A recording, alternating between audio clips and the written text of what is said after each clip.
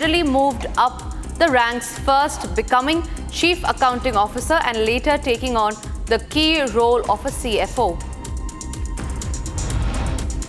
In a dramatic escalation of tensions with the BRICS bloc, United States President Donald Trump has threatened to impose an additional 10% tariff on goods from any country supporting what he called anti-American policies of BRICS. In fact, the letters have already been sent out. The warning posted on social media declared bluntly there will be no exceptions to this policy.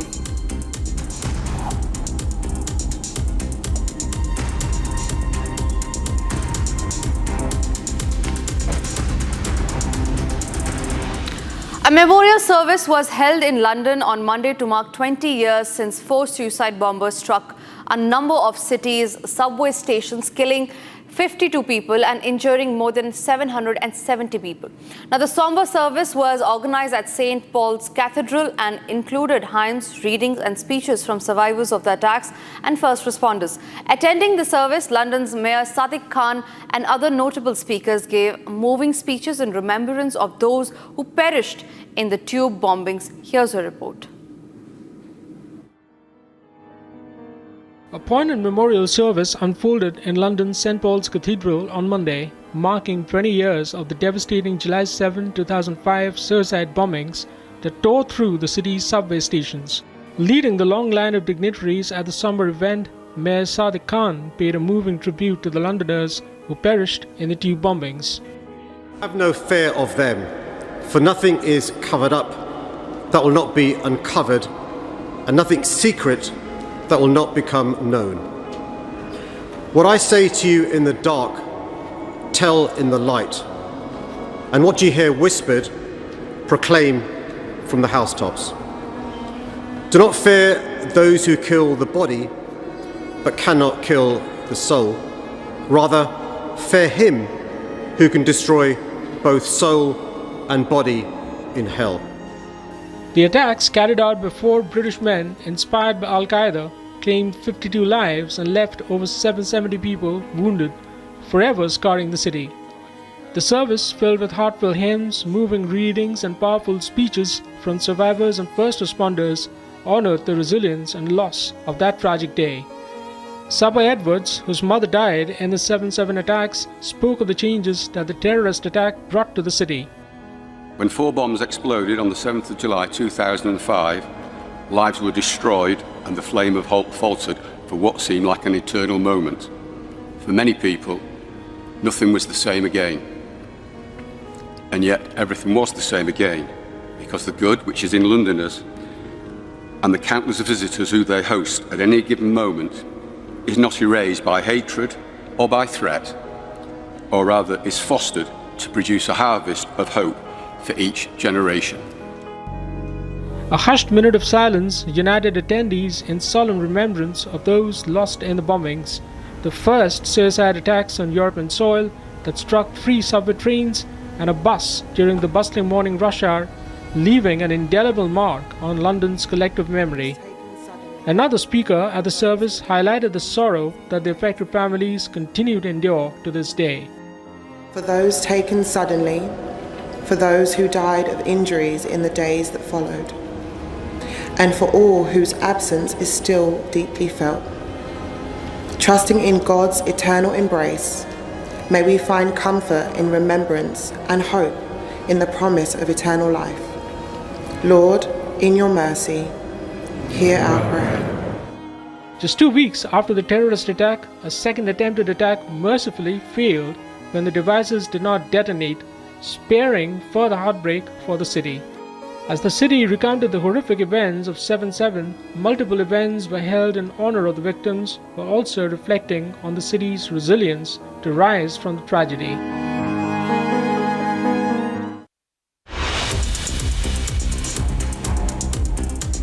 Time for us to slip into a short break. After the break, we'll get to the details of the Prime Minister's closing statement at the BRICS Summit. Also after the break are all the details on how Russia's former transport minister had reportedly been dead under suspicious circumstances after being sacked by President Putin.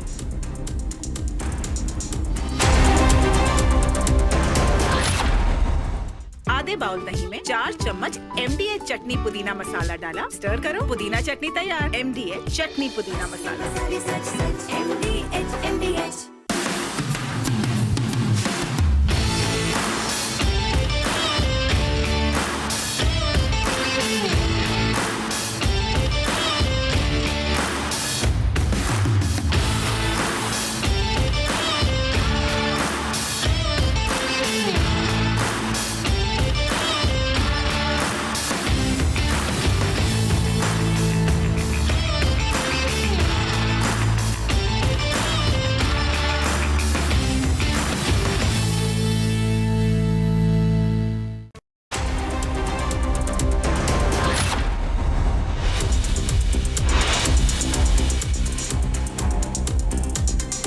Let's now focus on some stories from the world of sports. Indian cricketer and former Mumbai team member Prithvi Shaw has officially joined Maharashtra for the 2025-2026 domestic season as confirmed by the state's cricket governing body. Last month, Shaw requested a no objection certificate from the Mumbai Cricket Association to move to a different state team.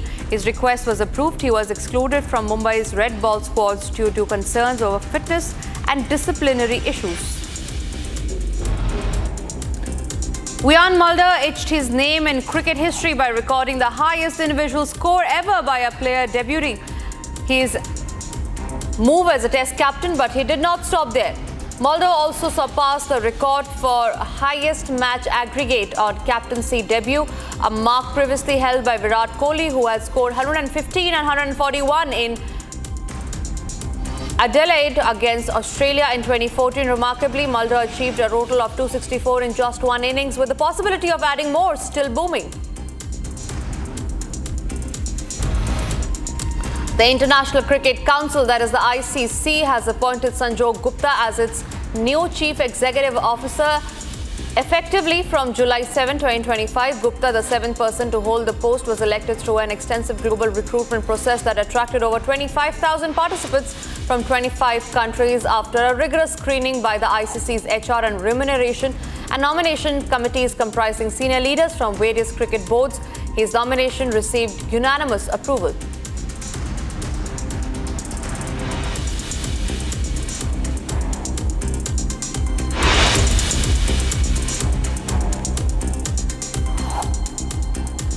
And it's time for us to slip into a short break, but after the break, all the details on the 14 countries that have been slapped with Donald Trump's additional tariff. Also after the break are the inside scoop on India and United States trade talks as the June 9 deadline nears end.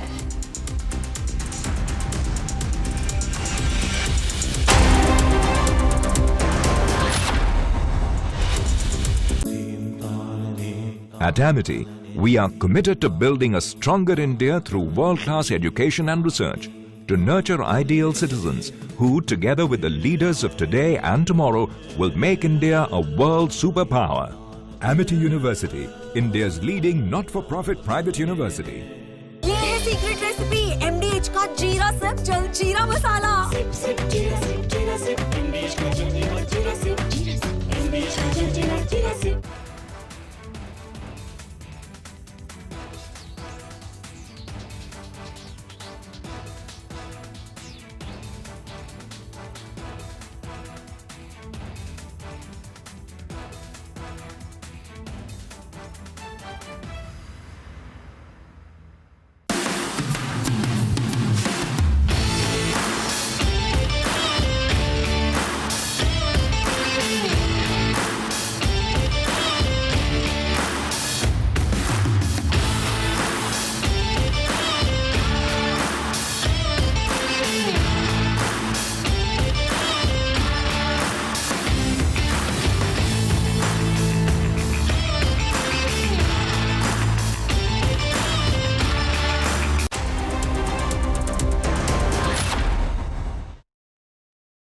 इसको घर पे लगाओगे तो शादी का तो पता नहीं, पर घर पक्का नहीं टूटेगा। रुंगटा नहीं तो घर स्ट्रॉन्ग नहीं। रुंगटा स्टील TMT बार एकदम solid.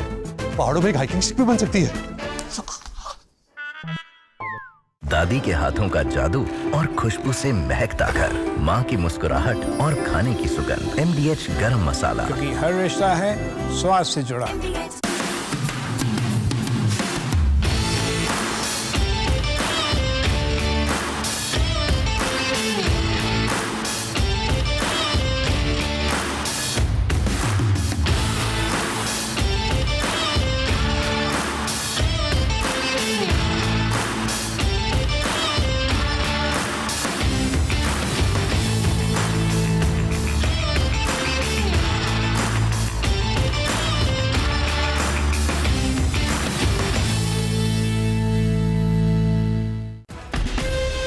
From Asia's largest news headquarters,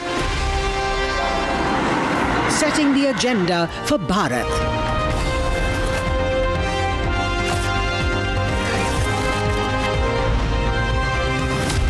You're watching Republic.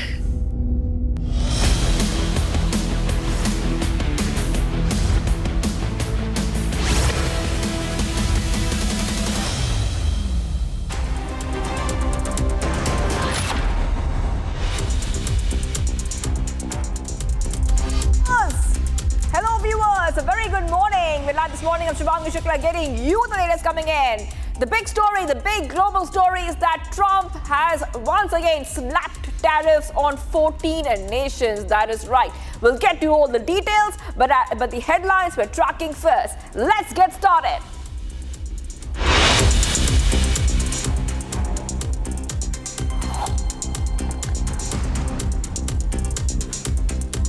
Donald Trump announces tariffs on 14 countries. Hits Japan, South Korea, Kazakhstan, Malaysia by 25%, South Africa by 30% and 40% on Myanmar. 24 hours remain in Trump's July 9 deadline. Trump says close to making deal with India. Prime Minister Modi says we will redefine BRICS under India's presidency. UP Chief Minister Yogi Adityanath issues a stern warning ahead of the Kanwar Yatra, directs officials to ensure foolproof arrangements. FIR registered against cricketer Yash Dayal on charges of sexual exploitation, physical violence, mental harassment and cheating.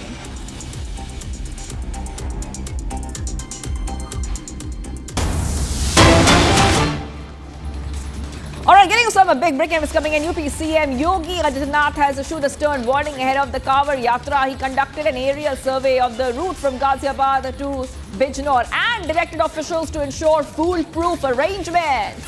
CM says the strict action will be taken against anyone trying to defile the Yatra, including acts like spitting in the items of food at eateries. He has completely stressed and made the point that cleanliness, lighting and safety should be top class and that the convenience of devotees must be the highest priority. Voluntary groups and social organizations have also been asked to step in and assist with the arrangements. So back-to-back is coming in right now on Republic TV, where we're learning that Yogi Adityanath has spoken about the Kanwar Yatra, saying that any attempts to defile the Kanwar Yatra will be strict action will be taken against it. Warning against any attempt to defile food. Instructions have been sent very clearly to officials to adopt a zero-tolerance approach towards anyone who's attempting to defile food items or even engage in any kind of disrespectful acts. Tough message coming in from Yogi Adityanath. Now, remember, this is coming in as a CM, we saw those pictures also, where CM is reviewing the preparations for the Kanwar Yatra and he's conducting an aerial survey of the Yatra route. All right, let's move ahead. Let's move ahead right now to some of the other stories that we're tracking right now. Let's go ahead to what is the big global story, viewers, is that Trump US President says that he was slapping 25% tariffs on Japan and South Korea in his first letters to trading partners ahead of a deadline to reach a deal with Washington. Trump has said that at the weekend, that starting from Monday, he would send the first batch of up to 14 to 15 letters to countries informing them that he would reimpose harsh levies that he had postponed in April. In near identically worded letters to Japanese and South Korean leaders, Trump says that tariffs would apply from August 1st because their trading relationships with Washington were unfortunately far from reciprocal. That is right, viewers. There's some back-to-back comments coming in right now on Republic TV. Once again, Donald Trump makes the tariff threat, in fact, already sending letters to 14 nations. Remember, on the other hand, we also know that a trade deal between India and the US is being negotiated. So multiple updates coming in right now on Republic TV. Now you will see on your screens how much tariff has been slapped per nation. So they are around 14 countries, ranging from 25% all the way to 40% tariffs have been slapped on their imports. And Trump has dispatched the first batch of letters to many nations just days before his deadline for trade partners to reach a new deal expires. Trump has made the announcement on his Truth Social platform. We also have a statement of the US president. So let's go ahead and play it out.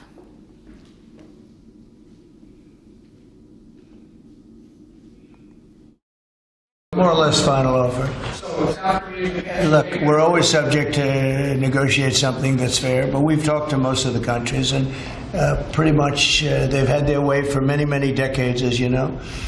And it was time that we just wanted fairness. This is not really equitable from our standpoint because it's just a small token by comparison to the damage that's been done over the years, but we had no other president that was willing to do this. I did it in my first term with China and others. We took in hundreds of billions of dollars of tariffs. No inflation, the most successful period of time that we've ever had financially in the country. The first term. I think this term is going to be much better, even much better than that. That was the best ever, and this is going to be, I think, substantially better, and we're on the way to doing that. We've already taken in over $100 billion worth of tariffs, and we haven't even started. And all I say to the other countries is, you know, some of them wanted to make a deal and want to be fair. Others perhaps got a little bit spoiled. They were a little bit spoiled because for 30, 40 years, 50 years, they were taking advantage of the country. So we're going to, I would say, final, but if they call with a different offer and if I like it, we'll do it.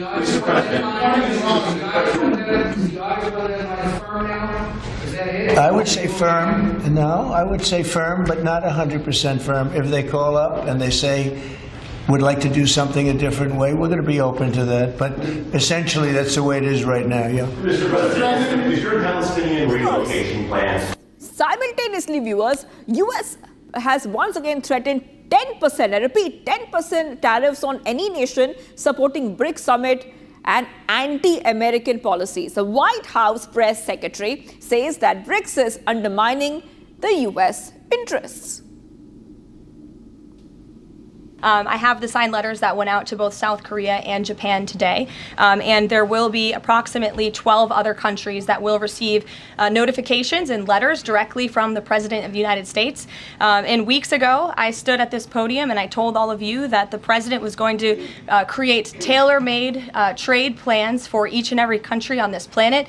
And that's what this administration continues to be focused on. The President will also sign an executive order today delaying the July 9th deadline to August 1st. So the reciprocal tariff rate or these new rates that will be provided in this correspondence to these foreign leaders will be going out the door within the next month, or deals will be made. And those countries continue to negotiate with the United States. We've seen a lot of positive developments in the right direction, but the administration, the president and his trade team want to cut the best deals for the American people and the American worker. That's what they're focused on. And in the effort of transparency, these letters will continue to be posted to Truth Social, so you can enjoy them yourself. And meanwhile, the Brazilian president has also spoken on tariffs and said that we don't want an emperor, we need a sovereign. Listen. República de país do tamanho dos Estados Unidos ficar ameaçando o mundo através da internet. Não é correto. Sabe? Ele precisa saber que o mundo mudou. Sabe? Não queremos imperador. Nós somos países soberanos. Se ele achar que ele pode taxar, os países têm o direito de taxar também. All right, and being joined right now by Mr. Dheeraj Kaul, geopolitical expert, joining us live, that too all the way from the US. Thank you for joining us, Mr. Kaul, here on Republic TV. Now, let's talk about the tariffs. So we spoke about the 10% tariffs on any nation supporting the BRICS and the policies which are anti-American according to Donald Trump. On the other hand, we saw that up to 40% of tariff letters have gone out to 14 nations. Now, what do you think Donald Trump is trying to achieve here? What is Donald Trump's motive? Namaskar. Thank you for having me on the show. It's a very important topic you're discussing. We've been talking about this issue since all the way from February, because he had lightened that tariff is going to be a tool for negotiating best deal practices between countries, and we have a big trade deficit and we need to cut it down. We need to bring jobs back to US. So that was the focus. But lately, there is a lot of back and forth. Like you rightly mentioned, 25% tariff for Japan and Korea is huge, because around 1/6 of all the automobiles coming to US are coming from Japan and South Korea. And if you see the logic behind it was to cut down, to improve the market for local production of Ford and GM. But if you look at it, all the indicators, NASDAQ is down today by 0.9, S&P by 0.7, and Dow Jones by 0.9, and Ford and GM is down also by 1 to 2%. So this story of tariff improving sales for the domestic is really not working. If you look at it, even manufacturers who are bringing their parts from overseas, including China, Japan, the gadgets for the car and the semiconductor chips from Taiwan, which are coming for even Tesla. Tesla is down 4% today. All the markets are going down. It's shown a very negative influence on our current state. As you know, last week we had all-time markets were high. I'm attached in the finance sector. This move is not being looked up as something which will be very positive in the direction of growth for American financial markets. It's actually looked down upon. And like I said, it's they have pushed the start date to August 1st, like you rightly mentioned. And the government here is using it as a tool to leverage. And I think with time, you will see more changes, maybe a pushback further on this date. This back and forth is not really good for the markets, but mind you, we have already anticipated 2 quarters, which are 6 months of fluctuating tariff plans. So market has already chipped it in. Right. Mr. Kaul, you have given us a wide perspective. I just want to ask you one more question before we let you go.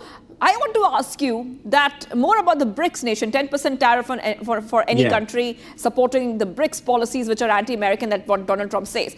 But the BRICS bloc is gaining more and more influence. Countries want to align with the BRICS.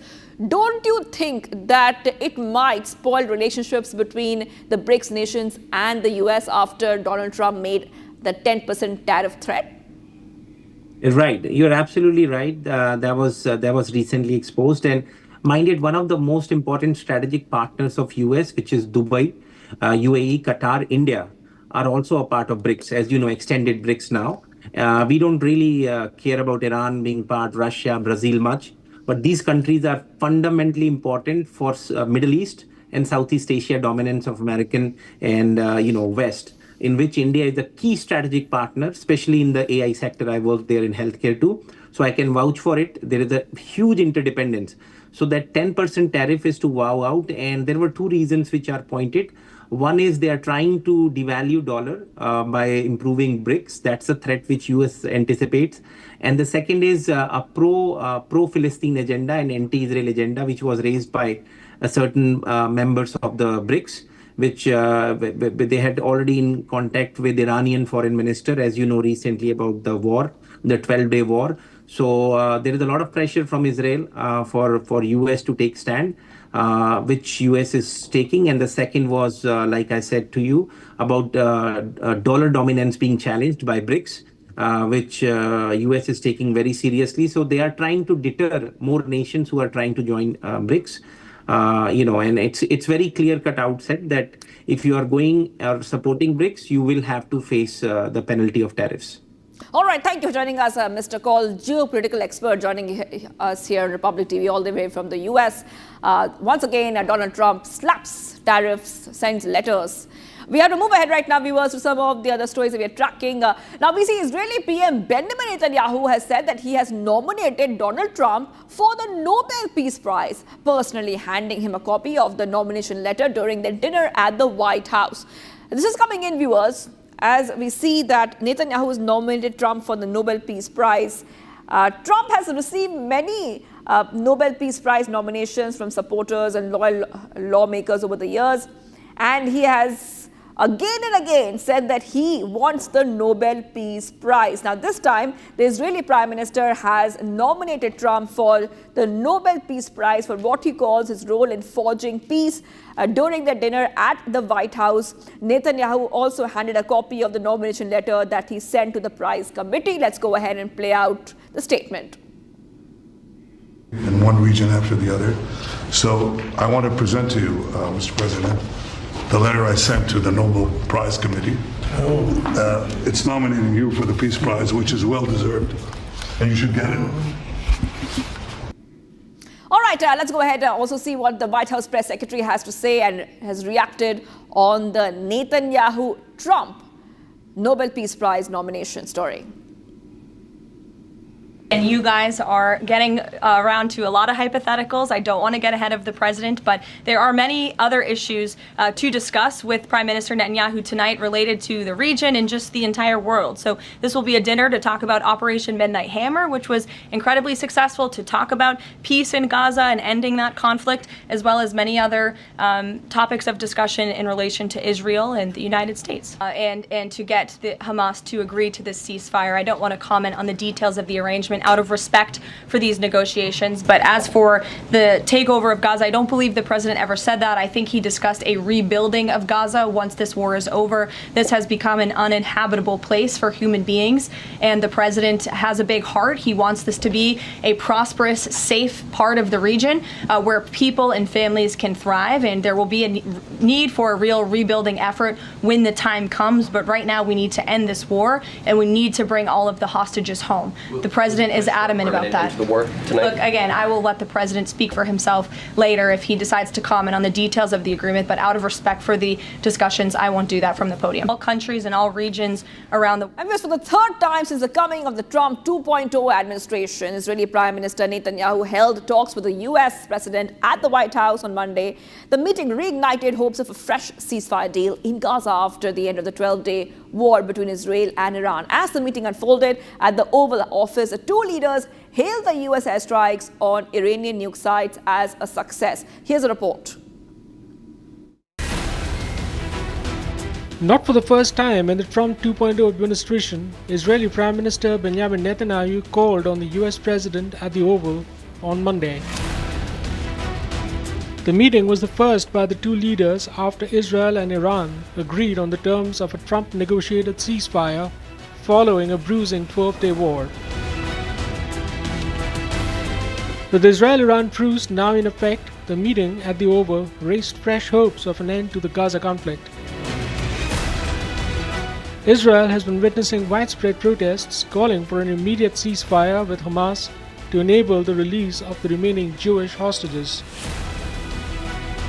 As the meeting unfolded, Trump and Netanyahu hailed the US bomb strikes on the Iranian nuke sites as a success.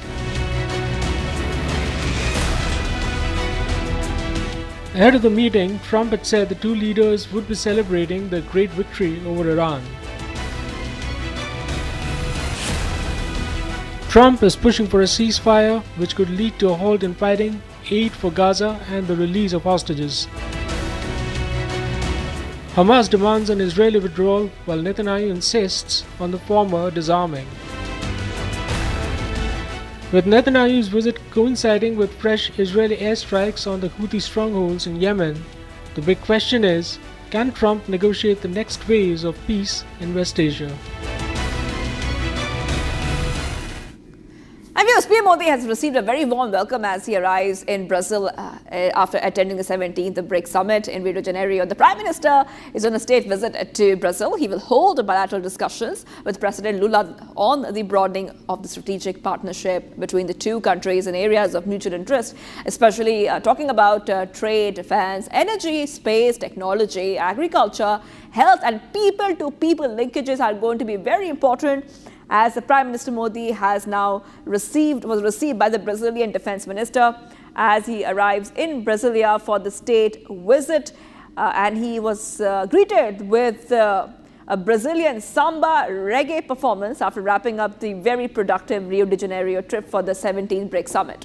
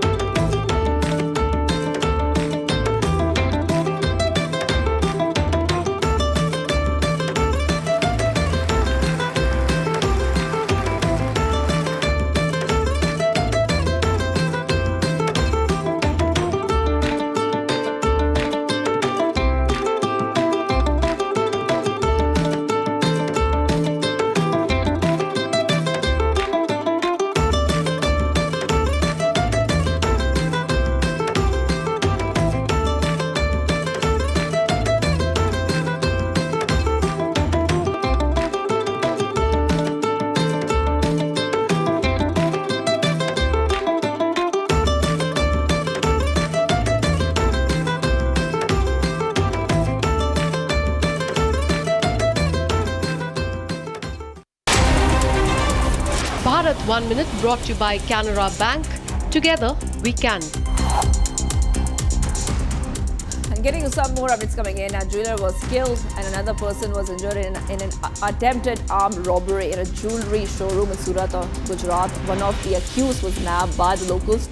3 others managed to escape. The younger brother of the shop owner was shot twice in the chest and was later declared dead. Efforts are underway to catch the rest of the accused.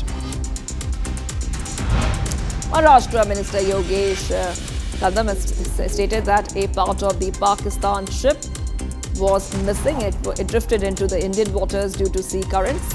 Said that no one has entered Indian borders.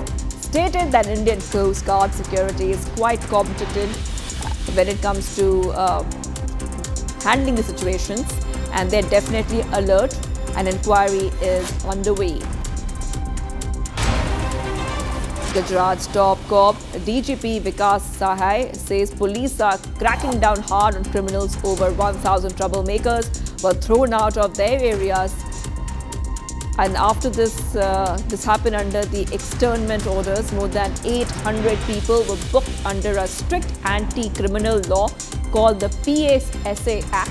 And in the last 2 weeks alone, 17 drug traffickers have been detained under a tough law used to stop drug smuggling.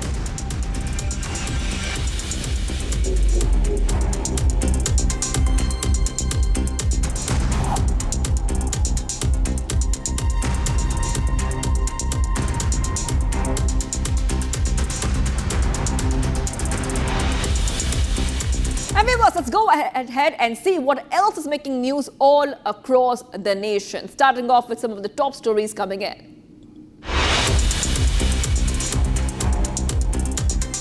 BSP leaders Ravidas Mehrotra claimed the Yogi government was rattled and unnerved by the growing public support for his party. President Akhilesh Yadav said that the BJP has resorted to firing baseless charges against the Akhilesh Yadav party and sensing certain defeat in the next assembly elections in Uttar Pradesh. He claimed the BJP's attempt to tarnish Akhilesh will come as a cropper, as a SP would form the next government in the state. माननीय अखिलेश यादव जी का जन आधार लगातार बढ़ रहा है, जिससे Bharatiya Janata party बौखला गई है। भारतीय जनता पार्टी को मालूम हो गया है कि 2027 में अखिलेश यादव जी की सरकार बनने जा रही है, इसलिए उन पर अनर्गल आरोप लगाने का काम हो रहा है।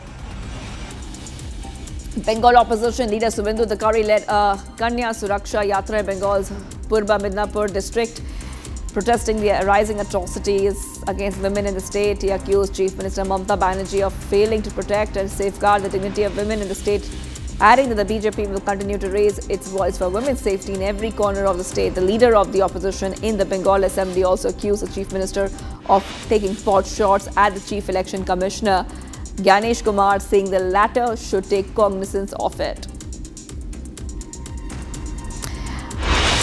And much coming up, viewers. We are live this morning. FIR registered against cricketer Yash Dayal on charges of sexual exploitation, physical violence and mental harassment and cheating.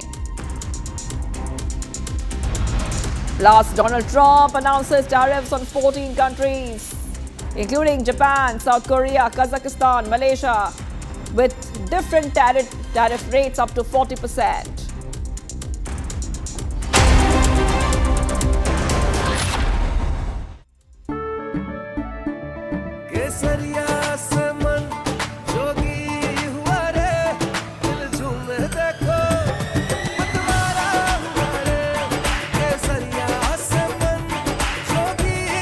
हर पल मनाओ केसरी त्योहार। विमल, बोलो जुबान केसरी। अब छोलिया हो या लोबिया, सफेद चने या काले चने, सब कुछ मजेदार बने।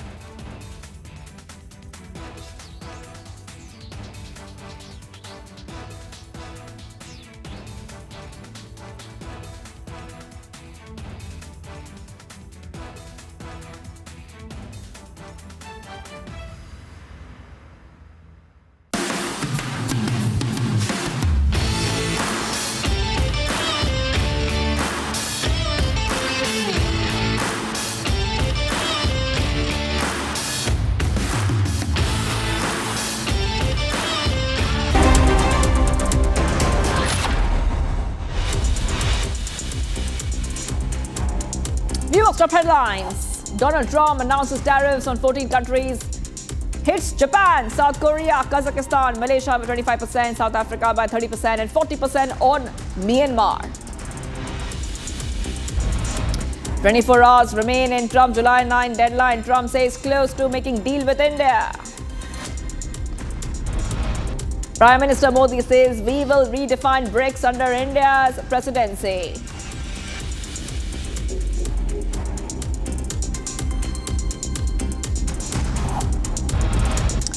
UP CM Yogi Adityanath issues a stern warning ahead of the Kanwar Yatra, directs officials to ensure foolproof arrangements. FIR registered against cricketer Yash Dayal on charges of sexual exploitation, physical violence and mental harassment and cheating.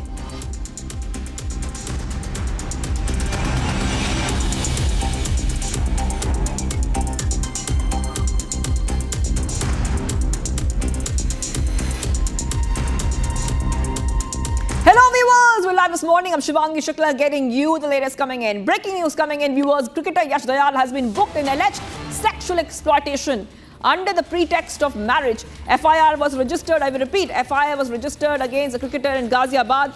And this comes days after a woman from Ghaziabad, Uttar Pradesh, who claimed to have been in a 5-year-long relationship with the cricketer, filed a complaint alleging emotional, mental and physical abuse. Dayal has now been booked under Section 69 of the Bharatiya Nyaya Sanhita BNS, which deals with sexual acts carried out through deceit or false promises of marriage.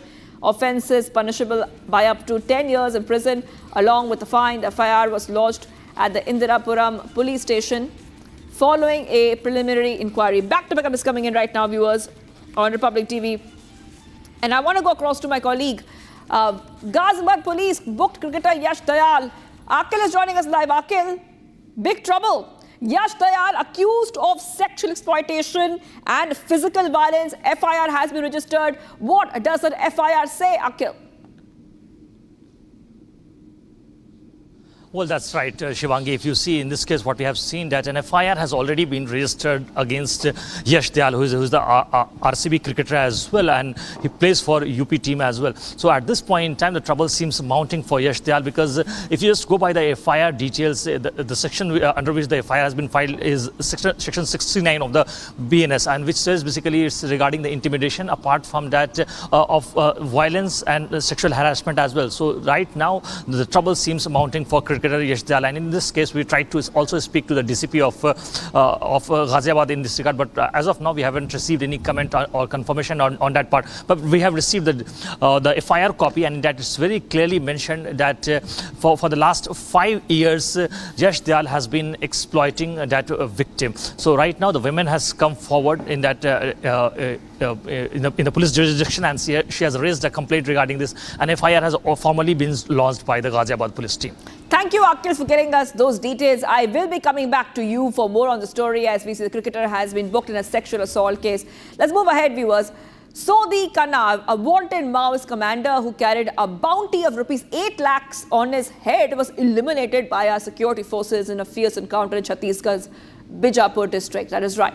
Price scalp is being seen as a further blow to red terror in Chhattisgarh. Take a look at this report for more. Forces battling to stamp out red terror from the country scored another decisive victory on Monday. In a massive win for the forces, top Maoist commander Sodhi Khanna was gunned down in a fierce encounter in Chhattisgarh's Bijapur district on Monday. According to sources, the encounter went down in the National Park region of Bijapur district. A close aide of dreaded Maoist terrorist Madhvi Hidma, Khanna carried a cash reward of rupees 8 lakh in exchange for information leading to his capture or kill. Khanna, a trained sniper, was cornered by the forces as the encounter raged in the dense forests of Bijapur's National Park. The forces recovered a .303 rifle, AK-47 magazines, 59 live rounds, explosives, and Maoist literature from the slain outlaw. Speaking exclusively to Republic, Bijapur SP Jitendra Yadav said the forces received an intelligence input about the movement of top Maoist cadres in the region. देखिए जो कन्ना सोढ़ी था वो ऐसे organisation का part था जैसे नक्सल संगठन में तो सबसे बड़ा जो स्ट्रक्चर होता है पीएलजे बटालियन नंबर 1 है जिसका अभी इंचार्ज बारसे देवा और उसके ऊपर में हिड़मा है। उसी ही टीम का जो कंपनी नंबर 2 था उसका डिप्टी कमांडर कन्ना सोढ़ी था जिसको मुठभेड़ में जिसका शव बरामद हुआ है। तो वो स्नाइपर टीम का भी मेंबर था और उसके अलावा वो टीम को भी कमांड करता था। तो एक बड़ी सफलता है जवानों के लिए कि उन्होंने पीएलजे बटालियन नंबर 1 के डिप्टी कमांडर को मुठभेड़ में मार गिराया है। सर कितने बड़े बड़े कैडर के नक्सली उस इलाके पे मौजूद थे? और देखिए जो हमें जो प्राथमिक जो सूचना मिली थी उसके हिसाब से जो टीएससी के जो बंडी प्रकाश है, इसके अलावा जो नेशनल पार्क एरिया कमेटी के जो लोग हैं, इसके अलावा कुछ एसजेडसी और सीसी मेंबर्स की भी सूचना मिली थी जिस पर से हमने विभिन्न टीम में जिसमें डीआरजी दंतेवाड़ा, डीआरजी बीजापुर और इसमें कोबरा, सीआरपीएफ और एसटीएफ की संयुक्त टीमें ऑपरेशन पर निकली थी और उसी पर से ये मुठभेड़ हुआ है। With another topmost eliminated, the forces are well on course to delivering on the centre's promise to root out Red Terror by February next year. And there was breaking news coming in. Several rounds of bullets were fired near Azadpur terminal in Delhi. Now, we'll just take up viewers through what we are learning. Okay, the pictures are here. Bullets fired near Azadpur in Delhi. This is coming in as we see that a minor living in Azadpur MCD colony was shot. Currently, crime and forensic team is present at the spot. We have with us Akil. Akil, just take up viewers through what is happening. A case has been registered. Further investigation is underway in this case.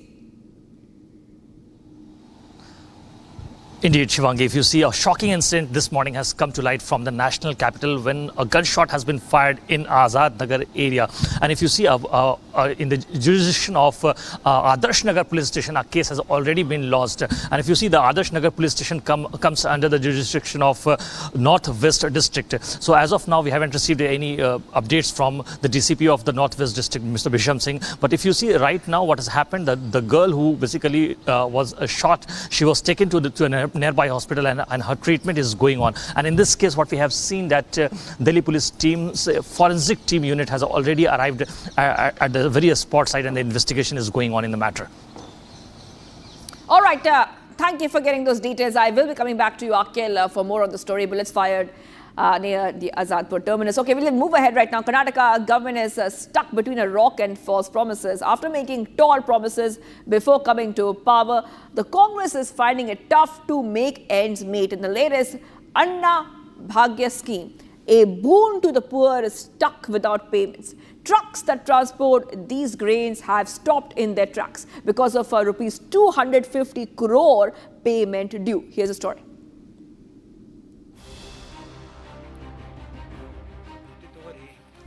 Scores of trucks halted. Trucks carrying food grains for ration shops stopped in their tracks. This is the sorry state of affairs in Karnataka. The Federation of Karnataka State Lorry Owners and Agents Association has brought the food grain transportation network to a grinding halt. And the reason is pending dues for 6 long months.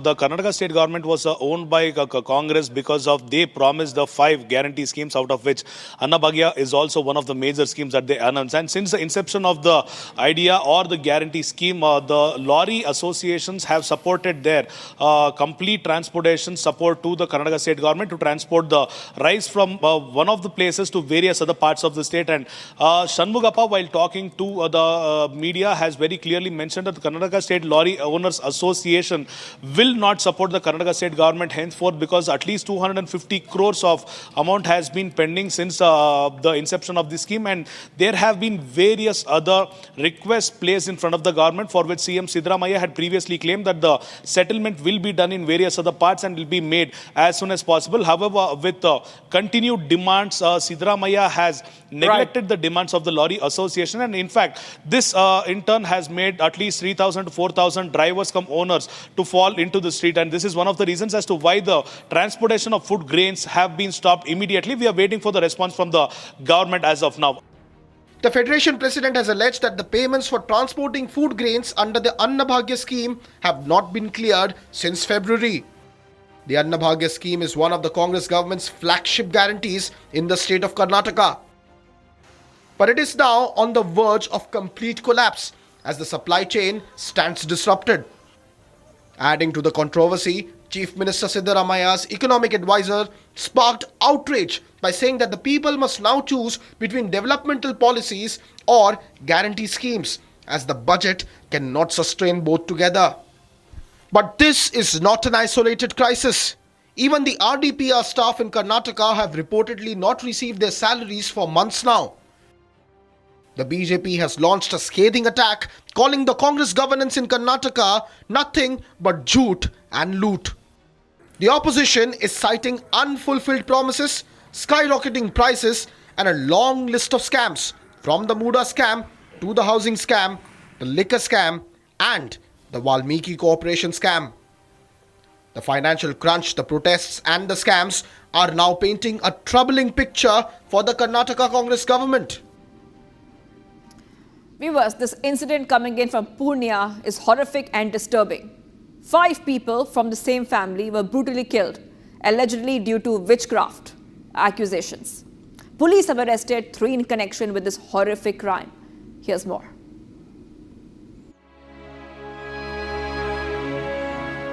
Shock and grief gripped the Tedgama village in Purnia of Bihar after 5 members of the same family were burnt alive on allegations of witchcraft.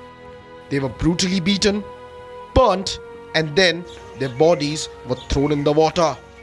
The suspicion that the family was practicing occult rituals grew so strong amongst the villagers that it drove them to this brutality. This horrific incident stemmed from the death of a boy who died 3 days ago during a local exorcism ritual.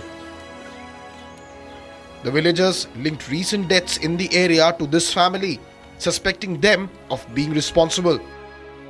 The deceased have been identified as Babu Lal Orao, Sita Devi, Manjit Orao, Rania Devi, and Tapto Masomat, all belonging to the same family. This gruesome murder has sent shockwaves. Police is actively searching for all the accused. One person, Nakul Kumar, has been arrested in connection with the case. Nakul is accused of instigating the villagers to burn the victims alive. A child from the family who survived narrated the horrific incident to the police. 2 बजे हमको call किया मेरा भाई, बताया भैया भाभी को mummy को जला रहा है, आप कहाँ पे हैं, आओ। आए, सुबह में पता चला हमको, तो आए तो कंप्लेन करने आए। मेरा फादर था, मेरा मम्मी था, मेरा भाभी था, मेरा भैया था, मेरा दादी, गांव का लोग मिलके। किस आरोप में जलाया? क्या मामला था, यानी कि डैन का ही मामला था। हम बाहर में थे, काम करने गए थे। On the complaint of the boy, the police patrolled in the area along with the dog squad. Out of 5, 4 charred bodies were recovered from a nearby pond. Sonu नाम का एक लड़का है जिसकी 16 वर्ष की आयु होगी। उनके द्वारा बताया गया कि उरांव लोग ही, मतलब ये मैक्सिमम पॉपुलेशन वहाँ आदिवासी उरांव की ही है, उन लोगों ने जादू टोना कह सकते हैं या डाइन के नाम पर जो उनके परिवार के 5 लोगों की हत्या कर दिया। ठीक है, पुणे पुलिस तत्क्षण पहुंची है और सामने 5 बॉडी रिकवर हो गई है, चली हुई है, गिरफ्तारी भी 3 की। Meanwhile, RJD leader questioned the law and order situation in Bihar. He also questioned Nitish Kumar-led NDA government over this horrific crime. The charred remains of the family members continue to serve as a grim symbol of unchecked superstition. Will society act now to extinguish this darkness? A shirtless, intoxicated political leader's son was caught on camera abusing a woman in Mumbai. Turns out, he's MNS leader Javed Sheikh's son, Rahil Sheikh. Abusing, threatening a Marathi language-speaking woman, flaunting his father's political ties. This comes amid the language row in Maharashtra. Here's the full story.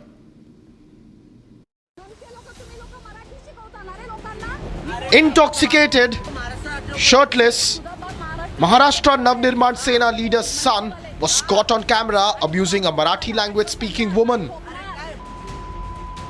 In the viral video, Rahil Sheikh, son of MNS leader Javed Sheikh, was seen rabidly abusing the woman, Rajeshri More, who confronted him for hitting her vehicle. Heavily intoxicated, he kept threatening, citing his father's political position. An FIR was registered at the Amboli police station, where he was detained for medical examination. His car was also further taken for probe by the Mumbai police. Rajashri More spoke to Republic about the incident, saying that Rahil Sheikh had used more abusive language, but she had not made those videos public yet. मैंने video में आपको पूरी चीज़ें नहीं डाली है, जितनी ज़्यादा और गंदगी हुई है वो मैंने अभी तक वीडियो वायरल नहीं किए हैं। मेरे पास और भी वीडियो है जिसके अंदर वो सरासर बोला जा रहा है कि तुझे मैं देख लूँगा, मैं भी यहीं पे हूँ, तू भी यहीं पे है, मैं तुझे छोड़ूंगा नहीं, तू है कौन, तू राजश्री मोरे, तुझे जानता कौन है तू। हाँ, उसमें तो मैंने ये डाला ही है कि तू थाना में जाके देख मेरा बाप कौन है, एक काम कर तू राज ठाकरे के घर जा और तेरी गाड़ी का जो नुकसान हुआ है वहां से तू अपनी भरपाई लेके आ, बस मेरा नाम बता दे। This comes amid the language row in Maharashtra, where Rajashri More had made her opinion very clear. She said that the local Marathi population could turn worse if the immigrants in the state were forced to move out due to language imposition row. She was apparently targeted by the MNS because of her comments.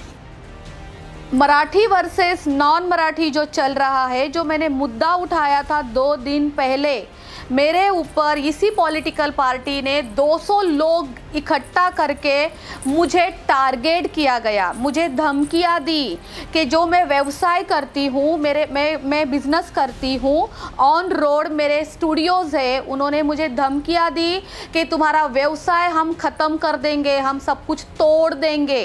वो लोग मुझे धमकियां दे रहे थे Oshiwara police station में। Samajwadi Party leader Abu Azmi has said that the MNS leader's son's actions show his lack of love for Marathi. ऐसा है कि इन लोगों की आदत ही झगड़ा लड़ाई है, इन्हें मराठी से कोई प्यार नहीं है। ये लोग सिर्फ और सिर्फ जनता के आंखों में धूल झोल रहे हैं। अगर इनको मराठी से प्यार होता तो मराठी महिला के साथ इस तरह नहीं करते। और मराठी समाज के लिए कौन सा काम किया इन्होंने आज तक? सिर्फ मराठी और उत्तर भारतीयों को लड़ाना, हिंदी और मराठी के नाम में झगड़ा कराना, यही काम इनका है। मैं नहीं समझता हूँ कि ये लोग मराठी जनता के लिए कोई अच्छा काम कर रहे हैं। This video has gone viral on social media, with leaders demanding Javed Sheikh to be held accountable for his actions.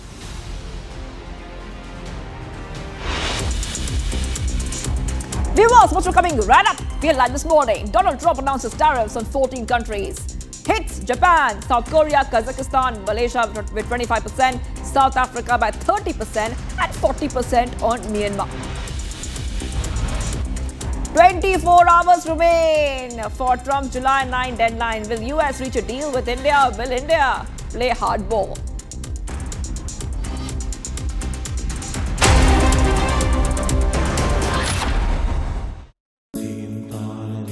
At Amity, we are committed to building a stronger India through world-class education and research, to nurture ideal citizens who, together with the leaders of today and tomorrow, will make India a world superpower. Amity University, India's leading not-for-profit private university. MDH की हल्दी मिर्ची धनिया करे कमाल, ये रंग दे, ये खुशबू दे, ये तीखा, ये कम पड़े, क्या निराला MDH masala.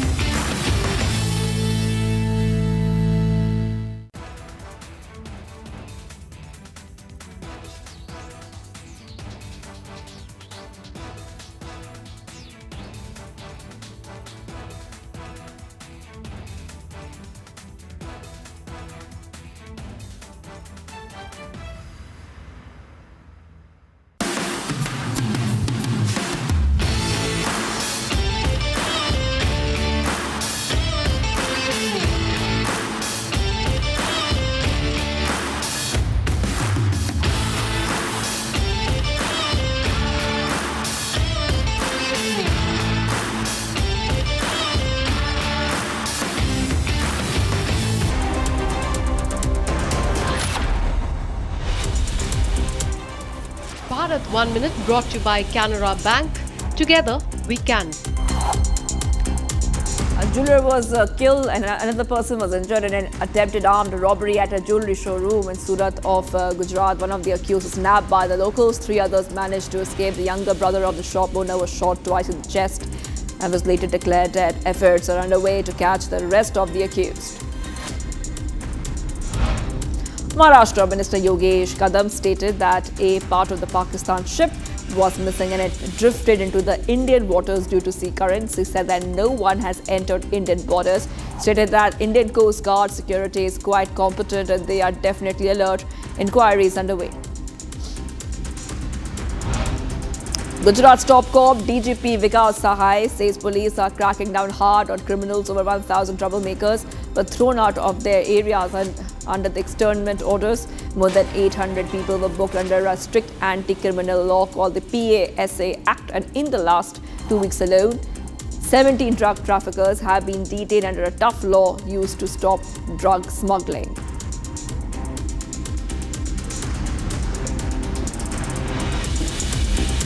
Viewers, 4 states, 1 violent patter. Muharram celebrations across the nation took a violent turn. A solemn procession was marred by violence, an unruly mob running riot. Stones were pelted, homes were vandalized, and a temple was also not spared. Here's a report.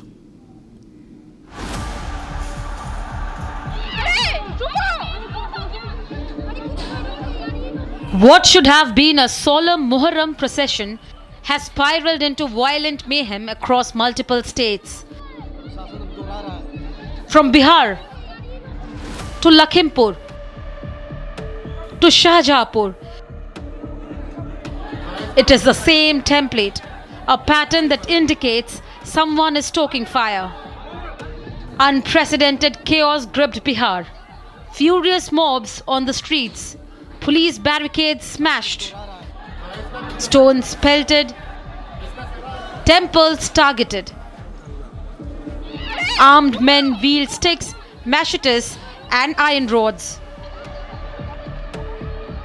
Homes, shops and temples vandalized in broad daylight. Glasses shattered, residents trapped in fear. The police were forced to lathi charge to disperse the violent crowds, but the damage was already done. In Lakhimpur, the sacred procession was hijacked by violent mobs. Stone pelting erupts in the middle of the Muharram march. A mob armed with sticks stormed through the neighborhoods. Homes targeted, windows smashed, residents forced to flee.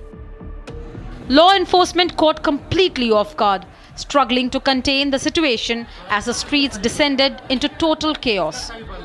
आपको हम तस्वीरें दिखाते हैं किस तरीके से छत पर सारा सामान बिखराया गया है। छत के ऊपर चल के देखने को हमें जो घर के मालिक है वो कह रहे हैं, और देखिए यहाँ पर कितने ईंटें पत्थर पड़े हैं, गुम्बे पड़े हैं, और ये बता रहे हैं, कहानी की बानगी बता रहे हैं कि किस अंदाज में डराने के लिए, धमकाने के लिए ये सब कुछ किया गया। यहाँ पर जो घर का सामान है वो भी टूटा हुआ दिखाई दे रहा है, घर के सामान को भी देखिए तोड़ दिया गया है। आप यहाँ पर आप बताएं अंकल, क्या किस तरफ से जा रहे थे? ये इधर इससे जा रहे थे, पीछे से इधर से थे, और ये इधर से पत्थर यहीं से फेंके गए, इधर से वहाँ। क्या नारेबाजी क्या कर रहे थे और उनकी मंशा क्या थी? ये पत्थरबाजी कर क्यों रहे थे? ये केवल हिंदू मुस्लिम भड़काना चाहते थे। Shahjahanpur too wasn't spared. Procession derailed as verbal duels between groups turned ugly. Heated arguments escalated into physical clashes. Groups pelting stones at each other amid the religious march. शुरू के जो 3 आयोजक थे उन्होंने निर्धारित रूट पर निकाला। इरफान खान और फलाल्ला, इनका जो घोड़ा है, इन्होंने जानबूझकर, इनके साथियों ने जानबूझकर उसको विपरीत दिशा में ले जाने का प्रयास किया, जहां ऑलरेडी बैरिकेडिंग थी, जिसके बाद पुलिस बल ने भीड़ को तितर-बितर करने के हल्के बल का प्रयोग किया और पृथक से इनके ऊपर FIR भी दर्ज की गई। जो इरफान खान है उनके विरुद्ध और उनके 15 अन्य साथी जो वीडियो में नजर आ रहे हैं, उनके विरुद्ध मामला दर्ज किया गया है। इन सभी की अभी पहचान की जा रही है फुटेज के माध्यम से और शीघ्र इसमें गिरफ्तारी की जाएगी।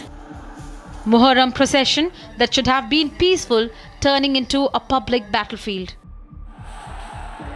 Across these regions, the pattern is clear. Barricades broken, Stones hurled, armed mobs clashing with police. The question: who is fueling this violence? Who is using these sacred processions as platform for violence?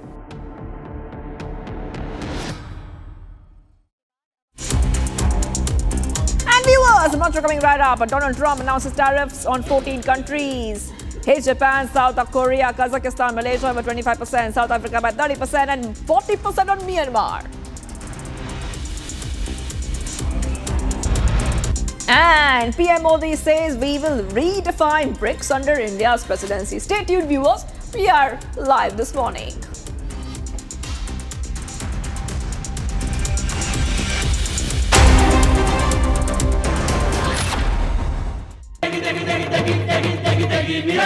MDH की देगी मीरज, देगी मिर्च का तड़का, अंग अंग फड़का। MDH की देगी मीरज। इसको घर पे लगाओगे तो शादी का तो पता नहीं, पर घर पक्का नहीं टूटेगा। रुंगटा नहीं तो घर स्ट्रॉन्ग नहीं। रुंगटा स्टील TMT बार एकदम सॉलिड। पहाड़ों में एक हाइकिंग स्टिक भी बन सकती है।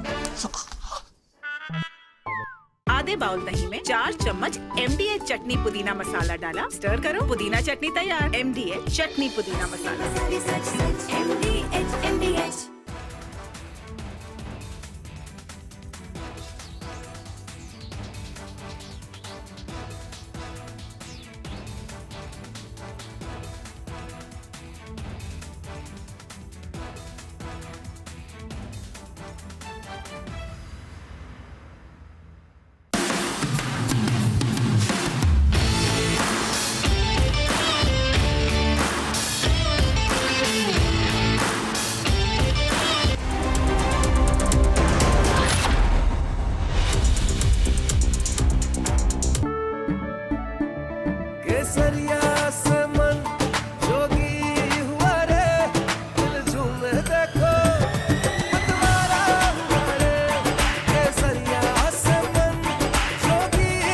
हर पल मनाओ केसरी त्योहार।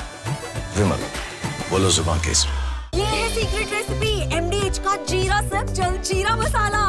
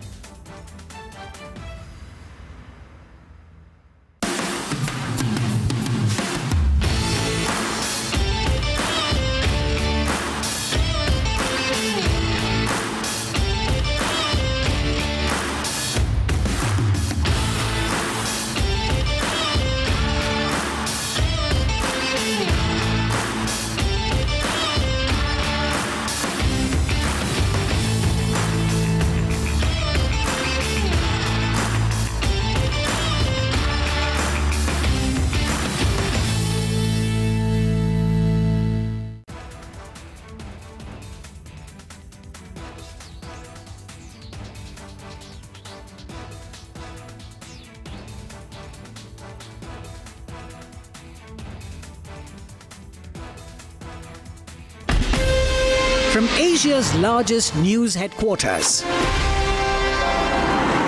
setting the agenda for Bharat.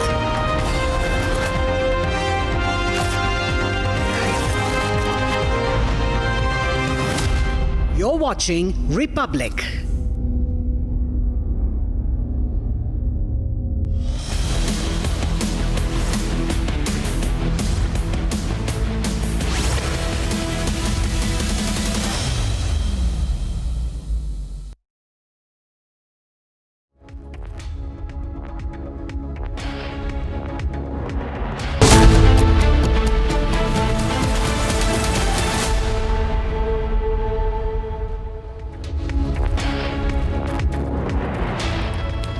welcome. You're watching Live and Breaking at 9 a.m. I am Tanisha Awasthi.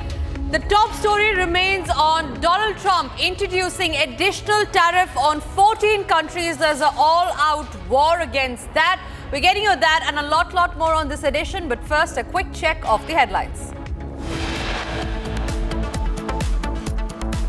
Donald Trump announces tariffs on 14 countries, hits Japan, South Korea, Kazakhstan, Malaysia with 25%, South Africa by 30% and 40% on Myanmar. 24-hour remains in Trump's July 9 deadline. Trump says close to making deal with India.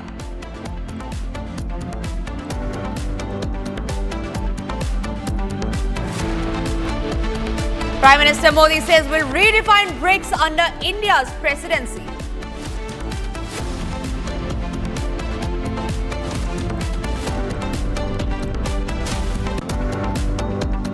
Uttar Pradesh Chief Minister Yogi Adityanath issues a stern warning ahead of Kanwar Yatra, directs officials to ensure foolproof arrangements.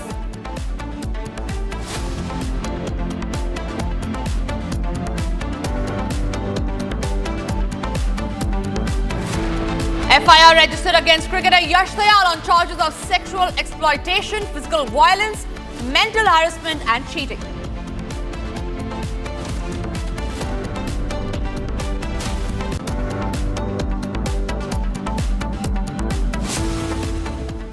Thank you for staying with Republic. We start this edition with the breaking news coming in, and this is in regard with a murder that's happened in the national capital. A deeply disturbing case, in fact, has come to light from Delhi's Najafgarh area. The bodies of a teenage boy and a girl, both 16 years old, were found under suspicious circumstances inside the girl's home in Nagli. Now, the two shared a close bond is what we know, and tensions between their families had earlier led to a court case which was later settled through a compromise. Now, the boy's family is alleging foul play as far as the case is concerned, claiming that he was the one who called to the house and both were murdered. Now, the girl's family has not yet responded to the allegations. Police, however, say that it appears to be a suicide case for now.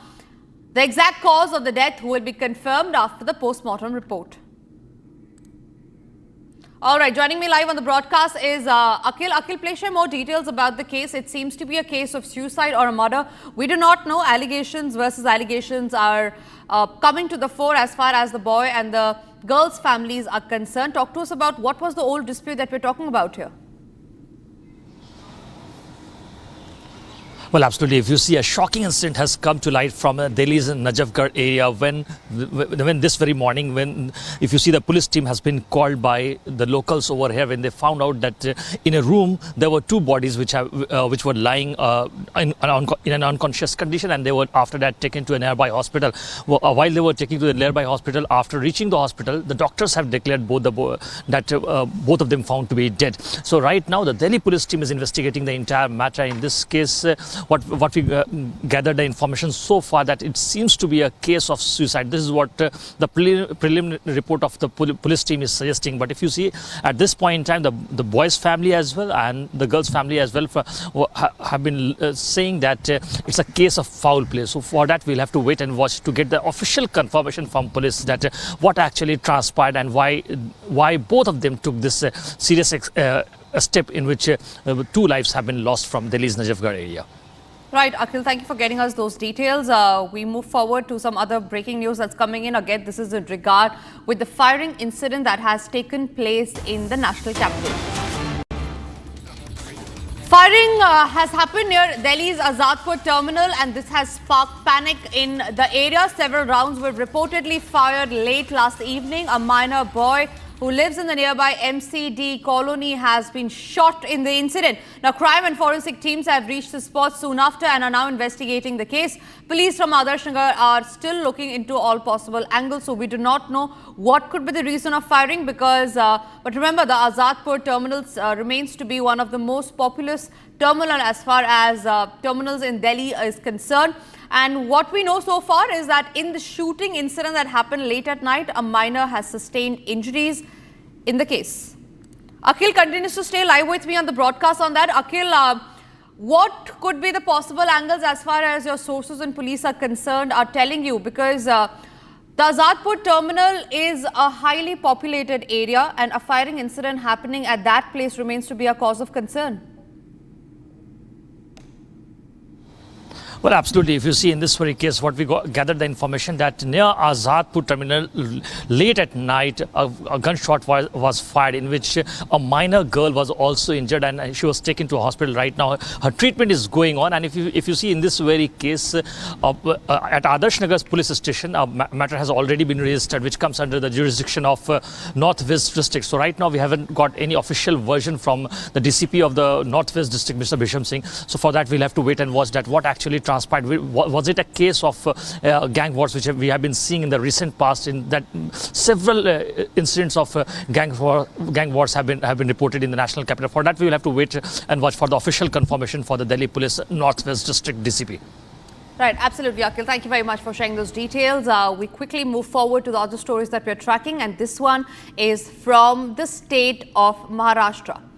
Now, in a big political development ahead of the planned MNS rally in Mira Road, the Thane police have detained Avinash Jadhav, the Thane district chief of Raj Thakre's Maharashtra Navnirman Sena, just hours before the party's protest march. So the rally was being scheduled for 10 a.m. today in areas with a large population of non-Marathi traders.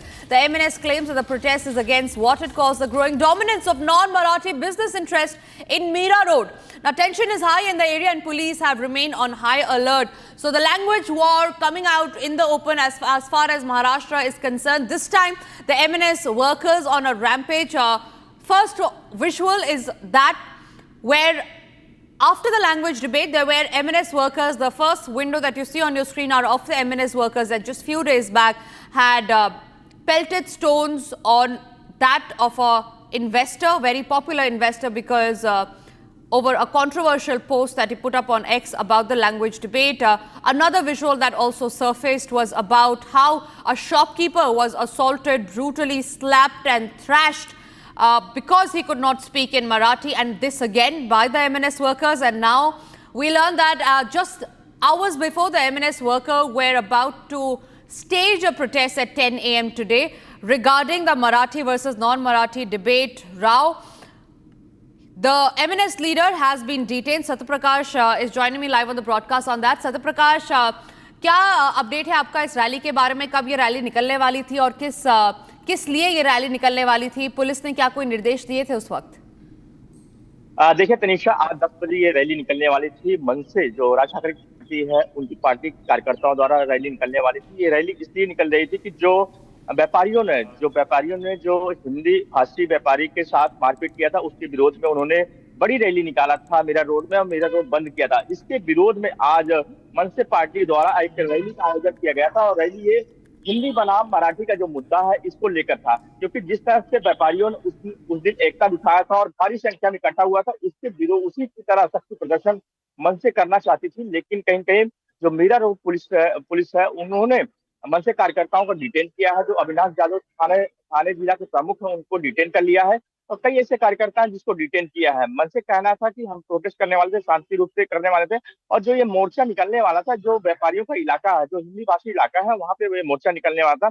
Police को डर था कि अगर ये मोर्चा निकलता तो कहीं कहीं लॉ एंड ऑर्डर का सिचुएशन खराब हो सकता था, इसीलिए जो मनसे के नेता और कार्यकर्ताओं को डिटेन किया है। तनिषा जी बिल्कुल, बहुत बहुत धन्यवाद आपका हमारे साथ जुड़ने के लिए सत्य प्रकाश, और सारी अपडेट शेयर करने के लिए। Moving on to a very similar story that surfaced last evening, where a shirtless, intoxicated political leader's son was caught on camera abusing a woman in Mumbai. Turns out he is the MNS leader Javed Sheikh's son, Rahil Sheikh. He was hurling abuses, threatening a Marathi language-speaking woman, flaunting his father's political ties. Now, this comes amid the language row in Maharashtra. Here's the full story on all that you need to know about the case. Intoxicated, shirtless, Maharashtra Navnirman Sena leader's son was caught on camera abusing a Marathi language-speaking woman. In the viral video, Rahil Sheikh, son of MNS leader Javed Sheikh, was seen rabidly abusing the woman Rajeshri More, who confronted him for hitting her vehicle. Heavily intoxicated, he kept threatening, citing his father's political position. An FIR was registered at the Amboli police station, where he was detained for medical examination. His car was also further taken for probe by the Mumbai police. Rajashri More spoke to Republic about the incident, saying that Rahil Sheikh had used more abusive language, but she had not made those videos public yet. मैंने video में आपको पूरी चीज़ें नहीं डाली है, जितनी ज़्यादा और गंदगी हुई है वो मैंने अभी तक वीडियो वायरल नहीं किए हैं। मेरे पास और भी वीडियो है जिसके अंदर वो सरासर बोला जा रहा है कि तुझे मैं देख लूँगा, मैं भी यहीं पे हूँ, तू भी यहीं पे है, मैं तुझे छोड़ूंगा नहीं, तू है कौन, तू राजश्री मोरे, तुझे जानता कौन है तू। हाँ, उसमें तो मैंने ये डाला ही है कि तू थाना में जाके देख मेरा बाप कौन है, एक काम कर तू राज ठाकरे के घर जा और तेरी गाड़ी का जो नुकसान हुआ है वहां से तू अपनी भरपाई लेके आ, बस मेरा नाम बता दे। This comes amid the language row in Maharashtra, where Rajashri More had made her opinion very clear. She said that the local Marathi population could turn worse if the immigrants in the state were forced to move out due to language imposition row. She was apparently targeted by the MNS because of her comments. Marathi versus non Marathi जो चल रहा है, जो मैंने मुद्दा उठाया था 2 दिन पहले, मेरे ऊपर इसी पॉलिटिकल पार्टी ने 200 लोग इकट्ठा करके मुझे टारगेट किया गया, मुझे धमकियाँ दी कि जो मैं व्यवसाय करती हूँ, मैं बिजनेस करती हूँ, ऑन रोड मेरे स्टूडियोज़ है, उन्होंने मुझे धमकियाँ दी कि तुम्हारा व्यवसाय हम ख़त्म कर देंगे, हम सब कुछ तोड़ देंगे। वो लोग मुझे धमकियाँ दे रहे थे ओशिवरा पुलिस स्टेशन में। Samajwadi Party leader Abu Azmi has said that the MNS leader's son's actions show his lack of love for Marathi. ऐसा है कि इन लोगों की आदत ही झगड़ा लड़ाई है, इन्हें मराठी से कोई प्यार नहीं है, ये लोग सिर्फ और सिर्फ जनता की आंखों में धूल झोल रहे हैं। अगर इनको मराठी से प्यार होता तो मराठी महिला के साथ इस तरह नहीं करते। और मराठी समाज के लिए कौन सा काम किया इन्होंने आज तक? सिर्फ मराठी और उत्तर भारतीयों को लड़ाना, हिंदी और मराठी के नाम में झगड़ा कराना, यही काम इनका है। मैं नहीं समझता हूँ कि ये लोग मराठी जनता के लिए कोई अच्छा काम कर रहे हैं। This video has gone viral on social media, with leaders demanding Javed Sheikh to be held accountable for his actions. All right, breaking news coming in, and this is in regard with Bihar businessman Gopal Khekma murder case, where the shooter behind the murder has now been arrested. Sources say that the accused, identified as Umesh, was nabbed by police from Patna in a dramatic encounter. He's accused of opening fire on Khemka, leading to his death. Further investigation in the case is underway to uncover the full conspiracy behind the killing, or what was the actual reason, what was his actual motive. Now, Vikas alias Raja was, remember, an accused in the Gopal Khemka murder case. He was killed in a police encounter. Now, according to details, the accused was involved in manufacturing and selling of illegal weapons. Now, the development came after the special investigation team and a special team of the task force were conducting raids when the accused opened fire at the police as soon as he saw the cops. Now, he was killed in a retaliatory fire is what we know. The police had arrested 2 persons in connection with the case already in regard with the murder of Patna-based industrialist Gopal Khemka, including the man who had pulled the trigger. We learned that another person who was suspected of having hired the contract killer was also detained. There was a statement as well that was given out by the police earlier.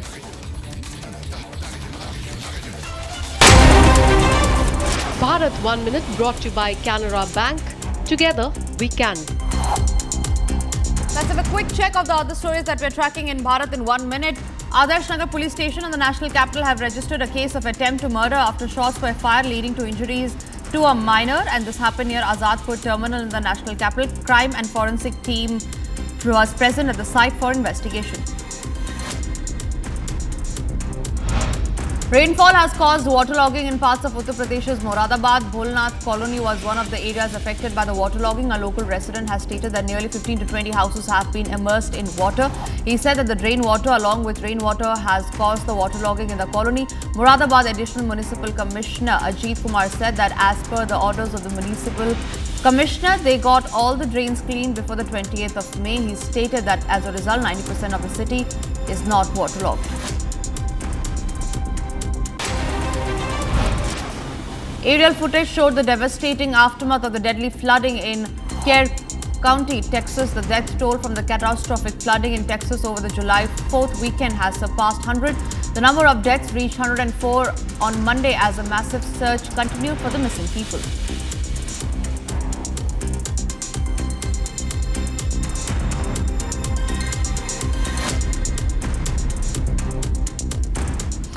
Now, as the 17th BRICS summit would close in Rio de Janeiro, Prime Minister Narendra Modi made headlines as he brought terrorism to the global forefront.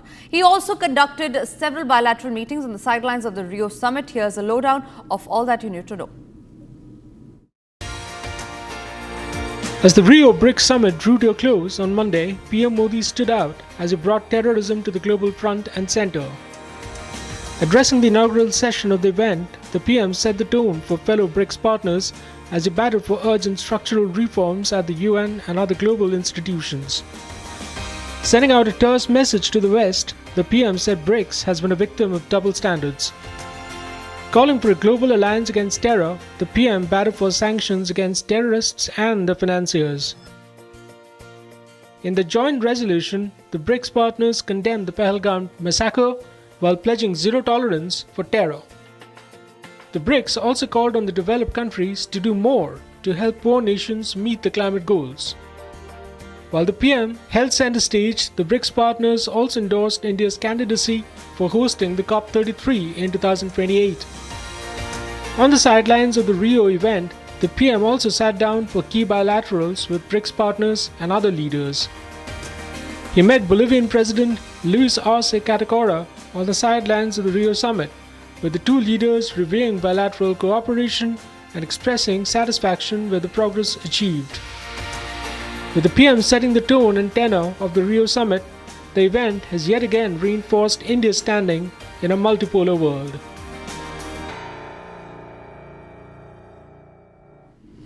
Moving on, the Karnataka government is stuck between a rock and false promises. Now, this after making tall promises before coming to power. The Congress is finding it tough to make ends meet. In the latest Annabhagya scheme, a boon for the poor is stuck without payments. Trucks that transport these grains have stopped their trucks because of a 250 crore rupees payment due. Here's the full story.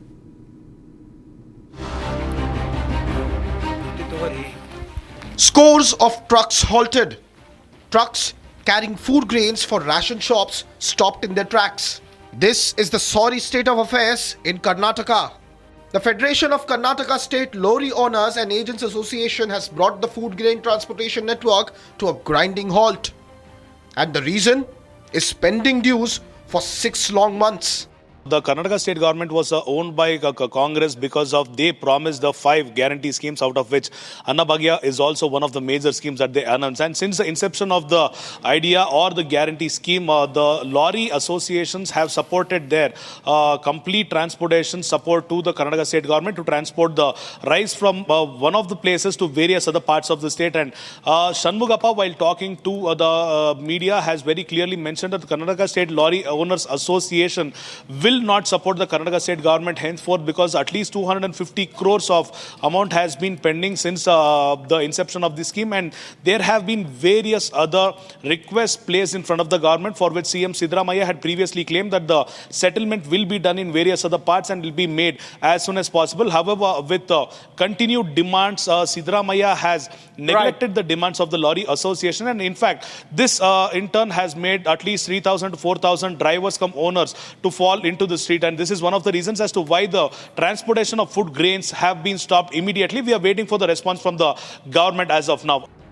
The Federation President has alleged that the payments for transporting food grains under the Annabhagya scheme have not been cleared since February. The Annabhagya scheme is one of the Congress government's flagship guarantees in the state of Karnataka. But it is now on the verge of complete collapse as the supply chain stands disrupted. Adding to the controversy, Chief Minister Siddaramaiah's economic advisor sparked outrage by saying that the people must now choose between developmental policies or guarantee schemes, as the budget cannot sustain both together. But this is not an isolated crisis. Even the RDPR staff in Karnataka have reportedly not received their salaries for months now. The BJP has launched a scathing attack, calling the Congress governance in Karnataka nothing but jhoot and loot. The opposition is citing unfulfilled promises, skyrocketing prices, and a long list of scams, from the Muda scam to the housing scam, the liquor scam, and the Valmiki Corporation scam. The financial crunch, the protests, and the scams are now painting a troubling picture for the Karnataka Congress government. In a major development in Odisha's battle against Maoist insurgency, 3 hardcore Maoist cadres have surrendered to the authorities. Now, this comes in the heels of the massive success of Operation Black Forest, further signalling the weakening of the Maoist strongholds across the region. The surrender is expected to make a turning point in efforts to restore peace and development. With the massive success of Operation Black Forest, the crackdown against Red Terror continues.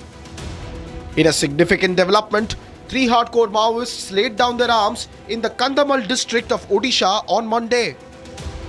The surrender took place in the presence of top police officials and the commandant of the 127th Battalion. Officers revealed that the continuous anti-Maoist operations, dismantling of camps, seizure of arms and recent encounters have weakened the Maoist strongholds in the Kandhamal district, once considered a bastion of red zone. The increased efforts come with the centre taking a hard stance against Maoist terrorism. 31/3/2026 ये देश नक्सलवाद से मुक्त हो जाएगा। और मित्रों, मैं फिर से बात विश्वास के साथ दोहराना चाहता हूं, जिस तरह से सुरक्षा बलों ने पराक्रम किया है, हमारी सूचना एजेंसियों ने सटीक रणनीति बनाई है, हमें लक्ष्य को सिद्ध कर रहेंगे। और आज मैं छत्तीसगढ़ वासियों को कहकर जाता हूं कि हर बार बारिश में नक्सली थोड़ा आराम कर लेते थे, इस बार बारिश में भी हम उनको सोने नहीं देंगे और 31 दिन के लक्ष्य को हम आगे बढ़ाएंगे। In Kandhamal, the trio reportedly cited mental and physical exploitation, forced extortion and ideological disillusionment as reasons for their surrender. The surrender will now lead to coordination efforts to let them function once again in the mainstream society. All right, starting with the breaking news coming in, and this is in regard with the Bengaluru Stampede Stadium case, where the Karnataka High Court, we learned that today we'll hear multiple petitions seeking to quash the FIR. Now, among the petitioners is Nikhil, who has already secured anticipatory bail. The bench of Justice Krishna Kumar will hear 5 such petitions, including those filed by RCB official Rajesh V and KSCA. All matters will be taken up together today in today's hearing. So a big hearing that's going to take place in the Karnataka High Court today, where the court will be hearing the bail petitions of those who had been arrested. One among them was Nikhil. He was the RCB's marketing head. Other officials also include the RCB official Rajesh V and KSCA members. Now all matters will be taken up together in today's hearing in the court today.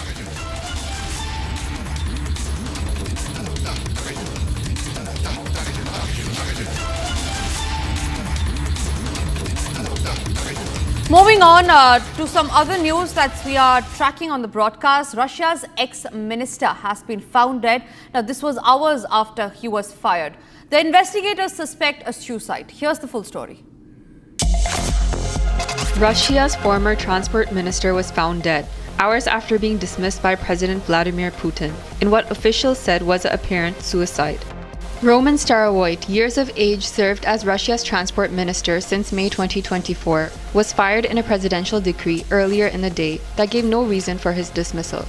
Hours later, Russia's investigative committee, the top state criminal investigation agency, said the body of Starovoyt was found in his car with a gunshot wound. A criminal probe has been launched into the former minister's death, and investigators see suicide as the most likely cause. Russian media have claimed that Starovoyt's dismissal could have been linked to an investigation into the embezzlement of state funds allocated for building fortifications in Kursk region, where he served as governor before being appointed as cabinet member. The alleged embezzlement has been named as one of the reasons behind defiances in Russia's defensive lines that failed to stem a Ukrainian incursion into the Kursk region that was launched in August 2024. Bharat 1 Minute brought to you by Canara Bank. Together we can.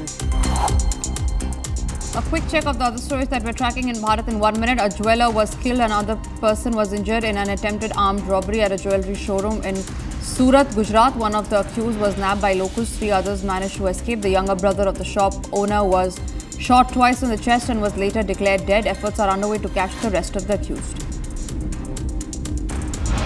Maharashtra Minister Yogesh Kadam stated that the part of Pakistani ship Aboy was missing and it drifted in the Indian waters due to sea currents. He said that no one has entered Indian borders. He stated that the Indian Coast Guard security is quite competent and that they are definitely on alert and inquiry is underway. Gujarat DGP Vikas Sahai has stated that externment orders were issued against 1,025 antisocial elements from March 15 to May 31st this year. The police has also invoked the Gujarat Prevention of Antisocial Activities against over 800 people. In the last 15 days, 17 offenders have been detained under the PIT NDPS Act.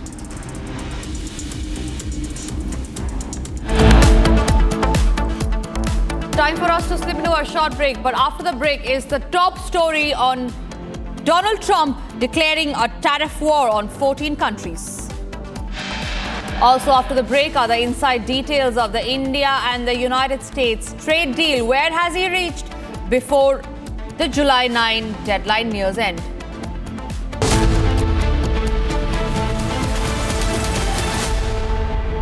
Powered by Century Ply Club Prime. रहो बेफिक्र।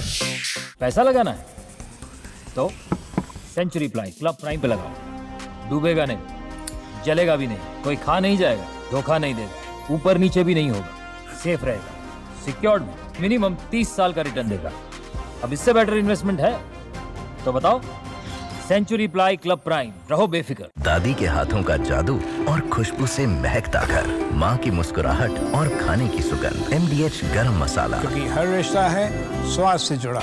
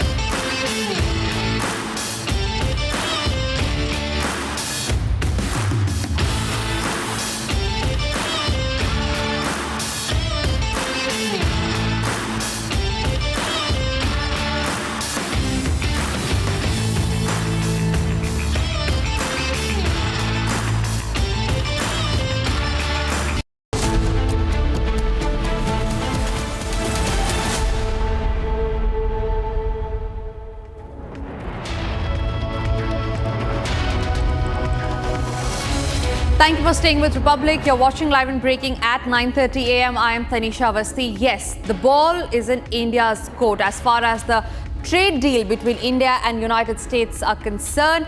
We have a lot more on that. Breaking news update, all that and much more on this edition. But first, a quick check of the headlines. Donald Trump announces tariff on 14 countries, hits Japan, South Korea, Kazakhstan, Malaysia with 25%, South Africa by 30% and 40% on Myanmar. Donald Trump says the United States is very close to making deal with India. Prime Minister Modi says we will redefine BRICS under India's presidency. Uttar Pradesh Chief Minister Yogi Adityanath issues stern warning ahead of the Kanwar Yatra, directs officials to ensure foolproof arrangements. FIR registered against cricketer Yash Dayal on charges of sexual exploitation, physical violence, mental harassment and cheating.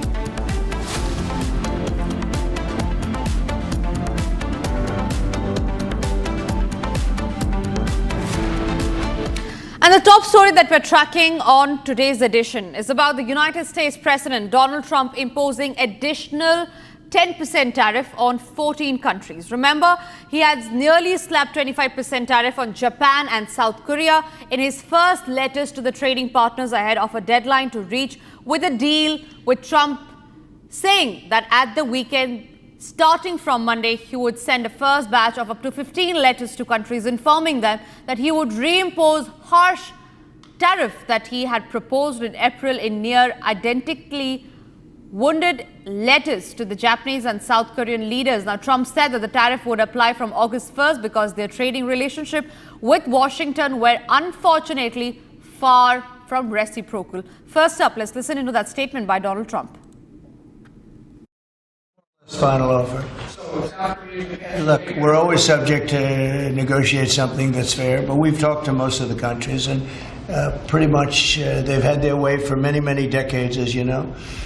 And it was time that we just wanted fairness. This is not really equitable from our standpoint because it's just a small token by comparison to the damage that's been done over the years. But we had no other president that was willing to do this. I did it in my first term with China and others. We took in hundreds of billions of dollars of tariffs.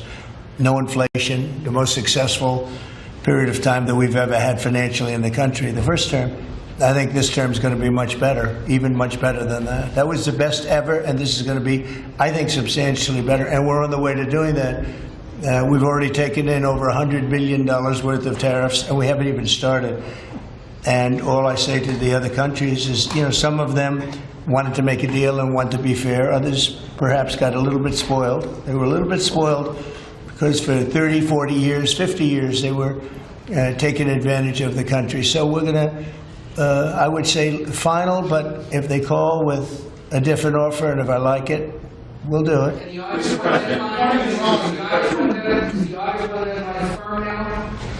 I would say firm. No, I would say firm, but not 100% firm. If they call up and they say, would like to do something a different way, we're going to be open to that. But essentially, that's the way it is right now, yeah. Mr. President, is your Palestinian relocation plans? And even as the United States has threatened of 10% tariff and has in fact even sent out letters to 14 nations, it is the White House press secretary that just some time ago issued a statement which said that the BRICS is undermining United States interests, and that's why the additional tariff. Listen in. Have the signed letters that went out to both South Korea and Japan today. And there will be approximately 12 other countries that will receive notifications and letters directly from the President of the United States. And weeks ago, I stood at this podium and I told all of you that the President was going to create tailor-made trade plans for each and every country on this planet. And that's what this administration continues to be focused on. The President will also sign an executive order today delaying the July 9th deadline to August 1st. So the reciprocal tariff rate or these new rates that will be provided in this correspondence to these foreign leaders will be going out the door within the next month, or deals will be made. And those countries continue to negotiate with the United States. We've seen a lot of positive developments in the right direction, but the administration, the president and his trade team want to cut the best deals for the American people and the American worker. That's what they're focused on. And in the effort of transparency, these letters will continue to be posted to Truth Social, so you can enjoy them yourself. Ambassador Deepak Vora is joining us today on the Trump tariff showdown. Ambassador Vora, thank you very much for joining us today. A very good morning to you. That's the top story, the top headline. Donald Trump yet again imposing tariff, additional tariff. In fact, India, however, has not yet been in the list. And there is a talk about the mini trade deal being cracked July 9. That is tomorrow is the deadline. Where are you expecting this to go? Thank you very much, ma'am. Always a pleasure to be with you. I was listening to the magnificent report, and that gives me a lot of information early in the morning. Thank you. Now, what happens to McDonald Trump? You can either You love him, you hate him, you can't ignore the fellow. If he stays out of the news for more than one day, he then does something that he goes right back into the headlines. Now he's hit the first two to be hit were his allies, his partners, South Korea and Japan, both developed countries. And he said, all right, guys, you've been doing funny things with me, and so now we are going to hit back. You might recall that about some time ago, he had also said about tariffs. Oh, what a beautiful word. Oh, I love the word tariffs. This is Donald Trump. And then he said that all these BRICS fellows who are doing all funny things, go find another sucker. America is no longer going to be your sucker. Essentially, America, having been the sole superpower, had to behave like a superpower pre-Trump. And that was that you have to be generous with your trading partners. But this guy, being a business person, has said, no, I'm not going to be generous. It has to be, in my opinion, a fair deal. And what is a fair deal? Again, it's my opinion. So I believe, ma'am, that he has now already pushed it back from 9 July to 1st August, the date which the tariffs will come into effect. That also gives other countries a chance to talk to him. We are talking to him, even as I'm on your show, as we are discussing. We are right now talking to these guys and saying, what do you want? India is a huge market. You want to lose the Indian market, then you've got nothing left. Ma'am, the basic issue, you can look at the figures and you can see all the import-export. The basic thing is that if you're talking of reshoring, bringing back American industry to produce in America, you'll have high costs. Where is your market? The Chinese market is close to you. Europe doesn't like you very much. That leaves us. If you want to lose the Indian market also, then MAGA, Make America Great Again, will become MAA, which is Make America Alone Again. I think he's smart enough to realize he doesn't want it. He's going to come to a deal with us. We would like a deal with him so that we don't go through this hiccup anymore. And at least for his term, the remainder of his term as president, it's relatively smooth sailing. I don't think there are big issues. I've looked at it with a fine-tooth comb. I won't go into details, but let me just say there is nothing that can damage the Indian economy severely or the American economy severely if a deal acceptable to both is not crafted within the next few days. Absolutely, sir. So I request you to stay with me because like you were talking about how nothing can shake the Indian economy. But however, this statement of the Donald Trump, this move of Donald Trump has drawn severe and sharp criticism. This time it's the Brazilian president who has spoken on the tariff and said that he does not want an emperor and that the world does not need an emperor. Listen in. Presidente da República de país do tamanho dos Estados Unidos ficar ameaçando o mundo através da internet. Não é correto. Sabe? Ele precisa saber que o mundo mudou. Sabe? Não queremos imperador. Nós somos países soberanos. Se ele achar que ele pode taxar, os países têm o direito de taxar também. Presidente da República de país do tamanho dos Estados Unidos ficar ameaçando o mundo através da internet. Não é correto. Sabe? Ele precisa saber que o mundo mudou. Sabe? Não queremos imperador. Nós somos países soberanos. Se ele achar que ele pode taxar, os países têm o direito de taxar também. All right, that's the warning, Deepak Vora, that the Brazilian president has issued, that if Donald Trump thinks he has the right to impose tariff, then other nations as well. And that's what Trump should be expecting. Do you think Trump is acting as a bully as far as the nations are concerned? Because earlier, remember that visual from the Oval Office where he was seen schooling Zelensky, soon after which there was another visual where he was doing the same with the South African president, insulting leaders, now imposing tariff, taking a sole decision, not walking with the world. What do you think Trump is trying to do?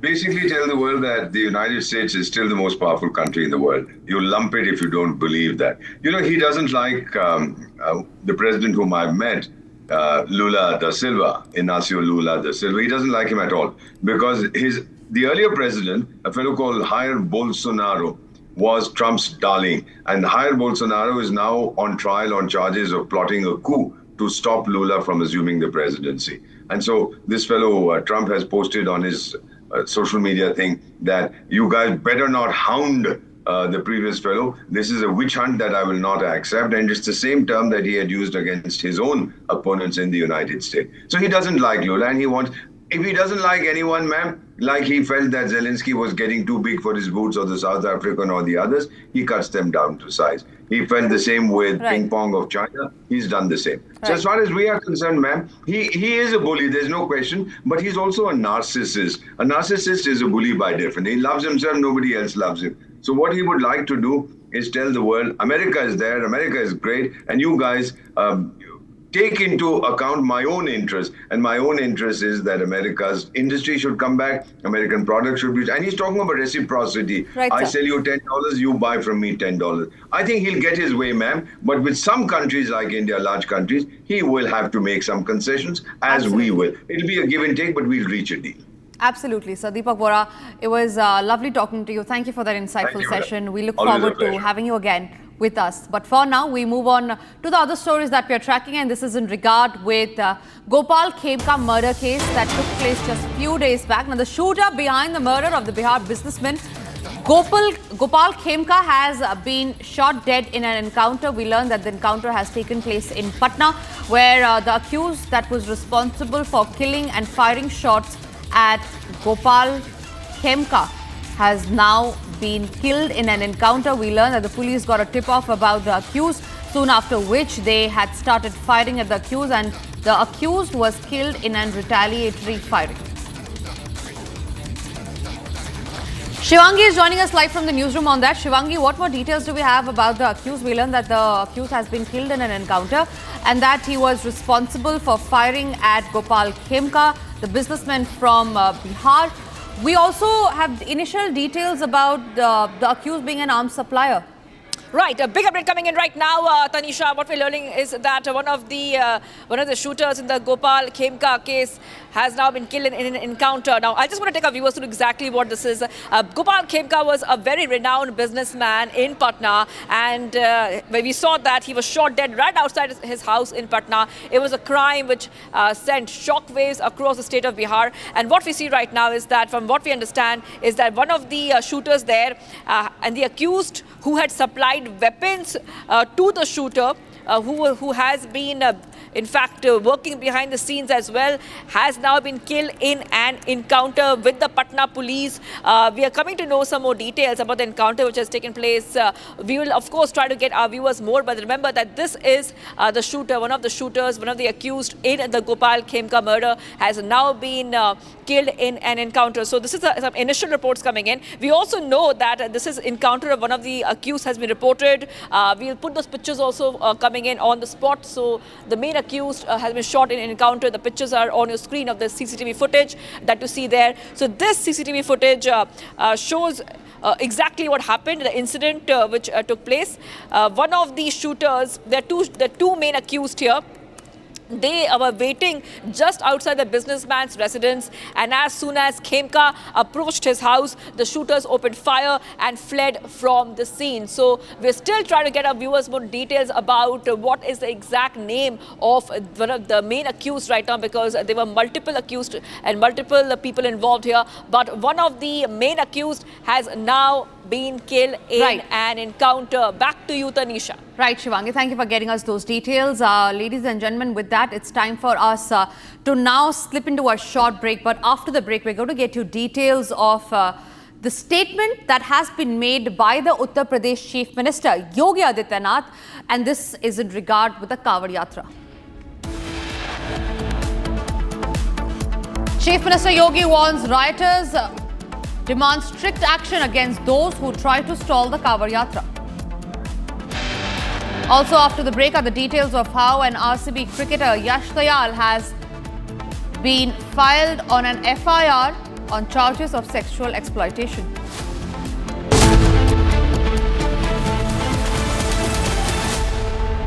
Powered by Century Ply Club Prime. Raho befikar.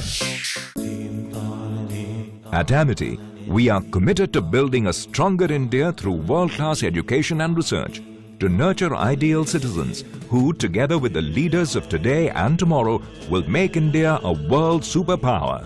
Amity University, India's leading not-for-profit private university. अब छोलिया हो या लोबिया, सफेद चने या काले चने, सब कुछ मजेदार बने।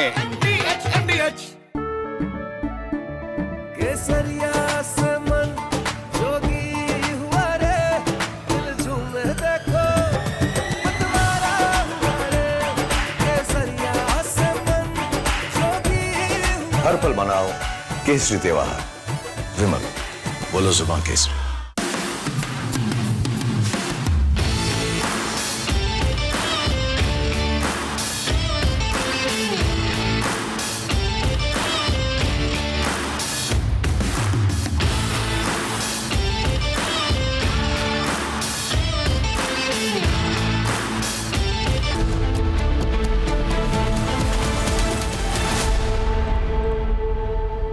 Thank you for staying with Republic. We start with the breaking news that's coming in, and this is in regard with the firing that has taken place in the Azadpur terminal, where we learned that a minor has sustained injuries. Now, the firing took place near Delhi's Azadpur terminal.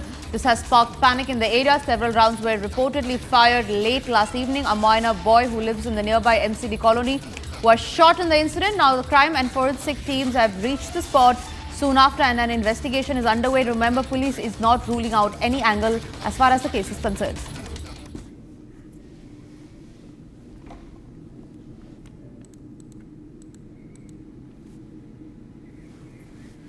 Ganesh is joining us live from Azadpur from the incident spot. Ganesh, क्या जानकारी है, किस वक्त ये घटना हुई और किस चीज को लेके फायरिंग हुई थी वहां पे?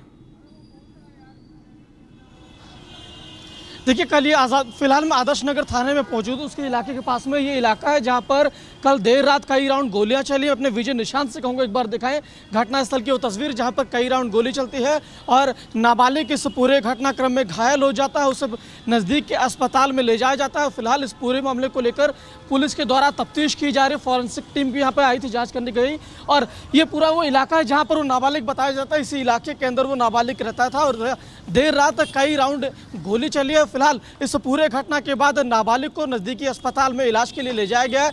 पुलिस के द्वारा तफ्तीश की जा रही है कि किस वजह से इस तरीके से इस इलाके के अंदर कई राउंड गोली चलती है।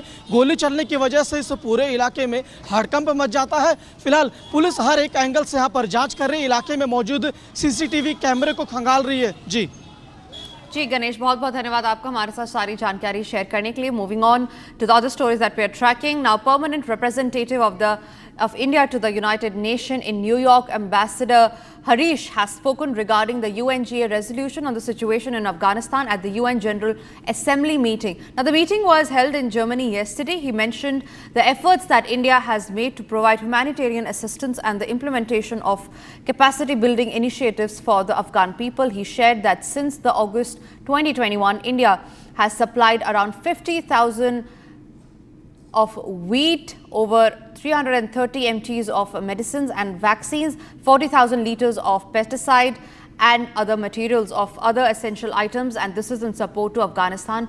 Here's the statement. The permanent representative of India to the UN in New York, Ambassador Parvat Neni Harish, spoke at the UN General Assembly meeting, which was held in Germany yesterday. He spoke at the meeting on the UNGA resolution on the situation in Afghanistan. He stated that India's immediate priorities in Afghanistan include the provision of humanitarian assistance and the implementation of capacity building initiatives for the Afghan people. India's immediate priorities in Afghanistan include the provision of humanitarian assistance and the implementation of capacity-building initiatives for the Afghan people. We have been working closely with UN agencies to support the Afghan people in critical areas such as health, food security, education and sports. India's commitment to Afghanistan's reconstruction is demonstrated through more than 500 development partnerships across all provinces. Since August 2021, India has supplied around 50,000 metric tons of wheat, over 330 metric tons of medicines and vaccines, 40,000 liters of the pesticide malathion, and 58.6 metric tons of other essential items, supporting millions of Afghans in dire need of humanitarian assistance. In partnership with the United Nations Office on Drugs and Crime, We have provided 84 metric tons of assistance and medicines and 32 metric tons of social support items for drug rehabilitation programs. Ambassador Parvat Neni Harish also stated that India has provided scholarships to Afghani students. India also continues to offer scholarships and fellowships to Afghan students. Since 2023, we have provided scholarships for undergraduate and postgraduate courses to 2,000 Afghan students, including nearly 600 girls. Moving on to the other stories that we're tracking, a verbal tiff broke out between Union Minister Kiran Rijiju and All India Majlis-e-Ittihadul-e-Muslimin Chief Asauddin Owaisi after the Bharatiya Janata Party leaders said that India is only the country where minorities are given so many facilities. Now, the AIMIM leader lashed out at Kiran Rijiju, saying that he holds a constitutional post, not a throne, adding that minority rights are fundamental rights, not charity. Rijiju, who is the Minority Affairs Minister, on Friday, remember, had accused the opposition parties of playing politics in the name of minorities, referring to their objection to the special intensive revision of the electoral rolls in Bihar.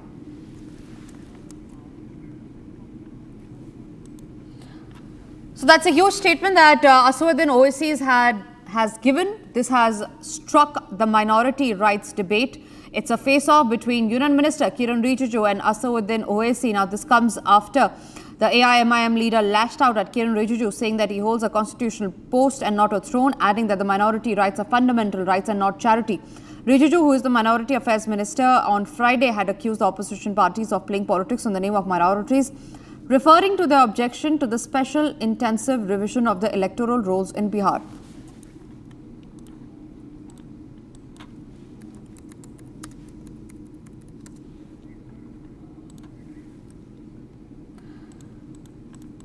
So, minority affairs debate has now struck where Asauddin Owaisi and Union Minister Kiran Rijiju happen to be in a verbal tiff regarding India's minorities. Now, Owaisi on Kiran Rijiju's minority remarks had said that Indian Muslim hostages are not citizens. That's a big statement that Owaisi had claimed, in fact, where he said that Indian Muslims are hostages and not citizens.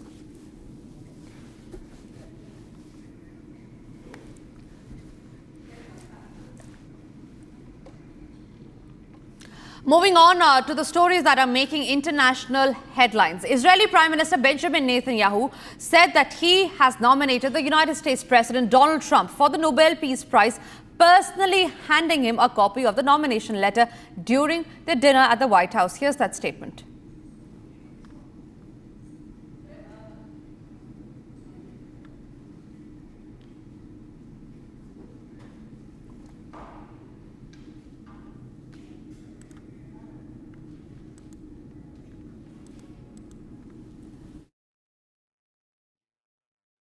In one region after the other. So I want to present to you, Mr. President, the letter I sent to the Nobel Prize Committee. It's nominating you for the Peace Prize, which is well deserved, and you should get it. In one region after the other. So I want to present to you, Mr. President, the letter I sent to the Nobel Prize Committee. It's nominating you for the Peace Prize, which is well deserved, and you should get it. In one region after the other. So I want to present to you, Mr. President, the letter I sent to the Nobel Prize Committee. It's nominating you for the Peace Prize, which is well deserved, and you should get it. Now, the Nobel Peace Prize offer has been given to Donald Trump. Netanyahu has backed him. This comes after, remember, the United States strike on Iran nuke sites. After United States had openly and officially backed Israel, Israel is now going ahead, returning that favor to Donald Trump, saying that they nominate him for the Nobel Peace Prize. Remains to be seen on how this story pans out. But for now, it's time to wrap up this edition. Coming up next is, again, live and breaking with more news and updates. It's time for us to slip into a short break for now.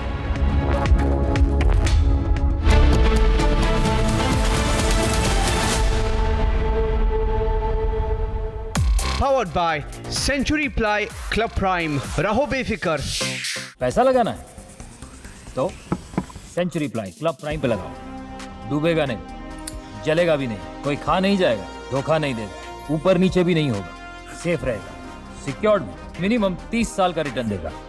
अब इससे better investment है तो बताओ। Century ply club prime, रहो बेफिक्र। MDH की हल्दी मिर्ची धनिया करे कमाल, ये रंग दे, ये खुशबू दे, ये तीखा, ये कम पड़े, क्या निराला MDH मसाला।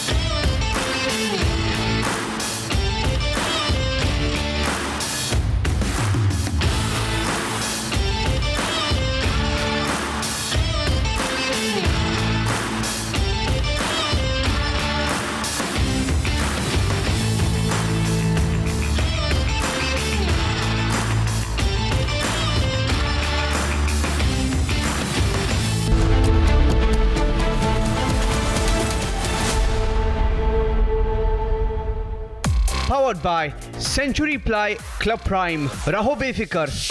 पैसा लगाना है तो सेंचुरी प्लाई क्लब प्राइम पे लगाओ, डूबेगा नहीं, जलेगा भी नहीं, कोई खा नहीं जाएगा, धोखा नहीं देगा, ऊपर नीचे भी नहीं होगा, सेफ रहेगा, सिक्योर्ड मिनिमम 30 साल का रिटर्न देगा।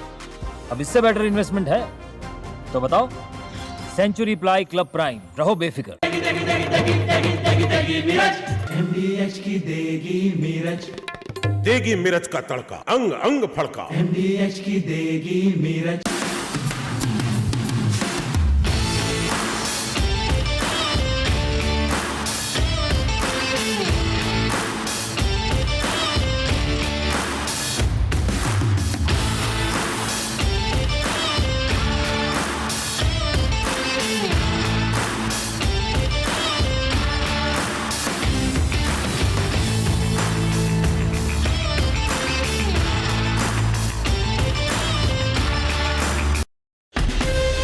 From Asia's largest news headquarters, setting the agenda for Bharat.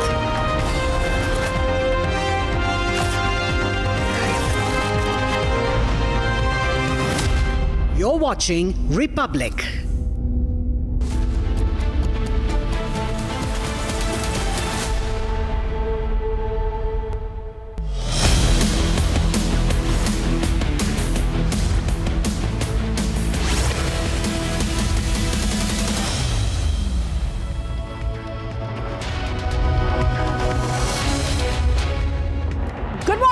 We're live and breaking. I'm Shivangi Shukla, getting you the latest coming in. Donald Trump says he's very close to making a deal with India, but on the other hand, he slapped tariffs on 14 nations. Back-to-back updates coming in right now, but the headlines first.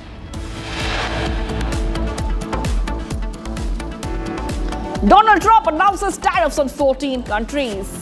Hits Japan, South Korea, Kazakhstan, Malaysia by 25%, South Africa by 30%, and 40% on Myanmar.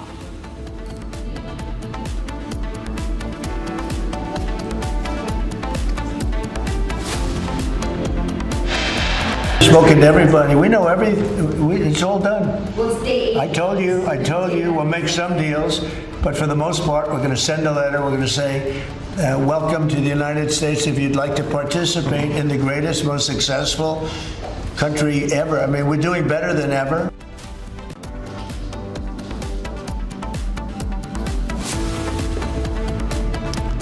On India and US trade deal, Trump says close to making a deal with India.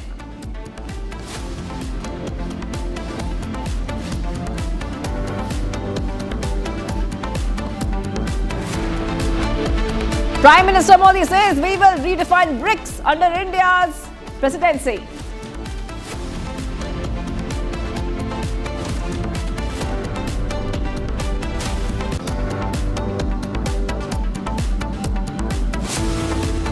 Sources say Pakistan Navy is facing crisis after Operation Sindoor. Pakistan Navy fleet notably absent from strategic waters of Arabian Sea.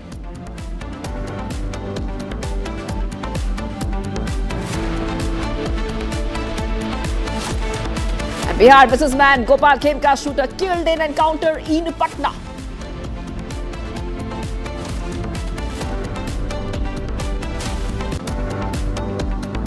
Uttar Pradesh Chief Minister Yogi Adityanath issues a stern warning ahead of the Kanwar Yatra, directs officials to ensure foolproof arrangements.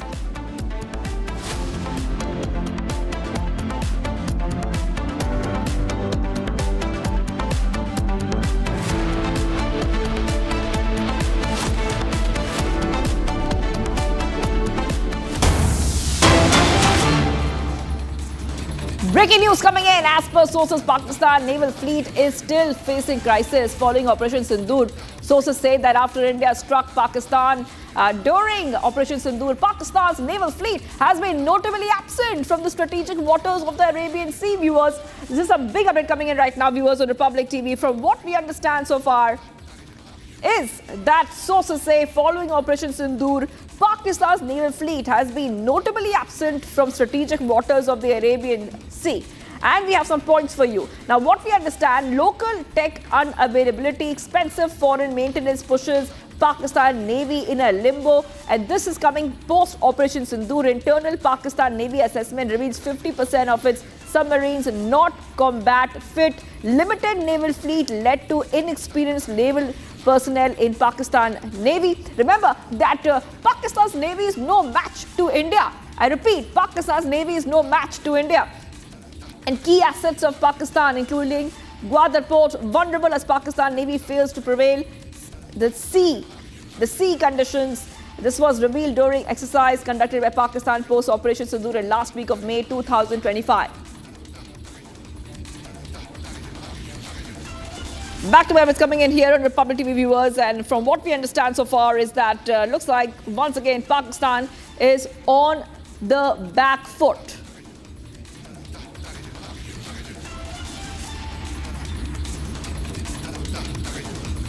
All right, let's go to our guest. We are being joined right now by Major Samar Toor, defense expert, joining us here on Republic TV. Thank you for joining us, Major Toor here. Now, we knew this, and when we were doing extensive coverage during Operation Sindoor, we told our viewers that Pakistan's Navy is no match to Indian Navy at all. Now we see that the Pakistani naval fleet is absent, and it is, in fact, from what we understand, is not being able to do its due diligence on the seas. What do you think is happening there, Major? You see, from day one, Pakistan's overall fleet is just 121 boats of all different sizes and capabilities, compared to the 293 naval ships that India possesses today. And these are now the difference is that Pakistan has literally been struggling ever since their independence, and majority of the Pakistan naval ships have been the ones which were transferred from the Indian Royal Navy in 1947. So basically they've been thriving on these ships, and it was an eye-opener for them in 1971. And you see, if you see, the Pakistan Navy has just 50 fleet-size vessels compared to 150 vessels of the Indian Navy. Then we possess 15 submarines, which are Kalveri class and Kilo class, whereas Pakistan just has 8 Augusta class and Chinese-built submarines. And you see, there is no reliability of the Chinese equipment that we saw in Op Sindoor. Then you see the surface combatant ships, they have only 4 corvettes compared to our 15 frigates. And we have 10 destroyers, they have only 4 modern frigates. And they don't have any aircraft carrier which is operational. We have INS Vikrant, which is there as an aircraft carrier. So you see, there is a very vast void in terms of everything, including the missile systems. That we have the BrahMos, we have the Barak, we have various indigenous variants of missile systems and delivery systems through submarine, through frigates, through aerial platforms. And as far as the missile system for the Pakistan Navy is concerned, they just have Harpoon and few Chinese-made anti-ship missiles. And as far as the naval bases are concerned, they have basically key bases for Pakistan are Karachi and Ormara bases, naval bases. Whereas, as far as India is concerned, we have multiple naval bases because we have a very vast coastline. And other than that, the international collaborators with the Pakistan Navy are just the Chinese and the Turkish. That's it. The Turks are there and the Chinese are there. To some extent, they have the French-made diesel submarines, which are very old, which are more than 15 to 20 years old and are operationally not safe. If they try to go to a depth for testing the depth, probably they all are going to fail the depth test and they are going to give way. Yes. As far as India is concerned, we are collaborating with the United States, we are collaborating with the French, we are collaborating with the Russians and other ASEAN countries. So our estimated budget is 10 billion annually in terms of budget and funding. And the new corvettes and the ships that we are making, which are 6th generation stealth, they are state of the art. So I think there is actually no comparison. And in Op Sindoor, had there been a situation where a green signal would have been given to the Navy, probably things would have spiraled beyond control and all their seaports would have been destroyed. Yes. And their Navy, as it is, was not able to confront the Indian Navy despite it being right at the international waters of Pakistan. Major, absolutely. And also from what we understand, this is source-based information coming in right now. The reports say that the naval fleet of Pakistan is aging and they don't even have money to repair them. As I said, their fleet is as old as 1970. The last actual war that we fought with them for the liberation of Bangladesh. Since then, their majority of their ships are in use since 1971, and they have not, pondered upon or they have not given it a serious thought for the upgrades. So that shows the actual economical turmoil. And as far as I foresee presently, only China is going to come to a certain extent to rescue them and to provide them the naval ships. Otherwise, it is very unlikely that they can afford any European country naval ships or even submarines for that matter. And if they do, the matters will only get more and more tense. Like, for example, PNS Ghazi was the one which was collecting information and doing surveillance and recce, and it was eventually shot down by our Indian Navy. So you see, the competence of the Pakistan Navy is always questionable. It's doubtful. Operationally, they do not have much experience. And recently, 2 months back, they had a joint naval exercise at an international level where approximately 60, so claimed by Pakistan that 60 countries in the world had participated in their joint naval exercise, which I do not foresee that any major military power was involved in these exercises. So it is evidently clear that the Pakistan Navy is in deep waters, is in trouble, and they should just pray that they shouldn't do any misadventure against the Indian forces, because I am very positive that now the second time Navy is definitely going to come into the picture for operations. Okay, thank you for joining us there. Major Tour joining us as we keep reporting on the state of Pakistan's Navy. All right, breaking news coming in. We move ahead. BJP claims that Congress chief Kharge has insulted President Draupadi Murmu. That is right. BJP says Kharge has called President a land grabber. Okay, huge update coming in, viewers. Not the first time that we have heard the Congress leaders make these kind of statements against the president. We'll go across. We have a guest joining us right now on the phone line. We have with us BJP leader and spokesperson RP Singh joining us. Thank you for joining us here, Mr. Singh. Very, very obvious that the Congress continues making these statements, has refused to apologize. Now the BJP says that Kharge has called the president a land grabber.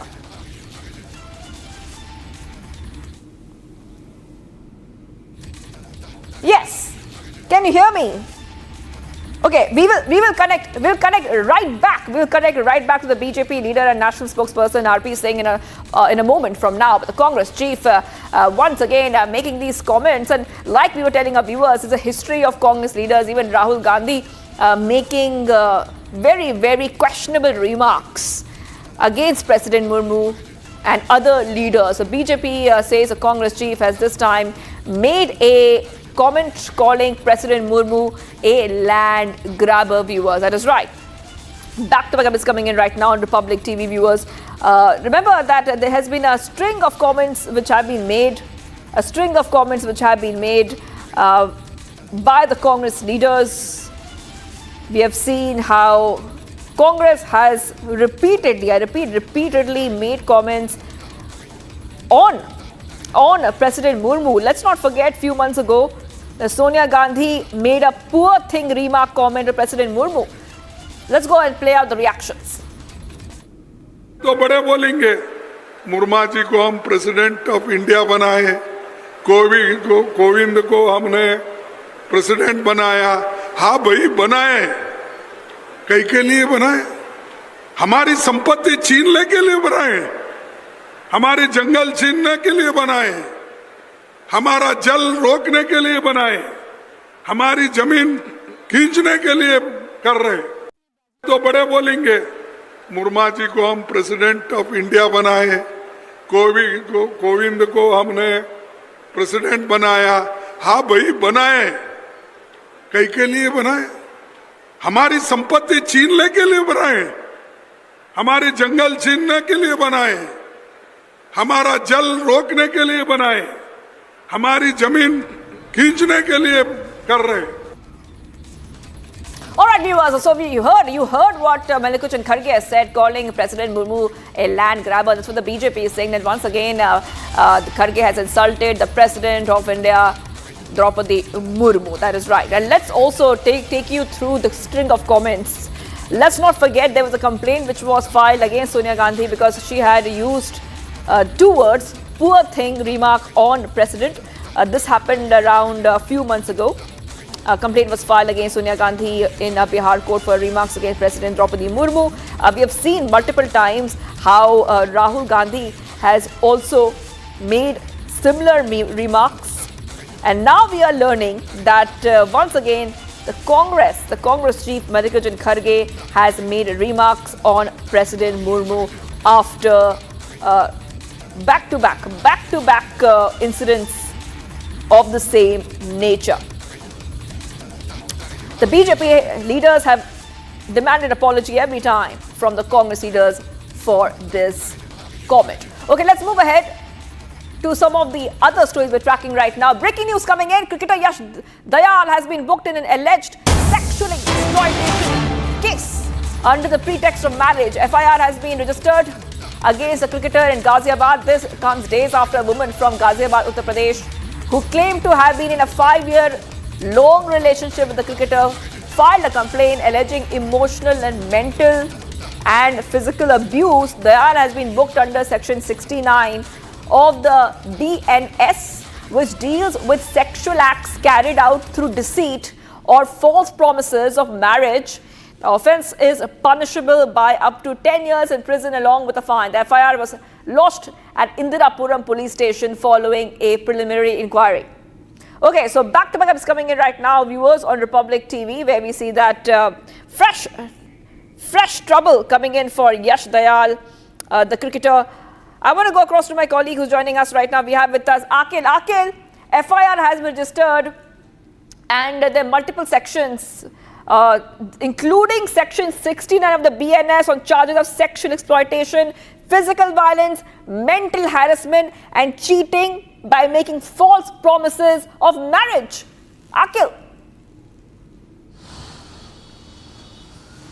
Well, absolutely, Shivangi. If you see in this very case, a case has already been registered, a formal FIR has already been registered against cricketer Yash Dayal. And he, as we all know, that he plays for RCB. Apart from that, he also plays for the Uttar Pradesh cricket team as well. So in this case, I just spoke few moments back to the victim as well. She's reluctant to come on camera at this point in time, and she's saying that she's trying to build up her case legally. So that's why she has filed an FIR with the Indrapuram police station as of now. And what we have seen that under section 69 of the BNS, an FIR has already been registered. And while I was speaking to her, she said that she has confessed that she was not only sexually exploited by the accused in connection with the case, and she was also financially and mentally tortured by Yash Dayal. So this is a very concerning news that is coming. And at this point in time, what we have seen that we also tried to reach out to Yash Dayal as well, but he has not responded to our call as of now. That is right. Thank you, Arnab, for getting us those details. I will be coming back to you for more as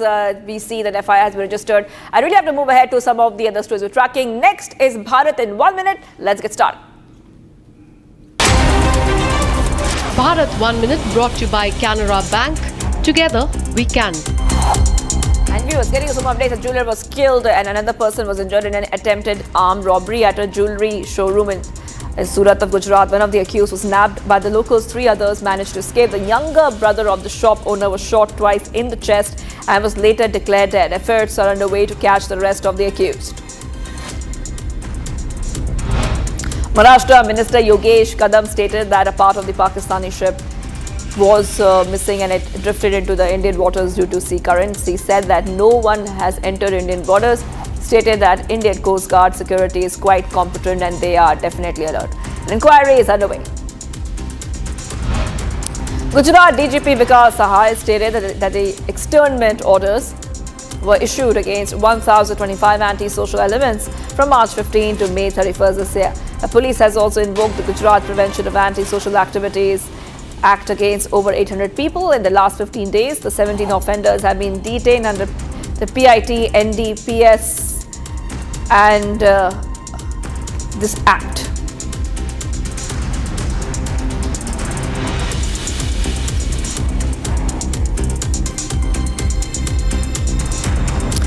Let's move ahead. LOP Rahul Gandhi amid Bihar Bandh called on July 9th over Election Commission's special intensive revision. He will lead the Bandh or the Chakka Jam tomorrow in Patna.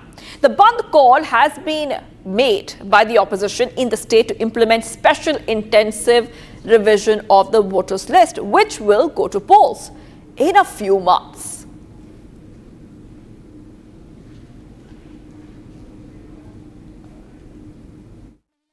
कार्रवाई हो रही है, police पूरी लगी है, DGP लगी हुई है। मैं इतना ही कहूँगा कि अपनी राजनीति के लिए इस तरह के कार्यक्रम करते हैं तो तनाव बढ़ाते हैं, ये भी देखना पड़ेगा। अभी बिहार में शांति की जरूरत है और बाकी तो चुनाव आ रहा है, चुनाव में सब दूध का दूध पानी का पानी हो जाएगा। हमारे कांग्रेस के पीसीसी ने कहा है कि 9 तारीख को जो भारतवर्ष में जो ट्रेड यूनियन का ऐलान है चक्का जाम का, उसका तो समर्थन हम लोग कर ही रहे हैं। साथ में जो बिहार के गरीब मतदाताओं के साथ जो नाइंसाफ़ी हो रही है, वोटर लिस्ट से नाम काटने की तैयारी हो रही है, उन गरीब मतदाताओं की रक्षा के लिए हम सब लोग, राहुल गांधी जी भी आ रहे हैं, सब लोग मिलकर के पटना में हम लोग चक्का जाम करने का काम करेंगे। और ये पूरा कार्यक्रम केवल पटना में तो हम लोग उपस्थित रहेंगे, लेकिन पूरे बिहार में हमारे ट्रेड यूनियन के जितने लोग हैं और हमारे महागठबंधन इंडिया अलायंस के हमारी जितनी पार्टी के लोग हैं, सभी लोग जो है चक्का जाम करेंगे। और इलेक्शन कमीशन और जो सरकार जो है, उन लोगों को होश ठिकाने लगे, इसके लिए ये कार्यक्रम हम लोगों का है और बड़ी मजबूती के साथ हम लोग जो है इस काम को पूरा करेंगे। Viewers, getting you some updates coming. The shooter behind the murder of Bihar businessman Gopal Khemka has been shot dead in the encounter. Viewers, that is right. Big update coming in right now. One of the accused, the main accused in the Gopal Khemka murder has been killed. This is coming in from Bihar. Let's tell you that Gopal Khemka was a very well-known businessman who was shot dead right outside his residence in Patna. And the latest coming in, we also have on the right hand of the screen. This is coming. This is the encounter visuals from the spot. And we're coming to know the shooter behind the murder of Bihar businessman Gopal Khemka has now been shot dead a short while back. So this is the latest update in the story. The murder of Gopal Khemka sent shockwaves, I repeat, sent shockwaves across the state of Bihar. This accused was shot dead in a police encounter. In fact, there were two main accused here. There are two main accused here. We'll come to know more about this accused from Prakash Singh, our editor special projects. There were two main accused in this case, Prakash. The shooter behind the murder of Bihar businessman Gopal Khemka has been shot dead in that encounter. This was a murder of a businessman which had sent shockwaves all across Bihar.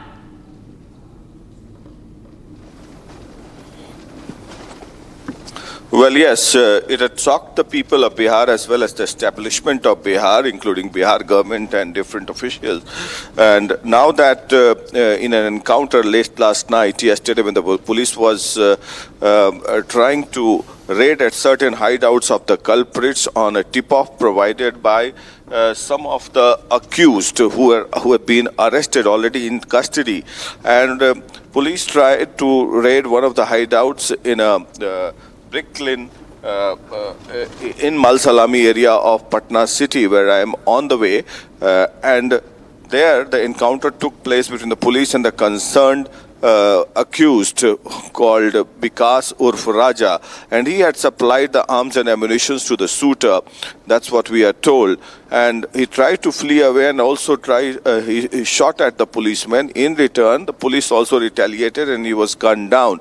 Now his body is lying in the post-mortem room of the NMCH. Whereas one more accused, Umesh Yadav, is in custody. He is supposed to be the shooter who is being captured in the CCTV footage on the day of the killing. And he ran away in a nearby apartment. And on the basis of the raids that were conducted in the Beud Patna jail, there were certain tip-offs, and on the basis of CCTV footage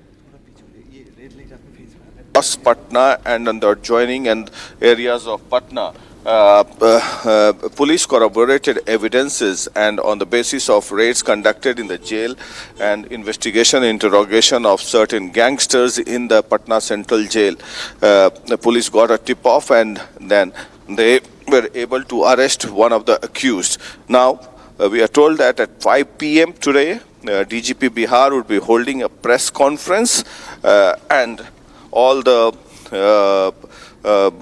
elements of this entire killing would be uncovered at 5 p.m. Back to you. Yes, Prakash. Okay, thank you for getting those details. Now we know which is one of the main accused who has been killed in that encounter in the Gopal Khemka murder case. We're getting some more updates coming in.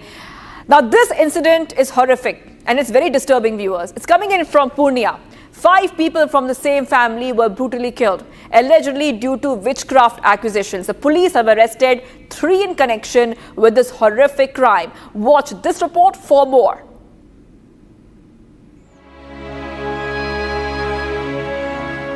Shock and grief gripped the Tedgama village in Purnia of Bihar after 5 members of the same family were burnt alive on allegations of witchcraft. They were brutally beaten, burnt, and then their bodies were thrown in the water. The suspicion that the family was practicing occult rituals grew so strong amongst the villagers that it drove them to this brutality. This horrific incident stemmed from the death of a boy who died 3 days ago during a local exorcism ritual. The villagers linked recent deaths in the area to this family, suspecting them of being responsible. The deceased have been identified as Babu Lal Oraon, Sita Devi, Manjit Oraon, Rania Devi and Tapto Masomat, all belonging to the same family. This gruesome murder has sent shockwaves.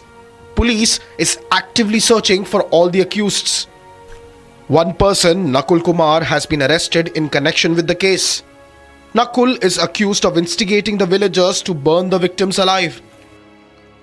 A child from the family who survived narrated the horrific incident to the police. 2 बजे हमको call किया मेरा भाई, बताया भैया भाभी को mummy को जला रहा है, आप कहाँ पे हैं, आओ। आए, सुबह में पता चला हमको, तो आए तो कंप्लेन करने आए। मेरा फादर था, मेरा मम्मी था, मेरा भाभी था, मेरा भैया था, मेरा दादी, गांव का लोग मिलके क्या मामला था, यानी कि डैन का ही मामला था। हम बाहर में थे, काम करने गए थे। On the complaint of the boy, the police patrolled in the area along with the dog squad. Out of 5, 4 charred bodies were recovered from a nearby pond. Sonu नाम का एक लड़का है जिसकी 16 वर्ष की आयु होगी।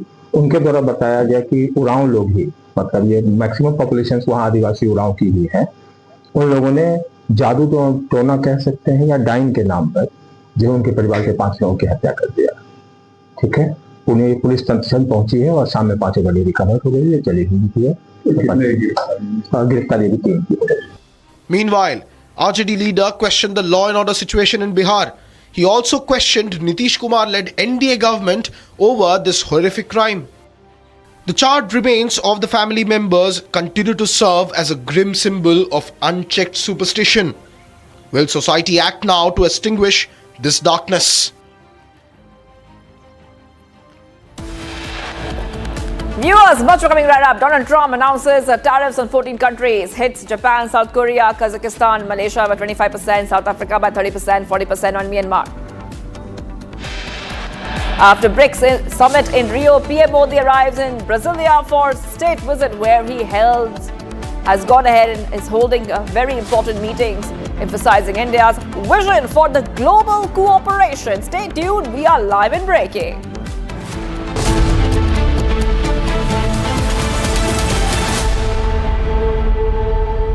आधे बाउल दही में 4 चम्मच MDH चटनी पुदीना मसाला डाला, स्टर करो, पुदीना चटनी तैयार। MDH चटनी पुदीना मसाला।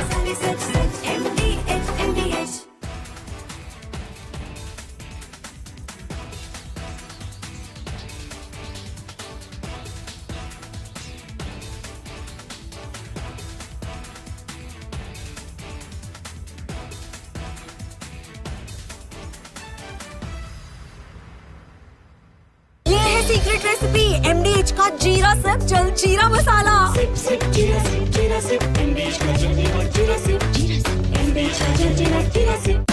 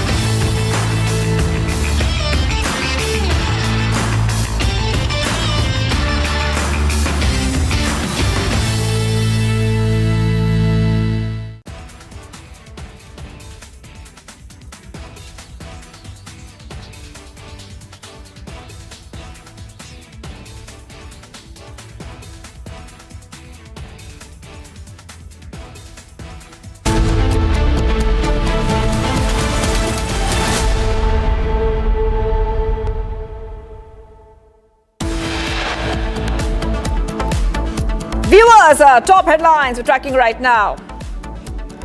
Donald Trump announces tariffs on 14 countries, hits Japan, South Korea, Kazakhstan, Malaysia with 25%, South Africa by 30%, and 40% on Myanmar. And everybody, we know it's all done. I told you, we'll make some deals, but for the most part, we're going to send a letter. We're going to say, welcome to the United States. If you'd like to participate in the greatest, most successful country ever. I mean, we're doing better than ever. On India and US trade deal, Trump says close to making deal with India. After BRICS summit in Rio, PM Modi arrives in Brasilia for the state visit, where he held key bilateral meetings and emphasized India's vision for global cooperation.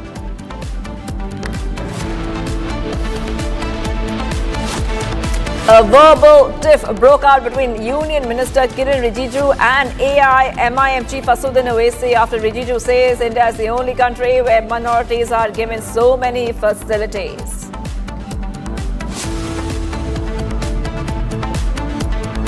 Bihar businessman Gopal Khemka shooter killed in an encounter in Patna.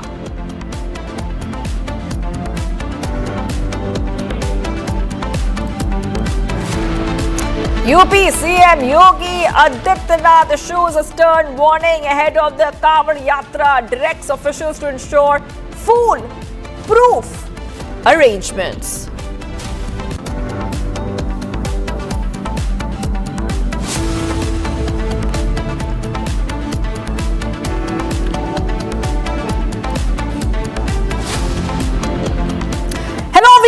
We are live and breaking. Big update coming in. Shooter behind the murder of Bihar businessman Gopal Khemka has now been shot dead in an encounter. Viewers, we'll go, I repeat, we will go to the encounter spot right now. And we'll tell you exactly what is happening. This is the case, the Gopal Khemka murder case. Gopal Khemka, a very renowned businessman, was shot dead right outside his residence in Patna. Let's go across to Prakash. Police ने press release जारी किया है। यहाँ पर विकास उर्फ राजा जो हथियार supplier थे यहाँ पर भागने की कोशिश कर रहे थे और ये मार्किंग है, ये पत्थर पर लिखा गया है ए, फिर दूसरा है बी, सी, डी और ई, मतलब 5 राउंड गोलियां चली है और ये मार्किंग है इस इलाका में जो कि विकास उर्फ राजा जिसको बताया जाता है कि ये हथियार का सप्लायर था और इसकी निशानदेही हुई उमेश यादव के कहने पर, जिसकी शॉट्स दिखाई आप, उमेश यादव के कहने पर जिसने कबूला कि विकास उर्फ राजा ने हथियार सप्लाई किया था। पटना सिटी माल सलामी एरिया का ये पुराना पटना का इलाका है, जब पाटलिपुत्र राजधानी हुआ करती थी मगध साम्राज्य की, तब का ये पटना है और यहाँ पर ये आप देख रख सकते हैं ईंट भट्टा है और यहाँ पर इसी इलाके में उसने अपनी पनाह ले रखी थी, छिपा हुआ था और उसके बाद ये घटना को अंजाम दिया गया। यहाँ पर बॉडी पोस्टमार्टम के लिए रखा गया है। अब दूसरा आरोपी जो है गिरफ्त में है वो उमेश यादव जो कि मुख्य अभियुक्त है, शूटर है वो, जिसकी तस्वीरें हमने सीसीटीवी में भी देखी है और उसको लेकर बातें सामने आ रही है कि वो अजय वर्मा गैंग का है जो गैंगस्टर पटना के बेउर जेल में है और बेउर जेल में भी लगातार 2-3 दिन से छापेमारी चल रही थी। सीसीटीवी फुटेजेस आए, उसके बाद सीडीआर कॉल डंपिंग से निकाला गया और तमाम सीसीटीवी फुटेज सड़कों की आई है। उसके निशानदेही पर पटना पुलिस ने पहले उमेश यादव को गिरफ्तार किया, उसके बाद उसके निशानदेही पर विकास उर्फ राजा को गिरफ्त में लेकर उसको पकड़ने की कोशिश की। उस दौरान उसकी मौत हो गई जब वो जवाबी हमला कर रहा था। बॉडी पोस्टमार्टम में है अभी। एक बार फिर से आप तस्वीरें दिखाइए जहां पर मार्किंग की गई है, 5 राउंड गोलियों से उसको छलनी कर दिया गया और ये जगह है डी, ई, बी और ए। अब शाम को 5 बजे इस पूरे मामले पर प्रेस कॉन्फ्रेंस किया जाएगा डीजीपी विनय कुमार के द्वारा और जिस तरीके से बिहार पुलिस की साख गिरती जा रही थी और नीतीश कुमार का कानून व्यवस्था का यूएसपी था जो जब 2005 में वो सरकार में आए थे, उसके बाद से ये पहली बार है 1-2 साल में जब से नीतीश कुमार की स्वास्थ्य में गिरावट आई है और तब से परसेप्शन खराब हुआ है 2-4 महीनों में और उसको लेकर पुलिस सजग हुई, सतर्क हुई और ये एक तरीके से एक मॉडल को अपनाया गया और आज मार गिराया गया। पुलिस प्रेस कॉन्फ्रेंस में बताएगी पूरी प्रक्रिया को कि कैसे ये सब किया गया और कौन कौन लोग थे। आप इधर आइए, कौन कौन लोग थे जो इसमें शामिल थे और यहाँ पर बड़ी संख्या में पुलिसकर्मी भी मौजूद हैं, यहाँ पर थाना के लोग मौजूद हैं। यहाँ पर देखिए, वहाँ पर ये हाईवे है गंगा पथ, वहाँ पर लोग दर्शक जो हैं बड़ी संख्या में हैं वो देख रहे हैं और हम कोशिश करेंगे कुछ लोगों से बात करने के लिए। ये बताइए रोशन जी कि ये घटना जो हुई है यहाँ पर क्या हुआ है? रात में घटना हुई है, आप लोग क्या यहाँ पर नहीं, हम है? क्या बाद में बताएंगे। क्या बताइए ना अभी है? ये कितने बजे घटना हुई है? 2:30 बजे है? आप यहाँ आए बताइए ना किस काम के लिए आए, इतना ही बता दीजिए ना। 2:30 बजे एनकाउंटर हुआ, 3 बजे कर ही दिए एनकाउंटर, तो बताने में क्या दिक्कत है? ये 2:30 बजे एनकाउंटर हुआ क्या? हमको जानकारी है। आप क्या यहाँ पेट्रोलिंग के लिए हैं? Sir no comments. पुलिस वाले नहीं बोलना चाहते हैं। बहरहाल ये पूरा इलाका जो है ईंट भट्टे का है। देखिए चारों तरफ ईंट भट्टा है, सुनसान इलाका है, बगल में गंगा नदी है। इधर कैमरामैन को बताऊंगा तो ये दियर इलाका है, सुनसान इलाका। रात में यहाँ पर छुपे हुए थे, जैसा कि पुलिस बता रही है। 2:30 बजे के करीब एक घटना हुई। आप इधर आइए अनुपम। और अब सबसे बड़ी बात है कि क्या राज खुलने वाला है, क्या अदावत थी उमेश यादव की जो उसने शूट किया, किसके कहने पर किया, या ये सुपारी किलिंग है, सब भेद 5 बजे शाम को डीजीपी विनय कुमार के द्वारा खोला जाएगा। वहाँ पर पटना के एसएसपी और तमाम पुलिस अधिकारी मौजूद रहेंगे और उसके बाद कानूनी कार्रवाई करके जो भी अपराधी गिरफ्त में है उनको जेल भेजा जाएगा, कोर्ट में प्रोड्यूस करके। तो एक तरीके से बिहार पुलिस ने राहत की सांस ली होगी। जो गिरती हुई शाख थी, बिहार पुलिस की इज्जत चली गई, क्योंकि रात में जैसे हत्या की गई, पूरे पुलिसिया व्यवस्था पर सवाल उठ रहा था, कानून व्यवस्था पर सवाल उठ रहा था। और तेजस्वी यादव ने भी लगातार प्रहार करना शुरू कर दिया था कि नीतीश कुमार अचेत अवस्था में हैं और उनसे कानून व्यवस्था संभल नहीं रहा है। Well, that was our reporter Prakash, who was live from the encounter spot where the accused had been shot down. Remember, what we're talking about here is the Gopal Khemka murder case. A top businessman from Bihar who had been shot dead under the broad daylight just few weeks back. Today, the accused had been killed in an encounter. In fact, Prakash is reporting live from the encounter spot. Let's listen in. कहने पर किया, jail से हुई ये वारदात। ये सब वारदात जो है, अगर कोई अपराधी जेल में है तो जेल में रेड हुई थी 2-3 दिन पहले, तो वो सब की परतें जो हैं शाम को 5 बजे खुलेंगी। पुलिस के सोर्सेज बता रहे हैं कि पुलिस ने इस पूरे केस को क्रैक कर लिया है और परतें जो है शाम को 5 बजे खोलेंगी पुलिस, जब डीजीपी विनय कुमार, जो बिहार पुलिस के डीजीपी हैं, वो प्रेस कॉन्फ्रेंस करेंगे। Well, Prakash, thank you very much for getting us those details. So the DGP press conference is awaited at 5 p.m. tonight, when they will be giving out the details on what was the modus operandi behind killing of Bihar's top businessman Gopal Khemka. He was shot dead at point blank range and it happened under the broad daylight. Today, the accused has been killed in a retaliatory fire in an encounter, and many of them have also been detained. Moving on to other breaking news that's coming in, and this is in regard with the RCB that's in another huge controversy, where the RCB's cricketer Yash Dayal has been booked in alleged case of sexual exploitation under the pretext of marriage, and FIR was registered against the cricketer in Ghaziabad. Now this comes days after a woman from Ghaziabad in Uttar Pradesh who claimed to have been in a 5-year relationship with the cricketer filed a complaint alleging emotional, mental and physical abuse. Now, the RCB cricketer Yash Dayal has been booked under Section 69 of the Bharatiya Nyaya Sanhita, which deals with sexual acts carried out through deceit or false promises of marriage. The offence is punishable by up to 10 years in prison along with a fine. Now, the FIR was lodged at the Indirapuram police station following a preliminary inquiry. Akhil, my colleague, is joining me live on the broadcast on that. Akhil, these are very serious allegations that have been levelled by this woman in Ghaziabad who claims to have been in a relationship with the RCB cricketer. The RCB cricketer, however, has not responded to the allegations yet. What are the other details that you're picking up in the story?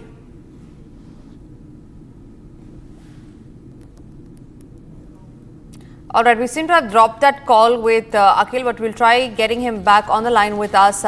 These are huge allegations, remember, ladies and gentlemen, against an RCB cricketer. His name is Yash Dayal. He has been booked and FIR has been registered at the Indirapuram police station in Uttar Pradesh, and these are by allegations of alleged act of sexual exploitation, mental harassment and physical violence on the pretext of marriage. Akhil is back with us on the phone line. Akhil, I believe RCB has not issued a statement yet, and neither has Yash Dayal, the RCB cricketer who is in the eye of the storm right now. But these are some very serious allegations that this woman in Ghaziabad who claimed to have been in a relationship has levelled on the RCB cricketer. What more details are you picking up? Well, absolutely, Tanisha. If you see, in this case, we also tried to speak to Yash Dayal as well. But as of now, we have not got any official response from Yash Dayal's team. Apart from that, if you see, we haven't got any response from the RCB team as well. But certainly, the victim in this case, who has been dating Yash Dayal for the last 5 years, she came up to the forefront and she has spoken to the Republic TV. While speaking to me, she has confirmed this, that she was in relationship with Yash Dayal since 2020. And then what has happened, that even if you see for the last 4 years they were in sexual relationship as well. This is what the victim is claiming right now. So we'll have to wait and watch in this incident that what is the official confirmation from the police direction comes, because right now she will also be taken for the medical examination in connection with the case. Earlier, if you see, she has also confirmed this to us that she visited several places with Yash Dayal. Apart from that, she has also said that when she was in a relationship, she also visited not only several places, she also went for watching IPL matches as well. So these are the claims made by the victims, and we have also recovered some chats details that took place between Yash Dayal and his ex-girlfriend. So at this point in time, the official version we'll have to wait and watch to get from Yash Dayal. But in this case, what we have seen that under section 69 of the BNS, Ghaziabad police team has already registered an FIR in connection with the case. Right, absolutely, Akhil. Thank you very much for getting us those details. Time for us to move on to the other stories that we're tracking now. A verbal tiff broke out between Union Minister Kiran Rijiju and All India Majlis-e-Ittihad-ul-Muslimin Chief Asauddin Owaisi after the Bharatiya Janata Party leader said that India is only the country where minorities are given so many facilities. Now, the AIMIM chief lashed out at Kiran Rijiju, saying that minorities in this country are nothing but hostages. They are not citizens, but they are hostages, is what AIMIM chief Asauddin Owaisi had to say. Meanwhile, the BJP has hit out at the AIMIM chief for spreading hate. Listen in.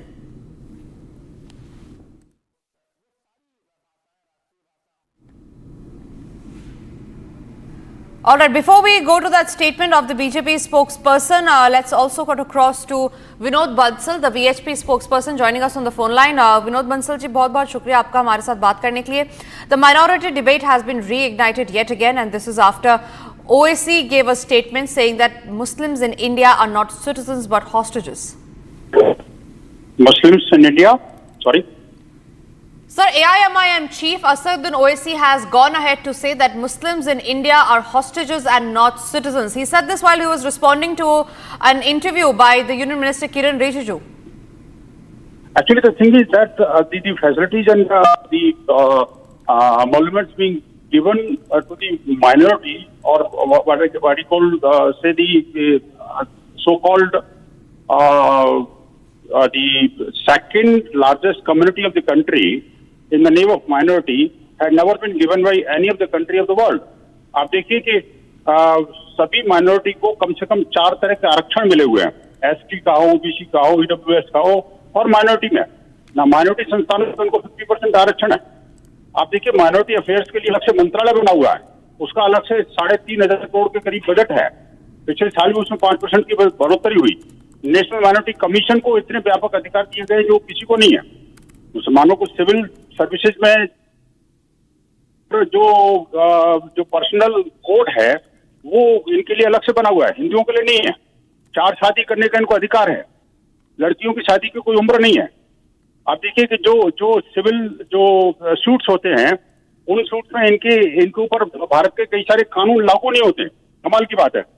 Minority जो community द्वारा चलाए जाने वाले जो educational institutions हैं, other institutions हैं, उनके लिए आर्टिकल 29-30 में स्पेशल प्रोविजन है जो मेजोरिटी कम्युनिटी के लिए भी नहीं है. आप सोचिए कि ऐसे और जो इनको जो फैसिलिटीज हैं वो भारत के SC, ST और ओबीसी और ईडब्ल्यूएस कैटेगरी के लोगों को लिए भी नहीं अवेलेबल है. आप देखिए कि इनके पसंद के टीचर स्टाफ, तो ऐसे अनेक तरह के जो स्पेशल प्रिविलेजेस मिले हुए हैं तो दुनिया के किसी कंट्री में नहीं. और more over I can say that out of the total 5-6 type of minorities, वो जो रियल माइनॉरिटी है देश की, उन्होंने तो आज तक कोई क्वेश्चन रेज नहीं किया, कोई डिमांड नहीं करी।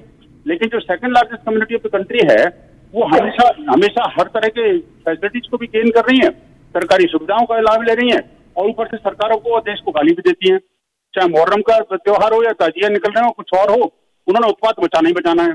इतना कुछ फैसिलिटीज और इन सब को देख के वही लगता है कि भाई आप देखिए कि इनकी जो ग्रोथ रेट है, अगर आसपास के देशों की माइनॉरिटीज की ग्रोथ रेट की बात करो। Absolutely. Vinod Bansal ji, I'm really sorry I have to cut you short on there because we are running short on time, but appreciate your views on the topic. We are also getting a reaction from the BJP spokesperson Shahzad Poonawalla. Let's also listen to that. कि दरअसल ओवैसी साहब खुद hostage है vote bank politics के, और इसीलिए भड़काना, बहकाना और चिल्लाना ये बीबीसी बन चुके हैं ओवैसी। और ओवैसी साहब ने सीए के समय पर भी बोला था कि मुसलमानों की नागरिकता छीन जाएगी, कितनों की नागरिकता छीनी। अब वक्फ का मामला आया है तो बोलते हैं मस्जिदें छीन जाएगी, कब्रिस्तान छीन जाएंगे। तो भड़काना और बहकाना और चिल्लाना, ये ओवैसी साहब वोट बैंक के हॉस्टेज बनकर, वोट बैंक पॉलिटिक्स के हॉस्टेज बनकर इस प्रकार की बातें करते हैं। पर मैं ओवैसी साहब से पूछना चाहता हूं कि यदि आप सच में मानते हैं कि भारत के मुसलमान बंधी है, बंधक है, तो फिर सीए में आप वकालत क्यों कर रहे थे कि अफगानिस्तान और पाकिस्तान के मुसलमानों को भी यहाँ पर आने दिया जाए?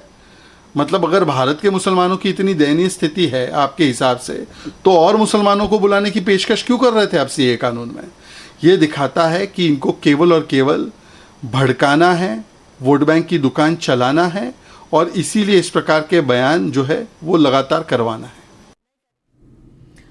Permanent representative of India to the United Nations in New York, Ambassador Harish, has spoken regarding the UNGA resolution on the situation in Afghanistan at the UN General Assembly meeting. Now, the meeting was held in Germany yesterday. He mentioned that the efforts that India has made to provide humanitarian assistance and the implementation of capacity building initiatives for the Afghan people are necessary. Here's more on the story. The permanent representative of India to the UN in New York, Ambassador Parvat Neni Harish, spoke at the UN General Assembly meeting, which was held in Germany yesterday. He spoke at the meeting on the UNGA resolution on the situation in Afghanistan. He stated that India's immediate priorities in Afghanistan include the provision of humanitarian assistance and the implementation of capacity building initiatives for the Afghan people. India's immediate priorities in Afghanistan include the provision of humanitarian assistance and the implementation of capacity building initiatives for the Afghan people. We have been working closely with UN agencies to support the Afghan people in critical areas such as health, food security, education and sports. India's commitment to Afghanistan's reconstruction is demonstrated through more than 500 development partnerships across all provinces. Since August 2021, India has supplied around 50,000 metric tons of wheat, over 330 metric tons of medicines and vaccines, 40,000 liters of the pesticide malathion, and 58.6 metric tons of other essential items, supporting millions of Afghans in dire need of humanitarian assistance. In partnership with the United Nations Office on Drugs and Crime, we have provided 84 metric tons of assistance and medicines and 32 metric tons of social support items for drug rehabilitation programs. Ambassador Parvat Neni Harish also stated that India has provided scholarships to Afghani students. India also continues to offer scholarships and fellowships to Afghan students. Since 2023, we have provided scholarships for undergraduate and postgraduate courses to 2,000 Afghan students, including nearly 600 girls. Breaking news coming in, all the MNS party workers who were gathering to take out a rally in Mira Road have been detained by the police. Now, this rally was regarding the Marathi language debate, which the MNS workers tried taking out at Mira Road. This was slated to be held at 10 a.m. However, just before they could stage a protest regarding the language debate that's raging in the state of Maharashtra, all of them have now been detained. These are the live visuals that we're getting from Mira Road in Mumbai, where just moments before The MNS workers were about to take out a protest rally regarding the Marathi versus non-Marathi debate. They have already been detained by the police.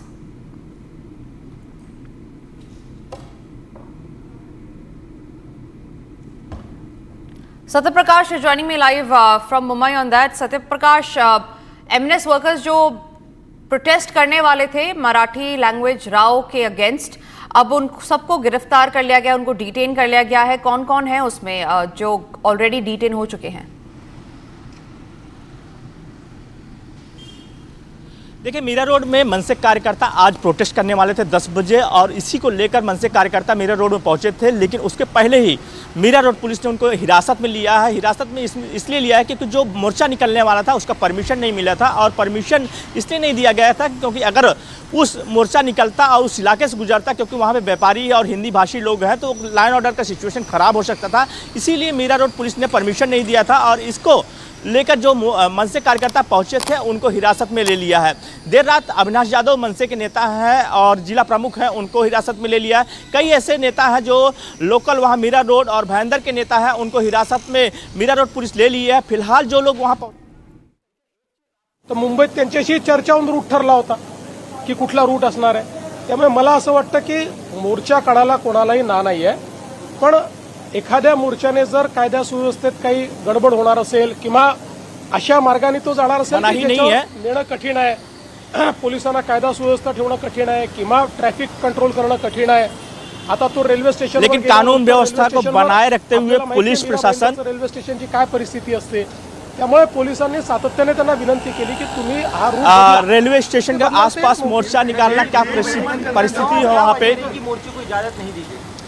देखिए, वहाँ पे permission नहीं दिया जा सकता। किसी भी मोर्चे को इजाजत है, ये लोकतांत्रिक राज्य है, वो भी मोर्चा निकालना चाहे तो परमिशन लेकर निकाल सकता है, लेकिन जब कोई परमिशन लेता है तो उसका रूट किस प्रकार से होना चाहिए। अगर रूट में कई ट्रैफिक के प्रॉब्लम्स है, अगर रूट में कोई ऐसी जगह है कि जहाँ पर स्टैम्पिड जैसी अवस्था हो सकती है, कुछ ऐसी चीजें होगी तो पुलिस रूट चेंज करने को कहती है। तो मैंने जब पुलिस कमिश्नर से पूछा तो पुलिस कमिश्नर ने मुझे कहा कि हमने उनको रूट चेंज करने के लिए कहा था, लेकिन वो एडमेंट थे कि हमको ये रूट लेना है, इसलिए पुलिस ने उसको नकारा है।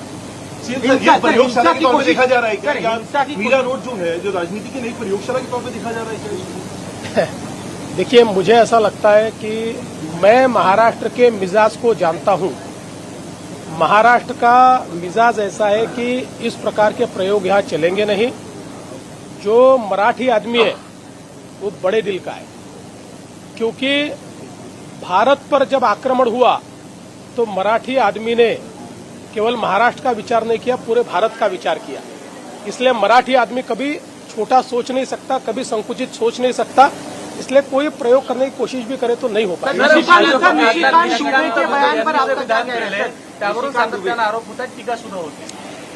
पहिली गोष्ट तर अशी आहे की निशिकांत दुबे यांचं जर तुम्ही पूर्ण ऐकलं तर ते संघटनेच्या संदर्भात बोलले आहेत। ते मराठी माणसाला त्यांनी सरसकट त्या ठिकाणी म्हटलेलं नाही। तथापि माझं मत असं आहे, निशिकांत दुबे ने जो कहा है, कारण त्याचे जे अर्थ निघतात, मराठी आदमी हे लोकांच्या मनात संभ्रम तयार करतात। मी पुन्हा एकदा सांगतो कि मराठी माणसाचं, निशिकांत दुबे ने जो कहा है, मराठी माणूस के मन में अलग भ्रम पैदा हो रहा है, प्रचंड मोठा आहे। आणि आपल्याला कल्पना आहे की ज्यावेळी मराठी लोगों का योगदान महाराष्ट्र में प्रचंड योगदान है, संस्कृती संपवण्याचा प्रयत्न केला होता, त्यावेळेस ती जिवंत ठेवण्याचं काम हे छत्रपती शिवरायांनी केलं, छत्रपती संभाजी महाराजांनी केलं आणि त्यानंतर मराठ्यांनी संपूर्ण भारतामध्ये त्या ठिकाणी आपली संस्कृती जिवंत ठेवण्याकरता परकीय आक्रमकांच्या विरुद्ध लढाई केली। आपल्याला माहिती आहे की पानिपतची लढाई देखील मराठे जे लढले होते, अहमदच्या अफगाणींना स्पष्टपणे तहाचं पत्र दिलं होतं की मला जो पाकिस्तानमध्ये आता पंजाब आहे, तो पंजाब पासून पेशावर पर्यंत हा मुलूक आम्हाला देऊन टाका, बलुचिस्तान आम्हाला देऊन टाका आणि उर्वरित भारत हा मराठ्यांचा असं आम्ही मान्य करू। पण मराठ्यांनी ते मान्य केलं नाही। मराठे तोही मुलूक अखंड भारत वाचवण्याकरता त्या ठिकाणी पानिपतच्या लढाईला गेले होते। त्यामुळे हा मराठ्यांचा इतिहास आहे आणि आजही देशाच्या जीडीपी मध्ये सर्वात जास्त कॉन्ट्रीब्युशन देणारा आमचा महाराष्ट्र आहे. त्यामुळे मला असं वाटतं की महाराष्ट्र आणि मराठी माणसाचं कॉन्ट्रीब्युशन या देशाच्या इतिहासामध्ये आणि या देशाच्या वर्तमानामध्ये कोणीच नाकारू शकत नाही. आणि जर कोणी नाकारत असेल तर ते अत्यंत चुकीचं आहे.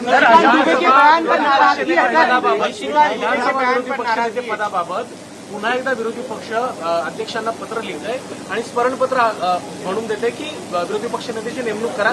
सरकार मात्र यासाठी आग्रही नाही असं त्यांचं म्हणणं आहे. हा सरकारचा विषयच नाही. हा विषय अध्यक्षांचा आहे.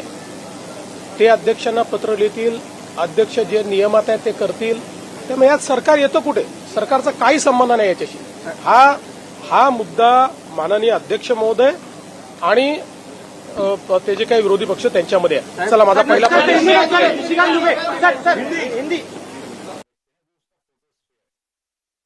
That's a very, very strong worded statement that's coming in from the Maharashtra Deputy Chief Minister, Maharashtra Chief Minister, beg your pardon, Devendra Fadnavis, where he has said that strict action will be taken against those perpetrators who try to create chaos in the name of language debate in the state. A very strong statement from the Chief Minister of Maharashtra, Devendra Fadnavis, where he has gone ahead to say, in regard with the MNS protest, that perpetrators will not be spared, and that he's spoken to the Commissioner of Police over the protests that were going to be held, and that democracy is supreme in the state of Maharashtra.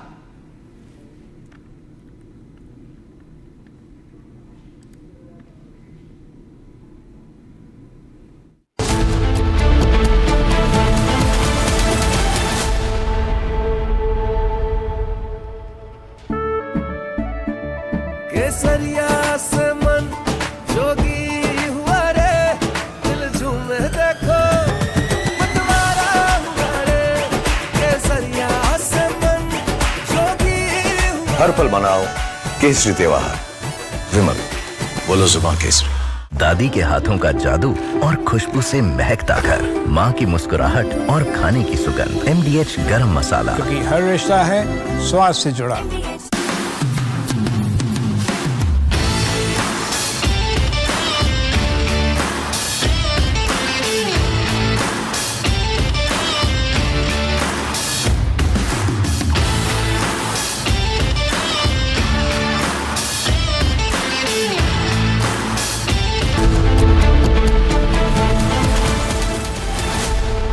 इसको घर पे लगाओगे तो शादी का तो पता नहीं, पर घर पक्का नहीं टूटेगा. रुंगटा नहीं तो घर स्ट्रॉन्ग नहीं. रुंगटा स्टील TMT बार एकदम सॉलिड. पहाड़ों में एक हाइकिंग स्टिक भी बन सकती है.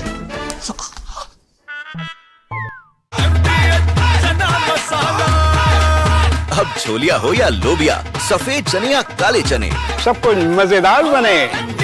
MDH.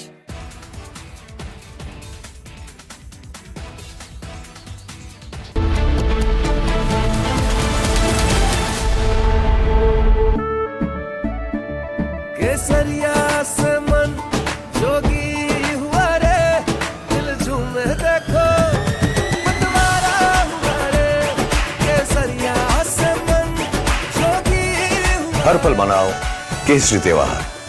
विमल, बोलो जुबान केसरी. MDH की हल्दी मिर्ची धनिया करे कमाल. ये रंग दे, ये खुशबू दे, ये तीखा, ये कम पड़े. क्या निराला MDH masala.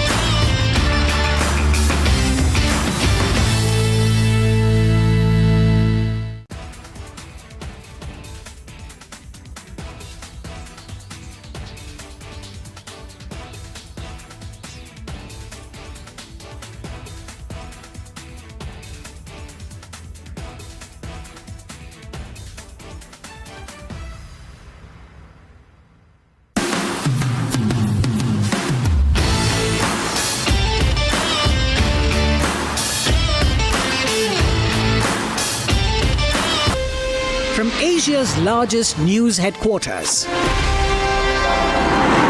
Setting the agenda for Bharat.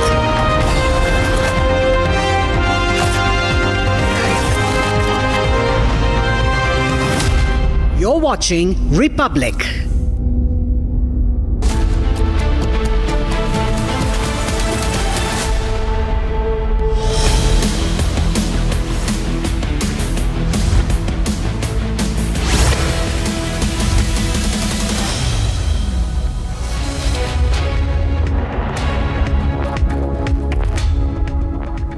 Thank you for staying with Republic TV. You're watching Live and Breaking this Tuesday with me, Oyana Mitra. The minority rights debate, ladies and gentlemen, is back in focus.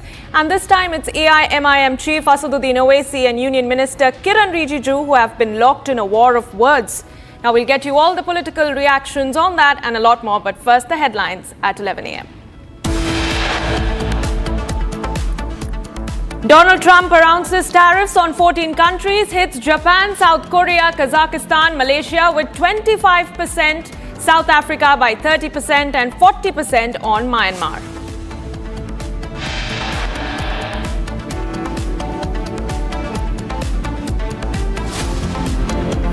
But for the most part, we're going to send a letter. We're going to say, welcome to the United States. If you'd like to participate in the greatest, most successful country ever. I mean, we're doing better than ever. On India and United States trade deal, Trump says close to making deal with India.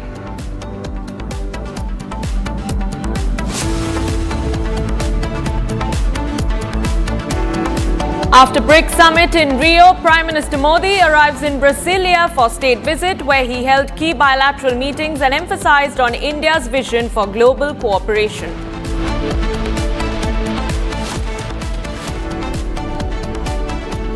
Verbal tiff breaks out between Union Minister Kiran Rijiju and AIMIM Chief Asaduddin Owaisi after Rijiju says that India is the only country where minorities are given so many facilities.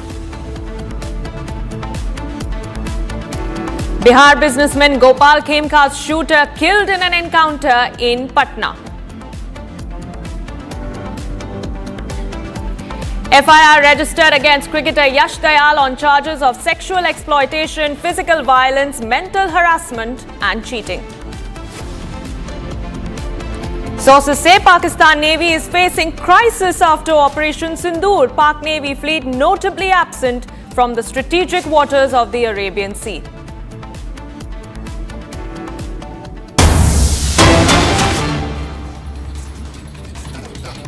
All right, and we cut across straight to visuals coming in from Thane's Meera Road, where the Maharashtra Navnirman Sena, that is the Raj Thackeray-led MNS, is staging a protest over the language row. And the visuals of that are now on your screens. In fact, just a short while ago, it was Chief Minister Devendra Fadnavis who came and gave us a statement on the raging debate in his state. And currently in Meera Road, Thane, from where we are getting you these visuals, MNS workers, we are learning, have been detained. There's high drama on the streets of Thane.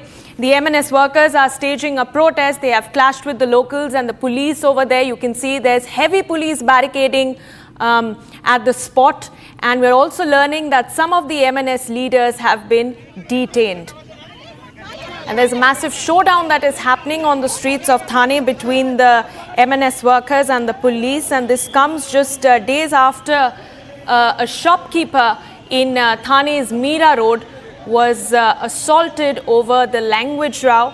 And it is now the MNS leaders who are staging a protest. In fact, we're getting in some reactions. Let's quickly listen in to that statement that came in earlier from Chief Minister Devendra Fadnavis. कि महाराष्ट्र में किसी भी मोर्चे को इजाजत है, ये लोकतांत्रिक राज्य है, कोई भी मोर्चा निकालना चाहे तो परमिशन लेकर निकाल सकता है, लेकिन जब कोई परमिशन लेता है तो उसका रूट किस प्रकार से होना चाहिए। अगर रूट में कई ट्रैफिक के प्रॉब्लम्स है, अगर रूट में कोई ऐसी जगह है कि जहां पर स्टैम्पिड जैसी अवस्था हो सकती है, कुछ ऐसी चीजें होगी तो पुलिस रूट चेंज करने को कहती है। तो मैंने जब पुलिस कमिश्नर से पूछा तो पुलिस कमिश्नर ने मुझे कहा कि हमने उनको रूट चेंज करने के लिए कहा था, लेकिन वो एडमंट थे कि हमको यही रूट लेना है, इसलिए पुलिस ने उसको नकारा है।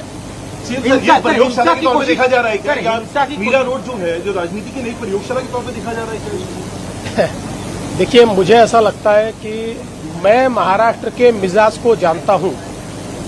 महाराष्ट्र का मिजाज ऐसा है कि इस प्रकार के प्रयोग यहां चलेंगे नहीं। जो मराठी आदमी है वो बड़े दिल का है, क्योंकि भारत पर जब आक्रमण हुआ तो मराठी आदमी ने केवल महाराष्ट्र का विचार नहीं किया, पूरे भारत का विचार किया। इसलिए मराठी आदमी कभी छोटा सोच नहीं सकता, कभी संकुचित सोच नहीं सकता। इसलिए कोई प्रयोग करने की कोशिश भी करे तो नहीं हो पाएगा। All right, my colleague Satya Prakash joins me live. Satya Prakash, we see some MNS workers को वहाँ पे डिटेन किया गया है थाने में, जहाँ पे वो प्रोटेस्ट करे। क्या चल रहा है अभी ऑन ग्राउंड? हमको थोड़ा डिटेल्स दीजिए। और क्या कहाँ पे जा रही है ये प्रोटेस्ट? क्योंकि MNS वर्कर्स कुछ दिन पहले उन्हीं के अगेंस्ट एलिगेशन थी कि उन्होंने एक लोकल शॉपकीपर को मारा है ओवर द लैंग्वेज। अभी वही लोग जाके वहाँ पे प्रोटेस्ट कर रहे हैं। क्या चल रहा है, हमको थोड़ा डिटेल में बताइए। देखिए, मीरा रोड स्टेशन पास से मनसे के जो कार्यकर्ता है वहाँ इकट्ठा हो रहे थे। उसी समय मीरा रोड पुलिस पहुंची और सभी लोग को डिटेन किया, क्योंकि परमिशन नहीं दिया था। मीरा रोड पुलिस ने परमिशन नहीं दिया था। परमिशन इसलिए नहीं दिया था क्योंकि पुलिस को डर है कि अगर मनसे मतलब राज ठाकरे की पार्टी के कार्यकर्ता अगर वहाँ इकट्ठा होंगे और जो हिंदी भाषी इलाका है वहाँ पर अगर मोर्चा निकालते हैं, कहीं कहीं लॉ एंड ऑर्डर कानून व्यवस्था बिगड़ सकता है। इसलिए मीरा रोड पुलिस ने उनको परमिशन नहीं दिया था। और मीरा रोड पुलिस ने देर रात के ही कई ऐसे मनसे के नेता हैं, जैसे अविनाश यादव के अलावा कई ऐसे नेता हैं जिनको डिटेन किया था, हिरासत में लिया था और उनको पुलिस स्टेशन ला के रखा था। फिलहाल जो मनसे कार्यकर्ता सुबह 10 बजे, क्योंकि मोर्चा निकलने वाला था, सुबह जो इकट्ठा हो रहे थे उनको हटाया गया है। वहाँ पे जो भीड़ इकट्ठा हो रही थी उनको हटाया गया और कुछ लोग को डिटेन किया गया है। फिलहाल जिस तरह से मीरा रोड पुलिस कहना है कि लॉ एंड ऑर्डर का सिचुएशन खराब हो सकता है, क्योंकि वहाँ पे जो मराठी बनाम हिंदी का विवाद चल रहा है। जिस तरह से व्यापारी, हिंदी भाषी जो राजस्थानी व्यापारी, उसको मारा गया था, उसी इलाके में वो मोर्चा निकलने वाला था, क्योंकि जो व्यापारी संघ था और जो राजस्थानी लोग थे वो मोर्चा निकाले थे और उसी के विरोध में कहीं मनसे पार्टी कार्यकर्ता यहाँ पे मोर्चा निकालने वाले थे। फिलहाल जो है स्थिति शांत है। जो मोर्चा निकालने के लिए आए थे उनको डिटेन करके पुलिस स्टेशन लेके जाया गया है। लेकिन जो मराठी लोग हैं, मनसे कार्यकर्ता हैं, उनका साफ तौर से कहना है कि जिस तरह से राजस्थान के लोग और जिस तरह व्यापारी लोग मोर्चा निकाले थे, तो हमें क्यों नहीं परमिशन दिया जा रहा है मोर्चा निकालने के लिए। वहीं महाराष्ट्र के मुख्यमंत्री ने साफ तौर से कहा है कि जिस जगह पे ये मोर्चा निकालने वाले थे वहाँ पे मीरा रोड पुलिस ने परमिशन नहीं दिया था, क्योंकि वहाँ लॉ एंड ऑर्डर सिचुएशन खराब हो सकता है, इसलिए परमिशन नहीं दिया गया। रेलवे स्टेशन पास में था, कोई भी मोर्चा निकाल सकता है, लेकिन लॉ एंड ऑर्डर सिचुएशन और पुलिस के परमिशन के बाद ही निकाल सकता है। फिलहाल वहाँ पे सिचुएशन शांत है। जो मनसे कार्यकर्ता उनको डिटेन किया गया है और जो मनसे कार्यकर्ता हैं कि हम कह रहे हैं कि हमें परमिशन देना चाहिए था, क्योंकि जब व्यापारी संघ निकाल सकता है, हिंदी भाषी निकाल सकते हैं, तो मराठी मानुस क्यों नहीं निकाल सकता। जी। All right, Satya Prakash, thank you for giving us those details as we track those visuals from Thane very, very closely. But for the moment, viewers, we move on because we have more breaking news coming in. There's a complete shutdown that has been reported in the Panchkor area of Balochistan against atrocities on Baloch people by the Pakistani army forces. Now, people of Balochistan are observing a complete shutdown and protest for the last couple of days over the recent killing of 2 students. Now, the family and the locals allege that the 2 students were abducted by Counter-Terrorism Department wing of the Police of Pakistan, and several protesters have also been detained by the police on the Panchkor area who came to the streets to protest against the atrocities. Those are the visuals on your screen from Balochistan's Panchkor area, where there's a complete shutdown right now, and then the locals are completely up in arms against the Pakistani army, viewers.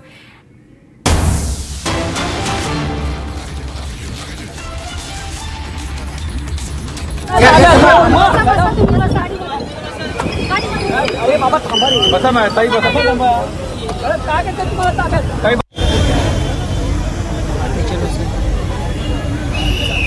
कोण आहे ते? मराठा समाज.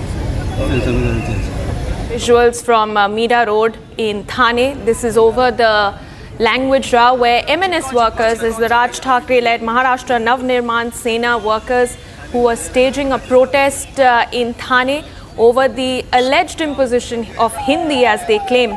and they have been very vocally advocating for the rights of the Marathi people and the Marathi language. And in the process of this protest, several workers have been detained since this morning when they took out a march to counter the protests against the Slapgate incident which took place in Mira Road a couple of days ago. And to bring you a bit more context, viewers, a few days ago, the MNS workers allegedly assaulted a food stall owner for not speaking Marathi, after which protests broke out against the MNS for their act of oppression against the food stall owner. And now this morning, the MNS workers in turn started staging a protest on that very same road, that is the Mira Road in Thane.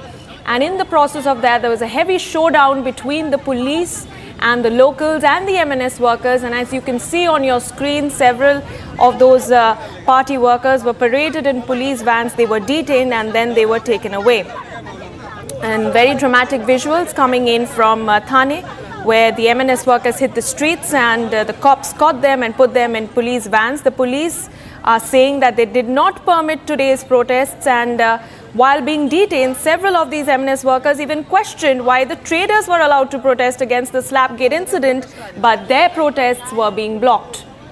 And meanwhile, we also had Maharashtra Chief Minister Devendra Fadnavis given a statement just a short while back. He has said that he has spoken to the Police Commissioner over the MNS protest march, and he has also gone on to condemn the incident and said that the state of Maharashtra, the government of Maharashtra and the people of his state will not accept any unlawful activity, neither such protests by the MNS workers.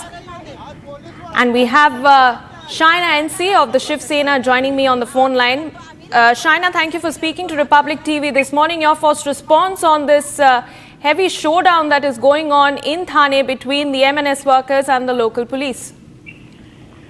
Well, let me please say and reiterate what our Honorable Chief Minister and Home Minister Devendra Fadnavis has said, that no lawlessness will be allowed in a state like Maharashtra. We pride ourselves in our Marathi Asmita, our Matra Bhasha, which is Marathi. But for all those MNS goons who have taken law into their hands, 7 have been accused amidst the process from local traders. I think, a week down, we can completely deliberate politically on multiple issues. But for workers not speaking Marathi, the Kashmira police have filed a charge sheet and proposed preventive action against all the 7 accused. I think the public outrage in the city and the protest by the local traders is one part.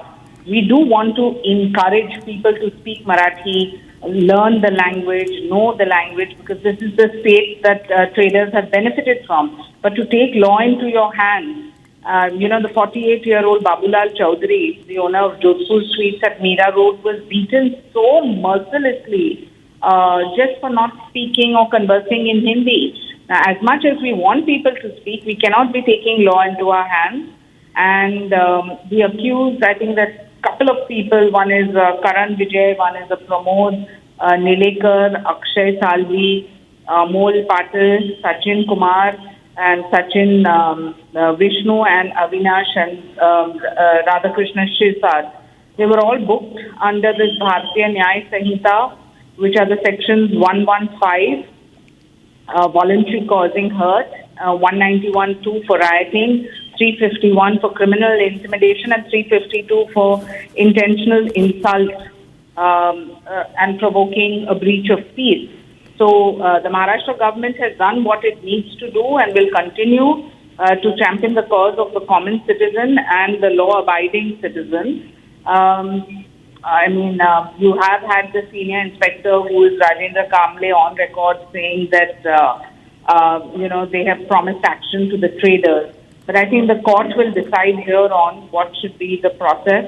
As far as we are concerned, our leader Eknathji Shinde and the Shiv Sena is absolutely for the Marathi Manus and for people learning Marathi. But slapping, beating people is not the solution. It has to be a concerted effort, and that's what our party champions as a cause. Right. Absolutely, Shaina, thank you so much for speaking to Republic TV with your perspective over there. And viewers, that was the first Shiv Sena reaction on Republic TV over this showdown that is currently underway in Thane's Meera Road between the M&S workers who have now been detained, the locals and the police over there over the Marathi language row. In fact, just a short while ago, Chief Minister Devendra Fadnavis, in fact, gave us a statement, and he said that in Maharashtra, everybody has the right to take out a protest march and anybody can do so after taking police permission. But those who take law and order into their hands will not be pardoned. And on that note, we also have my colleague Satya Prakash joining me live. Satya Prakash, what is happening on the ground? Several M&S workers, as we understand, has been detained right now. Where do you see this going? How do you assess the ground situation? देखिए, Meera road में जिस तरह से मन से कार्यकर्ता मोर्चा निकालने वाले थे, प्रोटेस्ट करने वाले थे, मीरा रोड पुलिस ने उनको डिटेन कर लिया, हिरासत में लेके जा चुकी है। वहाँ पे सिचुएशन शांत है, लेकिन मन से कार्यकर्ताओं का कहना है कि जब व्यापारी और हिंदी भाषी प्रोटेस्ट कर सकते हैं तो मराठी मानुस क्यों नहीं कर सकता है। मैं इस समय अंबोली पुलिस स्टेशन में हूँ और यहाँ पर राष्ट्रीय पहुँची हुई है, जो कि मन से कार्यकर्ताओं ने जो रविवार के दिन जो मनसे नेता जावेद शेख का बेटा राहिल शेख ने जिस तरह से कार को टक्कर मारा था और जिस तरह से हंगामा हुआ था और जिस तरह से गाली गलौज किया था, राहिल शेख ने राष्ट्रीय मोरे और शिवसेना नेता संजय निरुपम अंबोली पुलिस स्टेशन पहुंचे हुए हैं। अंबोली पुलिस स्टेशन से इस मांग करेंगे कि जो कार्रवाई किया है वो कहीं न कहीं पुख्ता नहीं किया है, संतुष्ट नहीं है, इसीलिए यहाँ पे अंबोली पुलिस स्टेशन पहुंचे हुए हैं। राष्ट्रीय मोरे जो कि रविवार के दिन घर से जा रही थी, उसी समय मनसे नेता जावेद शेख का बेटा जो राहिल शेख है और गाड़ी को टक्कर मारता है और काफ़ी बदतमीजी से बात करता है, गाली देता है। उसके बाद इसी अंबोली पुलिस स्टेशन में मामला दर्ज हुआ था और संजय निरुपम शिवसेना नेता और राष्ट्रीय मोरे पहुंची हुई है सीनियर से मिलने के लिए, पुलिस अधिकारियों से मिलने के लिए, और मांग करेंगी कि जो आरोपी है, जो राहिल शेख है, उसके ऊपर कड़ी से कड़ी कार्रवाई किया जाए। फिलहाल अंदर गए हुए हैं, लेकिन जिस तरह से महाराष्ट्र में मराठी बनाम हिंदी का मुद्दा चल रहा है, जहां मीरा रोड में मनसे कार्यकर्ता प्रोटेस्ट करने वाले थे, वहीं राहिल शेख के मामले को लेकर कहीं कहीं यहाँ पे राष्ट्रीय मोरे पहुंची हुई है और मांग कर रही है कि उनके ऊपर कड़ी कार्रवाई किया जाए। जी right Satya Prakash, we also understand that the accused Rahil Sheikh, who's the son of MNS leader Javed Sheikh, has in fact admitted that he was drunk and he was abusive towards the woman, and all of this is essentially a fallout, as we see, of the language row, because he had abused and harassed this woman, Rajshri More, over speaking in Marathi, and now we see this massive showdown that is happening. So there's a lot of escalation of this language row that we are seeing in the state of Maharashtra. देखिए, जो मामला था, जिस तरह से विवाद हुआ, इसके बाद का जो पुलिस ने उसको पूछताछ किया था, पूछताछ में कहीं राहिल शेख ने अंबोली पुलिस को बताया था कि जब ये विवाद हुआ उस समय कहीं ड्रंक किया था, शराब पिया था और नशे में गाली दिया है। तो राहिल ने कबूल किया है कि जो घटना हुई, जो राष्ट्रीय मोरे आरोप लगा रही है, कहीं न कहीं सच है। फिलहाल पुलिस स्टेशन में यहाँ पर संजय निरुपम, जो कि शिवसेना नेता हैं, और राष्ट्रीय मोरे अंदर गई हुई हैं और ये डिमांड करेंगे, क्योंकि उस दिन लाया गया था, मेडिकल कराया गया राहिल का और फिर इसके बाद छोड़ दिया गया, तो कहीं कहीं डिमांड है कि उस राहिल जो आरोपी है उसको तुरंत डिटेन किया जाए, उसको गिरफ्तार किया जाए। इसी मांग को लेकर राष्ट्रीय मोरे पहुंची हुई है अंबोली पुलिस स्टेशन में और मांग करेंगे कि राहिल जिस तरह से वहां पर गाड़ी को टक्कर मारा और जिस तरह से गाली गलौज किया, जिस तरह से बदतमीजी किया और जिस तरह से वह हंगामा किया, राहिल शेख को तुरंत गिरफ्तार किया जाए। फिलहाल अंदर जो है संजय निरुपम के साथ राष्ट्रीय मोरे पहुंची हुई है और लगातार ये विवाद कहीं कहीं बढ़ता जा रहा है। महाराष्ट्र में जिस तरह से मराठी बनाम हिंदी का मुद्दा चल रहा है, महाराष्ट्र विधानसभा में इसकी गूंज है, महाराष्ट्र विधानसभा में चर्चा हो रही है और जो भी नेता है वो कहीं न कहीं जिस तरह से हिंदी भाषियों को पीटा गया उसका कहीं न कहीं ये विरोध जता रहे हैं, लेकिन कह रहे हैं कि मराठी की इज्जत किया जाना चाहिए, मराठी का अपमान नहीं होना चाहिए, हिंदी भाषी को मारा नहीं जाना चाहिए, हिंदी भाषा का अपमान नहीं होना चाहिए, लेकिन कहीं के विवाद महाराष्ट्र में बढ़ता जा रहा है। फिलहाल मैं अंबोली पुलिस स्टेशन में हूँ और यहाँ पर राष्ट्रीय मोरे पहुँची हुई है, अंदर गई हैं, पुलिस स्टेशन के अंदर गई हैं, पुलिस के अधिकारियों से मिलने के लिए संजय निरुपम अंदर गए हुए हैं और उनके कार्यकर्ता गए हुए हैं और एक ही डिमांड है कि जो राहिल शेख जो आरोपी है, जिस तरह से राष्ट्रीय मोरे के ऊपर अटैक किया, कार से टक्कर मारा और जिस तरह से हंगामा किया, गाली गलौज किया और एक कहीं न कहीं दादागिरी करने की कोशिश किया कि हमारे जो पिता हैं वो कहीं न कहीं मनसे के बड़े नेता हैं और हमारा कुछ नहीं कर सकते। कहीं न कहीं इसके बाद यहाँ पे लाया गया था, मेडिकल कराया गया और उसको छोड़ दिया गया। फिलहाल उन्हें सुबह ही हिरासत में ले लिया गया है। अब आगे की क्या कानूनन कार्रवाई उन पर होगी, कब तक उन्हें हिरासत में रखा जाएगा? कानूनन कार्रवाई वो तो प्रिवेंटिव डिटेंशन है।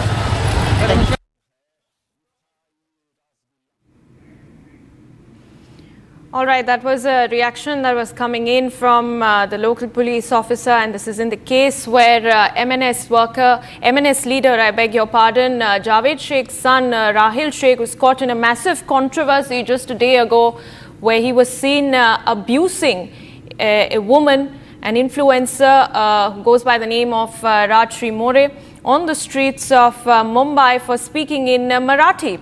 And he has been embroiled in a massive controversy, and those are the visuals on your screens. First, from day one, where MNS workers vandalize a sweet shop. Then you have an MNS worker's son who's seen harassing and abusing a woman. And now the streets from the latest shots from Thane, where the MNS workers who have been staging a protest since this morning have been detained and taken away by the police.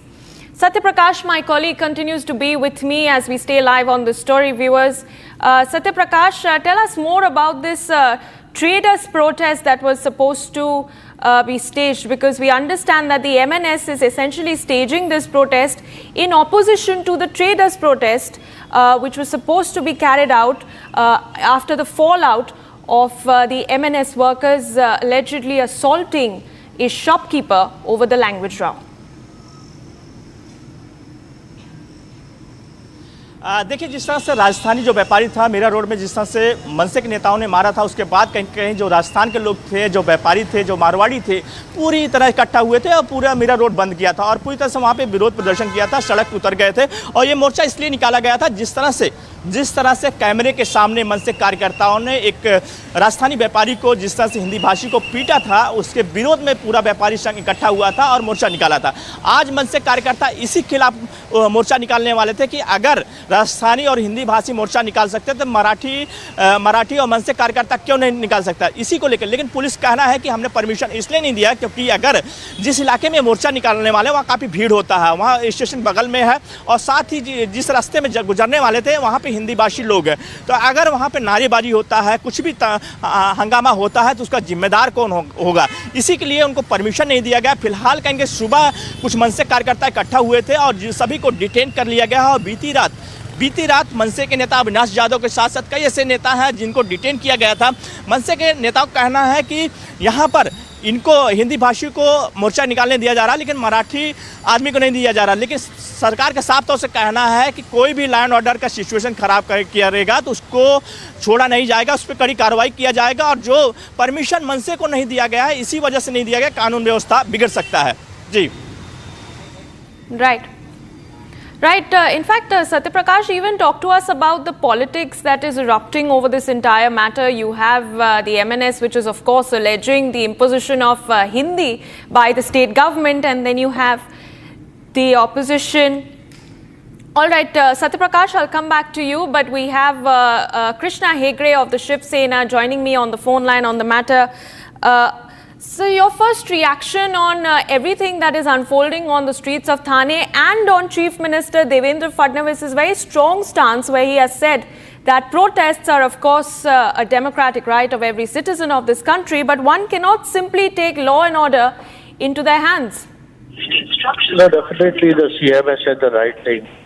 It is a democratic right for any group to protest, but you cannot take law and order into your own hands and damage public property and cause, trouble or problems to thousands of people who are commuting on the road. And therefore, several of these Manse workers have been detained. However, let me reiterate that Marathi is of utmost importance to us. Marathi is the language of the state. Marathi is the language where all the procedures of the state go, and I think everyone should learn Marathi, know Marathi, and speak Marathi. And even those who do not know Marathi should not defy locals in a manner which hurts the sentiment of the local people. And therefore, I think that though MNS has a right to protest, they should have taken the proper police permission and then protested. Now that several of them have been detained, I'm sure that it's an appeal to both sections, whether it is the traders or the MNS, to cut down their protests and work in harmony towards the development of the state. Right. All right, Krishna Hegde, thank you for speaking to Republic TV and for giving us your perspective on this matter. Satya Prakash, my colleague, continues to be with us as we stay with those live visuals coming in from Thane viewers. Satya Prakash, we were talking earlier about the political reactions, the statements that are coming in and the fallout of this entire controversy that has hit the state of Maharashtra. Talk to us about how the BJP is viewing this and essentially the Congress, more importantly the Congress, which is in opposition in the state, has absolutely maintained stark silence over how MNS workers have been on a rampage, how they've assaulted a shopkeeper over the language row, and more importantly about what unfolded yesterday, wherein an MNS leader's son was openly seen, drunk on power and harassing and abusing a woman. आप ले लो जो वहां से ले। देखिए, जिस तरह महाराष्ट्र की राजनीति बात किया जाए तो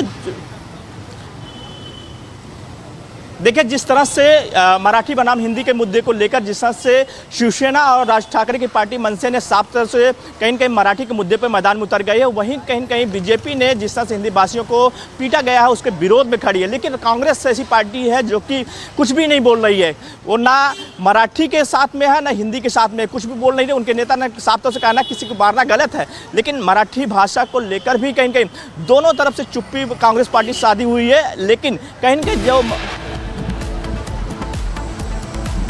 फिलहाल ये विवाद लगातार बढ़ता जा रहा है। महाराष्ट्र में अलग अलग जगहों पर प्रोटेस्ट हो रहे हैं और जिस तरह से मीरा रोड में हो रहा है, कहीं न कहीं सरकार भी साफ तौर से कह दिया है कि इस मुद्दे को लेकर जो राजनीति हो रही है वो राजनीति नहीं करनी चाहिए। अगर कोई कानून व्यवस्था हाथ में लेता है तो कहीं न कहीं उसको बख्शा नहीं जाएगा।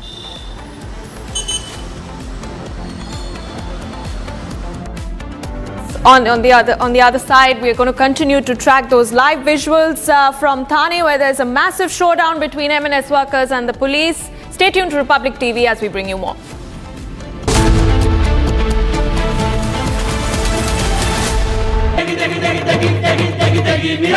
MDH की देगी मिर्च, देगी मिर्च का तड़का, अंग अंग फड़का। MDH की देगी मिर्च।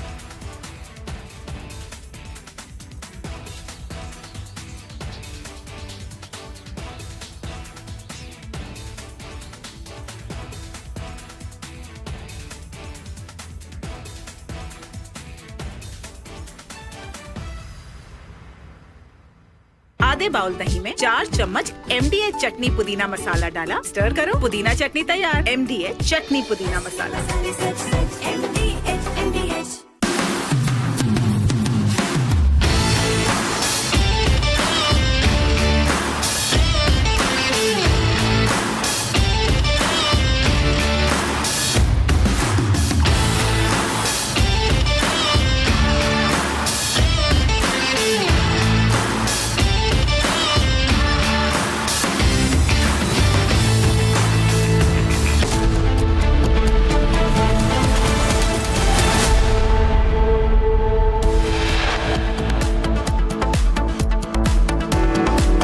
MNS stages protest in Maharashtra's Thane over their claim of growing dominance of non-Marathas in the area. MNS leaders detained by the police.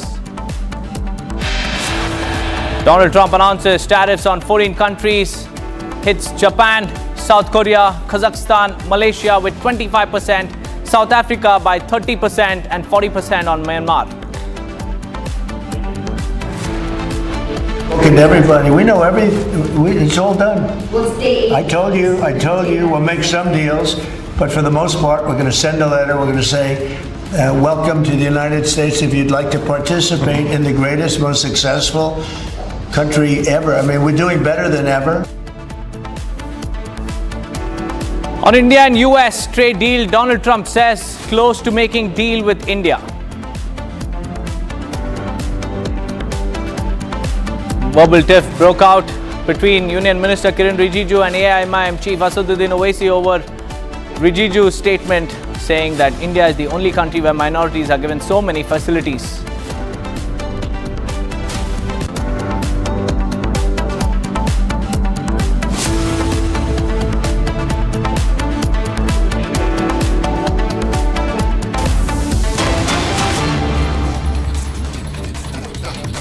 But viewers, we have some big breaking news coming in after blocking the videos of Guru Patwant Singh Pannu, Goldie Brar and other anti-national elements. The NIA has taken a big action. Big preparations have been made to take action against those who make such anti-national content viral. In this regard, the National Investigating Agency is making a joint strategy with other intelligence agencies of the country. Social media platforms will also be informed about it. Under this policy, social media platforms will have to keep an eye on such anti-national and misleading content through their mechanism and stop them. NIA is now cracking down on anti-national content by working in tandem with multiple intelligence agencies and also social media platforms. And the message is loud and clear to not allow such anti-national content go on social media unchecked. The NIA will be keeping an eye on such anti-national and misleading content through their mechanism and stop them. That's their whole goal, to not give a free pass to the anti-national content posted by Khalistani extremists and other radicals.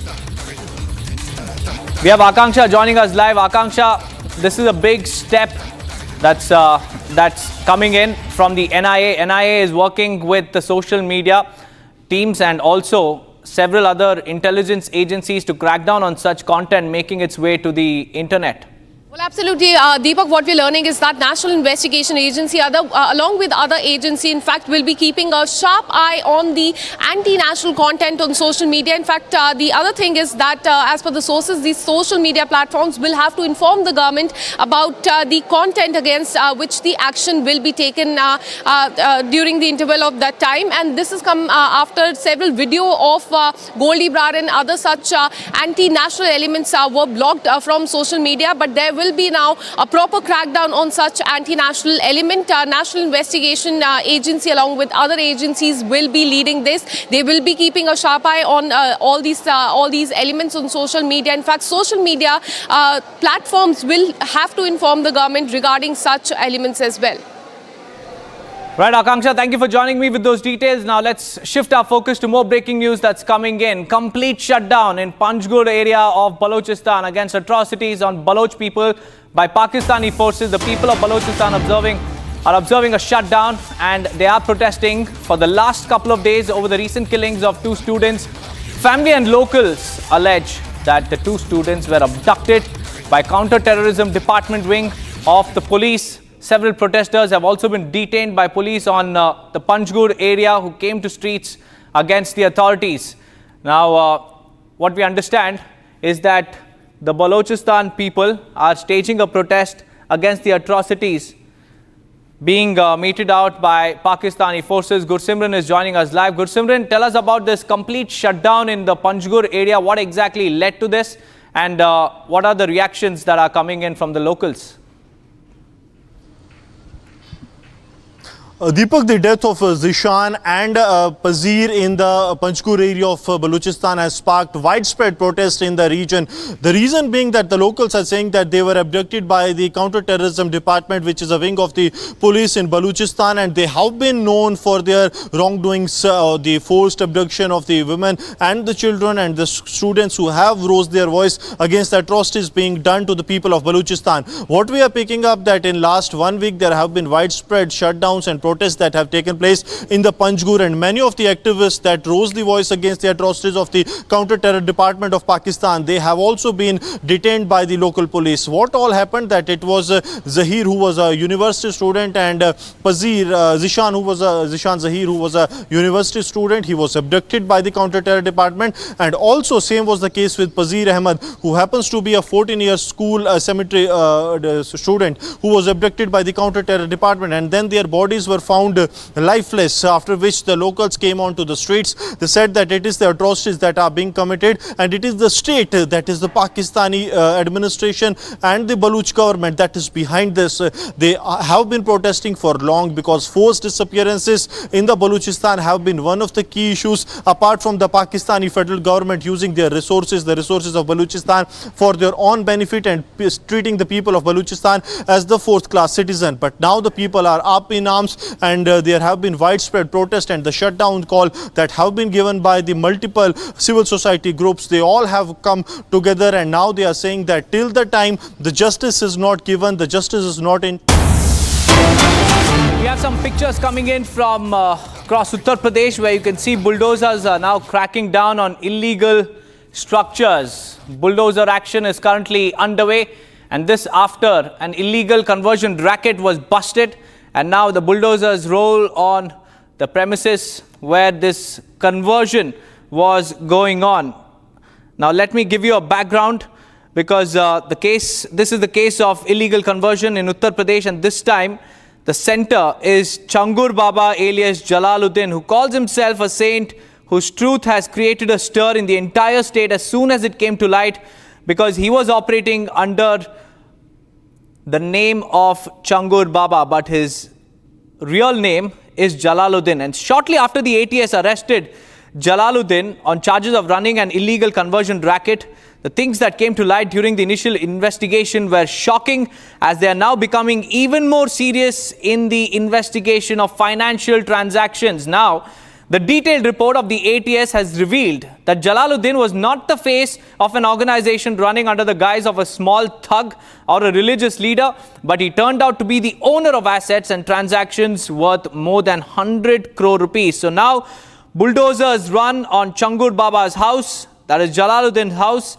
50 lakh rupees have been given in the account of Changur's advisor, Abdul महबूद रज़ी। मेरी police प्रशासन से बात हुई, उन्होंने कहा कि जांच जारी है, हर पहलुओं पर जांच जारी है। धीरे धीरे राजस्व की टीम हर बिंदुओं पर जांच करेगी, और जब राजस्व को ये ज़मीनें जब गलत पाई जाएंगी, आवास अंदर वाला भी अगर गलत पाया जाएगा, तो वो पुलिस को इतला करेंगे और उसको गिराने के लिए वो रिक्वेस्ट करेंगे, तो पुलिस यहाँ पर खुद अपने सुरक्षा के बीच में बुलडोजर से वो कार्रवाई कराएगी। लेकिन जो जैसा कि मैंने आपको दिखाया कि देखिए सीलिंग फैन लगा हुआ है अंदर। अब मैंने कहा ना कि पहले और भी मैंने कई जगह पे बुलडोजर चलते देखा है, लोगों ने जी, मैंने यह भी देखा है कि कहीं और भी जब बुलडोजर चलता था तो लोग अपने सामान को निकालते थे, सामान को वहाँ से उठाते थे, चाहे घर में जो वो चाहे बिस्तर हो, पंखे हो, बर्तन हो, तमाम चीज़ों को हटाया जाता था। लेकिन यहाँ पे मौका नहीं मिला है, यहाँ पर सोचिए फैन तक निकालने का मौका नहीं मिला है। और मौका क्या नहीं मिला, कोई निकालने वाला ही नहीं है, कोई निकालने के लिए आया ही नहीं,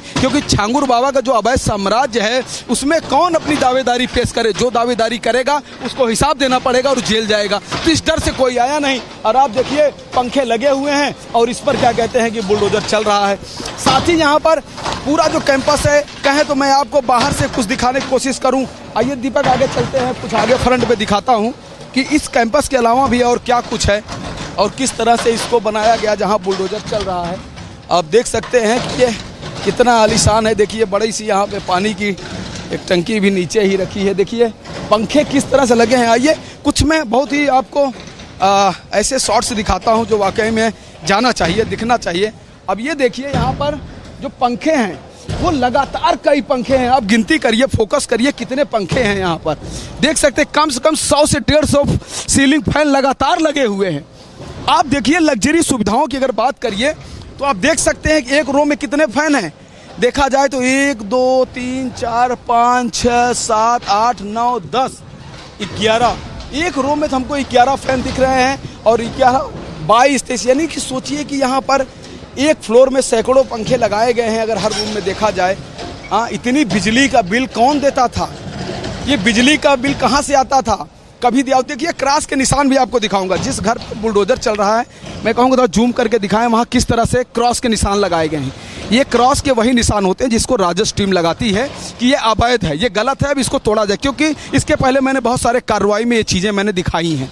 ये मैंने दिखाया है कि क्रॉस निशान का मतलब क्या होता है। जब लाल क्रॉस किसी भी इंफ्रास्ट्रक्चर पे हो जाता है, किसी भी घर या दुकान मकान चीज़ों पे हो जाता है, तो वहाँ बुलडोजर चलता ही चलता है। क्योंकि सारे प्रोसेस को पूरा कर लिया जाता है और उसके बाद इस तरह की कार्रवाई होती है। अब देखिए यहाँ पर गेट पर कितनी भारी संख्या में पुलिस लगे। देखिए मीटर काटा जा रहा है। आप देखिए यहाँ पे देखिए कि ये जो अब बिजली है, बिजली का शायद कनेक्शन भी यहाँ से काटा जा रहा है। आप देख सकते हैं ये तो बड़ी सी दीवार है, दीवार के ऊपर जेल जैसा तार लगाया हुआ है। आप देख सकते हैं कि कोई एक सामान्य घरों में ये सब चीज़ें नहीं होती हैं। आप देखिए यहाँ पर भाई साहब क्या कर रहे हैं, बिजली काट रहे हैं, क्या तोड़ रहे हैं, क्या कर रहे हैं भाई साहब? डाटा लिया जा रहा है इसका, डाटा लिया जा रहा है। डाटा बिजली कट चुकी है पूरी। बिजली यहाँ की सारी सप्लाई कटवा दी जा चुकी है। पहले कटवा रहे हैं, अब आप डाटा नोट कर रहे हैं। भाई साहब यहाँ पंखे हैं, सैकड़ों संख्या पंखे लगे, बिल कितना आता होगा, कुछ जानकारी है? ये अभी हम लोग को जानकारी, उच्च अधिकारियों को जानकारी होगी। देखिए यहाँ पर इलेक्ट्रिक मैन जो हैं वो आ चुके हैं, वो अपना काम पूरा कर रहे हैं। आइए मैं कुछ और सोचिए, एक बड़ी चीज़ देखिए कि घर के अंदर आप देखिए ये इतना बड़ा जनरेटर का सेट आप देख सकते हैं। ये जनरेटर का सेट कैंपस के अंदर लगाया गया है कि यानी अगर बिजली नहीं है तो कैसे काम होगा। आप देख सकते हैं ये जनरेटर सिर्फ कॉमर्शियल एक्टिविटीज़ में लगाया जाता है। कोई व्यक्ति अपने घरों में इतना बड़ा जनरेटर सेट नहीं लगाता है। हाँ, इन्वर्टर ज़रूर लगा लेता है, लेकिन आप देखिए इतना बड़ा जनरेटर का ये सेट लगाया गया है यहाँ पे। आप देखिए कि किस तरह से ये तैयार किया गया है। ये पूरा का पूरा गांव इससे बिजली ले सकता है, इतना बड़ा ये है। आप देखिए ये सब एक्सक्लूसिव ग्राउंड जीरो की ये जो तस्वीरें हैं, ये जो वीडियोस हैं, ये बहुत महत्वपूर्ण है। ये गवाही देते हैं कि किस तरह से छांगुर बाबा का साम्राज्य था। और आइए मैं आपको कुछ दिखाना चाहता हूँ। आपने देखा कि घर के अंदर में क्या शान शौकत थी और यहाँ के घर के चारों तरफ बाहर की क्या स्थिति है। मैं आपको सब दिखाना चाहता हूँ, एक एक करके दिखाना चाहता हूँ। आप दूर से देखिए, यहाँ पर आप देखिए कि गांव के अगल बगल के लोग भी यहाँ पर आए हुए हैं। क्योंकि जिस तरह से बुलडोजर चल रहा है, सबके मन में उत्सुकता है। तो गांव भर के जो अगल बगल के लोग हैं, देखो खेतों में खड़े होके ये छांगुर बाबा का जो ये बड़ा ये जो ध्वस्त, जो पूरा किला जो ध्वस्त हो रहा है, उसको लोग अपनी आंखों से देख रहे हैं। सीधा लाइव तस्वीरें, लोग उत्सुकता है इनके अंदर, जो लोग पहुंच रहे हैं, दूर दूर से लोग पहुंच रहे हैं और इसको यहाँ पर देख रहे हैं। छांगुर बाबा ने देखिए अपने घर तक, ये घर के नज़दीक तक आरसीसी सड़क बनी है।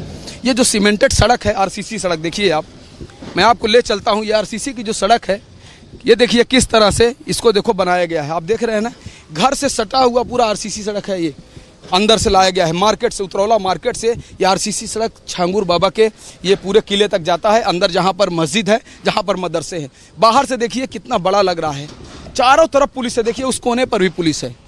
आप देखिए उस कोने पर भी पुलिस है। मैं आपको दूसरे तरफ भी ले जाना चाहता हूँ, दिखाता हूँ कि आपको कैसे ये बीचों बीच इसने अपने किले को मजबूत किया है।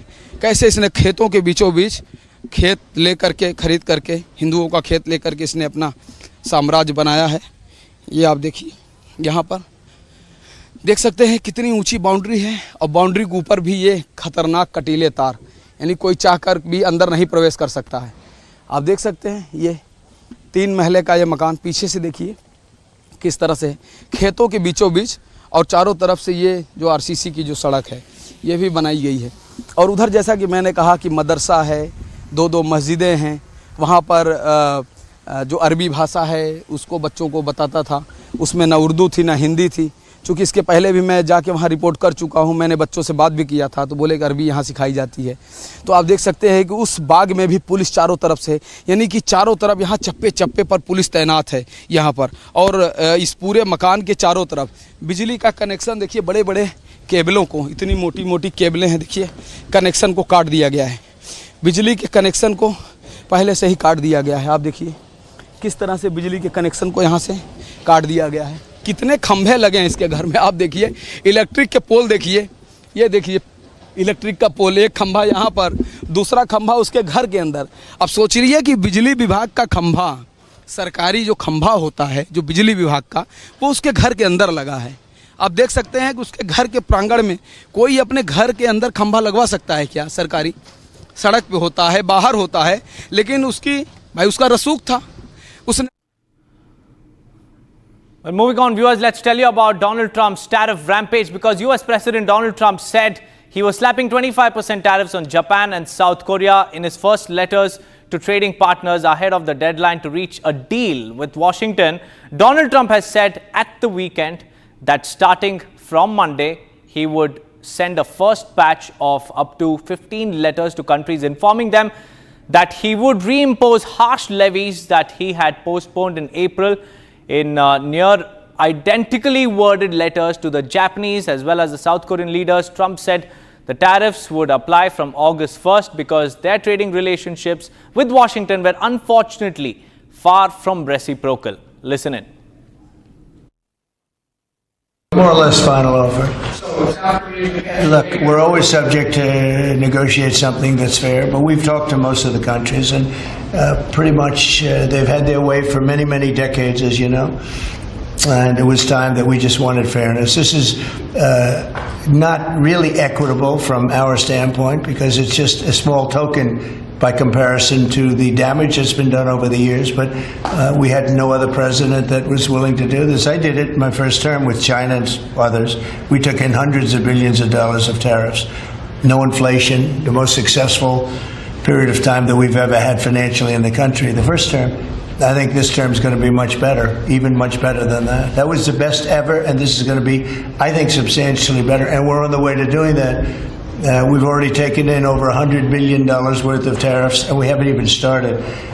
And all I say to the other countries is, you know, some of them wanted to make a deal and want to be fair. Others perhaps got a little bit spoiled. They were a little bit spoiled because for 30, 40 years, 50 years, they were taking advantage of the country. So we're going to, I would say final, but if they call with a different offer and if I like it, we'll do it. Mr. President, I would say firm. No, I would say firm, but not 100% firm. If they call up and they say, would like to do something a different way, we're going to be open to that. But essentially, that's the way it is right now, yeah. Mr. President, is your Palestinian relocation plans? Well, that's not all, viewers. US has also threatened of 10% tariffs on nations supporting BRICS summit and anti-America policies. White House Press Secretary Caroline Leavitt says that BRICS is undermining the United States' interests. Listen in.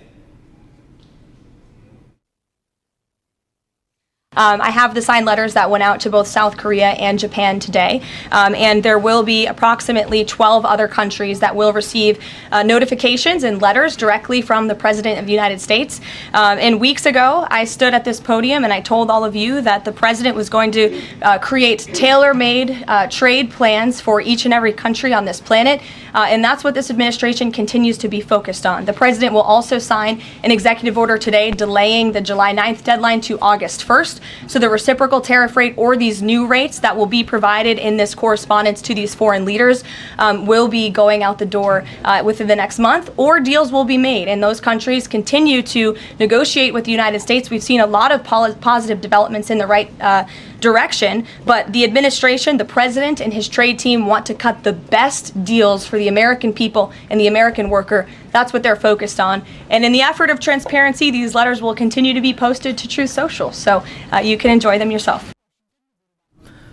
Viewers, BRICS nations have also responded. First, coming in from Brazilian president, he has also spoken on the tariffs and said that they don't treat US as an emperor, and they said that we need a sovereign policy. Listen in. Presidente da República de país do tamanho dos Estados Unidos ficar ameaçando o mundo através da internet. Não é correto. Sabe? Ele precisa saber que o mundo mudou.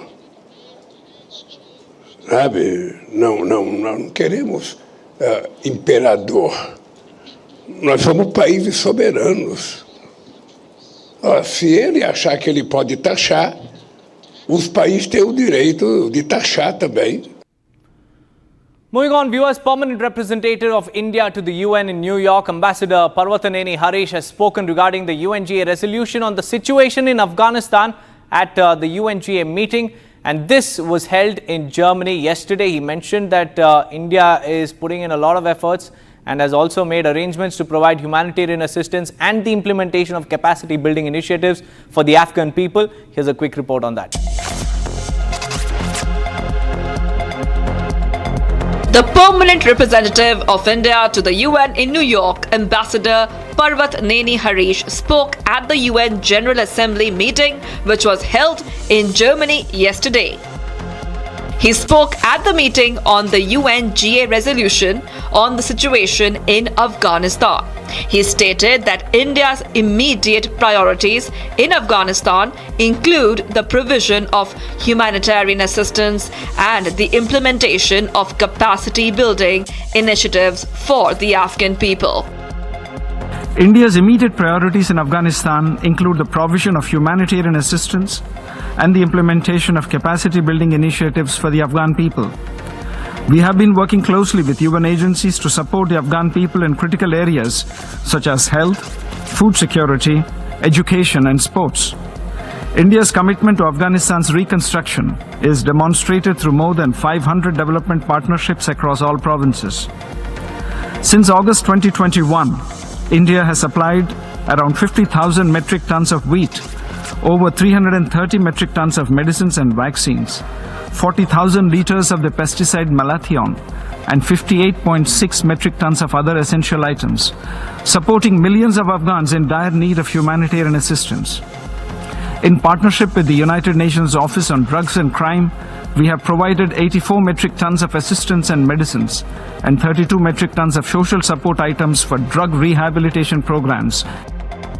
Ambassador Parvat Neni Harish also stated that India has provided scholarships to Afghani students. India also continues to offer scholarships and fellowships to Afghan students.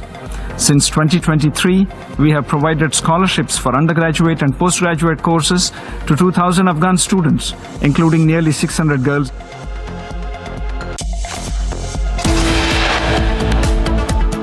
With that, viewers, it's time for a quick break. On the other side, we'll tell you about the FIR that has been registered against RCB speedster Yash Dayal on charges of sexual exploitation, physical violence and mental harassment and cheating. Along with that, we'll also tell you about credible intel that is telling us that Pakistan Navy is facing crisis after Operation Sindoor. The naval fleet notably absent from strategic waters of Arabian Sea. Stay tuned for more.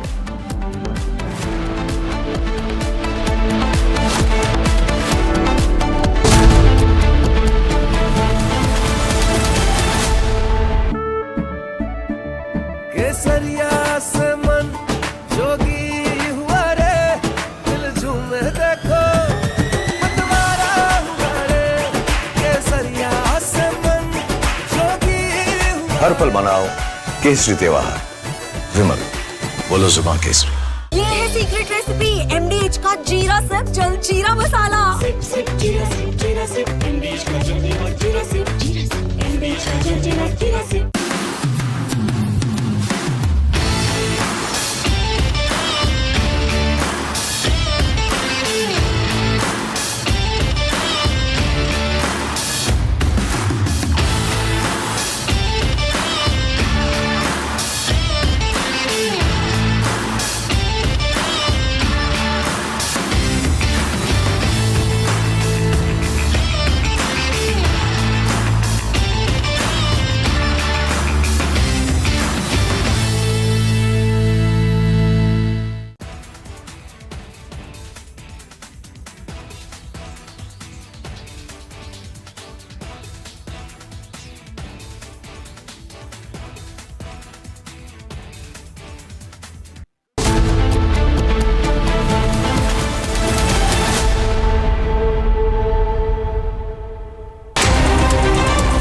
Bharat 1 Minute brought to you by Canara Bank.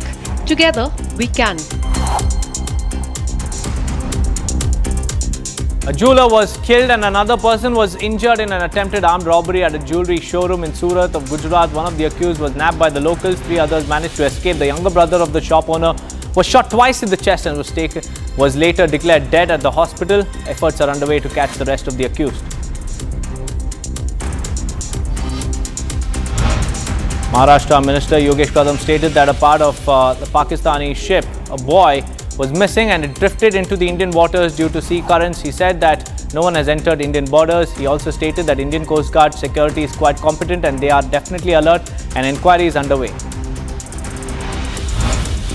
Gujarat DGP Vikas Sahai has stated that externment or Taripar orders were issued against 1,025 antisocial elements from March 15 to May 31st this year. The police has also invoked the Gujarat Prevention of Antisocial Activities Act against over 800 people. In the last 15 days, 17 offenders have been detained under PIT NDPS, that is Prevention of Illicit Trafficking in Narcotic Drugs and Psychotropic Substances Act. On that note, viewers, we'll slip into a short break. Donald Trump has announced tariffs on 14 countries. Hits Japan, South Korea, Kazakhstan, Malaysia with 25%, South Africa with 30%, and Myanmar faces 40% tariffs. Along with that, India and US trade deal. Donald Trump says India and US are close to making a trade deal. We'll get you all the details after a short break. Stay tuned.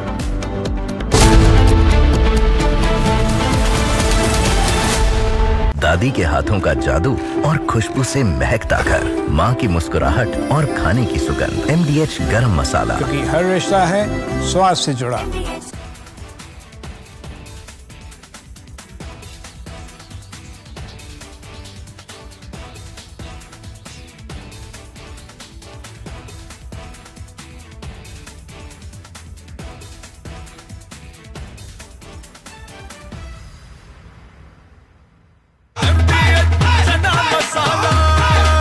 अब छोलिया हो या लोबिया, सफेद चने या काले चने, सब कुछ मजेदार बने। MDH।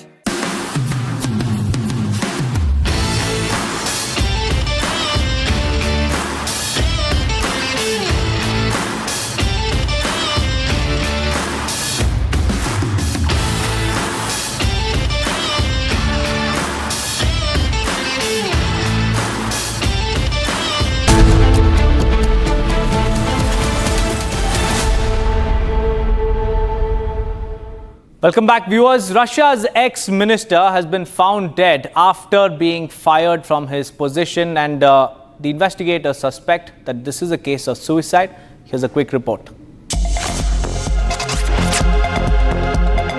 Russia's former transport minister was found dead hours after being dismissed by President Vladimir Putin in what officials said was an apparent suicide.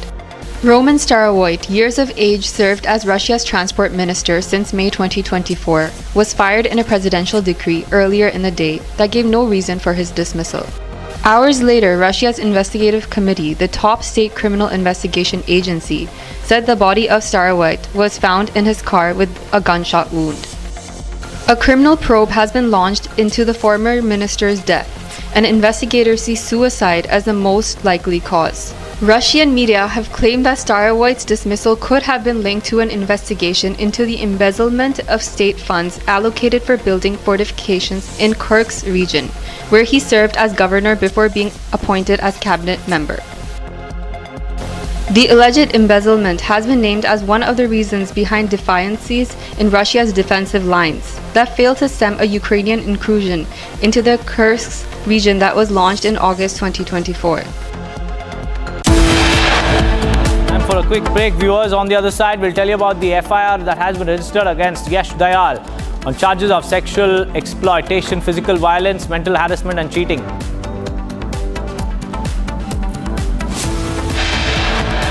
Along with that, we'll also tell you about Pakistan's Navy now vanishing from the strategic waters of Arabian Sea after Operation Sindoor. Stay tuned.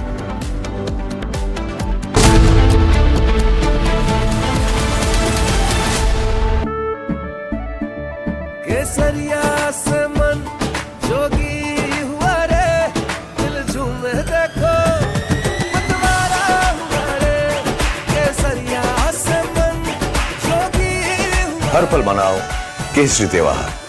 विमल, बोलो जुबान Kesari. MDH की हल्दी मिर्ची धनिया करे कमाल, ये रंग दे, ये खुशबू दे, ये तीखा, ये कम पड़े, क्या निराला MDH masala.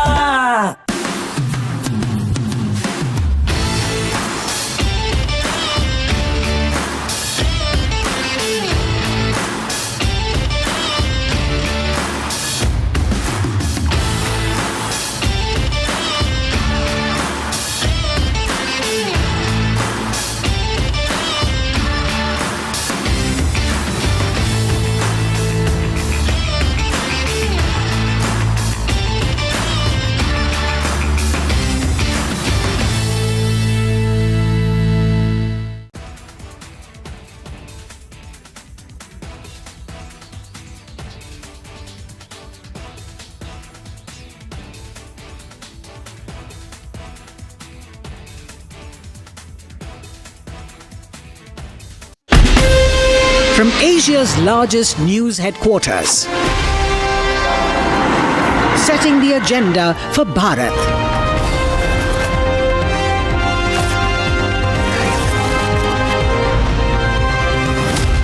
You're watching Republic.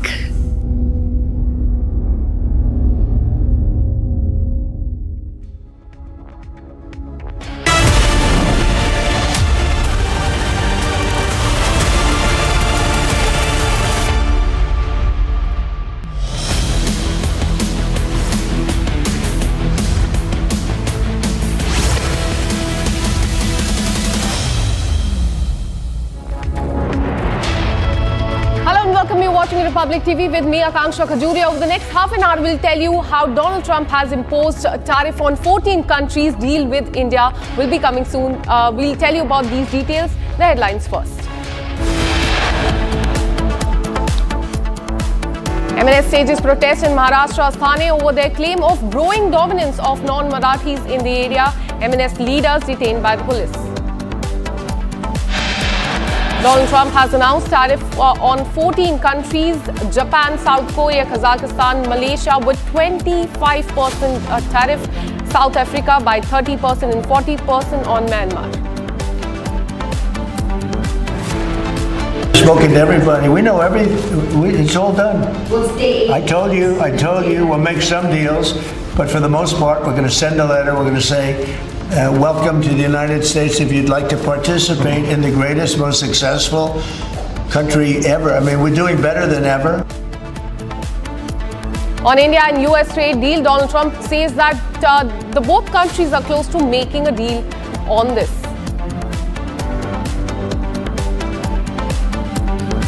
A verbal tiff has broken out between Union Minister Kiren Rijiju and AIMIM Chief Owaisi after Rijiju said India is the only country where minorities are given so many facilities.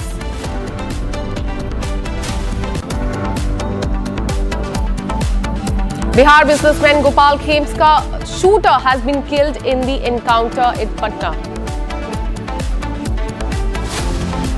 FIR has been registered against cricketer Yash Dayal on charges of sexual exploitation, physical violence and mental harassment and cheating.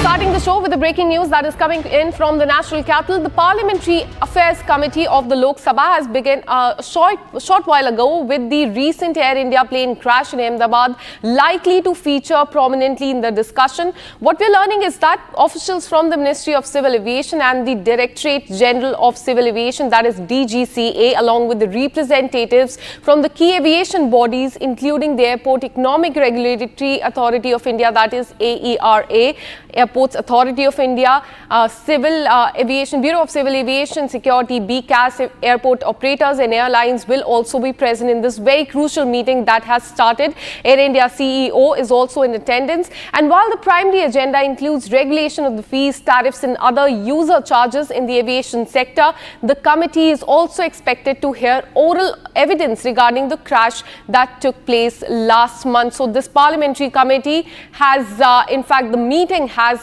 begun, and what we're learning is that Ahmedabad plane crash will also be discussed. Let me go across to my colleague Harsha, who joins us with more details. Harsha, tell us about what the parliamentary panel is going to discuss today, a very crucial meeting that you have reported that has started shortly. Yes, Akanksha, you rightly pointed out this is a parliamentary committee meeting of the public accounts. KC Venugopal is the chairman. And today for deposition, the Airports Authority of India, Civil Aviation Ministry officials and also the officials from DGCA, AAI and the Cargo and AERA have been called. And one very interesting summon which has been done by the committee is of the Air India chairperson, CEO Campbell Wilson, and along with them the Air India other officials are also present. And in this entire meeting, all will be discussed about passenger safety, airport infrastructure, and also how airlines are taking care of the passenger safety after what has happened in the AI-171 crash. The entire overall evidence of Campbell Wilson, the CEO of Air India, will be taken. The questions will be raised by all the MPs from all the party, from the ruling and from the opposition as well. And also Secretary Aviation will be giving a whole deposition regarding what till now has been done after the AI 171 crash. Till now what has been done regarding the regulatory body and regarding the passenger security and infrastructure enhancement at the airport. The detailed report will be presented in front of the committee, because keeping in light what happened after the crash, Akanksha, it's very important that the passenger safety should be ensured. Technical snacks were found in several airlines and aircraft of Air India as well. What Air India is doing right now to ensure that nothing of that sort happens again, that is to be kept in mind. And therefore, the meeting is going to take place for almost 4 to 5 hours. We are expecting that Campbell Wilson will be responding to each and every question of the Member of Parliament in this entire committee meeting. Today is the Public Accounts Committee, and after that, tomorrow again, Air India officials have to be present in front of the Transport Committee meeting as well. Back to you.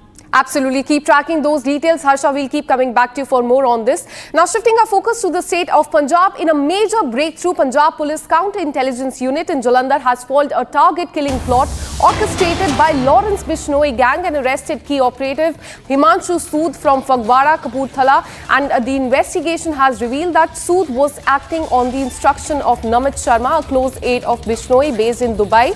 Sood, along with his associates, had recently opened fire at a hotelier in Haridwar in Uttarakhand, is what we are learning, and he was assigned to eliminate 2 more targets in Madhya Pradesh and Haryana as well. Now, in a crackdown today, the police has recovered 2 pistols, a 30-bore PX3 with 4 live cartridges, and a 0.32 pistol with 3 live cartridges as well from his possession. So this is in fact a big crackdown by the Punjab police right there, that you can see on the screen, that the operation that was conducted by the Punjab police. Let me go across to my colleague Lalit, who joins us with more on this. Lalit, tell us about, because what we're learning is that this is a major breakthrough by the Punjab Police Counter-Intelligence team. Give us more details about this crackdown.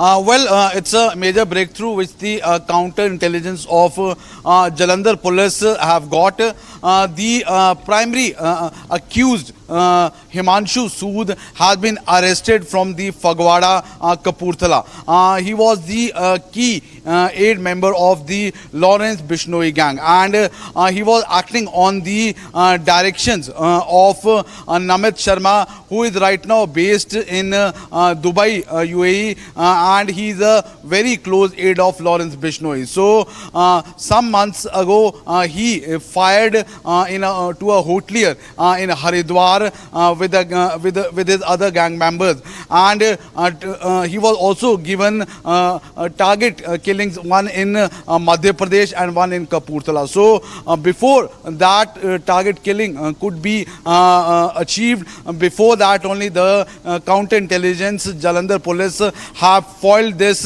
and he has been arrested. Apart from that, if we talk about the Jalandhar police have also recovered 2 pistols and 7 live cartridges from him. So right now the police is undergoing the investigation. The case has been registered in Amritsar under the Special Intelligence Act. So right now police is further investigating this whole case. Absolutely. A targeted killing plot has been busted. Thank you for all the details. We'll keep coming back to you for more on this. महिला सब आज निंदा कर रही हैं मल्लिकार्जुन खड़गे और Congress party की। मल्लिकार्जुन खड़गे जी कहते हैं, बातें तो बड़ी बोलते हैं मुर्मा जी, ध्यान दीजिएगा, आदरणीय नहीं, द्रौपदी मुर्मू जी नहीं, बातें तो बड़ी बोलते हैं मुर्मा जी को हमने प्रेसिडेंट ऑफ इंडिया बनाया। रामनाथ कोविंद जी नहीं, कहते हैं कोविड। रामनाथ कोविंद जी को कोविड बुला रहे हैं। हमने प्रेसिडेंट बनाया। हां, वही बनाए, काहे के लिए बनाए? हमारे लिए बनाए, हमारी संपत्ति छीनने के लिए बनाए, हमारे जंगल छीनने के लिए बनाए।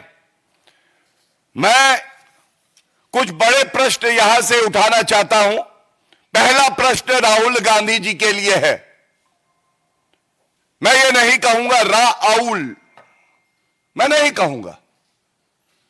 हमारे समाज की प्रथम जो मूल मंत्र है वो ये है कि आप अपने विरोधी को सम्मान देंगे। और हम तो यहां पे भारत के उच्च संवैधानिक पद की बात कर रहे हैं, राष्ट्रपति जी की बात कर रहे हैं। आप मुर्मा जी बुलाते हैं, आप उनके प्रथम नाम से उन्हें संबोधित करते हैं, कोई आदरणीय नहीं, माननीय नहीं, और उसके बाद उनको भूमाफिया बता देते हैं। कहते हैं हमारी संपत्ति छीनने के लिए राष्ट्रपति जी बनी है, हमारे जंगल छीनने के लिए राष्ट्रपति जी बनी है। मैं सबसे पहले पूछना चाहूंगा, राहुल गांधी के इशारे पर मल्लिकार्जुन खड़गे जी जो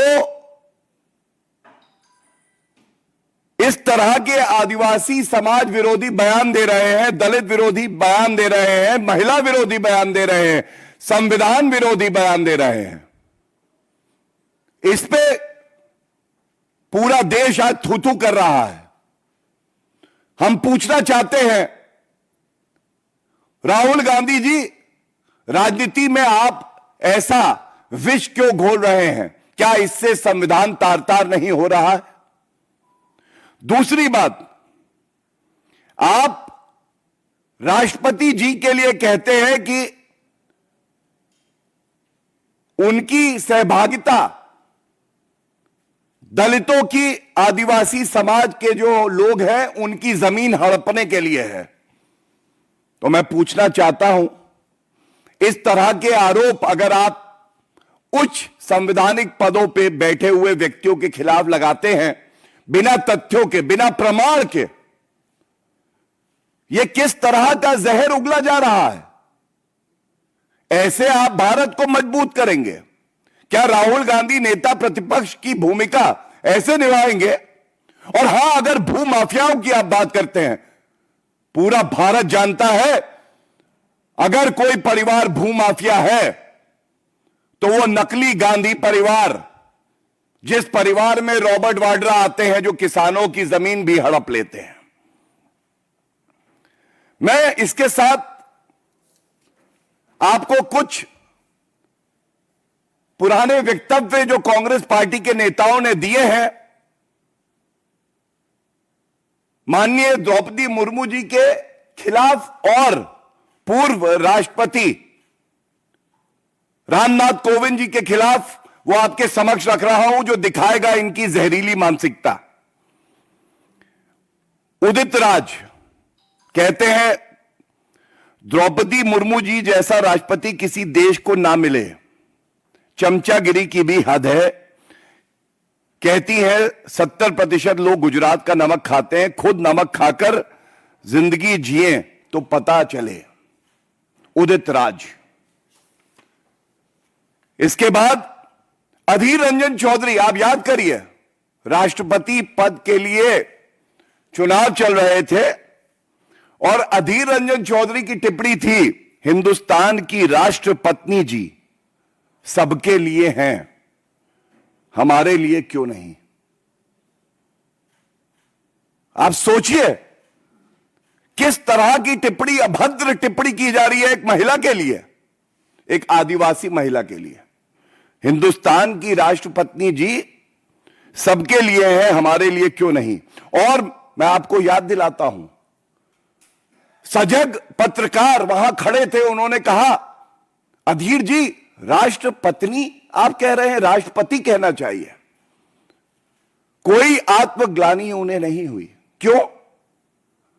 क्योंकि बिना रीढ़ की यह हड्डी अगर सोनिया गांधी और राहुल गांधी के सामने झुकती है तो ठीक है, लेकिन अगर कोई मेहनत करके, कर्मठता से, ईमानदारी से, कर्तव्य परायणता से आगे बढ़ के देश के सबसे बड़े संवैधानिक पद तक पहुंचता है तो सबसे ज्यादा ईर्ष्या, जलन होती है तो वो कांग्रेस पार्टी के नेताओं में होती है। उनका यह मानना है केवल नकली गांधी परिवार के सदस्य ही संवैधानिक पदों पे होने चाहिए।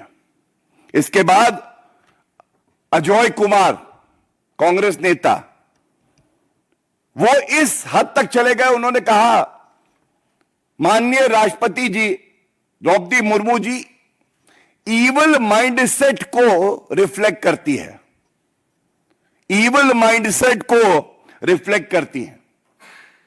और अब मैं जो आपको दिखा रहा हूं, हम भी तैयारी से आए हैं। अधीर रंजन चौधरी जी पहले तो माफी नहीं मांग रहे थे, जब भारतीय जनता पार्टी और तमाम राजनीतिक दलों ने आपत्ति दर्ज करी ऐसे अशोभनीय टिप्पणी पर, तो 29 जुलाई 2022 को एक माफी मांगी गई जिसमें कहा गया this is a slip of tongue.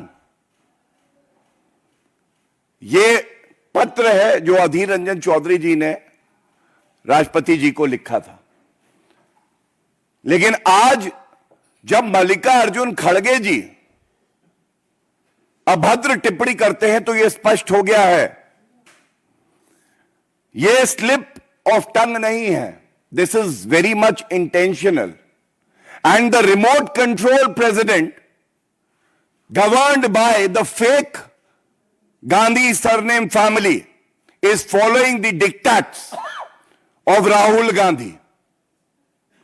And therefore, if Adhir Ranjan Chaudhary in writing apologized, we ask the very same question, would Mallikarjun Kharge also render an written apology for his distasteful and derogatory remark made against the President of India as well as the former President of India, who represent the scheduled tribe community and the scheduled caste community, who are epitome of hard work, who have inspired millions of Indians to work hard to rise to the highest constitutional office. क्या मल्लिकार्जुन खड़गे जी लिखित में अपनी अशोभनीय अभद्र टिप्पणी के लिए भारत की राष्ट्रपति महोदया जी से माफी मांगेंगे? और क्या राहुल गांधी और कांग्रेस के तमाम कार्यकर्ता निंदा करेंगे इस बयान की जो स्वयं उनके राष्ट्रीय अध्यक्ष मल्लिकार्जुन खड़गे जी ने दिया है?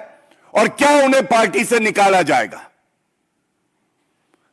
क्या किसी पार्टी में ऐसे अध्यक्ष की जगह हो सकती है जो देश का संविधान तार-तार करे, राष्ट्रपति जी के पद का सम्मान ना करे और जनता की, खासकर दलित समाज और आदिवासी समाज की भावनाओं को आहत करे? यह सवाल आज यहां से जरूर पूछा जाएगा। और इसके साथ यह कहना गलत नहीं होगा,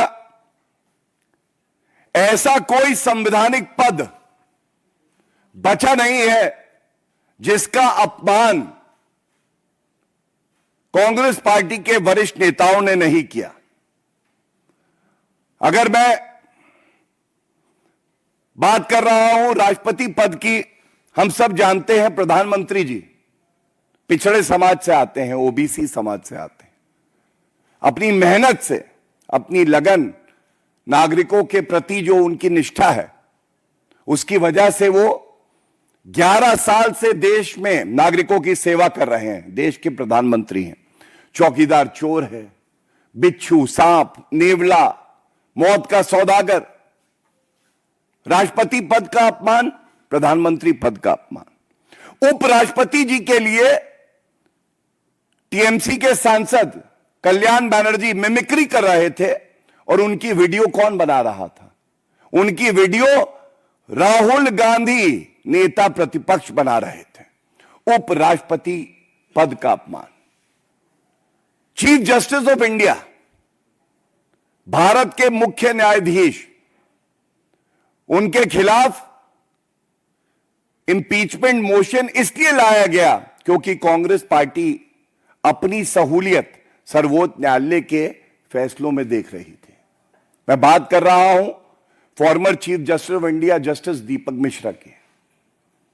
किस तरह से जुडिशियल कू की जा रही थी, यह दर्शाता है साफ, चाहे वो सीएजी हो, इलेक्शन कमीशन ऑफ इंडिया हो, ईडी हो, सीबीआई हो, किसी पर कांग्रेस पार्टी का विश्वास नहीं है।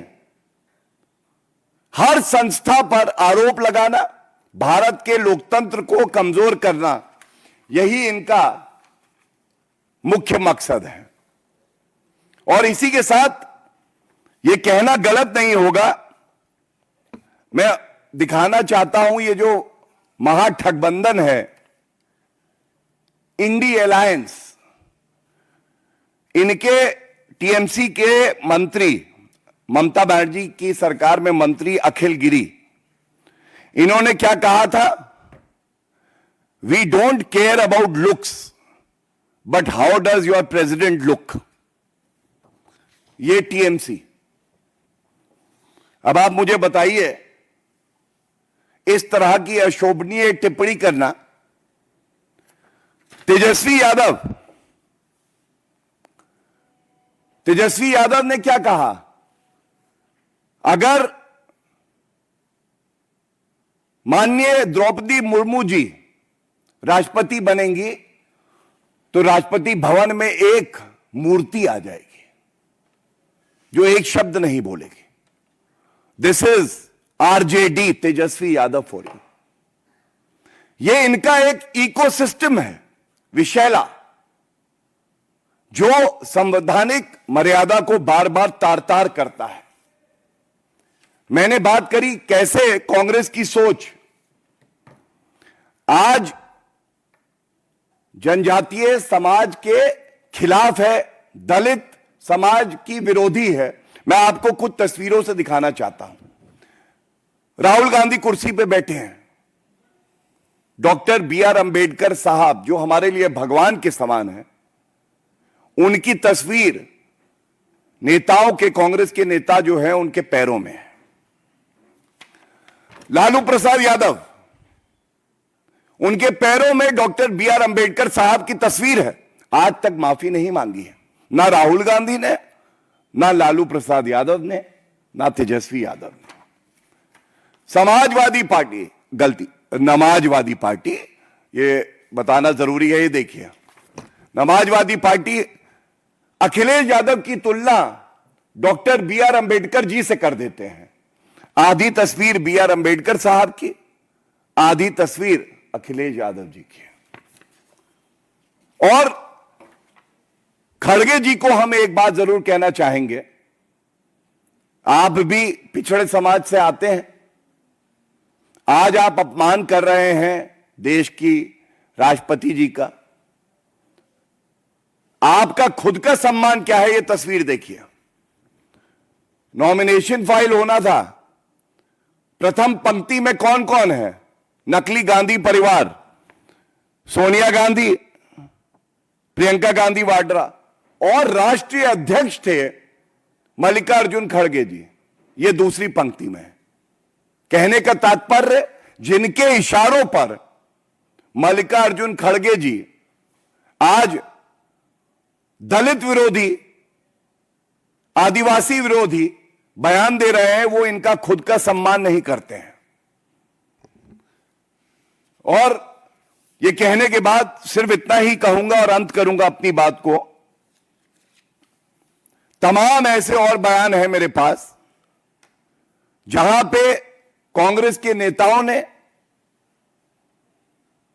हमारी देश की राष्ट्रपति द्रौपदी मुर्मू जी का अपमान किया है। और इसी तरह से जो दलित राष्ट्रपति भारत के रामनाथ कोविंद जी रहे, उदित राज जी का एक बयान है, गूंगा बहरा दलित किसी भी स्थिति में पहुंच सकता है भाजपा में। इसके बाद इसी तरह से अशोक गहलोत जी ने भी बयान दिया था। ये सारे बयान केवल एक बात दर्शाते हैं आज कांग्रेस पार्टी का लक्ष्य संविधान की हत्या करना है, दलित समाज और आदिवासी समाज का अपमान करना है। लेकिन बिल्कुल स्पष्ट कर दें, भारत की जनता यह सहने वाली नहीं है और कांग्रेस पार्टी और राष्ट्रीय अध्यक्ष मल्लिकार्जुन खड़गे अगर माफी नहीं मांगते हैं तो आप देखिएगा हर नागरिक अपना गुस्सा और जो वो व्यथित है उसको प्रदर्शित करेगा और ये भूल कांग्रेस पार्टी को बहुत महंगी पड़ेगी। बहुत बहुत धन्यवाद। प्रश्न सादर आमंत्रित हैं शैलेंद्र, डीडी न्यूज। आपने कांग्रेस के अलावा जो गठबंधन के सहयोगी एनडीए गठबंधन उनके बयानों की So you heard Bharatiya Janata Party there hitting out at the Congress President Mallikarjun Kharge, who had recently insulted the current and the former President of the country. Listen in to what Kharge had said.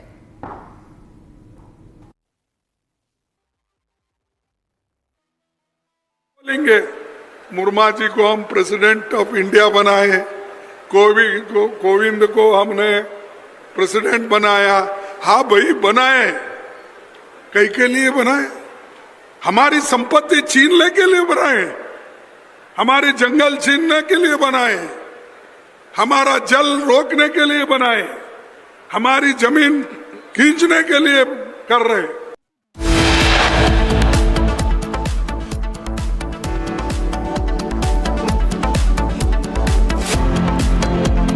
Well, with this, we're taking a very short break. Coming up on the other side, MNS staged protests in Maharashtra's Thane over the claim of growing dominance of the non-Marathis in the area. Several leaders have been detained.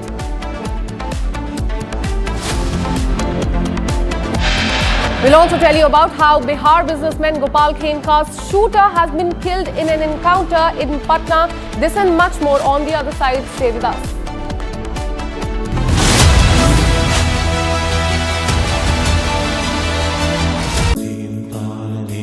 At Amity, we are committed to building a stronger India through world-class education and research, to nurture ideal citizens who, together with the leaders of today and tomorrow, will make India a world superpower. Amity University, India's leading not-for-profit private university. MDH की हल्दी मिर्ची धनिया करे कमाल, ये रंग दे, ये खुशबू दे, ये तीखा, ये कम पड़े, क्या निराला MDH मसाला।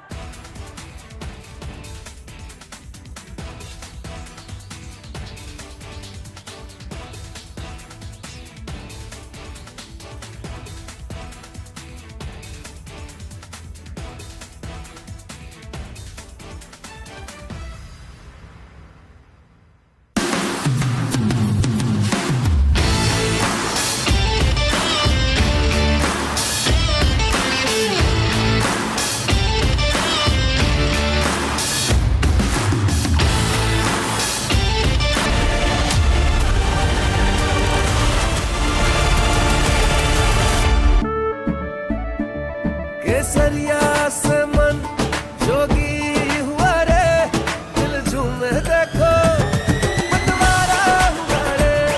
केसरिया से मन जोगी हुआ। हर पल मनाओ केसरी त्योहार। विमल, बोलो जुबान केसरी। अब छोलिया हो या लोबिया, सफेद चने या काले चने, सब कुछ मजेदार बने। MDH।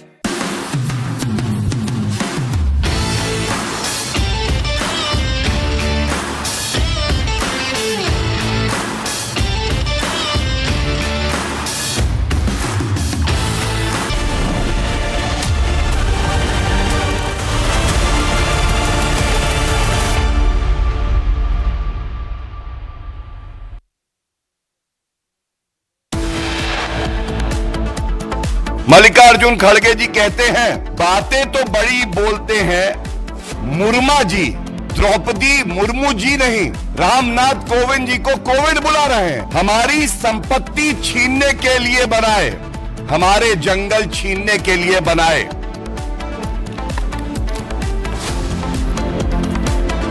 Well, the Bharatiya Janata Party has hit out at the Congress party for insulting President Murmu, saying that this was no slip of tongue but a deliberate attempt to abuse the Dalit president.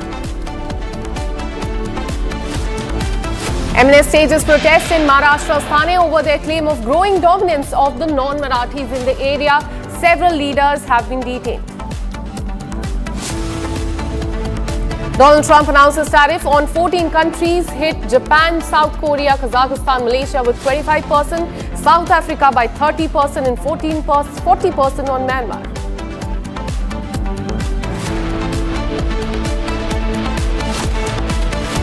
Everybody, we know it's all done. I told you, we'll make some deals, but for the most part, we're going to send a letter, we're going to say, welcome to the United States if you'd like to participate in the greatest, most successful country ever. I mean, we're doing better than ever. On India and US trade deal, Donald Trump says close to making a deal with India. A verbal spat broke out between Union Minister Kiren Rijiju and AIMIM Chief Owaisi after Rijiju said that India is the only country where minorities are given so many facilities. FIR has been registered against cricketer Yash Dayal on the charges of sexual exploitation, physical violence and mental harassment.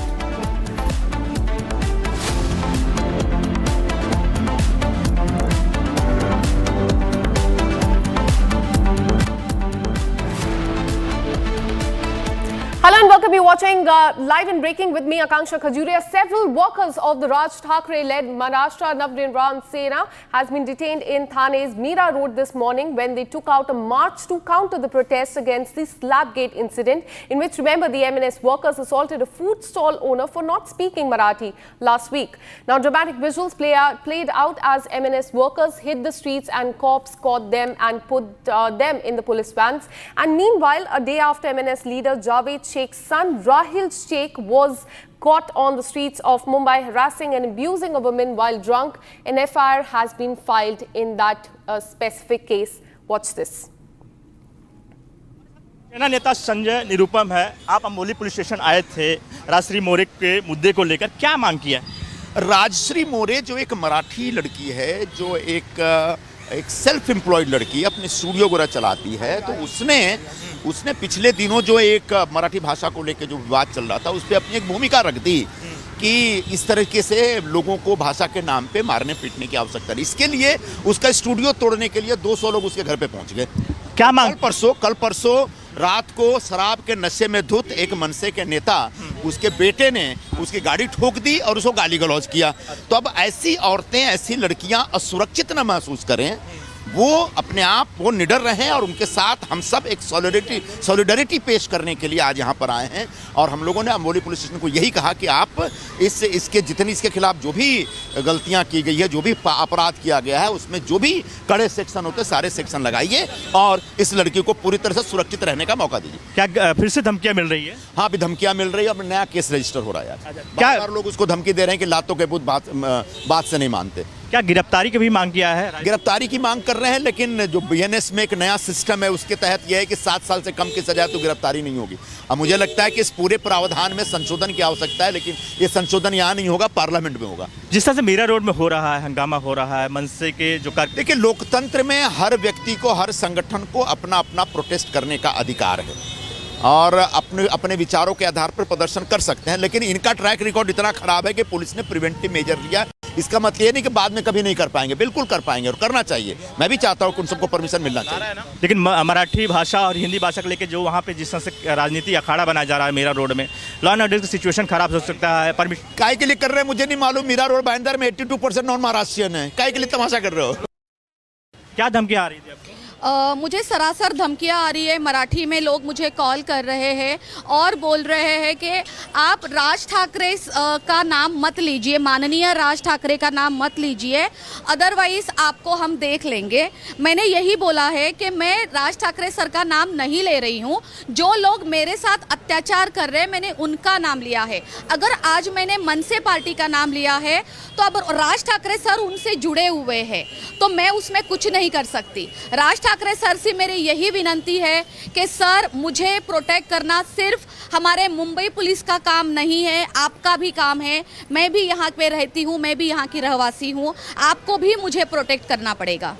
आप police अधिकारियों से मिले, उनसे क्या बातें हुई और क्या डिमांड किया कि राहिल को गिरफ्तार किया जाए? बिल्कुल बिल्कुल राहिल को गिरफ्तार किया जाए। अब जो जो कलम के अंदर बैठता है, जो जो अभी मेरे इस एफआईआर के अंदर रखा गया है, लिखा गया है, उसके ऊपर अभी कार्रवाई होगी। मेरी एडवोकेट यहाँ पे है फाल्गुनी ब्रह्मभट्ट। अब उन्होंने बोला है कि और कुछ उसमें कलम अभी ऐड होंगे, जो कि उस रात को मुझे इतना पता नहीं था कि क्या क्या करना है। तो क्या आप मेरी एडवोकेट से बात करेंगे? क्या धमकियाँ मिल रही है अभी आपको? धमकियाँ तो यही मिल रही है कि लातों के भूत बातों से नहीं मानते, और आपको हम दिखा देंगे कि कैसे मनवाना चाहिए। ये धमकी कब आई थी आपको? ये कल आफ्टरनून से आ रही है। मैंने आफ्टरनून फ़ोन पिक नहीं की है, बट कल रात को मुझे 3 बार मैंने कॉल पिक किया है और तीनों बार मुझे धमकियाँ दी गई है। करने वाला कौन है, कुछ आइडिया? मन से बोल रहा है, कुछ बोल रहा है? उसने पार्टी का नाम नहीं लिया है, बट वो उनका कहना ये है कि माननीय राज ठाकरे साहब हमारे दैवत्य है और आप उनके खिलाफ खड़ी हो, हम आपको देख लेंगे। क्या आप पीछे हटेंगी आप? जैसे मैं ये कहना चाहूँगी, मैं मराठी मुलगी हूँ, तो मराठी में अगर जैसे बोला जा रहा है कि ये महाराष्ट्र है, यहाँ पे मराठी बहुत ही ज़्यादा पावर है, पावर इन द सेंस उनमें बहुत हिम्मत है। तो मैं भी तो एक मराठी हूँ, मुझ में भी बहुत हिम्मत है। मैं बिल्कुल भी पीछे नहीं हटूंगी। पीछे नहीं हटेंगे? ना जी ना, मैं बिल्कुल पीछे नहीं हटूंगी। Let me go across to my colleague Satya Prakash, who joins us live on the broadcast with more details. Satya Prakash, tell us, because we saw chaos on the streets of Mumbai yet again. The MNS wanted to carry out a rally, but they were not allowed because they did not take the specified route. Give us more details on this. देखिए, Meera road में जो मोर्चा मंच से निकलने वाला था वो कहीं न कहीं अब शांत है, लेकिन कहीं न कहीं एक और चीज़ आ रही है सामने की जो शिवसेना सिंधे गुट के नेता प्रताप शाह नाइक भी मीरा रोड पहुंचने वाले हैं। जो मोर्चा में सहभागी होने वाले थे उनसे मिलने वाले वहां स्थान पहुंचने वाले हैं। मन से कार्यकर्ताओं का कहना है कि अगर जो राजस्थान के लोग हैं, व्यापारी लोग हैं, अगर वो मोर्चा निकाल सकते हैं तो मराठी आदमी क्यों नहीं निकाल सकता। लेकिन पुलिस का कहना है कि अगर ये मनसे पार्टी के नेता और कार्यकर्ता मोर्चा निकालते हैं तो कानून व्यवस्था बिगड़ सकता है, लॉ एंड ऑर्डर बिगड़ सकता है, वहां सिचुएशन खराब हो सकता है, इसीलिए यहां परमिशन नहीं दिए। फिलहाल कहीं न कहीं वहां पे जो है पुलिस का बंदोबस्त बढ़ा दिया गया है और फिलहाल कहीं न कहीं मनसे कार्यकर्ताओं को हटा दिया गया है। और बीती रात मनसे कार्यकर्ता, चाहे अविनाश यादव हो, चाहे कई लोग ऐसे नेता हैं जिनको मीरा रोड पुलिस ने डिटेन किया था, हिरासत में लेकर रखा कि वहाँ पे कानून व्यवस्था बिगड़े ना, क्योंकि जिस तरह से वहाँ पे राजस्थानी व्यापारी को मनसे के नेताओं ने मारा था, उसके बाद कहीं कहीं वहाँ पर लगातार प्रोटेस्ट हो रहे थे। उसके बाद व्यापारियों ने मोर्चा निकाला और आज जो है मनसे पार्टी के द्वारा मोर्चा निकालने जाने वाला था, लेकिन कहीं न कहीं पुलिस परमिशन नहीं दिया और सबको फिलहाल हटा दिया है वहाँ से। Absolutely. So the situation remains calm on the ground. Thank you so much for all the details. And meanwhile, Maharashtra Chief Minister has issued a statement on the MNS protest, saying that while protesting is a democratic right of every citizens, one cannot take law and order in their own hands. Listen in. देखिए, महाराष्ट्र में किसी भी मोर्चे को इजाजत है, ये लोकतांत्रिक राज्य है, कोई भी मोर्चा निकालना चाहे तो परमिशन लेकर निकाल सकता है। लेकिन जब कोई परमिशन लेता है तो उसका रूट किस प्रकार से होना चाहिए। अगर रूट में कई ट्रैफिक के प्रॉब्लम्स है, अगर रूट में कोई ऐसी जगह है कि जहां पर स्टैम्पिड जैसी अवस्था हो सकती है, कुछ ऐसी चीजें होगी तो पुलिस रूट चेंज करने को कहती है। तो मैंने जब पुलिस कमिश्नर से पूछा तो पुलिस कमिश्नर ने मुझे कहा कि हमने उनको रूट चेंज करने के लिए कहा था, लेकिन वो एडमेंट थे कि हमको यही रूट लेना है, इसलिए पुलिस ने उसको नकारा है। प्रयोगशाला के तौर पे देखा जा रहा है क्या मीरा रोड जो है, जो राजनीति की नई प्रयोगशाला के तौर पे देखा जा रहा है? देखिए, मुझे ऐसा लगता है कि मैं महाराष्ट्र के मिजाज को जानता हूं। महाराष्ट्र का मिजाज ऐसा है कि इस प्रकार के प्रयोग यहां चलेंगे नहीं। जो मराठी आदमी है वो बड़े दिल का है, क्योंकि भारत पर जब आक्रमण हुआ तो मराठी आदमी ने केवल महाराष्ट्र का विचार नहीं किया, पूरे भारत का विचार किया। इसलिए मराठी आदमी कभी छोटा सोच नहीं सकता, कभी संकुचित सोच नहीं सकता। इसलिए कोई प्रयोग करने की कोशिश भी करे तो नहीं हो पाएगा।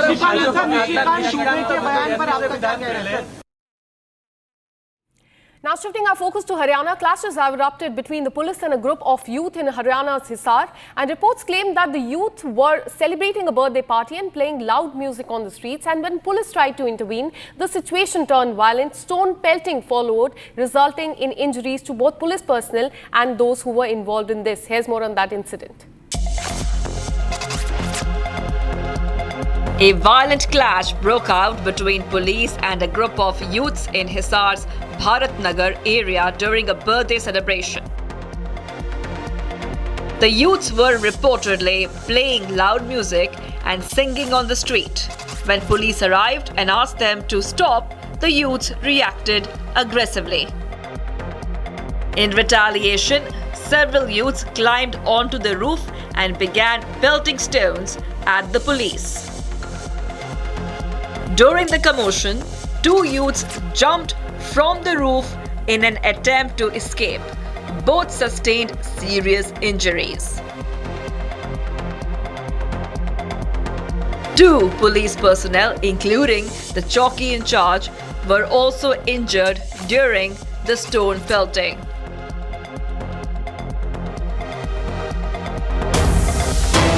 We have a big breaking news coming in from the state of Bihar. Just ahead of the election, a major pre-poll announcement has been made aimed at empowering women in Bihar. The government there, led by Chief Minister Nitish Kumar, has declared a 35% reservation for women in all the government jobs across the state. And this move is seen as a major outreach to women voters ahead of this crucial elections in few months, reinforcing the government's commitment to gender inclusion and equal opportunities in the public employment. So this is a big breaking news that we're getting for you just ahead of the elections. A big pre-poll announcement has been made aimed at empowering women. 35% reservation for women in all the government jobs in the state of Bihar if the NDA comes to power in the next elections.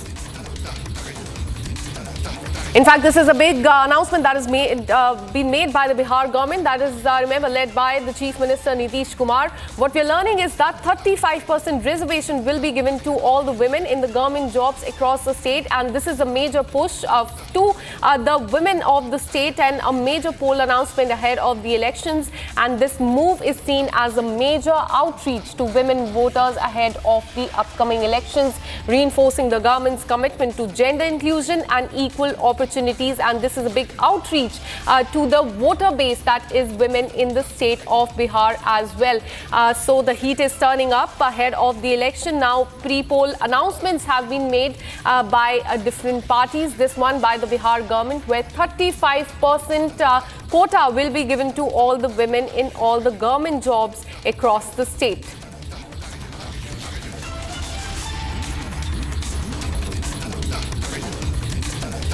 This is, in fact, a major pre-poll announcement. Let me go across to my colleague Tanisha, who joins us live on the broadcast from the newsroom. Tanisha, this is a major pre-poll announcement. 35% reservation to women in all the government jobs. Give us more details.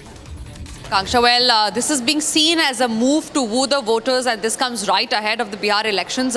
Remember, when we talk about the Ladli Behan Yojana of the central government, that resonated in the state of Maharashtra, it resonated in the state of the in the territory of Delhi, and now when we talk about Bihar, Nitish Kumar is actually looking forward to introduce a new scheme, and this one specifically for the voters, where he has announced a whooping 35% reservation as far as it comes to women.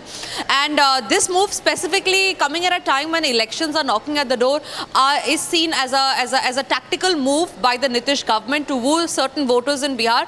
However, keeping in mind the situation in Bihar, the strong opposition that we have in Bihar, it remains to be seen on how well will this scheme prove for the Nitish Kumar government in the state of Bihar. Akanksha. Absolutely, a big outreach to the women voter base there in Bihar. 35% reservation in the government job. Thank you so much, Tanisha, for all the details. We'll keep coming back to you for more on this story that is from Bihar. In fact, this is...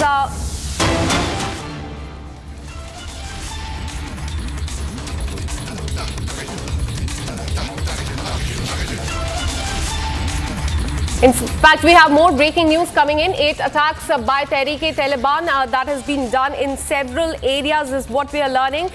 Big breaking news that we are getting for you. In fact, 8 attacks on the Pakistani forces by Tehreek-e-Taliban is something that we can see. We'll also get you visuals from the ground as well as far as these attacks are concerned at several places across those areas.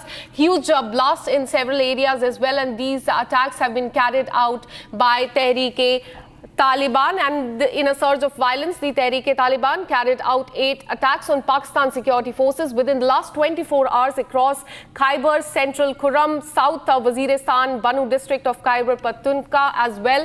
And the assault included 6 sniper attacks and 2 ambushes, resulting in the deaths of 5 Pakistani soldiers as well. Let me go across to my colleague Gursimran, who joins us live on the broadcast with more details. Gursimran, tell us about these attacks at different locations in Pakistan. What we're learning is that several soldiers have also been killed. Yes, Kanksha, if you look into the operational conduct that has been launched and now intensified by the Tehreek-e-Taliban Pakistan, Tehreek-e-Taliban Pakistan has carried out a series of attacks in last 24 hours. There have been 8 attacks that have been carried out on the Pakistani forces that have been carried out in the Central Khurram area. It is in the Khyber area, South Waziristan, and also in the Bannu district of Khyber Pakhtunkhwa. These attacks have been carried out. 6 were the sniper attacks these were the aimed attacks that Tehreek-e-Taliban Pakistan carried out, while 2 attacks were the ambush attacks. What we are picking up that in the Bajor there have been intense clashes between the Pakistani security forces and the Tehreek-e-Taliban Pakistan fighters. But the way these attacks are being intensified, and also the 5 soldiers of the Pakistan that have been killed, these are 4 soldiers and 1 intelligence operative that have been killed in the late last night operations that have been carried out by the Tehreek-e-Taliban Pakistan. And TTP has warned of the intensifying these attacks further, as they say that as part of the Operation Al-Khandak, they are having some vital information with them with regards to the intelligence operative and the movement of the Pakistani forces that they are doing in the Khyber Pakhtunkhwa, especially the South Waziristan and the Central Khurram. They have been the key target areas where the TTP has now got a stronghold, and they are carrying out the intensified attacks on the Pakistani checkpost establishment as well as at the house of their intelligence operatives, those who are sharing information with the Pakistani army. So what it seems that the TTP in Khyber Pakhtunkhwa and the Baluchistan Liberation Army, Baluchistan National Army, Baluchistan Republican Army, they have gone full throttle in the Baluchistan, making it really very difficult for the Pakistan to survive in these 2 provinces. Absolutely, Gursimran. Keep tracking those details. We'll keep coming back to you for more on this. Now, shifting our focus to Nepal, what we are learning is that, in fact, 18 people have lost their life after one of the bridges swept away. A river flooded by monsoon rain swept away 18 people in Nepal, and a main bridge connecting China to Nepal has also been swept away. The monsoon continues in that area. In fact, there was a flood that was triggered in Nepal. The bridge in Rasuwa district, 120 kilometers northeast of Kathmandu, was swept away by flooding at around 3:15 a.m. on Tuesday. Dozens of trucks and hundreds of EVs parked for custom inspection were also swept away. But what we're learning is that a river flooded by monsoon rains swept away 18 people, and the main bridge connecting Nepal with China also broke.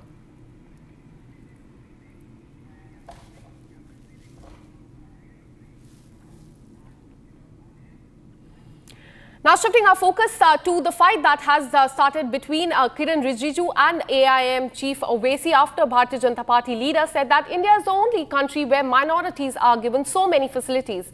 The AIMM leaders lashed out at Kiran Rijiju, saying that he holds a constitutional post, not a throne, adding that minority rights are fundamental rights, not a charity. The Bharatiya Janata Party leader, in fact, went on to say that Owaisi went on to say that Rijiju, who's the Minority Affairs Minister, on Friday accused the opposition parties of playing politics in the name of minorities. And this is a verbal spat that is broken out between the Union Minister and AIMIM Chief on the spat that continues. ये नेतृत्व में अगर 11 सालों में देखें तो जो सांप्रदायिक ध्रुवीकरण का छल था उसको समावेशी सशक्तिकरण के बल से ध्वस्त किया गया है और समाज का हर ज़रूरतमंद व्यक्ति विकास की धारा में शामिल हो, उसके आंखों में खुशी और ज़िंदगी में खुशहाली आए। इसको लेकर के कहीं पर किसी तरह का कन्फ्यूज़न नहीं है। लेकिन जहाँ जब भी चुनाव आता है तो सांप्रदायिक सौदागरी के जो सौदागर हैं उनका संग्राम शुरू हो जाता है, और सांप्रदायिक सौदागरी के इन सौदागरों का जो संग्राम है वो ये कभी इन्होंने जो है वो थोक में तो मुसलमानों का वोट लिया, लेकिन फुटकर में भी उनका विकास कभी नहीं किया। और आज जो है ये वक्त आ गया है, ख़ास तौर से अल्पसंख्यक और विशेष तौर से मुसलमानों को भी सोचना होगा कि ये जो सांप्रदायिक ध्रुवीकरण के छल वाले लोग हैं इनको छूमंतर करना होगा और जो है विकास के और विश्वास के रास्ते पे चलना होगा। कि दरअसल ओवैसी साहब खुद हॉस्टेज है वोट बैंक पॉलिटिक्स के, और इसीलिए भड़काना, बहकाना और चिल्लाना ये बीबीसी बन चुके हैं ओवैसी। और ओवैसी साहब ने सीए के समय पर भी बोला था कि मुसलमानों की नागरिकता छिन जाएगी, कितनों की नागरिकता छिनी। अब वक्फ का मामला आया है तो बोलते हैं मस्जिदें छिन जाएगी, कब्रिस्तान छिन जाएंगे। तो भड़काना और बहकाना और चिल्लाना ये ओवैसी साहब वोट बैंक के हॉस्टेज बनकर, वोट बैंक पॉलिटिक्स के हॉस्टेज बनकर इस प्रकार की बातें करते हैं। पर मैं ओवैसी साहब से पूछना चाहता हूं कि यदि आप सच में मानते हैं कि भारत के मुसलमान बंधी है, बंधक है, तो फिर सीए में आप वकालत क्यों कर रहे थे कि अफ़गानिस्तान और पाकिस्तान के मुसलमानों को भी यहाँ पर आने दिया जाए? मतलब अगर भारत के मुसलमानों की इतनी दयनीय स्थिति है आपके हिसाब से, तो और मुसलमानों को बुलाने की पेशकश क्यों कर रहे थे आप सीए कानून में? ये दिखाता है कि इनको केवल और केवल भड़काना है, वोट बैंक की दुकान चलाना है, और इसीलिए इस प्रकार के बयान जो है वो लगातार करवाना है। In fact, we have breaking news coming in. As far as the Ahmedabad plane crash is concerned, what we're learning is that the Aircraft Accident Investigation Bureau, that is AAIB, has submitted the initial report on the AI-171 plane crash. And this report has been submitted to the Ministry of Civil Aviation and the concerned authorities as well. The report filed is based on the initial findings of the probe, and it details the findings of the black box as well. The final assessed report will be given on July 11th is what we're learning. But very crucial as far as the Ahmedabad plane crash is concerned, what we're learning that a month after this crash took place now, Aircraft Accident Investigation Bureau, which remember was also involved in the investigation of this case, and their officials also went to the spot as well. They have submitted their report on the plane crash to the Ministry of Civil Aviation. In fact, it also details what has been recovered from the black box which was recovered from the incident site. So very crucial as far as this case is concerned. Aircraft Accident Investigation Bureau has submitted a report to the Ministry of Civil Aviation. Let me go across to my colleague Harsha, who's been tracking this story very closely. Harsha, tell us details about what has been mentioned in this report that has been given to the Ministry of Civil Aviation, because it also contains details on the black box as well. So yes, Kansha, we've gotten to know that the AIB has finally submitted its report to Civil Aviation Ministry. The report has been submitted this morning only, and we've gotten to know that the final assessment report will be submitted on 11th of July. But this entire detailed report which AIB has submitted is a detailed access and the findings from the black box, and also the final the recordings from the CVR and from the DFDR as well. We've also gotten to know that this is more than 200 pages of the report which has been submitted to the Civil Aviation Ministry by AIB on the Ahmedabad plane crash. Also, we have got to know that after Civil Aviation Ministry accesses the entire report of AIB, then finally the discussion with the regulatory body and the final will be told to the higher officials, higher authorities as well. But yes, this more than 200-page report which the AIB has submitted today on the Ahmedabad plane crash. Now, finally, the reason behind the Ahmedabad AIB, behind Ahmedabad AI-171 plane crash will come out in public. Exactly what was the reason? But yes, the detailed findings of the black box of the CVR and DFDR has been mentioned in the report of AAIB, because it's very important to know that exactly what was the reason? What was the reason why?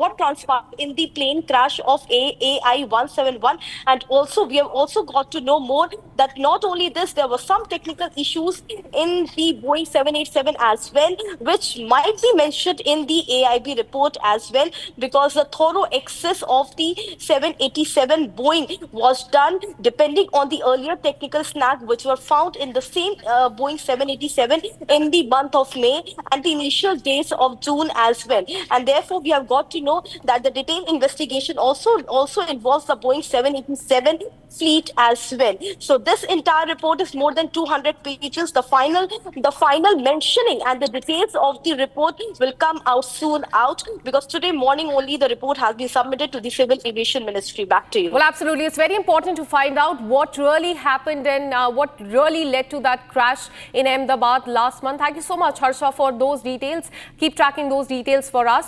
Now, shifting our focus, mounted gun system is a cross-country truck-mounted heavy artillery gun system which exclusively developed mobility and crew protector features in its class. It has been developed by involving Indian Industries, DPSU, Premier Academia under the leadership of DRDO MGS, and it has high mobility in terms of gradient, slide slope, trench crossing and cross-country capabilities as well. Take a look.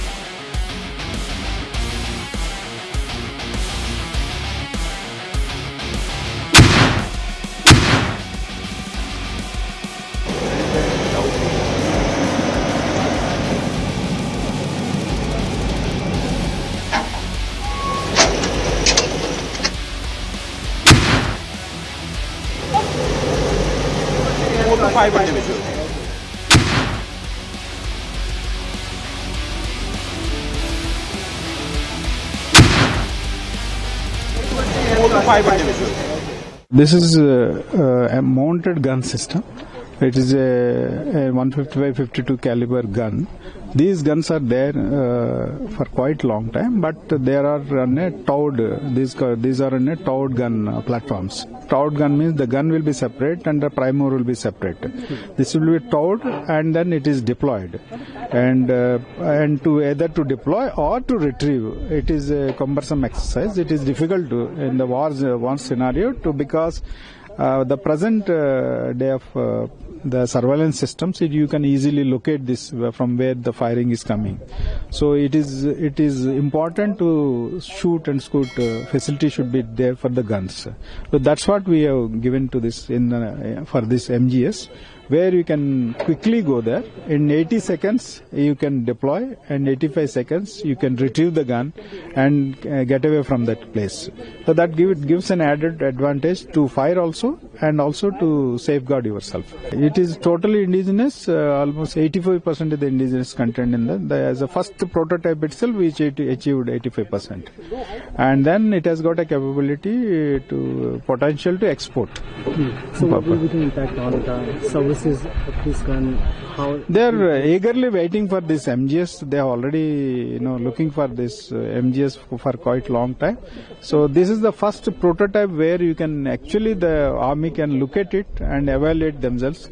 The RFPs what have been floated by army, and against the GS-square released by them in 2022.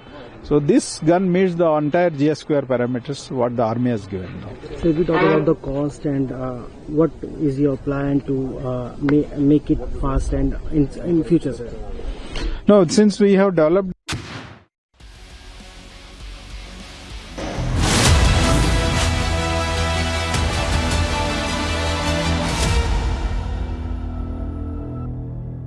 इसको घर पे लगाओगे तो शादी का तो पता नहीं, पर घर पक्का नहीं टूटेगा।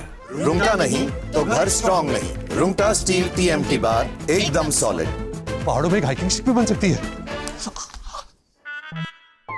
ये है सीक्रेट रेसिपी MDH का जीरा सिप जल जीरा मसाला। सिप सिप जीरा सिप MDH का जल जीरा सिप MDH का जल जीरा SIP.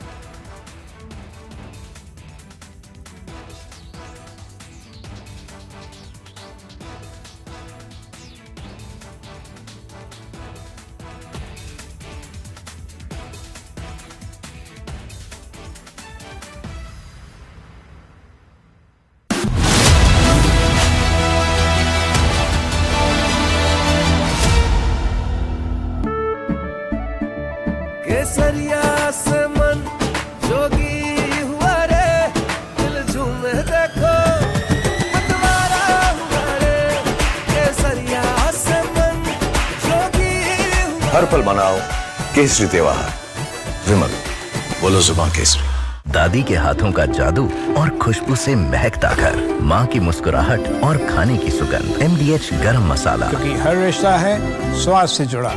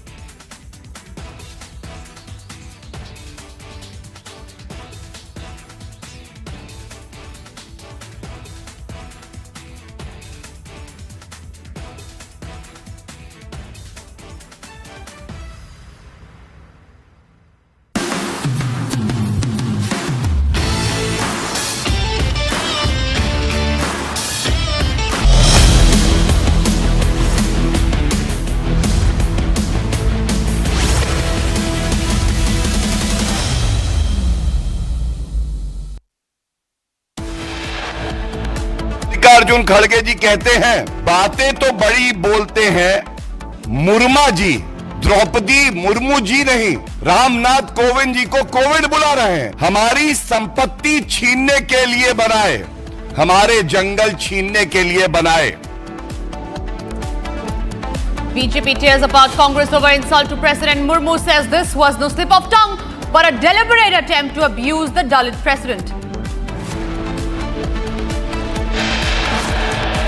MNS stages protests in Maharashtra's Thane over their claim of growing dominance of non-Marathis in the area. MNS leaders later detained by the police. Verbal tiff between Union Minister Kiran Rijiju and AIMM Chief Asaduddin Owaisi after Rijiju said that India is the only country where minorities are given so many facilities. Massive crackdown in Uttar Pradesh's Balrampur, where the government has launched bulldozer action against a foreign-funded conversion racket. The ATS has arrested a leader in the suspected case of love jihad. FIR registered against cricketer Yash Dayal on charges of sexual exploitation, physical violence and mental harassment and cheating as well.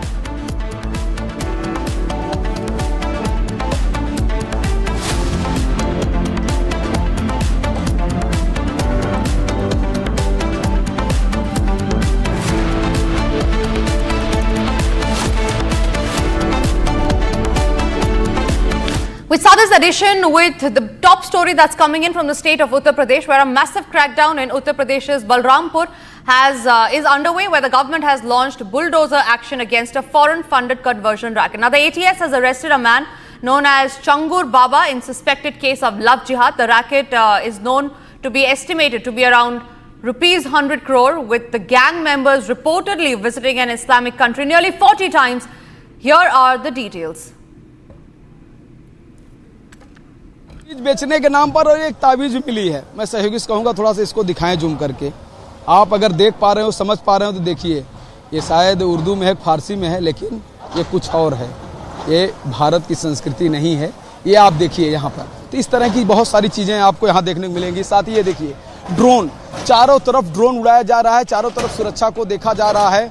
कहाँ क्या कुछ चीज़ें निकल सकती हैं, कुछ चीज़ें मिल सकती हैं, क्या कहीं कोई और भी कुछ चीज़ें यहाँ बरामद हो सकती हैं, उस पर बाकायदे पूरी तरह से निगरानी की जा रही है, पूरी नज़र है और यहाँ पर ड्रोन से चारों तरफ पैनी नज़र रखा जा रहा है। साथ ही बुलडोजर चल रहा है। और मैं आपको और बता दूं कि बुलडोजर की संख्या बढ़ा दी गई है। बुलडोजर की संख्या बढ़कर के 5 हो गई है।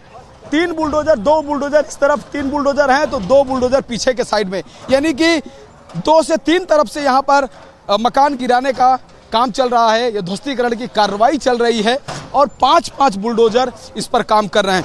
अभी मेरी यहाँ जो बलरामपुर के जो कप्तान हैं उनसे मेरी बात हुई, उन्होंने कहा बाकायदे पूरे प्रोसेस के बाद यह जगह गलत पाई गई है और आदेश के बाद इस पर कार्रवाई हो रही है और यहाँ पर पूरी तरह से सुरक्षा व्यवस्था दिया गया है। अन्य जो मकान हैं अगर उस पर भी निर्देश आता है, जांच में वो चीज़ें बढ़कर आती हैं तो उस पर भी कार्रवाई होगी। तो खुद ग्राउंड जीरो पर पहुंचे थे जो जिले के कप्तान हैं, बलरामपुर के जो कप्तान हैं वह यहाँ पर आए हुए थे, उनसे रिपब्लिक भारत ने बातचीत की और उन्होंने खुद रिपब्लिक भारत को जानकारी दी है कि यह पूरी तरह से जो निर्माण है अवैध पाया गया है, यह जांच में अवैध पाया गया है, जिसके बाद यहां पर कानून के तहत इस पर बुलडोजर की प्रक्रिया जारी है, बुलडोजर की कार्रवाई जारी है, ध्वस्तीकरण का काम यहां पर जारी है और वह पूरी तरह से कानूनी तौर तरीके से हो रहा है। आया गया था उसको ध्वस्त किया जा रहा है और पूरी प्रक्रिया विधिक रूप से चल रही है और पूरा निस्तारण जो विधिक रूप से कराया गया उसके बाद ही कार्रवाई की जा रही है। मैं देख रहा था क्रॉस के निशान लगाए थे, नोटिस भी चस्पा हुआ था, उसके बाद ही ये कार्रवाई, उसके बाद ही कार्रवाई चल रही है। सर ये वाला जो मकान दिख रहा है जहाँ पे पुलिस फोर्स है उस पर भी कार्रवाई होगी? अभी फिलहाल इस पे कार्रवाई चल रही है और इसको आज हम लोग पूरा करेंगे। आज इसको पूरा करेंगे, उसके बाद आगे का चार्ज मिलता है उस पर भी काम करेंगे। उसके अलावा जो भी जहाँ भी मिलेगा उस पर कार्रवाई होगी। जी, उस पर भी कार्रवाई होगी। जी। Now, even as the crackdown on the anti-conversion racket continues, the Uttar Pradesh Chief Minister Yogi Adityanath has issued a statement against Jalauddin, the man who was responsible for anti-national and anti-social activities. Now, Yogi has said that his government is committed to protecting the dignity and safety of women, and those disturbing peace will face strict action, including confiscation of property. Here's what the Chief Minister said.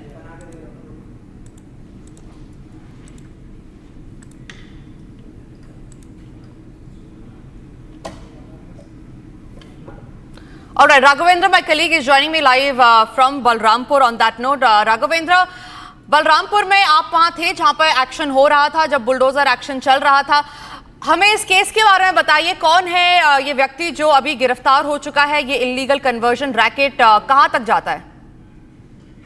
4 bulldozer front पे काम कर रहे हैं, कुछ bulldozer back में काम कर रहे हैं और देखिए ये जो अवैध गलत पैसों से यानी हवाला के पैसों से जो ये इमारत खड़ी थी, आज इसको जमींदोज किया जा रहा है, आज इस पर बुलडोजर की कार्रवाई जारी है। साथ ही आप देखिए वहाँ पर एक मस्जिद का भी निर्माण चल रहा है, आप देख सकते हैं कि अभी उस पर काम चल ही रहा है। उसके पीछे भी एक मस्जिद है जो पूरी तरह से बनी हुई है, बहुत पहले से बनाई गई है और उसके पीछे एक मदरसा है जहाँ पर छांगुर बाबा यहाँ पर लोगों को अरबी भाषा की पढ़ाई कराता था। उन मदरसों में वहाँ पर उर्दू भी नहीं पढ़ाई जाती थी, हिंदी भी नहीं पढ़ाई जाती थी, सीधा मजहबी उनको शिक्षा दी जाती थी। साथ ही उन मस्जिदों में भी वह धर्मांतरण का काम करता था। एक नई मस्जिद और बनाई जा रही है और यह पूरा जो मकान यह जो बनाया गया है हवाला के पैसे से, गलत गतिविधियों से, लंबे इसमें ट्रांजैक्शन बैंकों के आए हैं सामने, जो कि मैंने खबर को भेजा हुआ है उसको समझने के लिए, जानने के लिए कि एक आरटीजीएस 50 लाख के हुए हैं, 40 लाख के हुए हैं, 2.5 लाख रुपए के हुए हैं, 1 लाख रुपए के हुए हैं। तो ये छांगुर बाबा का जो मैनेजमेंट करता था मोहम्मद अहमद, जो इस समय फरार चल रहा है, उसको यूपी पुलिस ने वारंट भी जारी किया है, लेकिन पुलिस उसके पीछे पड़ी हुई है। देखिए कब तक वह हिरासत में आता है। साथ ही जो छांगुर बाबा का सलाहकार था उसके पास भी 40 लाख रुपए का आरटीजीएस हुई है, उसकी भी पुलिस तलाश कर रही है। साथ ही जो नीतू जो जेल में है, जिसको छांगुर बाबा अपने साथ रखा था, उसकी एक नाबालिग बेटी है, उसको भी अहमद लेकर के भागा हुआ है। तो कहीं न कहीं यह जो जांच है वो आगे भी बढ़ रही है। आने वाले समय में इस पूरे उतरौला में जहाँ भी ये चीज़ें हैं, जहाँ भी अवैध कब्जा है, जहाँ भी अवैध निर्माण है, वहाँ पर बुलडोजर की कार्रवाई देखने को आने वाले समय में आपको मिलेगी, क्योंकि उसने उतरौला मार्केट में छोटे छोटे कॉम्प्लेक्स बनाए हैं, बुटीक बनाया हुआ है जनरल गारमेंट्स के दुकान है वहाँ पर, तो उस पर भी कार्रवाई हो सकती है। साथ ही जो मोहम्मद अहमद है जो फरार है, कहा जाता है उतरौला में उसने मंदिर की जमीन कब्जा करके मकान बनाया हुआ है। कोई बोलने वाला नहीं था, कोई उसका विरोध करने वाला नहीं था। ये लोग लोकल प्रशासन को इस तरह से ओबलाइज कर दिए थे कि कोई खुल के आता नहीं था, और जो लोग बोलते थे उनके ऊपर गंभीर धाराओं में मुकदमा लिखाता था, मुकदमा लिखा करके उनको पीड़ित बनाता था। तो ऐसे में कोई भी व्यक्ति सामने नहीं आता था। साल भर पहले जब मैं ग्राउंड जीरो रिपोर्ट करने यहाँ आया था तो मुझको सारी बातें समझ में आई, सारी चीजें दिखी, लेकिन कोई सामने बोलने वाला नहीं था, कोई बयान देने वाला नहीं था। तो जब कोई बोलने वाला नहीं था, बयान देने वाला नहीं था, तो शायद चीजें पूरी तरह से खुलकर नहीं आ सकी। ऐसे में लेकिन अब सारी चीजें बाहर आ चुकी हैं, ऐसे में सारी चीजें सामने निकल कर आ चुकी हैं। लोग बोलने वाले आ गए, जो पीड़ित थे उनका घर वापसी हो चुका है। लखनऊ के गोमती नगर में जो शिव भोले मंदिर में दर्जन भर लोग, जिसमें महिला पुरुष दोनों थे, उनका वो घर वापसी हो चुका है। वो मुस्लिम से फिर हिंदू परिवार में आ चुके हैं। तो वो सारी चीज़ें अब खुल के आ चुकी हैं। फिर हिंदूवादी जो नेता हैं उन्होंने भी इसमें अपना योगदान दिया और सारी चीज़ें सामने आई। जो गोपाल राय हैं वह भी काफ़ी पीछे पड़े हुए थे, तो वो भी बहुत सारी चीज़ें निकाल कर लाए हैं। तो ऐसे में छांगुर बाबा अब जेल के अंदर पहुंच चुका है, बचने के उसके चांसेस बहुत कम दिख रहे हैं। और भी लोग जो बाहर हैं वहां भी पुलिस पहुंचेगी, उन लोगों को भी गिरफ्त में करेगी। और जहां जहां ये लोग अवैध प्रॉपर्टी बनाए हैं, चाहे वो मुंबई में पुणे की बात हो, चाहे वो उत्तर प्रदेश के कई जिलों की बात हो, चाहे खुद बलरामपुर के उतरौला की बात हो, हर जगह जाँच हो रही है। राजस्व की टीमें जाँच कर रही हैं। जहाँ जहाँ भी अवैध गतिविधि की बात निकल कर आएगी, अवैध कब्जा नजर आएगा, अवैध मकान बनाने की बात आएगी, उन सब पे बुलडोजर की कार्रवाई होगी। और लगातार यह कार्रवाई जारी भी है। 5 बुलडोजर लगातार ध्वस्तीकरण का काम कर रहे हैं। आने वाले समय में यह कार्रवाई आपको और तेज होती दिखेगी। यहाँ पर कप्तान यानी कि बलरामपुर जिले के जो एसपी हैं वह भी यहाँ पर आए थे, जो जिलाधिकारी हैं वह भी यहाँ पर आए थे, राजस्व के टीम के जो अधिकारी हैं वह भी यहाँ पर मौजूद हैं। 5 थानों की पुलिस यहाँ पर मौजूद है।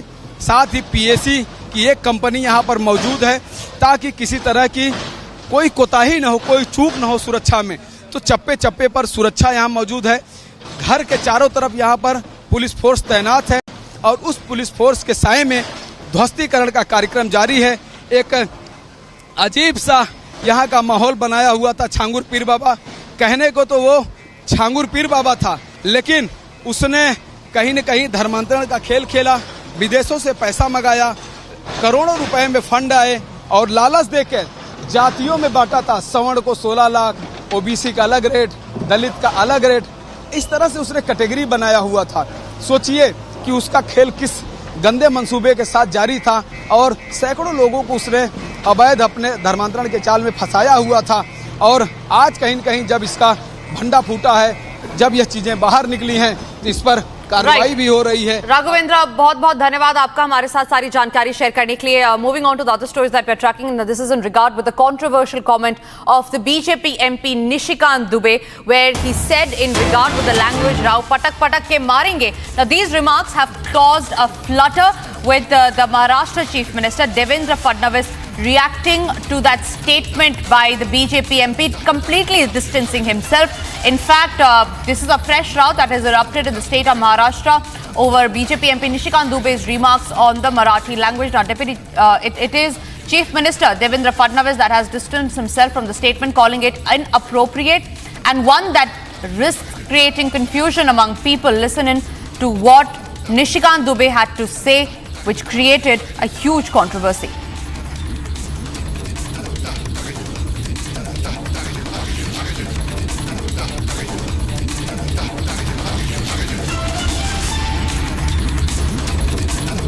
हमारे पैसे पर पल रहे हो, तुम कौन सा टैक्स लाते हो, कौन सी इंडस्ट्री है तुम्हारे पास?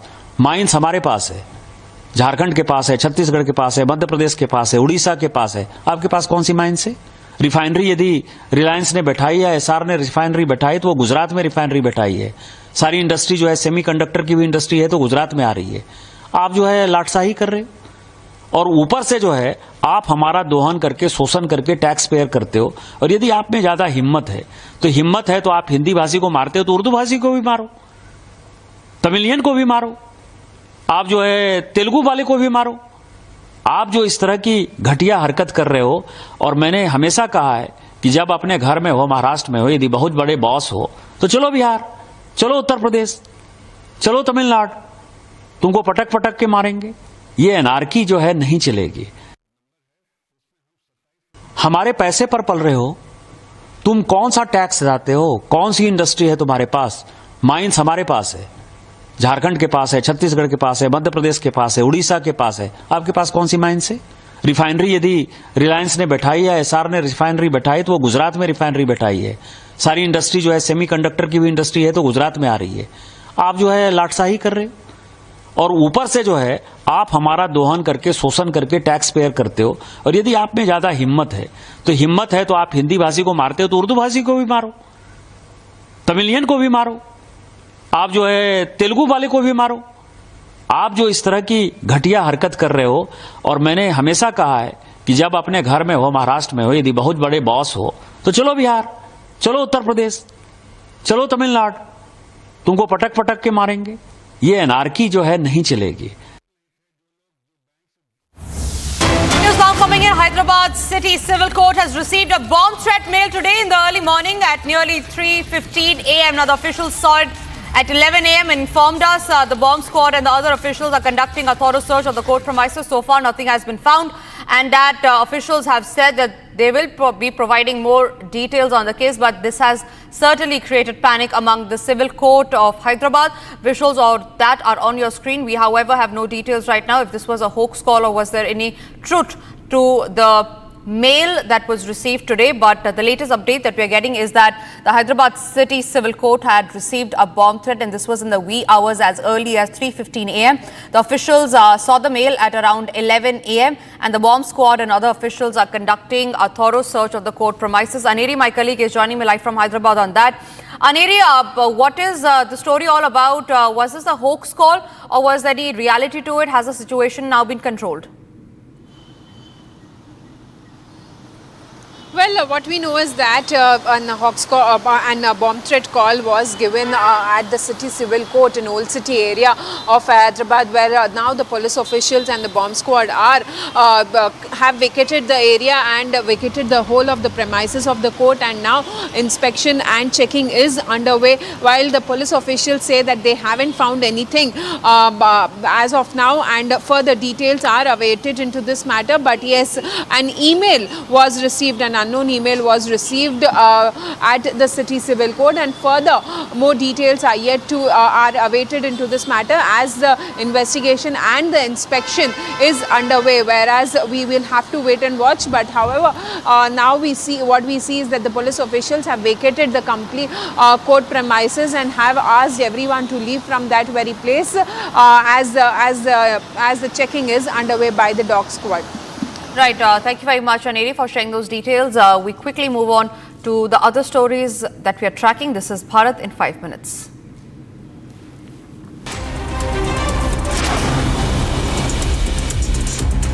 A wall collapse incident has occurred at a local eatery near Bageshwar Dham in Gada village in Chhatarpur of Madhya Pradesh. The wall collapsed following heavy rainfall in the area. As per reports, 1 person has died and 10 have been injured in the incident.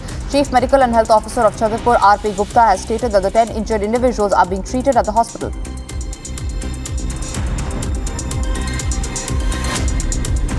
One person died due to cloudburst in the Loran area of Punch. The deceased has been identified as Ghulam Mohammed, a resident of Khoriwala Bela Bela area of Loran. The incident occurred last evening after the intense rainfall triggered the cloudburst. The cloudburst caused a rise in water levels and landslide-like conditions in the area. The body of the deceased was recovered from around 400 meters away and handed over to the family.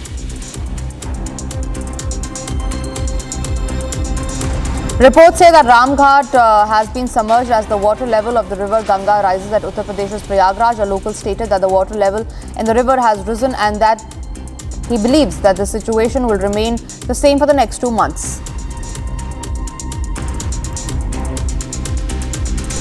जैसे कि शाम को हम गए थे तो वहाँ हमारे छप्पर से बाहर जल था 2 हाथ। अब सुबह आए तो सब डूबा हुआ था। हम लोग चौकी फाटा घटा रहे हैं। अब 2 महीना यही निरंतर रहेगा।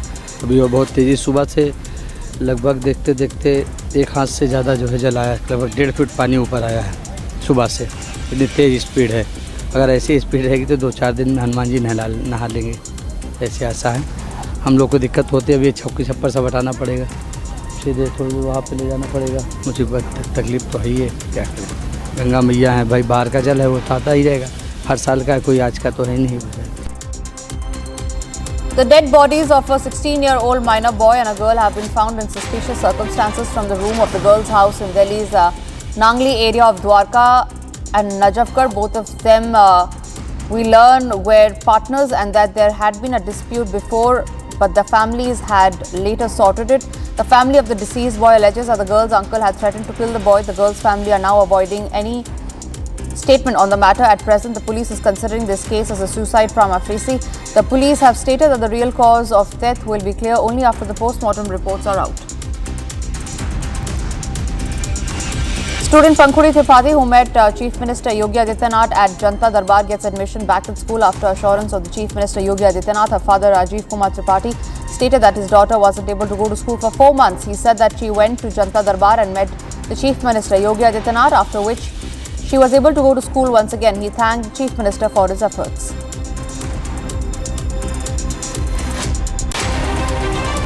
सर, मेरी बच्ची 4 महीने से स्कूल नहीं जा रही थी। आर्थिक तंगी की वजह से स्कूल नहीं भेज पा रहे थे। मेरी बच्ची जनता दरबार में गई, मुख्यमंत्री योगी आदित्यनाथ जी से मिली। योगी आदित्यनाथ जी के ही मेहरबानी से, उनकी कृपा से आज मेरी बच्ची पुनः स्कूल गई है। हम माँ बाप तहे दिल से उनका शुक्रिया अदा करते हैं और बहुत खुश हैं। कौन से क्लास में पढ़ती है? 7th B में उसका एडमिशन हुआ है। 6th क्लास पास की थी सर इसी स्कूल से। ASP crime of Gwalior, Krishna Lal Chandani, shared that a robbery took place in the Pichor police station area in Madhya Pradesh. The suspected accused has been identified as Kaushal Gujjar. At the time, an attempt was made to apprehend him. Kaushal opened fire on the police, injuring the one constable. Kushal escaped from the scene in an encounter with the crime branch in the Kampu police station area. We learned that the accused was shot in the leg and he has been admitted to the hospital now.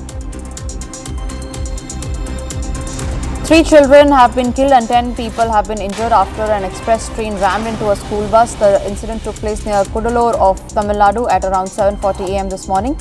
The driver has also been injured in the accident and has been admitted to a hospital. The cause of the accident has been identified to be that the railway crossing gate could not close when the train passed. According to reports, the gatekeeper was sleeping when the accident occurred. Eyewitness stated that the train dragged the bus for about nearly 50 meters.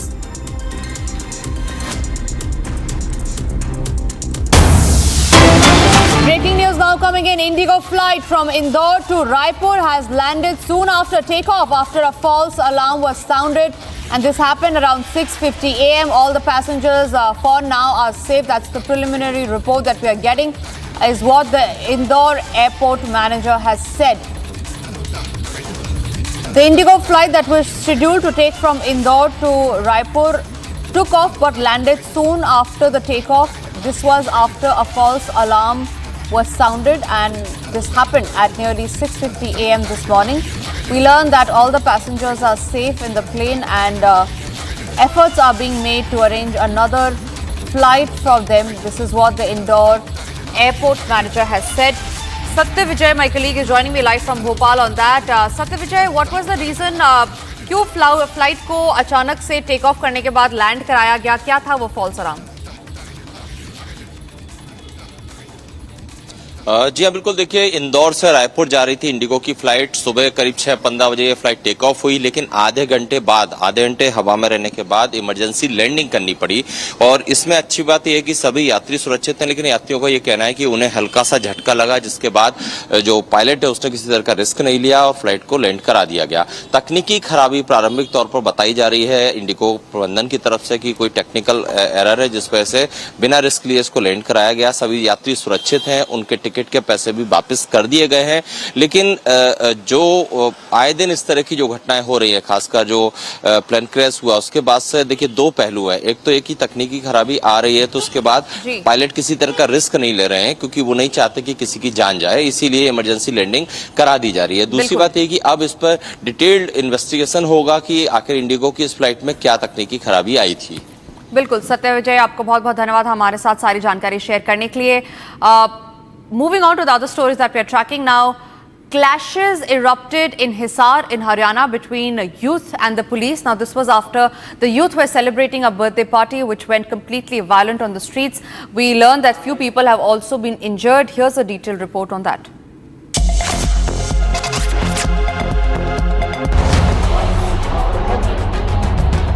A violent clash broke out between police and a group of youths in Hisar's Bharat Nagar area during a birthday celebration. The youths were reportedly playing loud music and singing on the street. When police arrived and asked them to stop, the youths reacted aggressively. In retaliation, several youths climbed onto the roof and began pelting stones at the police. During the commotion, two youths jumped from the roof in an attempt to escape. Both sustained serious injuries.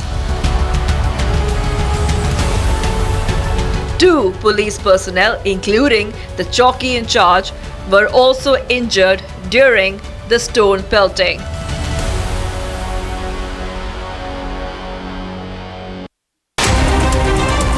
Bharat 1 Minute brought to you by Canara Bank. Together we can.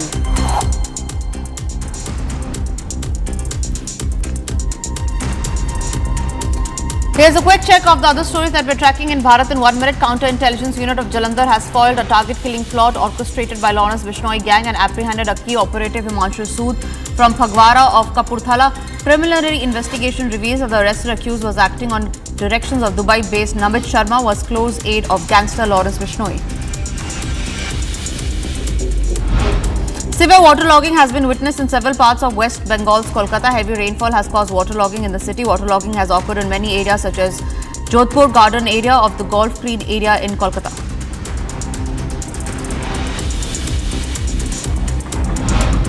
On MNS workers' protest at Mira Bhayadar, additional CP Datta Shinde has stated that there was a reason to not give permission for the protest. The reason that it was not permitted was due to an accident which occurred there later. He stated that the police are fully alert and taking lawful action to maintain law and order there. He shared that the situation is peaceful and people are not gathering anymore at the location after orders had been passed.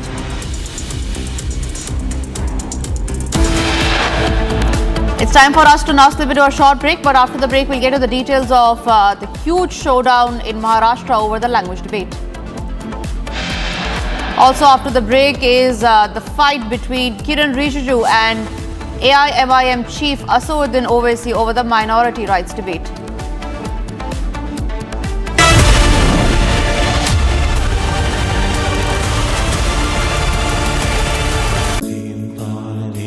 At Amity, we are committed to building a stronger India through world-class education and research, to nurture ideal citizens who, together with the leaders of today and tomorrow, will make India a world superpower. Amity University, India's leading not-for-profit private university. आधे bowl दही में 4 चम्मच MDH चटनी पुदीना मसाला डाला, stir करो, पुदीना चटनी तैयार। MDH चटनी पुदीना मसाला।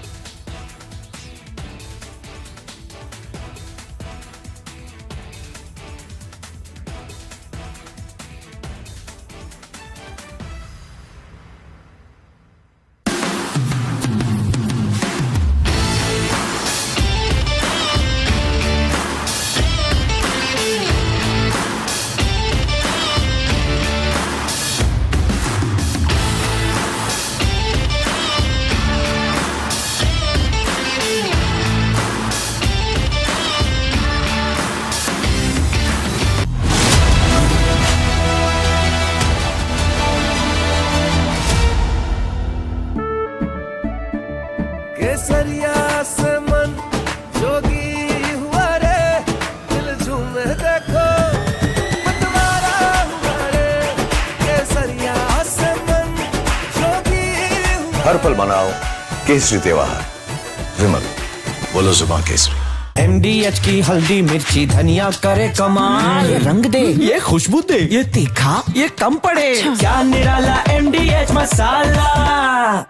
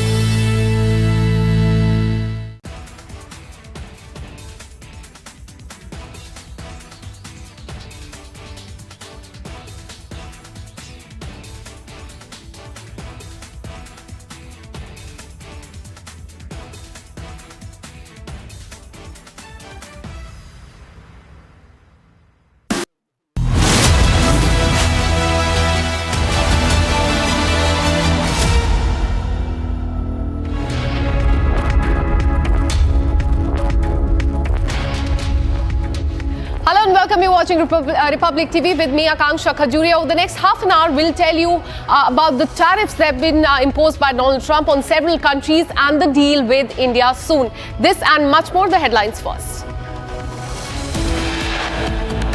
मल्लिकार्जुन खड़गे जी कहते हैं, बातें तो बड़ी बोलते हैं मुर्मा जी, द्रौपदी मुर्मू जी नहीं, रामनाथ कोविंद जी को कोविड बुला रहे हैं। हमारी संपत्ति छीनने के लिए बनाए, हमारे जंगल छीनने के लिए बनाए।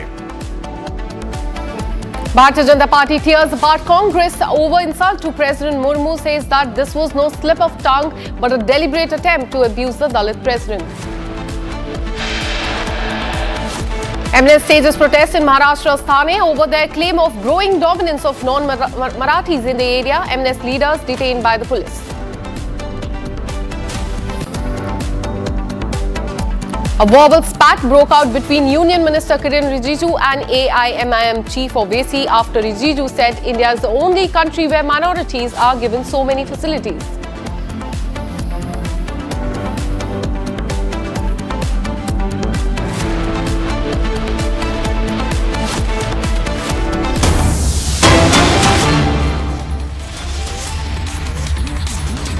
In fact, we have breaking news coming in. MPs in the parliamentary committee, in fact, meeting have raised Air India's safety issue and have asked that a thorough audit of the regulatory body should also happen. In fact, this is as far as the parliamentary panel is concerned. And today, a crucial meeting is underway. What we're learning is that the MPs in that panel committee meeting have raised serious issues about the safety concerns as far as Air India is concerned, and they have asked for a thorough audit of the regulatory body as well. That should happen.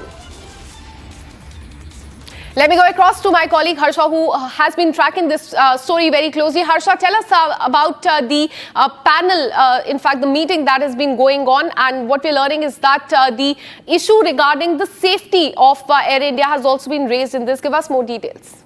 Yes, Akanksha, you rightly pointed out there's a very important meeting in the Parliament NXT which is taking place, and we have got to know update where a few MPs have raised the issue of aviation security, air safety for passengers. In fact, few have been asking Air India and the Ministry of Civil Aviation what's the inquiry report, what's the what's the update on the black box, what has been transpired in the investigation. As we very well know that AIB today morning only has submitted the investigation report to the Ministry of Civil Aviation. So MPs have been asking about that as well. And in fact, not only this, Akanksha, we've gotten to know that few MPs stringently told DGCA and the Civil Aviation Ministry that introspection of the MOCA and regulatory body is very important, because we have seen how DGCA has been sleeping after giving show cause notices to Air India and to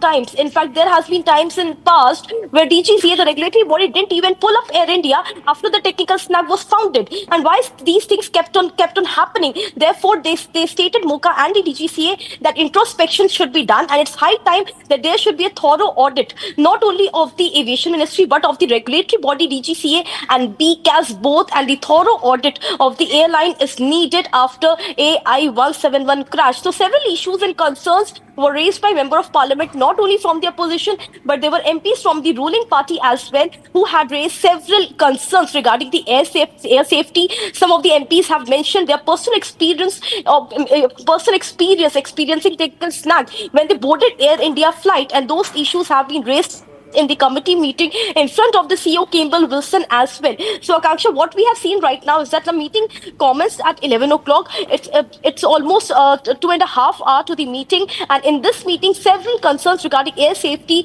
of the passengers and the infrastructure were raised by Member of Parliament. And after this meeting, we expect that a report with the committee members will also be shared of the inquiry and investigation which till now has happened in the AI-171 crash. Well, absolutely. The meeting has been going since the last 2.5 hours, and what Harsha is telling us that the air safety issues have also been raised. Harsha, keep tracking those details closely. Now we're shifting our focus to the state of Maharashtra. Several workers of the Raj Thackeray-led Maharashtra Navnirman Sena, that is MNS, were detained in Thane's Meera Road today when they took out a march to counter the protests against the Slabgate incident last week, in which MNS workers, if you remember, assaulted a food stall owner for not speaking Marathi.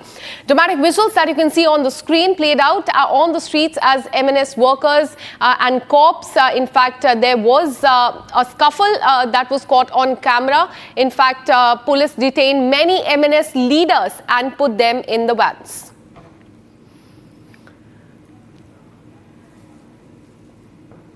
Well, there in the visuals, you can see from the visuals coming in from Mumbai in Maharashtra, where the protest is underway as far as the slab gate is concerned. But earlier today, MNS staged a dharna. But what the Chief Minister said that they did not take the prescribed route, and hence many leaders were detained there.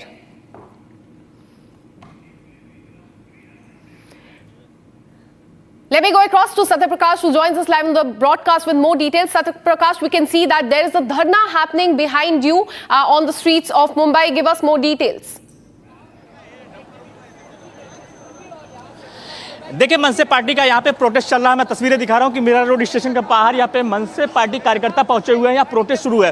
थोड़ी देर पहले ही शिवसेना शिंदे गुट के नेता प्रताप सरनाईक और मंत्री हैं जो कि यहाँ पहुंचे हुए थे, लेकिन मनसे कार्यकर्ताओं ने उनको जाने के लिए कहा और नारेबाजी किया। इसके बाद प्रताप सरनाईक यहाँ से जा चुके हैं। लेकिन तस्वीरें देख सकते हैं किस तरह से यहाँ पे मनसे पार्टी, मतलब राज ठाकरे की पार्टी, मनसे कार्यकर्ता यहाँ पे पहुंचे हुए प्रोटेस्ट कर रहे हैं। इनका डिमांड है कि जिस तरह से सुबह जिस तरह से पुलिस ने परमिशन नहीं दिया था, उसके बाद कहीं यहाँ पे इकट्ठा हुए। सामने तस्वीरें देख सकते हैं कि यहाँ पे मीरा रोड पुलिस है और कहीं लॉ एंड ऑर्डर सिचुएशन खराब ना हो, इसको देखते हुए यहाँ पे सुरक्षा व्यवस्था बढ़ा दिया गया है। लगातार मनसे के नेता पहुंच रहे हैं। मुंबई से भी कई ऐसे मनसे नेता जो संदीप देशपांडे के अलावा कई ऐसे नेता यहाँ पहुंच रहे हैं और लगातार यहाँ पे मनसे पार्टी के कार्यकर्ता पहुंच रहे हैं और विरोध कर रहे हैं। विरोध इसलिए किया जा रहा है कि जिस तरह से हिंदी भाषी और स्थानीय लोगों को यहाँ पे परमिशन दिया गया था प्रोटेस्ट का, लेकिन कहीं मराठी लोगों को परमिशन नहीं दिया गया, जिसके बाद कहीं यहाँ पे लोग उतरे हैं, मनसे कार्यकर्ता उतरे हैं और यहाँ प्रोटेस्ट कर रहे हैं। सामने तस्वीरें देख सकते हैं, मीरा रोड स्टेशन के बाहर ये प्रोटेस्ट चल रहा है मनसे कार्यकर्ताओं द्वारा।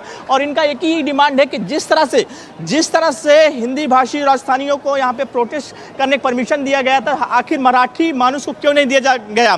तो फिलहाल देख सकते हैं तस्वीरें किस तरह से प्रदर्शन हो रहा है और जिस तरह से महाराष्ट्र में मराठी बनाम हिंदी का मुद्दा छाया हुआ है, कहीं उसको लेकर यहाँ पे प्रदर्शन किया जा रहा है और मनसे कार्यकर्ता यहाँ पहुंचे हुए हैं। थोड़ी देर बाद जो मुंबई कई ऐसे मनसे पार्टी के नेता है, संदीप देशपांडे के अलावा कई ऐसे नेता जो लोकल ट्रेन के जरिए यहाँ पे पहुंचने वाले हैं और प्रोटेस्ट कर रहे हैं।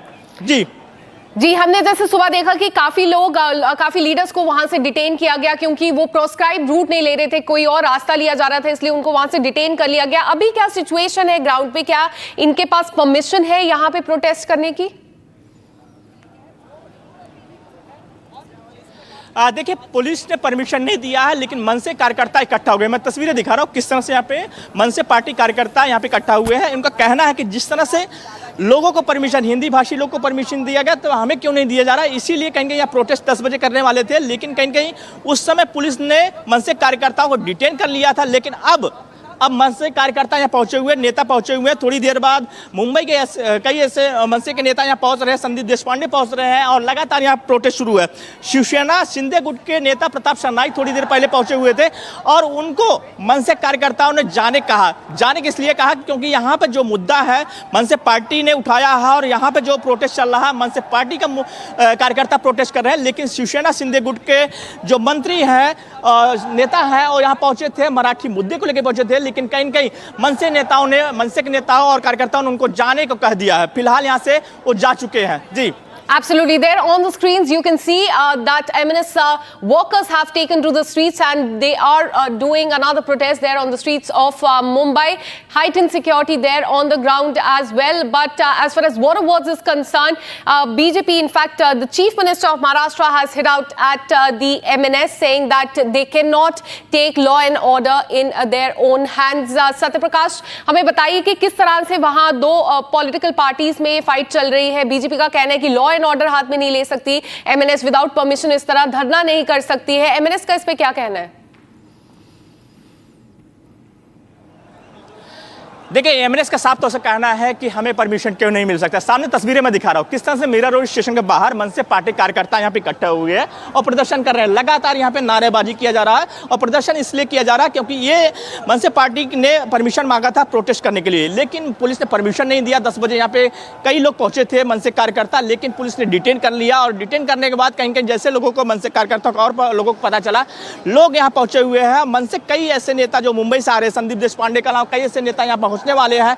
यहाँ प्रोटेस्ट शुरू है। शिवसेना शिंदे गुट के नेता प्रताप सरनाईक पहुंचे हुए थे थोड़ी देर पहले और मन से कार्यकर्ताओं ने उनको जाने कह दिया क्योंकि जो प्रोटेस्ट है, जो कार्यकर्ता है मन से पार्टी राज ठाकरे की पार्टी के कार्यकर्ता है और यहाँ प्रोटेस्ट कर रहे हैं। जिस तरह से महाराष्ट्र में हिंदी बनाम मराठी का मुद्दा चल रहा है, उसके बाद कहीं कहीं जिस तरह से ये हो रहा है उसको लेकर कहीं कहीं मन से जो कार्यकर्ता है वो लगातार पहुंच रहे हैं। तस्वीरें देख सकते हैं किस तरह से यहाँ पे जो मीरा रोड स्टेशन के बाहर यहाँ प्रदर्शन चल रहा है और इनकी एक ही मांग है कि जिस तरह से हिंदी भाषी राजस्थानी लोग को प्रोटेस्ट का परमिशन दिया गया था, उसी तरह से हमें यहाँ पे प्रोटेस्ट करने का परमिशन दिया जाए। Absolutely, Satyaprakash. Stay on with us. In fact, Maharashtra Chief Minister issued a statement on the MNS protest saying that while protesting is a democratic right of every citizen, one cannot take law and order into their own hands. Listen in. Maharashtra में किसी भी मोर्चे को इजाजत है, ये लोकतांत्रिक राज्य है, कोई भी मोर्चा निकालना चाहे तो परमिशन लेकर निकाल सकता है, लेकिन जब कोई परमिशन लेता है तो उसका रूट किस प्रकार से होना चाहिए। अगर रूट में कई ट्रैफिक के प्रॉब्लम्स है, अगर रूट में कोई ऐसी जगह है कि जहां पर स्टैम्पिड जैसी अवस्था हो सकती है, कुछ ऐसी चीजें होगी तो पुलिस रूट चेंज करने को कहती है। तो मैंने जब पुलिस कमिश्नर से पूछा तो पुलिस कमिश्नर ने मुझे कहा कि हमने उनको रूट चेंज करने के लिए कहा था, लेकिन वो एडमेंट थे कि हमको यही रूट लेना है, इसलिए पुलिस ने उसको नकारा है। प्रयोगशाला के तौर पे देखा जा रहा है क्या? मीरा रोड जो है, जो राजनीति की नई प्रयोगशाला के तौर पे देखा जा रहा है क्या? देखिए, मुझे ऐसा लगता है कि मैं महाराष्ट्र के मिजाज को जानता हूं। महाराष्ट्र का मिजाज ऐसा है कि इस प्रकार के प्रयोग यहां चलेंगे नहीं। जो मराठी आदमी है वो बड़े दिल का है, क्योंकि भारत पर जब आक्रमण हुआ तो मराठी आदमी ने केवल महाराष्ट्र का विचार नहीं किया, पूरे भारत का विचार किया। इसलिए मराठी आदमी कभी छोटा सोच नहीं सकता, कभी संकुचित सोच नहीं सकता, इसलिए कोई प्रयोग करने की कोशिश भी करे तो नहीं हो पाएगा।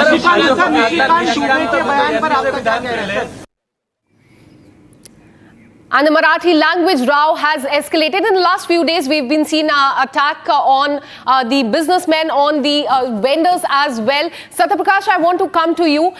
मराठी और नॉन मराठी लैंग्वेज पे विवाद काफी छिड़ गया है वहां पे। एमएनएस और भारतीय जनता पार्टी का क्या कुछ कहना है, हमें बताइए।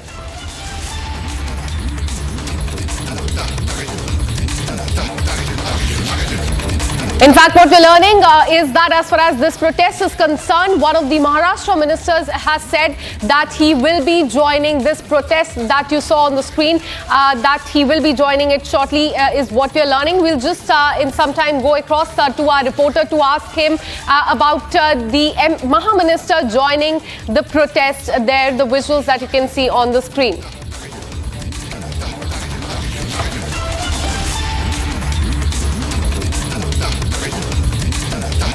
Let me go across to my colleague Satyaprakash. Satyaprakash, हमें बताइए, क्योंकि एक महाराष्ट्र मिनिस्टर का कहना है कि वो भी इस प्रोटेस्ट में आएंगे, इस बारे में हमें डिटेल्स दीजिए।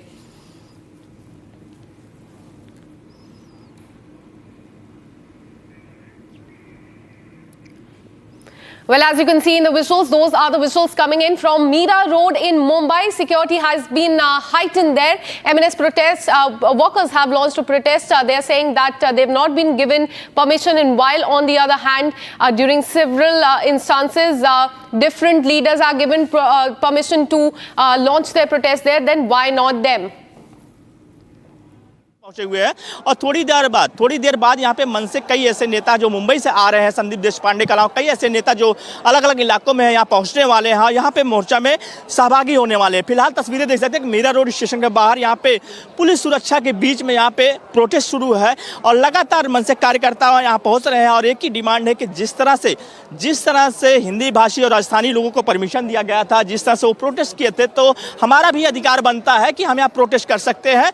लेकिन कहीं कहीं पुलिस का कहना है कि हमें जो है लगा कि यहाँ पे कानून व्यवस्था बिगड़ सकता है, इसलिए परमिशन नहीं दिया। जो रूट मांगा गया था वो गलत रूट मांगा गया था, जिसकी वजह से हम परमिशन नहीं दिए और सुबह जो मन से कई कार्यकर्ताओं को डिटेन किया गया था, हिरासत में लिया गया था। फिलहाल ये तस्वीरें देख सकते हैं, मीरा रोड स्टेशन के बाहर की तस्वीरें हैं और यहाँ पे सैकड़ों की तादाद में यहाँ पे मनसे की कार्यकर्ता मौजूद है और नारेबाजी कर रहे हैं। थोड़ी देर पहले ही यहाँ पे जो कि शिवसेना नेता शिंदे गुट के प्रताप सरनाईक है, जो कि मंत्री है, परिवहन मंत्री है, वो भी पहुंचे हुए थे और इस मोर्चे में सहभागी होने के आए थे, लेकिन कई मनसे कार्यकर्ताओं ने उनको जाने के लिए कर दिया, कहा, बार बार नारेबाजी किया है उनके खिलाफ। इसके बाद वो प्रताप सरनाईक यहाँ से जा चुके हैं, लेकिन तस्वीरें देख सकते हैं किस तरह से मनसे कार्यकर्ता यहाँ पे नारेबाजी कर रहे हैं और प्रोटेस्ट कर रहे हैं।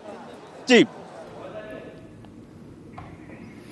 Well, there on the screen, we can see how the protest has started there. MNS workers and the leaders there on the ground doing that protest. What we're learning is that Maharashtra Cabinet Minister and the Minister who's, in fact, Minister of Transport there in Maharashtra, Pratap Sarnaik, has arrived at this protest site and he has said that we will speak to Maharashtra Chief Minister. Why no permission given for this rally?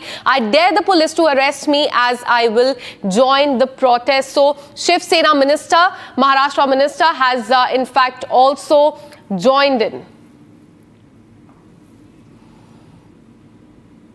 Police ने permission नहीं दिया था, यहाँ पर इकट्ठा होने का permission नहीं दिया था, लेकिन फिलहाल कहीं न कहीं अब मनसे कार्यकर्ता पहुंचे हुए हैं, नारेबाजी कर रहे हैं और एक ही डिमांड है कि जिस तरह से हिंदी भाषी लोग, राजस्थानी लोग प्रोटेस्ट किए थे, वो अपनी मांगों को लेकर प्रोटेस्ट किए थे, हम भी यहाँ पे प्रोटेस्ट कर सकते हैं। लेकिन कहीं के महाराष्ट्र सरकार और मुंबई यहाँ पे मीरा रोड पुलिस का कहना है कि परमिशन इसलिए नहीं दिया गया कि अगर लॉ एंड ऑर्डर सिचुएशन खराब होता है तो उसका जिम्मेदार कौन होगा। फिलहाल कहीं यहाँ पे मीरा रोड स्टेशन के बाहर प्रोटेस्ट शुरू है, मनसे कार्यकर्ता पहुंचे हुए हैं।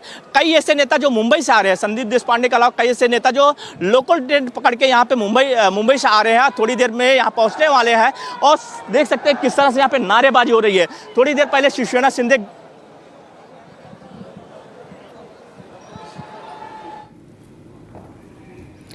Well, the war of words as far as the language row is concerned has also escalated, but look at those visuals coming in from Mira Road in Mumbai where this protest has started. Several MNS workers and leaders are there at the spot, and what we're learning is that Shiv Sena MLN, who's the Maharashtra minister as well, Pratap Sarnaik, he's also at the spot and he said that he will speak to the chief minister why no permission was given to the MNS leaders for this big protest, because remember earlier today they tried to do a protest here, but they were detained after the police said that they did not take the prescribed route and hence their leaders, their workers were detained. And now again we are seeing that MNS leaders and workers have hit the streets in Mumbai, and in just some time we are learning more and more leaders are going to join this very crucial protest. ये respect के लिए खाली कर रहे हैं हम लोग और कुछ नहीं। देखिए यहाँ पे ना क्या मांग कर रहे हैं आप? हम लोगों ने कुछ मांगी नहीं किया, क्या मांगी थी? कुछ भी नहीं। ये कहना बहुत सिंपल चीज़ है, आप जो कर्मभूमि पे रहते हो ना, जहाँ पे आप काम करते हो, कर्मभूमि पे जहाँ रहते हो, जहाँ पे आप काम करते हो, वो तो रिस्पेक्ट देना चाहिए ना आपको। वो आपकी मातृभूमि नहीं, वो कर्मभूमि है, तो बस कर्मभूमि के लिए ही बोला हुआ है और कुछ नहीं बोला है। और एक मराठी आदमी आज सब लोग जमा हुए उसके लिए हुए, ना कोई पक्ष दिख रहे तुम्हें, ना कुछ नहीं दिख रहा। उसका सिर्फ यही रीज़न था कि एक मराठी आदमी मराठी के लिए खड़ा हुआ है। खाली क्या वो होता है, इतना ही था ना कि आप जहाँ पे रहते हो सीखो। आप कहाँ भी जाओगे, कोई भी भारत में कोई भी देश में थोड़ा तो बोलते ही ना वहाँ पे लोकल लैंग्वेज को। ऐसा बोलता है आप साउथ में जाइए, क्या बोलेगा वो सुनेगा नहीं। आप हिंदी में बोलोगे तो है ना, करते कि नहीं। आप आसाम जाओ, वो क्या बोलेगे आपको। अरुणाचल प्रदेश जाओ, उड़ीसा जाओ, वो लोग उनकी भाषा ही बोलते हैं ना। आप जाओगे तो हिंदी में जवाब देते हैं आपको। मैं हिंदी के लिए आज पुलिस ने परमिशन नहीं दिया था सुबह, जिस तरह से निकल है ना, वो तो सीधा है। जब भी वो लोग ने निकाला तभी परमिशन नहीं दी तो भी कुछ नहीं हुआ, और हम लोग ने परमिशन देने के बाद भी हमको हुआ। तो समझ में आता ना कौन किसको दबा रहा है। प्रताप सरनाइक भी पहुंचे हुए थे आप लोग के? मैंने पहचानते उनको। अच्छा, ये देख सकते हैं कि मी मराठी टोपी पहन के पहुंचे हुए हैं। इनका कहना कि मराठी लोग मराठी भाषा के लिए पहुंचे हुए हैं और वो प्रोटेस्ट करना उनका अधिकार है, इसीलिए यहाँ पहुंचे हुए हैं। और लगातार यहाँ पे नेता पहुंच रहे हैं, यहाँ पे पहुंचे हुए प्रोटेस्ट करने के लिए। किस लिए? मराठी में बात। किस लिए पहुंचे हुए हैं? मराठी के लिए ही पहुंचे। आप मराठी में बात करोगे तो हम लोग न्यूज़ देंगे ना। अच्छा, देखिए सुबह परमिशन नहीं था। परमिशन नाही था, लेकिन हे मराठीसाठी आहे हे सर्व। तर मराठी लोकांना इथे अन्याय केला जातोय, पूर्ण दडपशाही केलेलं आहे। वरून सर्वांना आतमध्ये घेऊन जातात, बाहेर सोडतात, नंतर मोर्चाला पूर्ण विरोध करतात. पाठीमागच्या 2 दिवसापूर्वी काही मोर्चे झाले तेव्हा सर्व बंद केले आणि आज मराठी लोकांचा मोर्चा है. देखिए, इनका कहना है कि मराठी लोगों के साथ अन्याय किया जा रहा है, इसलिए हम लोग इकट्ठा हुए हैं. आप भी यहाँ पहुँचे हुए हैं, क्या कहेंगे जो प्रोटेस्ट हो रहा है? देखो, इधर जात पात का कुछ प्रश्न नहीं है, सब लोग मिलजुल के इधर रहेंगे तो बहुत भाईचारे से रह सकते हैं. इन मराठी का सम्मान होना बहुत जरूरी है. हम लोग जिधर गुजरात में हम गुजराती भी सीखेंगे, कहाँ जाए सीखें, लेकिन यहाँ पे मराठी थोड़ा आना जरूरी है. ऐसा नहीं बोले मुझे हिंदी मराठी नहीं आती. आप लोग अपना अपना प्रांत में भाषा का ईमान इज्जत करो, बस वही हमारी ये प्रार्थना है सबसे. आप भी पहुँचे हुए हैं, यहाँ पे पहुँचे हुए हैं, नहीं बात करेंगे. ये देख सकते हैं कि इनका कहना है कि मराठी भाषा के लिए पहुँचे हुए हैं, अपने सम्मान के लिए पहुँचे हुए हैं और इसलिए पहुँचे हुए हैं कि यहाँ पे हमें विरोध प्रदर्शन नहीं करने दिया जा रहा था, इसलिए हम लोग इकट्ठा हुए हैं. पुलिस ने परमिशन नहीं दिया था लॉ एंड ऑर्डर का बहाना बनाकर, लेकिन अब हमारे लोग पहुँचे हुए हैं. जी. So the language row in Maharashtra has escalated, as you can see in the visuals.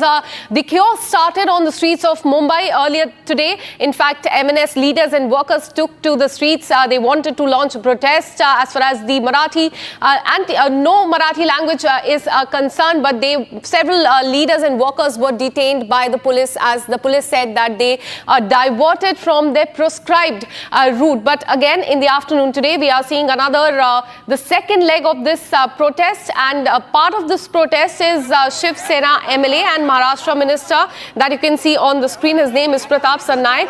In fact, he has opposed the attack on North Indian shopkeepers by the MNS workers. But in fact, day before yesterday, he had also gone on to say that Marathi language should be taught to people at the Sena Shakha. So he's pro Marathi language, and that is why he has come to this MNS protest. He has also said that he will be speaking to the Chief Minister and ask why no permission was given for this MNS protest that is currently underway.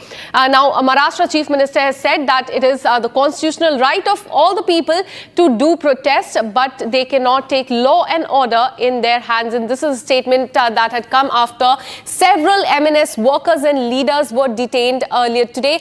Now, what we're learning is that no permission has been given by the police for this specific protest as well. But there on the streets of Maharashtra, we are seeing thousands of feminist workers and leaders who have come there to launch their protest, and they said that permission should be given by the police for the same.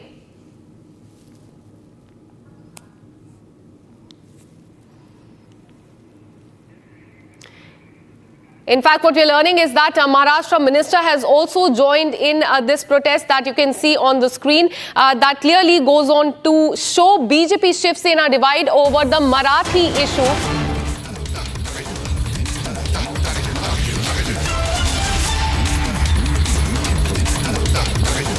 In fact, we have breaking news coming in. Maharashtra Cabinet Minister and Shiv Sena MLA have joined MNS protest in Meera Road in Thane. As we were telling you, the name of this Maharashtra Minister is Pratap Sarnaik, who has arrived at Meera Road for this MNS protest. And this clearly goes on to show the divide between Bharatiya Janata Party and Shiv Sena in the state of Maharashtra. On one side, BJP and their Chief Minister have been saying that law and order should not be taken into hand and no such rally would be allowed. On the other hand, Shiv Sena MLA, the Maharashtra Minister, the Minister for Transport there, Pratap Sarnaik, is there at the spot, as you can see.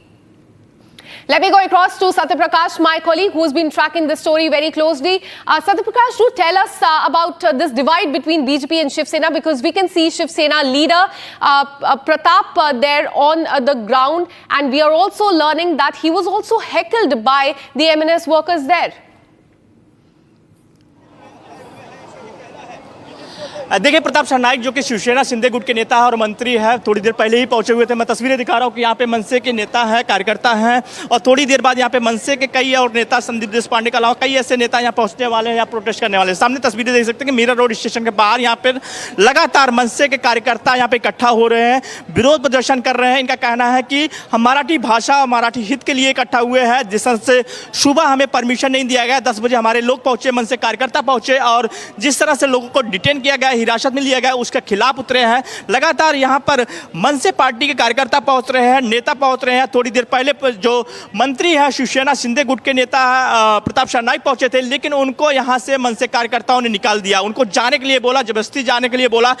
Pratap Sarnaik यहाँ से जा चुके हैं। सामने जो तस्वीरें देख रहे हैं, जो गाड़ी खड़ी है, जहाँ मनसे के जो नेता गाड़ियों में बैठे हुए खड़े हुए हैं, वो यहीं पे पहुंचे थे और यहाँ पर जोरदार नारेबाजी हुआ। नारेबाजी होने के बाद कहीं न कहीं प्रताप सरनाईक फिलहाल जा चुके हैं। लेकिन कहीं न कहीं यहाँ पे जिस तरह से प्रोटेस्ट चल रहा है, सुबह से यहाँ पे हंगामा हो रहा है, सुबह से ही परमिशन मनसे कार्यकर्ता मांग रहे थे, लेकिन कहीं कहीं पुलिस का कहना था कि अगर परमिशन देते हैं तो लॉ एंड ऑर्डर का सिचुएशन खराब हो सकता है, कानून व्यवस्था बिगड़ सकता है, क्योंकि जिस रूट से ये मोर्चा निकलने वाला था, इस रूट से कहीं कहीं यहाँ पे हिंदी भाषी लोग रहते हैं, वहाँ पे हंगामा हो सकता है, कानून व्यवस्था बिगड़ सकता है।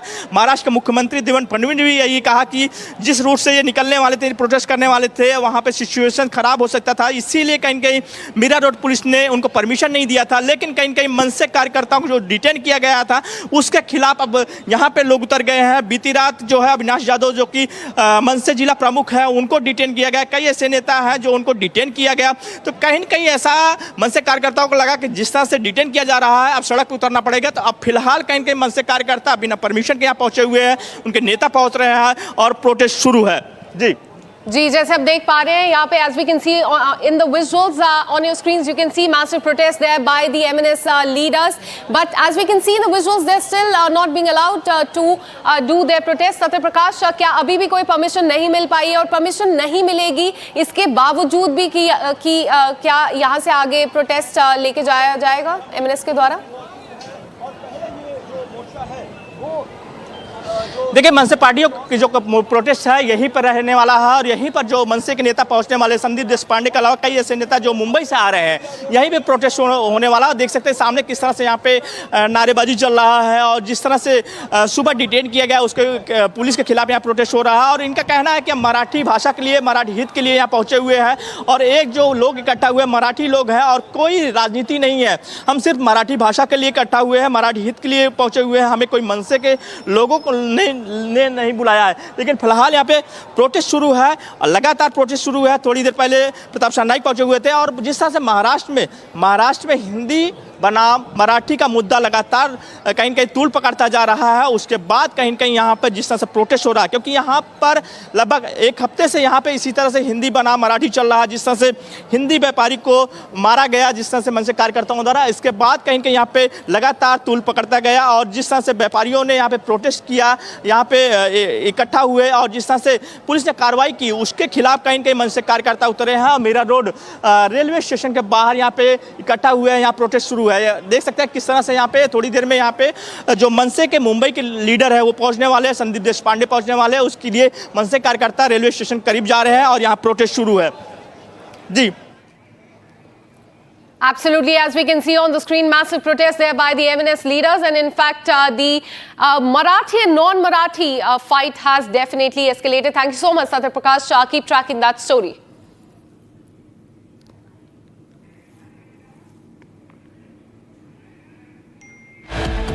And with this, we're taking a very short break. Coming up on the other side, SFI members enter the premises of Kerala University as they protest against the governor of the state, alleging saffronization of the university. Police is trying to bring the situation under control.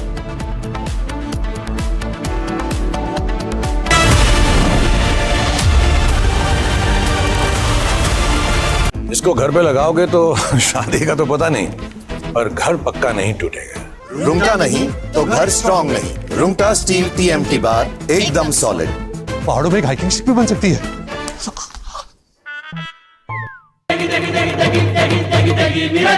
MDH की देगी मिर्च, देगी मिर्च का तड़का, अंग अंग फड़का। MDH की देगी मिर्च।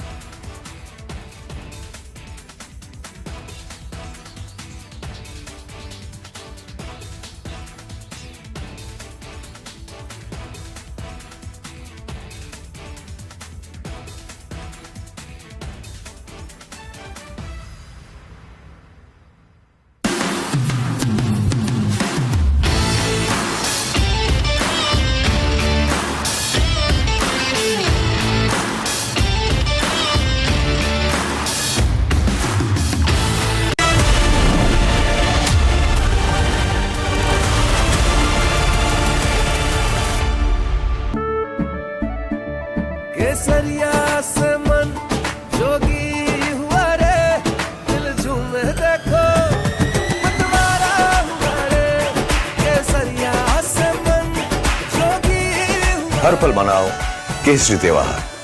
विमल, बोलो जुबान केसरी। अब छोलिया हो या लोबिया, सफेद चने या काले चने, सब कुछ मजेदार बने।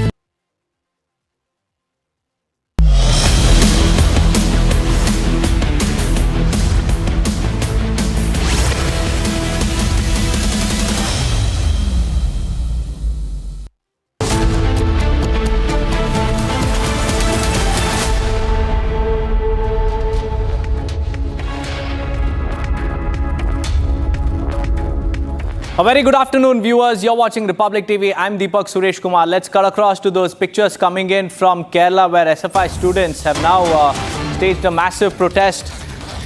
And it's dramatic visuals coming in from Thiruvananthapuram, where the SFI, Students Federation of India activists, have stormed the premises in a defiance against the governor, alleging full-blown saffronization of state universities. There you can see, this is the police now cracking down against these SFI cadres who are raising slogans. And these are SFI activists, SFI workers who are being whisked away in the police van. There was no permission given for them. And let's also get you up to speed. Viewers, the Kerala governor, who is also the chancellor of universities, has come under fire from the student groups. And these student groups claim that there is saffronization of universities. And this is what they're calling it. They're calling it a saffron push in higher education appointments, curriculum control, and ideological tilt. And now the SFI workers and activists, there you can see, have barged into the premises of the university, and they're staging a protest. And we're also trying to get some voices from the ground, both from the student leaders and also from our correspondents as well. But what we understand is that the police deployment has been ramped up. Lathi charges have not yet been reported, but there is palpable drama in this particular university campus. And the big worry now is whether this will spiral into a mega student unrest. There you can see the police cracking down on these SFI activists. They're being taken away in police vans. Stay with us as we get you all these pictures. And in fact, we'll also get a voice right now to get us more information on what exactly is happening. But with the pictures on your screens, you can clearly show this is a major face-off between the SFI activists. There you can see that is the dramatic visual of how SFI students have stormed into the premises. In fact, we have Ashwin joining us on the phone line. Ashwin, tell us what's happening. Ashwin, we've seen SFI activists barging into the premises of the university. There's police deployment. There's massive drama unfolding. Tell us about the latest from ground zero. Well, the fiasco unfolded after the governor decided to suspend the registrar for the Kerala University, K.S. Anil Kumar, because there was earlier a program where Governor Rajendra Vishwanath Arlekar had attended. The registrar had gone ahead to cancel the program after the governor had breached the premises. So the governor, citing disciplinary action, had suspended this registrar. In protest against this, the SFI activists have staged a massive protest inside the university. There were clashes there. The police have detained many of these students, and the primary issue is the issue of Bharat Mata's image, which Governor of Kerala had revered during a function which was held in the Senate Hall of the university last week. So the student outfit and its affiliate, which are close affiliates to the CPM, had staged this protest march to the university headquarters questioning the suspension of the registrar. The police had in fact used water cannons and dispersed the protesters. Their efforts were seen. There was a large number of activists who barged into the administrative block of the university also. And what essentially happened was they were trying to enter the doors of the administrative office, and minutes later, these protesters were raising slogans against the Vice Chancellor. So certainly, we see the clash between the left and the Kerala governor has reached another level where earlier there was a problem with the previous governor also, but now with Vishwanath Arlekar also, we see this clash going on in the university campus of Kerala. That's right, Ashwin. Tell us how it all started. And this is the latest flashpoint, the left versus right. Tell us how it all started, Ashwin. Well, the issue began when there was this program of in the Senate Hall of the university where the Rajendra Vishwanath Arlekar, the governor, was invited for the program. And in that, the governor had there was the image of Bharat Mata was there, and he had honored it with flowers. Now, as soon as this incident happened, there was a ruckus that happened, and there was a lot of protest that happened. Meanwhile, the registrar of the university, who was an affiliate to the party itself, of the left party, in fact, when the governor was there at the premises, he had ordered cancellation of this program.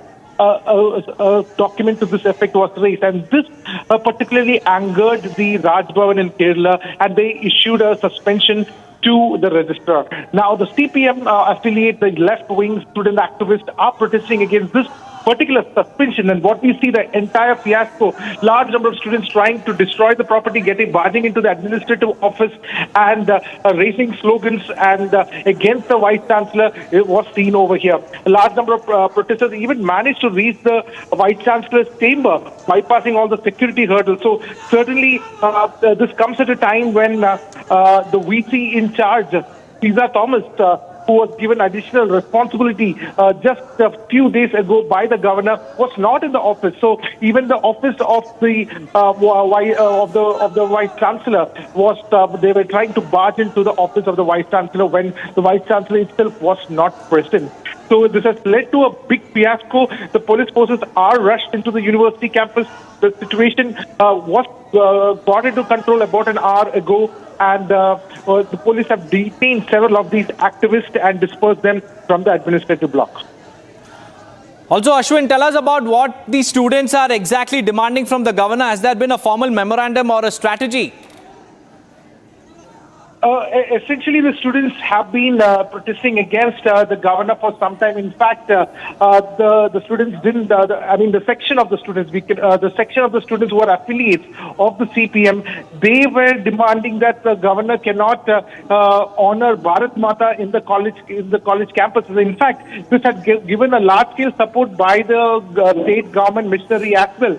In fact, the higher education minister, Dr. R. Bindu, had in fact called out this act of the governor as against the constitution. She went on to even say that the representation of Bharat Mata is an erstwhile image of pre-independent India, which includes many other countries as well, and that do not match with the constitution, which talked about a secular, social democratic country like India.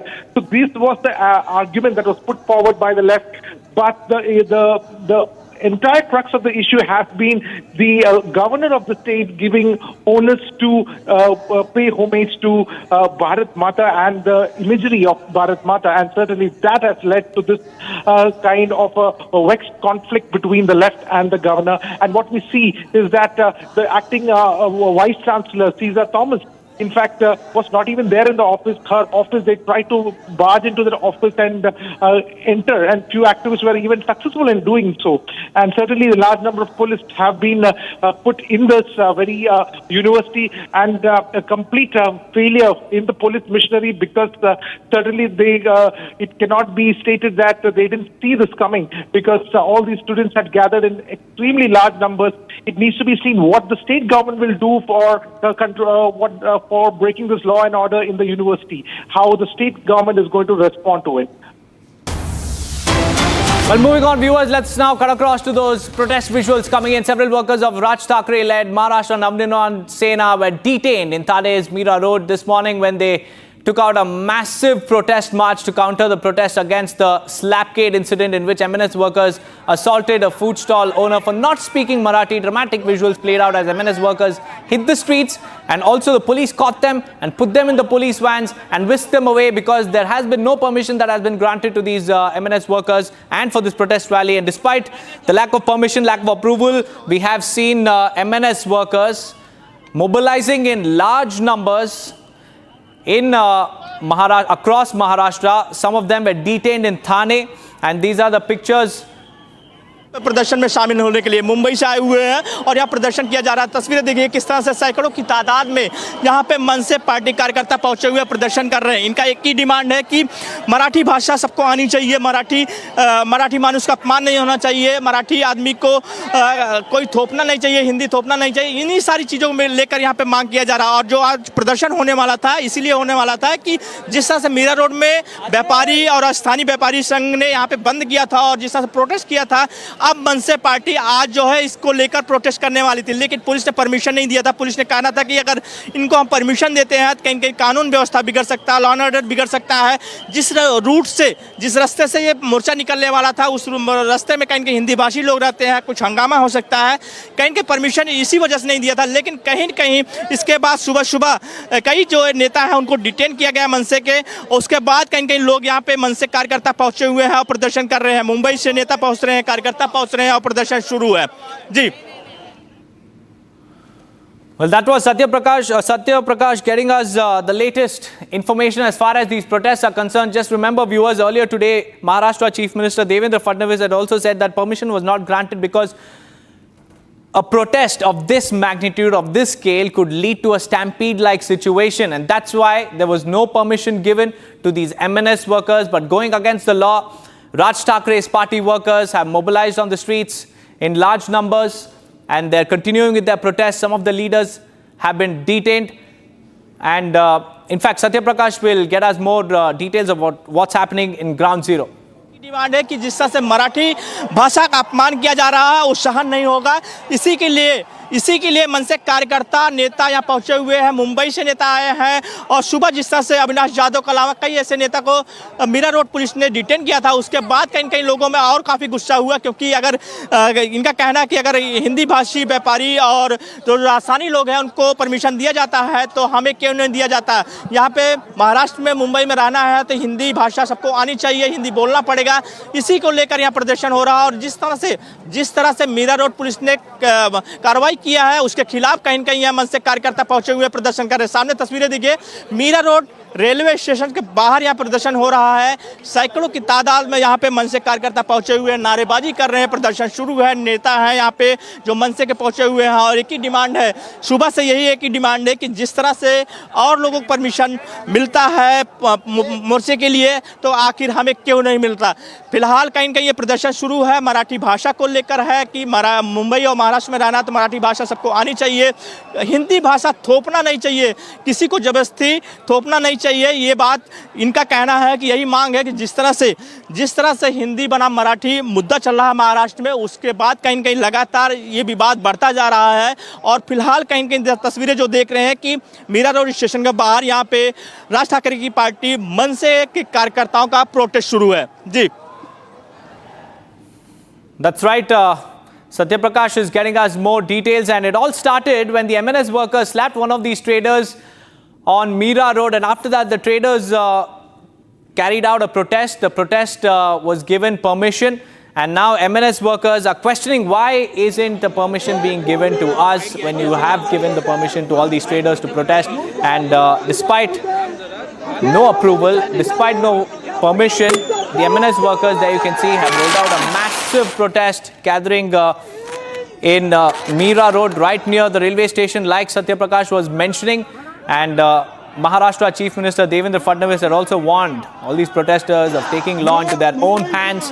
And he also said that the reason why the protest was not given permission is because of the risks it carries. And he also highlighted that a protest of this scale could lead to a stampede-like situation, lead to loss of lives, and that's why no permission was given to MNS workers. And despite that, these MNS workers have hit the streets. Akanksha is joining me live from the newsroom. Akanksha, tell me what's happening, Akanksha. The latest flashpoint seems to be near the railway station on Mira Road, and without permission, MNS workers have gathered in huge numbers. Well, absolutely. This is the second leg of their protest today. Remember, Deepak, earlier today, we saw the protest on the streets near Mira Road. That was when the MNS leaders and workers took to the streets, but they had no... Right, Akanksha, stay on with me. Let's now cut across to those visuals coming in from Kerala University. These are SFI activists, the left activists, left-wing activists raising slogans at the Kerala University premises against the governor, and they have alleged that there is a saffronization bid of the state education system, and they are now raising their voice against this. The police tried to push them back, but the SFI activists are unrelenting and they're staging a protest. They barged into the Kerala University campus, but the Vice Chancellor was not there. But despite that, the SFI activists are now raising slogans, and these slogans are being raised against the governor.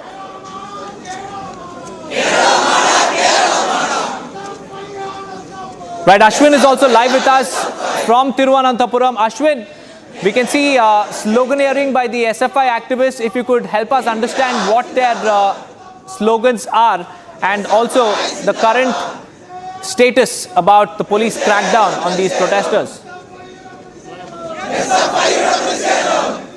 In fact, we'll get Ashwin back with us in just a few seconds, but let's go back to Akanksha, who's joining me live from the newsroom. Akanksha, this is the latest flashpoint between the SFI and the governor. Now, the SFI activists have barged into the university campus, which was shut. They forcibly opened the doors of the university. They barged into it. They stormed the university, and now they're staging a protest.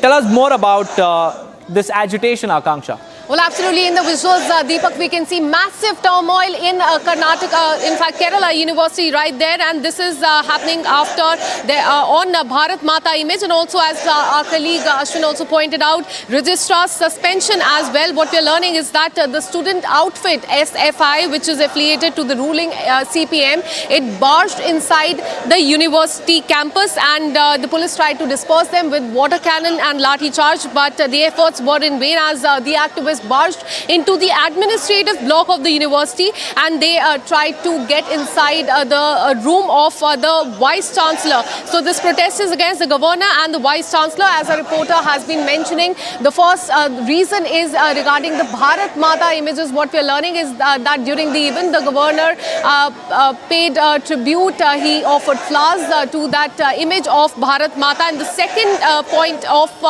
protest is related to the registrar's suspension. And that is why we are seeing massive turmoil in Kerala University right there. Right, Akanksha, the latest flashpoint is the row over the Bharat Mata image and the registrar's suspension. Ashwin is joining us on the phone line. Ashwin, we can hear a lot of sloganeering by the SFI students and the activists. Tell us more about what's happening at the Kerala University.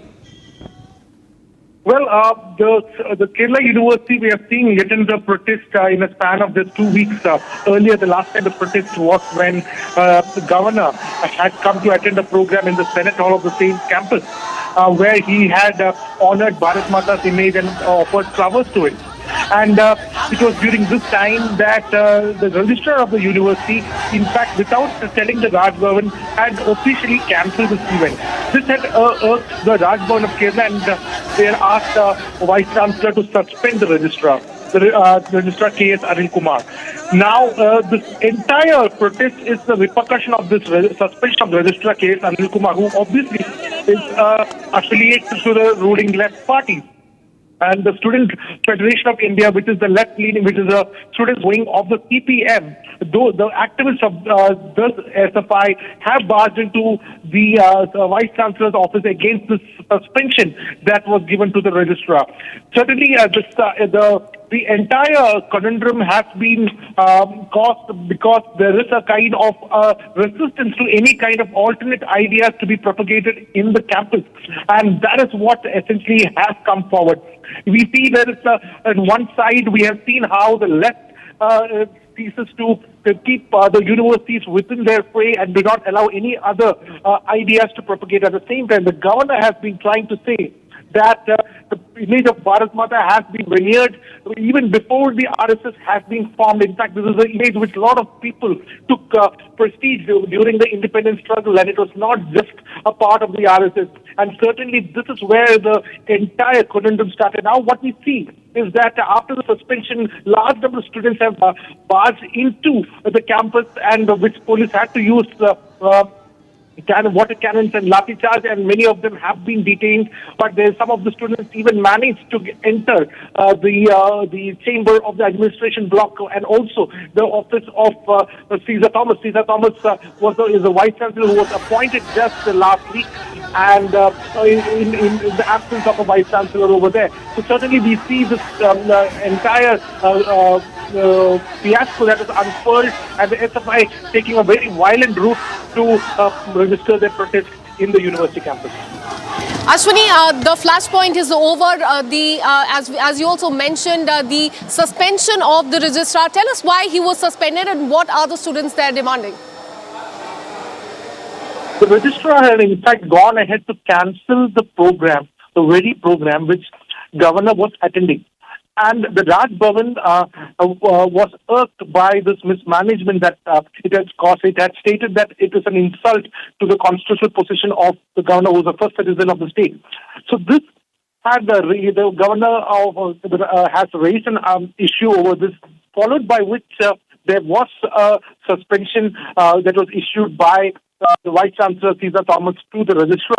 And this is the result of that. What we see today is that the activists barging into the campus, raising slogans against Caesar Thomas, the Vice Chancellor, and demanding that the protest, also registering the protest against the suspension of the registrar, K.S. Anil Kumar.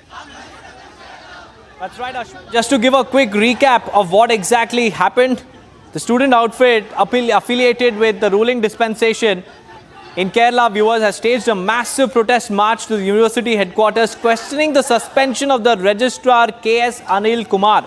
And though the police used water cannons to disperse these protesters, their efforts went in vain as the activists barged into the administrative block of the universities.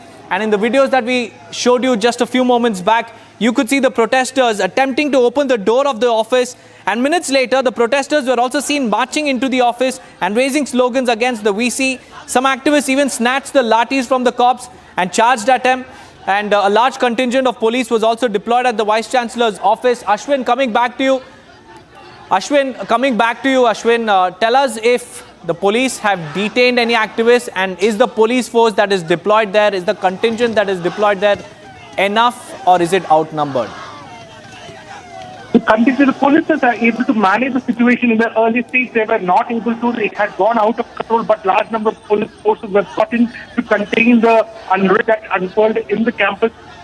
In fact, the situation is being brought under control. Large number of SFI students have already been detained and they've been arrested. They've been taken away from the campus, and law and order is being controlled over there right now by the police. But certainly there has been a lapse from the police side for not seeing what was coming, because this kind of large-scale protest certainly was planned, and there has been an intelligence failure to understand this kind of a large-scale protest. Certainly, when the left government, it's a left affiliate union which has taken this protest, and therefore it needs to be seen whether there were overarching support was in fact given by the state government for this protest, and its left ministry has given support for this protest to take place in an unauthorized manner. Right, Ashwin, thank you for getting us the latest from the Kerala University. The showdown continues. There's high drama unfolding. We'll keep our focus on that, but it's time for us to switch to what's happening in Maharashtra, because there's complete mayhem on the streets of Thane and Mumbai. Mira Road is witnessing a massive MNS protest rally, and this after they had slapped one of these traders for refusing to speak in Marathi. And Satya Prakash is with us. Satya Prakash, tell us about what's happening, Satya Prakash, near the railway station on Mira Road. There's massive mobilization of MNS workers. Tell us more about the ground situation. देखिए दीपक, लगातार प्रदर्शन शुरू है। मैं तस्वीरें दिखा रहा हूँ किस तरह से मनसे के कार्यकर्ता यहाँ पर प्रदर्शन शुरू है, प्रदर्शन कर रहे हैं। लगातार यहाँ पे देख सकते हैं कि मनसे के नेता कार्यकर्ता यहाँ प्रदर्शन कर रहे हैं और इनका कहना है कि मराठी भाषा का अपमान कोई भी करेगा तो सहन नहीं किया जाएगा। जिस तरह से सुबह पुलिस ने डिटेन किया है मनसे कार्यकर्ताओं का, उसके कहीं कहीं लोगों में काफ़ी रोष है, काफ़ी गुस्सा है। बीती रात को अविनाश यादव जो कि मनसे के नेता है, जिला अध्यक्ष है, उनको डिटेन किया गया था और कई ऐसे मनसे के नेता कार्यकर्ताओं को डिटेन किया था पुलिस ने कहना कि हमने परमिशन इसलिए नहीं दिया था कि यहाँ पे लॉ एंड ऑर्डर का सिचुएशन खराब हो सकता है, कानून व्यवस्था बिगड़ सकता है, इसीलिए हमने परमिशन नहीं दिया था।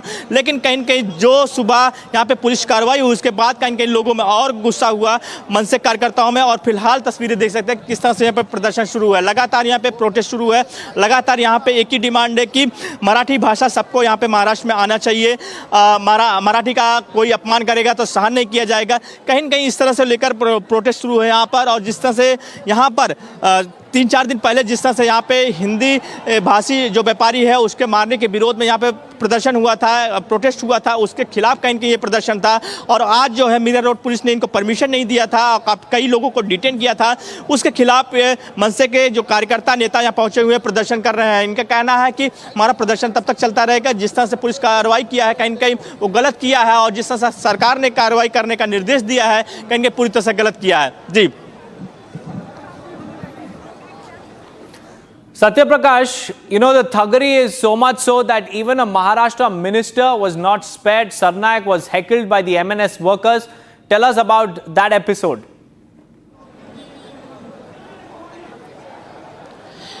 देखिए, ये मनसे के प्रोटेस्ट में जो है प्रताप सरनाईक जो कि शिवसेना शिंदे गुट के नेता है, मंत्री है, परिवहन मंत्री है, वो पहुंचे हुए थे प्रदर्शन में। और प्रदर्शन में इसलिए पहुंचे हुए थे, उनका कहना था कि मराठी भाषा को लेकर, मराठी हित को लेकर यहाँ पे प्रदर्शन हो रहा है, इसीलिए पहुंचे हुए थे। लेकिन कहीं न कहीं यहाँ पे जो प्रदर्शन करने वाले लोग हैं उनको यहाँ से जाने के लिए बोला, उनके खिलाफ नारेबाजी किया गया। इसके बाद प्रताप सरनाईक यहाँ से चले गए। यहाँ के लोग कहना है था कि यहाँ पे जो आए थे प्रताप सरनाईक जो मंत्री हैं, उनके कहने पर जिस तरह से पुलिस ने कार्रवाई किया है, पुलिस कार्रवाई इसीलिए किया है कि प्रताप सरनाईक कहने से यहाँ सुबह सुबह मनसे कार्यकर्ताओं को डिटेन किया गया। यहाँ पे क्रेडिट लेने के लिए आए हैं, इसीलिए हम उनको यहाँ पे रुकने नहीं दिए, जाने को कहा। इसके बाद प्रताप सरनाईक जा चुके हैं। लेकिन सामने तस्वीरें देख सकते हैं किस तरह से मनसे के नेता और कार्यकर्ता यहाँ पे प्रदर्शन कर रहे हैं, नारेबाजी चल रही है। सुबह से ही मीरा रोड स्टेशन के बाहर और अलग अलग जगह पे प्रदर्शन चल रहा है। और जिस तरह से प्रदर्शन शुरू है, लोगों का कहना है कि यहाँ जो प्रदर्शन करने आए लोग हैं उनका कहना है कि मराठी भाषा का अपमान कोई करेगा तो उसको सहन नहीं किया जाएगा, मराठी सबको आनी चाहिए। और जिस तरह से पुलिस ने परमिशन दूसरे लोगों को दिया, लेकिन कहीं कहीं मराठी लोगों को नहीं दिया, मराठी लोगों को डिटेन किया गया। कहीं कहीं सरकार के कहने के बाद ये किया गया, तो कहीं कहीं इसके खिलाफ कहीं कहीं यहाँ पे सड़क पे स्टेशन के बाहर प्रदर्शन शुरू है। मुंबई से कई नेता कार्यकर्ता पहुंचे हुए हैं Meera road. Ji Right, Satya Prakash, stay on with us. It's time for us to slip into a very, very short break. But on the other side, we'll get you all these pictures from Mira Road in Mumbai, where MNS workers have gathered in large numbers without permission. The drama is unfolding. Stay tuned for more.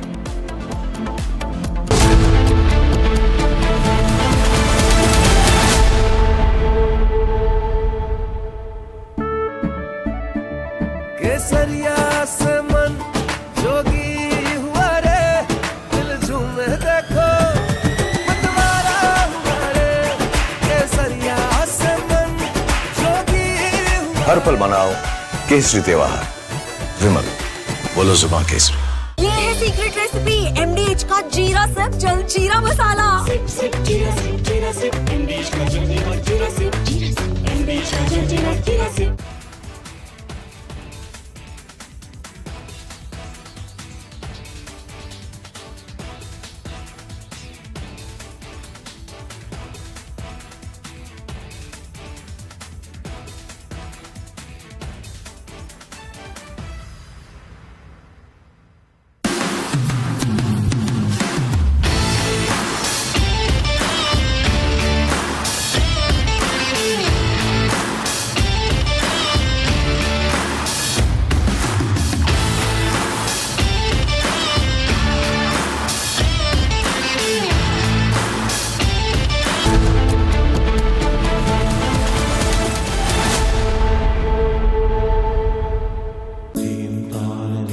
At Amity, we are committed to building a stronger India through world-class education and research.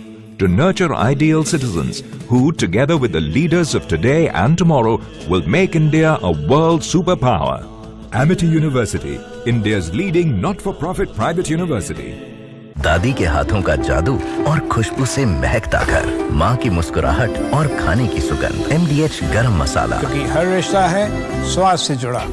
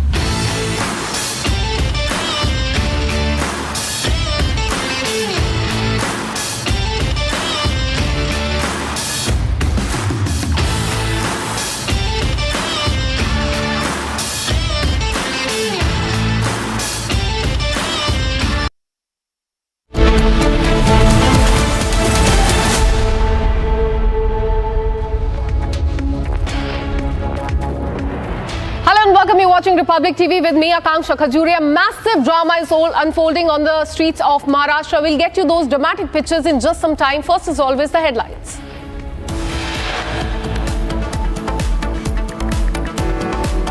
SFI members barged into Kerala University, clashed with the police, claiming that there is saffronization of the universities.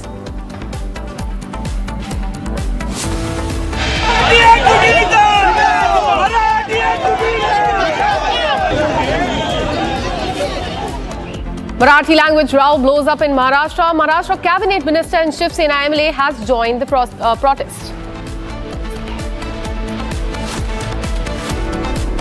Yogi government's bulldoze of justice on mastermind of the conversion racket is underway.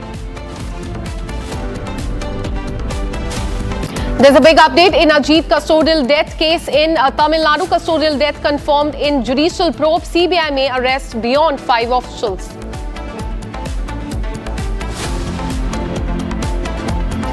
Aircraft Accident Investigation Bureau has submitted the initial report on Air India 171 plane crash to the Civil Aviation Ministry.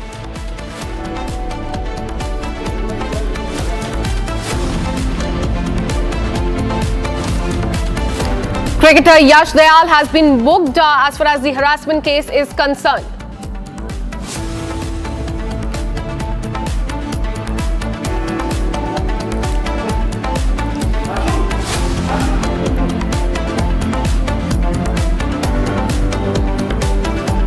Well, massive drama is unfolding on the streets of Maharashtra. MNS leaders, the workers are there on the streets launching protests. As far as the Marathi and non-Marathi language row is concerned, let's show you the dramatic visuals coming in from Mira Road in Mumbai, where these protests are happening. In fact, there on the screens you can see that is one of the areas where the protest rally is taking place. In fact, just a while back, Shiv Sena MLA and the Cabinet Minister visited the spot, but he was also heckled by the MNS leaders there. But that is the rally area where in fact hundreds of MNS workers and leaders have gathered to protest, but earlier today, in fact, they were not allowed to do their protest as they did not have the permission to do so, and several workers were detained. Let me go across to my colleague Satya Prakash, who joins us live on the broadcast. Satya Prakash, आप ये पूरी story सुबह से track कर रहे हो. सुबह protest हुआ, डिटेंशन हुई, या फिर से प्रोटेस्ट हो रहा है, क्या कुछ हो रहा है ग्राउंड पे? देखिए मीरा रोड स्टेशन के बाहर की तस्वीरें मैं पहले आपको दिखा रहा हूँ किस तरह से प्रदर्शन शुरू है। यहाँ पे मनसे कार्यकर्ता नारेबाजी कर रहे हैं, यहाँ प्रदर्शन शुरू है। संदीप देशपांडे जो कि मनसे के नेता है वो अपना भाषण दे रहे हैं कार्यकर्ताओं को, यहाँ पे भाषण शुरू है। सुबह से यहाँ पे हंगामा हो रहा है। सुबह जो हो रहा था 10 बजे यहाँ पे पुलिस से परमिशन मांगा था मनसे कार्यकर्ताओं ने कि यहाँ पे हमें प्रोटेस्ट करने दिया जाए, परमिशन दिया जाए मोर्चा निकालने के लिए। लेकिन मीरा रोड पुलिस ने ये कहते हुए इनकार कर दिया था कि अगर मोर्चा निकालते हैं तो यहाँ लॉ एंड ऑर्डर का सिचुएशन खराब हो सकता है, इसलिए हम आपको परमिशन नहीं दे सकते। सुबह जो लोग यहाँ पहुंचे थे उनको डिटेन कर लिया पुलिस ने और उनको पुलिस स्टेशन लेके गई और वहां पर रखा। इसके बाद लोगों को पता चलता गया और मनसे कार्यकर्ता यहाँ पहुंचे और नारेबाजी धीरे धीरे इकट्ठा होने शुरू हो गए। बीती रात भी मनसे के कई कार्यकर्ता और नेता को डिटेन पुलिस ने किया था क्योंकि परमिशन नहीं था और यहाँ पे कानून व्यवस्था बिगड़ सकता है, इसीलिए परमिशन नहीं दिया गया था। लेकिन उसके बाद कहीं कहीं यहाँ पे मनसे कार्यकर्ता पहुंचे हुए। सामने जो तस्वीरें देख रहे हैं किस तरह से प्रदर्शन शुरू है।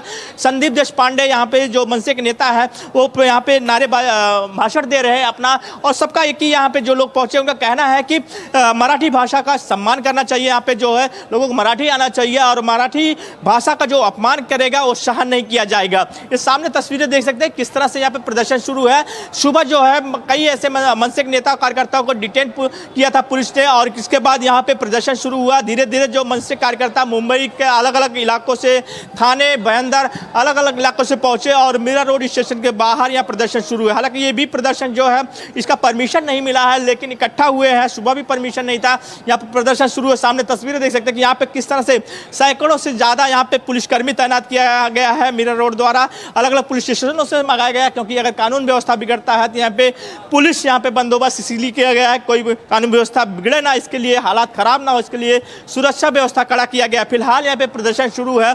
सुबह से ही मीरा रोड में प्रदर्शन अलग अलग जगह पे चालू रहा, लेकिन अभी जो है मीरा रोड स्टेशन के बाहर प्रदर्शन चल रहा है। यहाँ पे सैकड़ों की तादाद में मनसे कार्यकर्ता पहुंचे हुए हैं, प्रदर्शन कर रहे हैं और सबका एक ही मांग है कि मराठी भाषा का अपमान हम सहन नहीं करेंगे। मराठी भाषा सबको आनी चाहिए और मराठी को लेकर जो हिंदी को जो लेकर थोपा जा रहा है वो हम सहन नहीं करेंगे।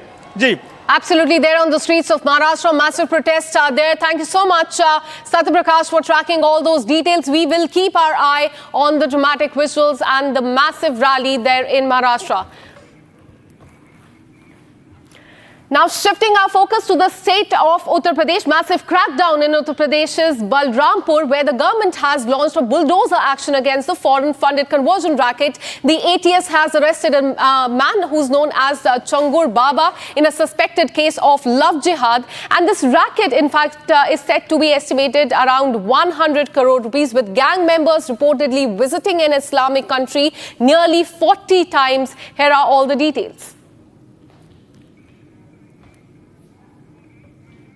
ताबीज बेचने के नाम पर और एक ताबीज भी मिली है। मैं सहयोगी से कहूँगा थोड़ा सा इसको दिखाएं जूम करके। आप अगर देख पा रहे हो, समझ पा रहे हो तो देखिए, ये शायद उर्दू में है, फारसी में है, लेकिन ये कुछ और है। ये भारत की संस्कृति नहीं है। ये आप देखिए यहाँ पर, तो इस तरह की बहुत सारी चीज़ें आपको यहाँ देखने को मिलेंगी। साथ ही ये देखिए ड्रोन, चारों तरफ ड्रोन उड़ाया जा रहा है, चारों तरफ सुरक्षा को देखा जा रहा है। कहाँ क्या कुछ चीज़ें निकल सकती हैं, कुछ चीज़ें मिल सकती हैं, क्या कहीं कोई और भी कुछ चीज़ें यहाँ बरामद हो सकती हैं, उस पर बाकायदे पूरी तरह से निगरानी की जा रही है, पूरी नज़र है और यहाँ पर ड्रोन से चारों तरफ पैनी नज़र रखा जा रहा है। साथ ही बुलडोजर चल रहा है। और मैं आपको और बता दूँ कि बुलडोजर की संख्या बढ़ा दी गई है। बुलडोजर की संख्या बढ़कर के 5 हो गई है। 3 बुलडोजर, 2 बुलडोजर इस तरफ, 3 बुलडोजर हैं तो 2 बुलडोजर पीछे के साइड में, यानी कि 2 से 3 तरफ से यहाँ पर मकान गिराने का काम चल रहा है। ये ध्वस्तीकरण की कार्रवाई चल रही है और 5-5 बुलडोजर इस पर काम कर रहे हैं। अभी मेरी यहाँ जो बलरामपुर के जो कप्तान हैं उनसे मेरी बात हुई। उन्होंने कहा बाकायदे पूरे प्रोसेस के बाद यह जगह गलत पाई गई है और आदेश के बाद इस पर कार्रवाई हो रही है और यहाँ पर पूरी तरह से सुरक्षा व्यवस्था दिया गया है। अन्य जो मकान हैं अगर उस पर भी निर्देश आता है, जांच में वो चीज़ें बढ़कर आती हैं तो उस पर भी कार्रवाई होगी।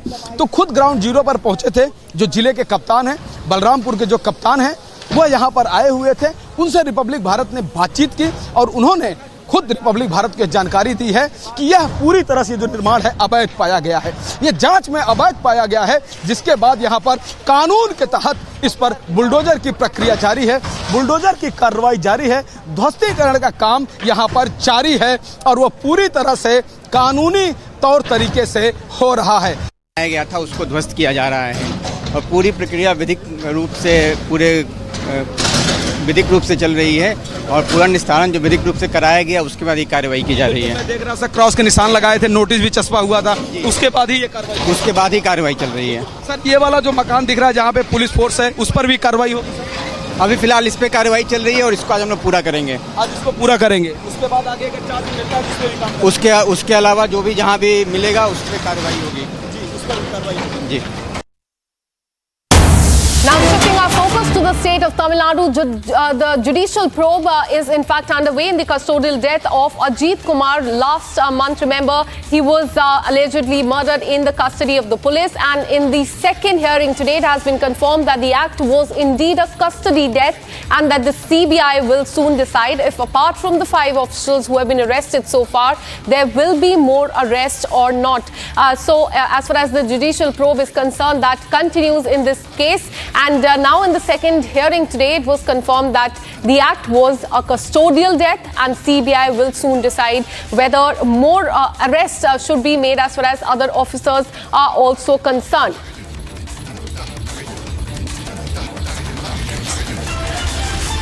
Let me go across to my colleague Sada, who joins us with more details. Sada, tell us about the judicial probe in this case, because what we are learning is that the probe is underway. The second hearing was today and it was confirmed that the act was indeed a custodial death. Give us more details. Well, following the Ajit's custodial death, which the CBI inquiry was moved in last week, and today is the second hearing. So, following the probe, the Madras High Court bench of the Madurai has said that the CBI inquiry has proven this is indeed a custodial death and that Ajit was tortured while during the inquiry and his questionings were not right. Now, the CBI is also asked to submit a complete report on the 20th of August, stating if it was only these 5 police officials involved, the one who was arrested, or are there any more officials who's involved in this particular case. The judges also mentioned that this probe will continue until there are more information given by the CBI. So earlier, the police inquiry did not satisfy the people and there was many questions later on which the DMK, the ruling government, moved it to CBCID. However, the opposition claimed that the DMK is trying to hide in because there were 25 other custodial deaths in the last 4 years and now it's been moved to CBI. Following which this judicial probe has revealed that Ajit's case was completely under the custodial torture. Absolutely, Sada. Keep tracking those details. We'll keep coming back to you for more on this. Now, shifting our focus to the state of Kerala, as far as the turmoil in the university is concerned, what we're learning is that SFI activists have entered the premises of the Kerala University as they protest against the governor saffronization of the university. In fact, you can see heavy deployment there on the ground and police is trying to bring the situation under control. Amid the row over Bharat Mata image and registrar's suspension, Kerala University witnessed turmoil today. As you can see in the visuals right there, those are the SFI protesters there inside the university. Just a while back, they barged into the administrative block of the university and they also attempted to open the door of the office of the Vice Chancellor. Very dramatic visuals coming to the fore from Kerala University. SFI protesters there in the university, barging inside the university, running around, and heavy police deployment there as well. Police is trying to control the situation, but look at the visuals right there. They're trying to scale the wall of the university and trying to get in. Who are these people is something remains to be seen, but what we're learning is that these are the students and the SFI members. Remember, SFI is a student outfit affiliated with the ruling CPM that is staging the protest, trying to scale the wall there to get inside the university. Let me go across to my colleague Ashwin, who's been tracking these details very closely. Ashwin, as you've been telling us, this is over a controversy related to Bharat Mata image and also registrar's suspension. But what we can see on the screen right now are SFI members, the protesters trying to scale the wall and once again trying to barge into the university. Very shocking visuals coming to the fore, Ashwini. Yes, Ashwin this side. So essentially what has happened is the protest over the suspension of Registrar K.S. Anil Kumar. In fact, Anil Kumar was suspended allegedly after there was after the governor felt that they showed disrespect to the governor's office when an event which he was supposed to attend was cancelled by the registrar. Now, the issue happened when in the Senate hall there was this program where governor was attending, and in that governor had to pay homage to Bharat Mata, the image of Bharat Mata. Now, following this, when the registrar saw this arrangements being made, he ordered this event to be cancelled. And that is the time when the governor himself had started from Raj Bhavan and was arriving in the Senate hall.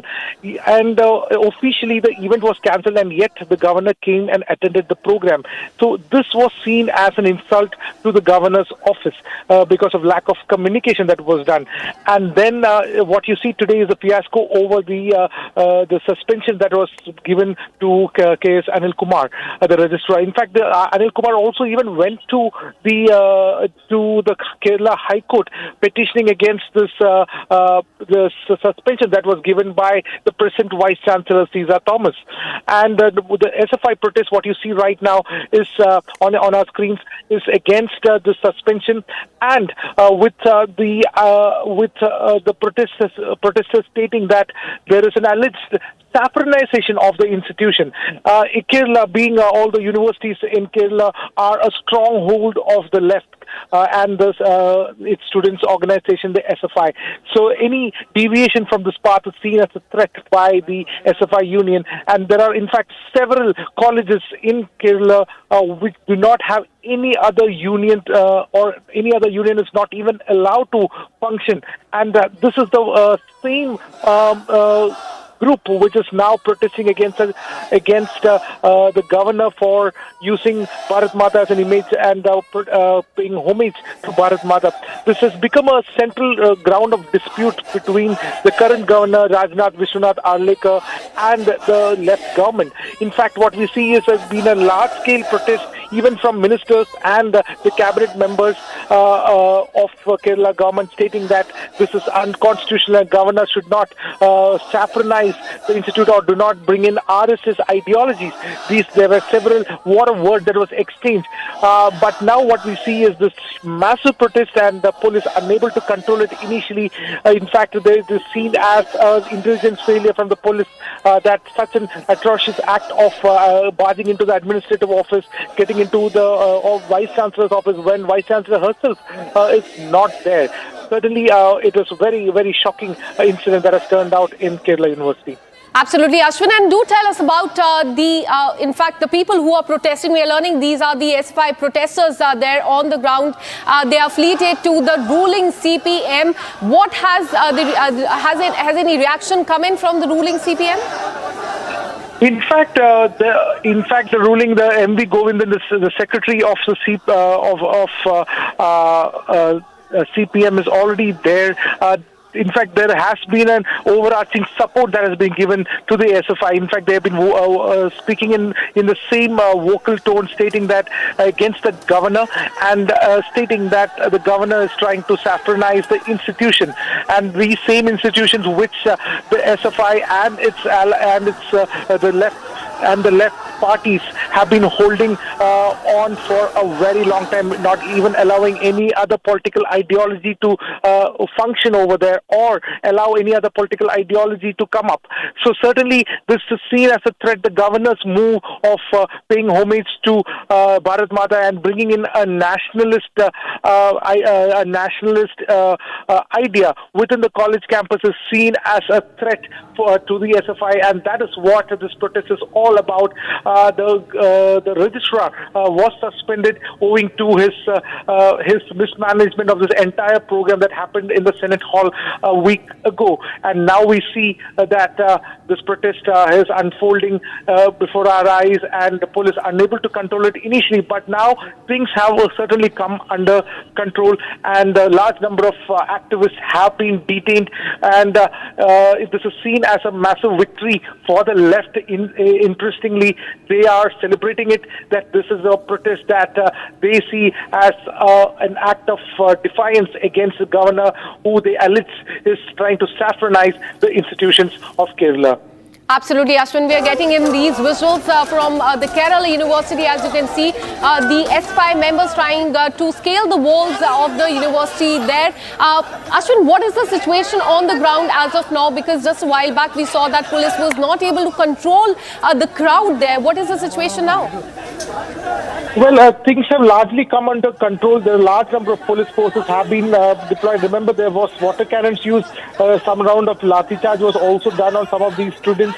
The police had tried to maintain restraint, but due to the large number of people who came for the protest, it certainly was beyond their control. And the second group of people who had to be additional deployment had to be done by the police in this regard. But right now, what I'm seeing right now is that largely the campus situation is under control. They have been able to secure the administrative block from these hooligan students trying to barge in and destroy the properties of the university as well. So certainly what we see is that although the police was unable to control it initially, they have managed it okay after a few hours of this protest that went around in the campus.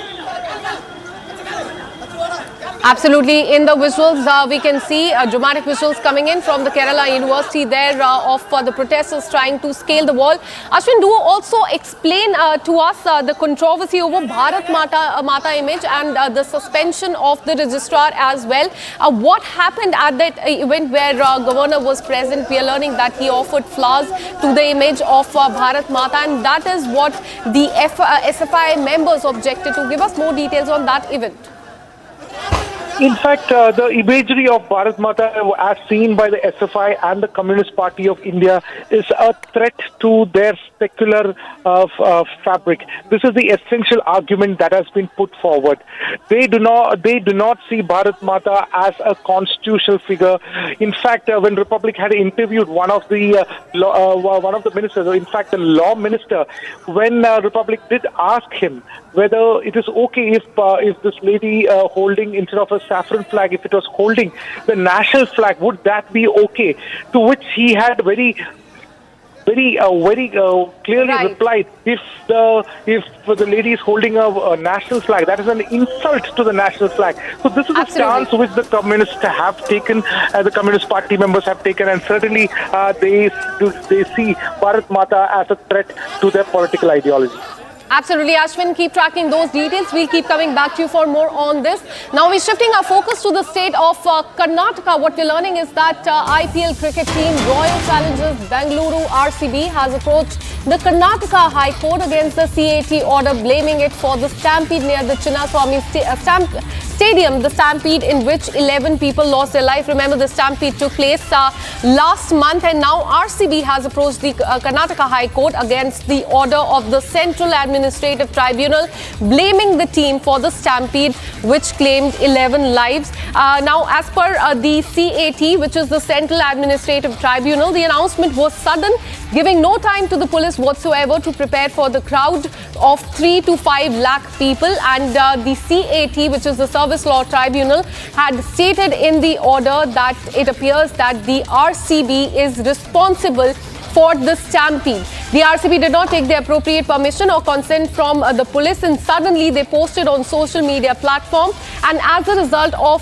the information the public gathered, suddenly the RCB created in fact a nuisance without any prior permission. So this is what CAT had mentioned in the order, and against this order now RCB has approached the Karnataka High Court, challenging this specific order of the Central Administrative Tribunal. As we told you, CAT mentioned in the order that it appears that RCB is responsible for the stampede that led to loss of life of 11 people.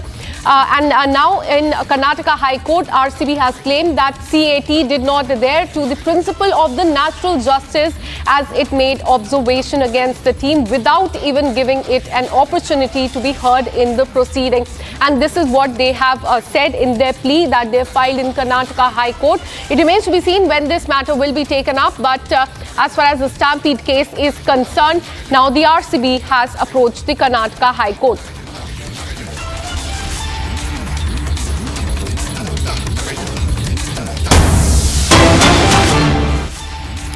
In fact, we have another breaking news coming in amid all the speculations of the political shake-up in Karnataka. Another Karnataka MLA is backing DK Shivkumar, who's the Deputy Chief Minister of Karnataka, as the Chief Minister. His name is CP Yogeshwar. He has batted for DK Shivkumar as the Chief Minister. Remember, in the last 1 week, there's been, in fact, escalation as far as who's going to be the next Chief Minister is concerned. Another MLA last week had said that DK Shivkumar should be made the Chief Minister next. And now another, in fact, MLA from his party that has come to the fore to claim to in fact say and demand that DK Shivkumar should be made the Chief Minister of Karnataka next. ಹೌದ್ರಿ, ನಾವು ಅದನ್ನೇ ಹೇಳ್ತಾ ಇದೀವಲ್ಲ. ನಾವು ಎಲ್ಲಾ ಜಿಲ್ಲೆಯ ಶಾಸಕರು ಒಗ್ಗಟ್ಟಿನಿಂದ ಅವರು ಮುಖ್ಯಮಂತ್ರಿ ಆಗಬೇಕು ಡಿ ಕೆ ಶಿವಕುಮಾರ್ ಅಂತ ಹೇಳ್ತಾ ಇದೀವಿ. ನಮಗೇನು ಅದರ ಮೇಲೆ ಭಿನ್ನವಾದಂತ ಅಭಿಪ್ರಾಯ ಇಲ್ಲ. ಜಿಲ್ಲೆಯ ಜನಾಭಿಪ್ರಾಯನೂ ಹಾಗೆ ಇದೆ. ನಾವು ಶಾಸಕರೆಲ್ಲ ಹೇಳ್ತಾ ಇದೀವಿ. ಅದೆಲ್ಲ ಈಗ ಹೈಕಮಾಂಡ್ ತೀರ್ಮಾನ ಮಾಡಬೇಕು. ಮುಂದುವರೆದು ಮಾತು ಹೇಳಿದ್ರು sir.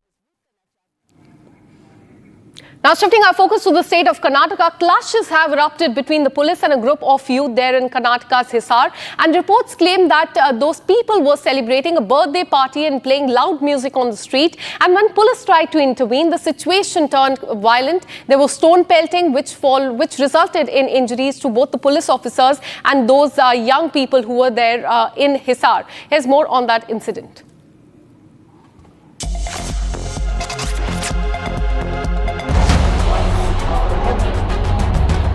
A violent clash broke out between police and a group of youths in Hisar's Bharat Nagar area during a birthday celebration.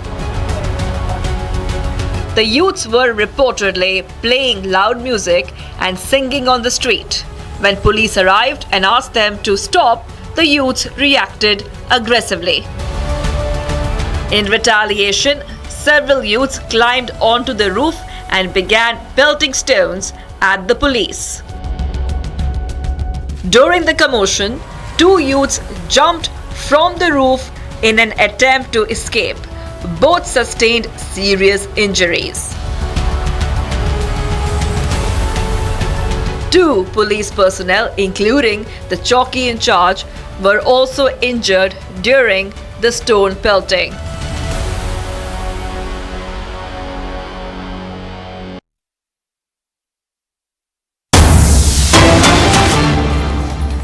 Breaking news coming in. Eviction drive is underway in Dhubri in Assam. Administration is carrying out an eviction drive on the government land in this district, and it is being carried out at Bilasipara and Chapar as well.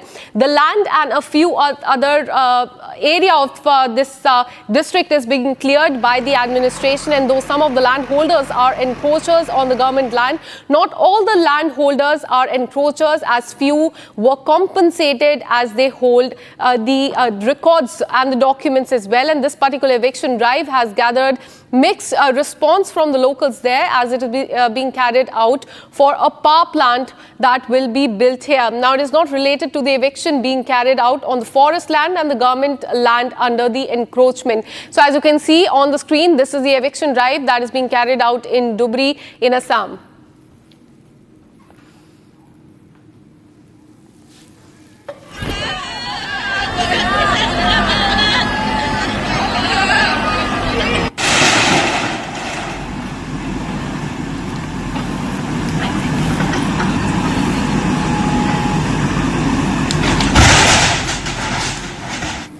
And with this, we're taking a very short break. Coming up on the other side, there's massive turmoil in Kerala University, and we will show you those visuals that are coming in from their SFI protest in Kerala University on your screens that will tell you about this very short break.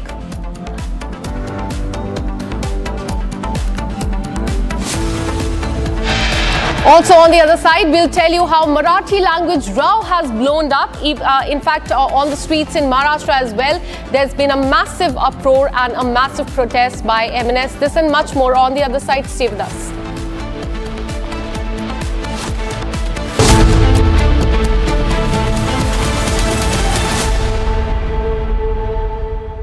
आधे bowl दही में 4 चम्मच MDH चटनी पुदीना मसाला डाला, stir करो, पुदीना चटनी तैयार। MDH चटनी पुदीना मसाला।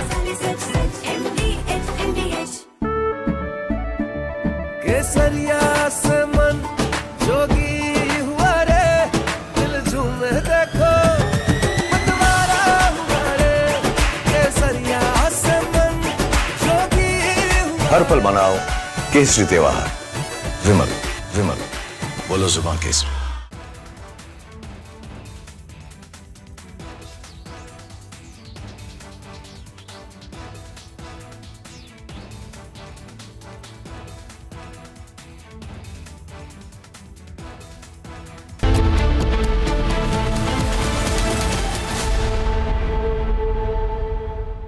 MDH की हल्दी मिर्ची धनिया करे कमाल, ये रंग दे ये खुशबू दे ये तीखा ये कम पड़े, क्या निराला MDH masala.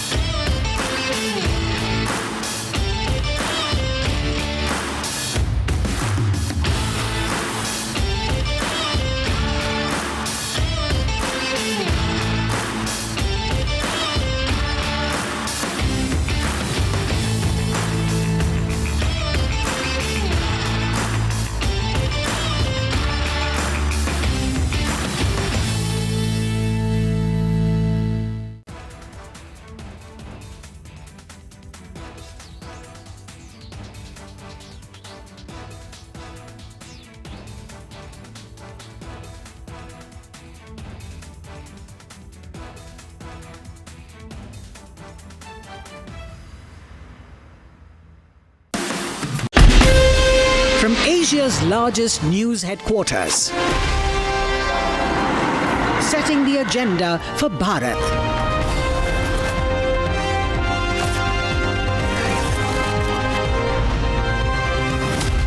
You're watching Republic.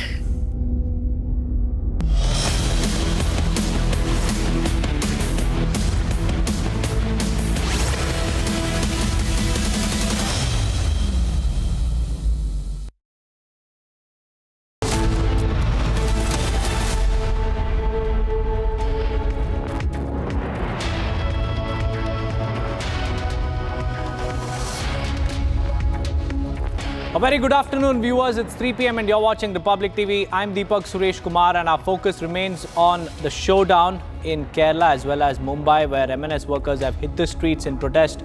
We'll get you all that and much more after a quick check on the headlines.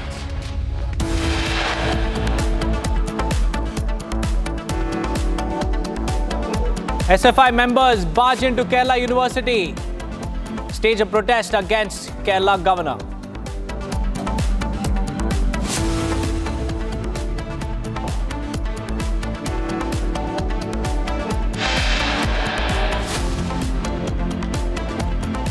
Marathi language row escalates. MNS workers stage a protest on Mira Road in Mumbai without permission.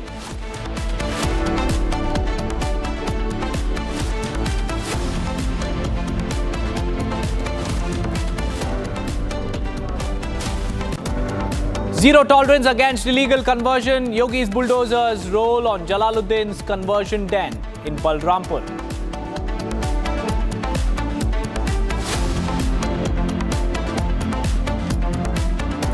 Big update in Ajit custodial death case. Custodial death has been confirmed in the judicial probe. CBI may arrest beyond 5 officials. Aircraft Accident Investigation Bureau submits preliminary report on Air India 171 plane crash to Civil Aviation Ministry.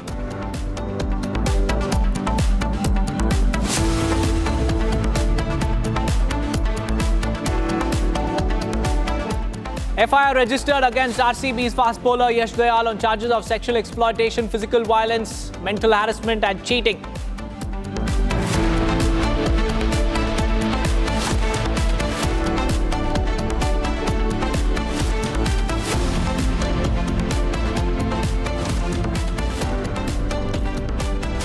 First up, viewers, let's cut across to those visuals coming in from Kerala University, where SFI members have stormed into the Kerala University as they are in protest against the governor, alleging saffronization of universities. The police are trying to bring the situation under control, but their efforts have gone in vain. Water cannons have failed to contain these protests, where the SFI members have breached the security have also tried to forcibly open the Kerala University door. And now we also have pictures of some of these students, some of these activists even jumping the compound. The police over there have been deployed, but they are unable to bring the situation to control. These are the pictures of SFI activists. They're jumping compounds and breaching the periphery of the Kerala University. There you can see these are the activists who have now tried to storm into the Kerala University by breaching the compounds. These are the pictures, live pictures that we are tracking from Kerala University. And this is a showdown between the left and the right in Kerala. We have Ashwin joining us live. Ashwin, we have pictures coming in of these SFI activists jumping the compound of the Kerala University campus. Tell us more about what's happening, the police crackdown and the protest. Well, right now, I'm in the campus. I just want our VJ money to show what is the situation on the ground right now. You can see large number of students, the SFI activists are sitting over here, continuing their protest. And you can see a deployment of large number of police force also. Around 200 policemen have been deployed over here. There are additional forces which have been kept all in the ground floor as well as on the top floor as well. And this incident has largely come under control. We can see many of these activists are continuing to sitting over here. We will probably speak to some of them and ask them what they have to speak. We will be getting to speak to some of them as well. Plan? How long are you planning to sit here? Anybody who speaks English over here? Anybody who speaks English? Okay, this is a campus. I don't know anybody who can speak English. Okay, but can you at least share why are you sitting over here? We're protesting against the VC and the Chancellor, that is the governor. He'll talk to you. Yes, what is the reason for this protest? We have explained it many times and we have no hesitation in explaining it. It's against the saffronization of higher education sector. Okay. We are fighting hard since last few years against the saffronization. All over India, RSS is dealing with saffronization of higher education system. They are censoring textbooks. They are appointing RSS persons as chancellors and vice chancellors. They are appointing RSS personnel as academicians in universities. And we are fighting against this in all over India. In Kerala, the specific thing is that Kerala have completely rejected the RSS ideology. In last election, we have seen not even a single member of RSS or BJP have won in Kerala legislature.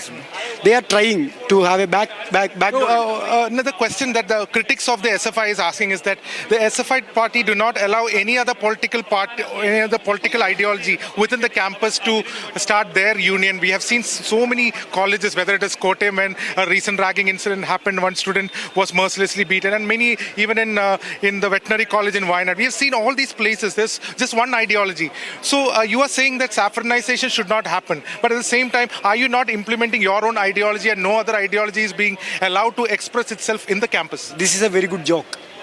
You are the reporter of which channel? No, don't look at the label. I'm asking a very legitimate question. I am not. I'm asking a very legitimate question. I am not trying to have a conflict with you. I am asking you just which news channel. I'm from Republic TV, but that doesn't matter. I'm asking a question. I am calling you. Are you in Kerala? Are you native of Kerala? Yeah, please tell me. Yes, I am calling you. I asked the SFI state president. I am calling you. I am welcoming you to Kerala's campuses. You come with me. What happened in Wayanad? In the veterinary college. We went. Which campus? That was Ashwin bringing us the live reactions from the Kerala University, where SFI workers were staging a protest, and the demand is very clear. They want to meet the Chancellor and the Vice Chancellor, and the protest is against the appointments. They claim that RSS individuals, the right-wing individuals, are being appointed to key posts, and education system is being saffronized. Let's move on to more breaking news coming in. Fact-finding committee has submitted the report on South Calcutta Law College rape case to JP Nadda, the national president, BJP national president. So the BJP fact-finding committee has now submitted a report to JP Nadda. Remember, after the incident came to light, the BJP national president JP Nadda constituted a special team. It was the fact-finding team that was constituted, and it was also dispatched to the Calcutta Law College, where the heinous crime took place.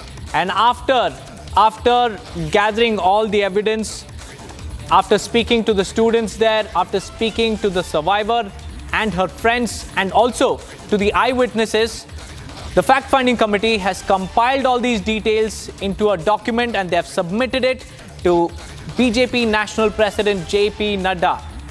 So this is the fact-finding team. There you can see, that is the team there submitting the details of this heinous crime and also the aftermath and what exactly happened to JP Nadda.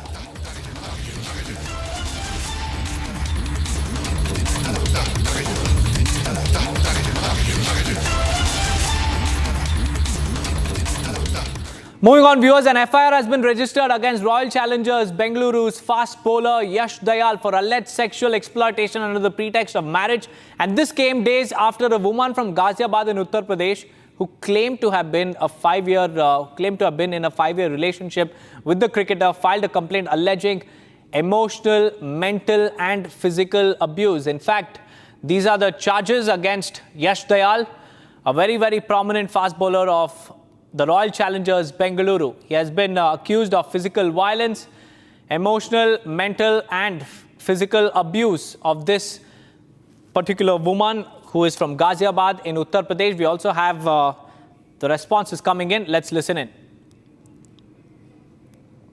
A shocking incident has come to light from Ghaziabad, where a woman has alleged that a person who has been identified as a cricketer has sexually assaulted her. Right now I'm joined by one of the senior officers in Ghaziabad Police Commissioner, Mr. Abhishek Srivastava. क्या है पूरा मामला?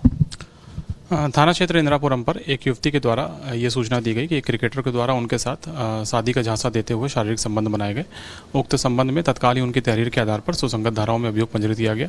पूरे प्रकरण में तथ्यों तथा साक्ष्यों के आधार पर अग्रिम वैधानिक कार्रवाई सुनिश्चित की जा रही है। इस मामले में जो है वो किस किस सेक्शंस के अगेंस्ट जो है वो FIR दर्ज की गई है? पीड़िता की तहरीर के आधार पर 69 BNS के अंतर्गत FIR पंजीकृत की गई है। अग्रिम वैधानिक कार्रवाई प्रचलित है। अच्छा, इस मामले में जो क्रिकेटर है उनसे कुछ बात हुई है, उनका स्टेटमेंट रिकॉर्ड किया गया है क्या अभी तक? अभी FIR पंजीकृत की गई है। जो भी अग्रिम वैधानिक कार्रवाई होगी वो प्रचलन में लाई जाएगी। जो विक्टिम है उसका मेडिकल एग्जामिनेशन हो गया है? जैसा कि मैंने बताया कि अग्रिम वैधानिक कार्रवाई चल रही है। अभी कल ही FIR हुई है।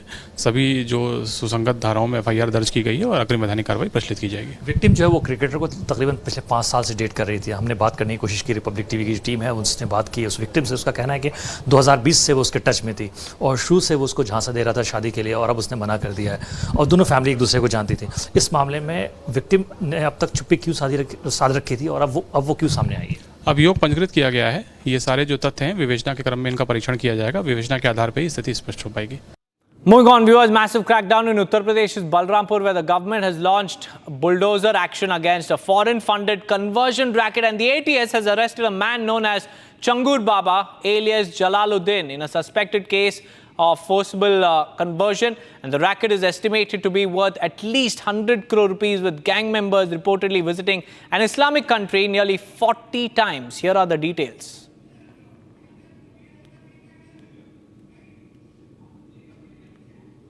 अतिरिक्त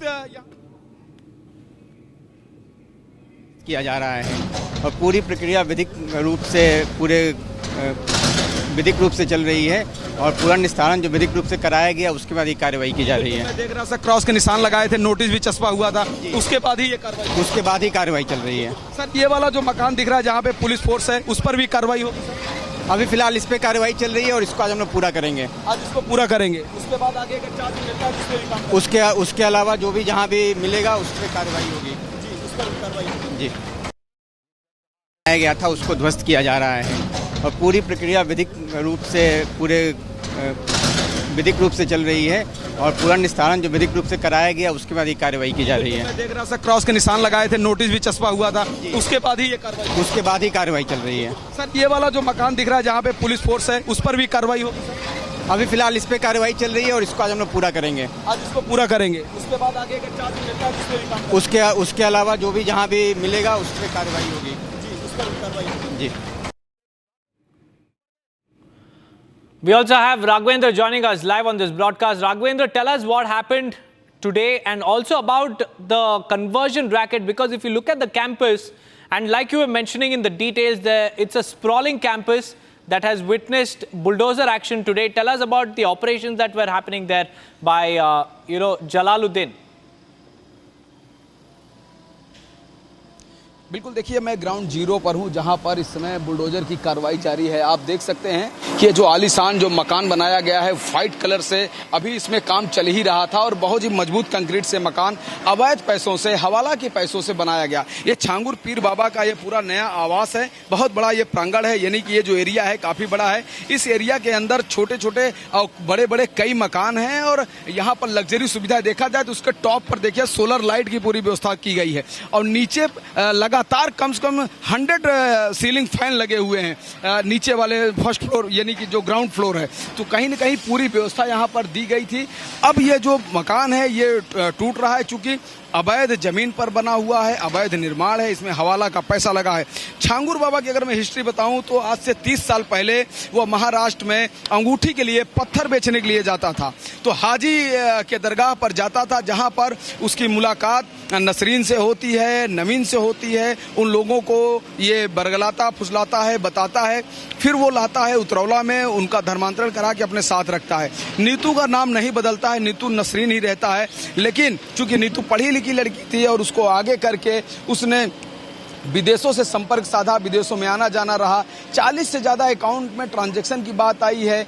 जो छांगुर बाबा का जो फंड मैनेजमेंट करता था मौलाना मोहम्मद अहमद, उसके अकाउंट में आरटीजीएस 50 लाख रुपए एक बार में हुए हैं। उसका जो सलाहकार था छांगुर बाबा, उसके अकाउंट में 40 लाख रुपए आए हैं और बहुत सारे पैसे नवीन अरोड़ा के पास आए हैं, नीतू के पास आए हैं। तो ये पूरा एक नेटवर्क था। अभी लखनऊ जेल में छांगुर है, उसके 3-4 सहयोगी लखनऊ जेल में है, लेकिन जो उसका फंड मैनेजर है वो अभी फरार है, उसके खिलाफ नोटिस है यानी कि वारंट जारी है। साथ ही जो उसका सलाहकार है वह भी फरार है।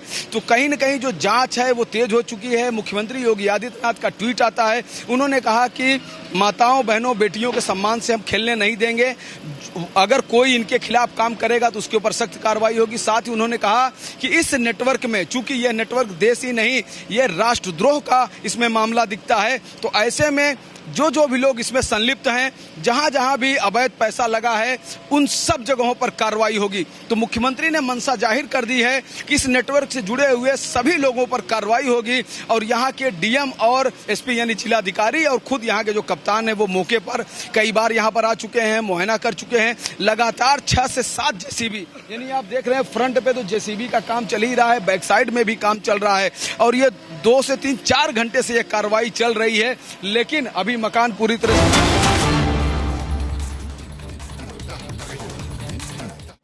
I'm not singling out Air India, but few incidents here and there concerning some flights. Obviously, when a crash happens, everything then becomes, sensitivity and it gets highlighted more. So I just pointed out to the DGCA and to ABM that they should take safety as paramount. And I can still tell you, as a person knowledgeable in this subject, that Indian aviation is safe. There's no need to be panicking about it. All airlines, including Air India, follow all safety protocols. DGCA is well equipped and does a very good job.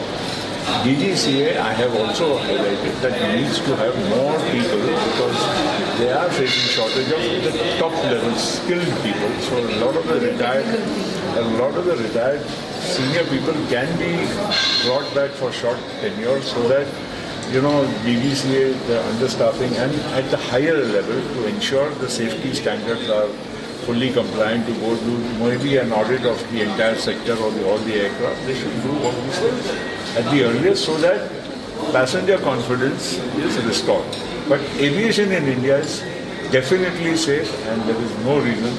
And I am traveling in a few days on an Air India flight myself. Sir, what did the airlines say to the members' concerns about the air safety, particularly Air India? No, I appreciate members as a general mood. As I said, people always are concerned when such a major tragedy happens, and it is also imperative that they ask questions and they get reasonably satisfactory answers. I think everybody did endeavor. Air India also did endeavor to give satisfactory answers, and I did not find reason. We are here to assist in the process of restoring confidence. We are not here to, unnecessarily speculate about whether this is right or that is wrong.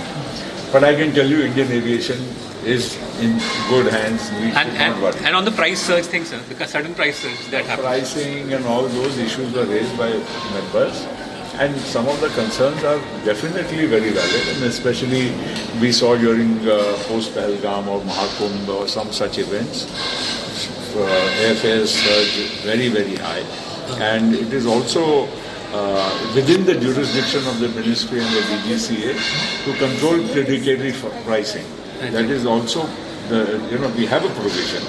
So they should invoke it, and at the time of such exigencies, they should also call the airlines and have a dialogue with them and ensure that prices are maintained at reasonable levels.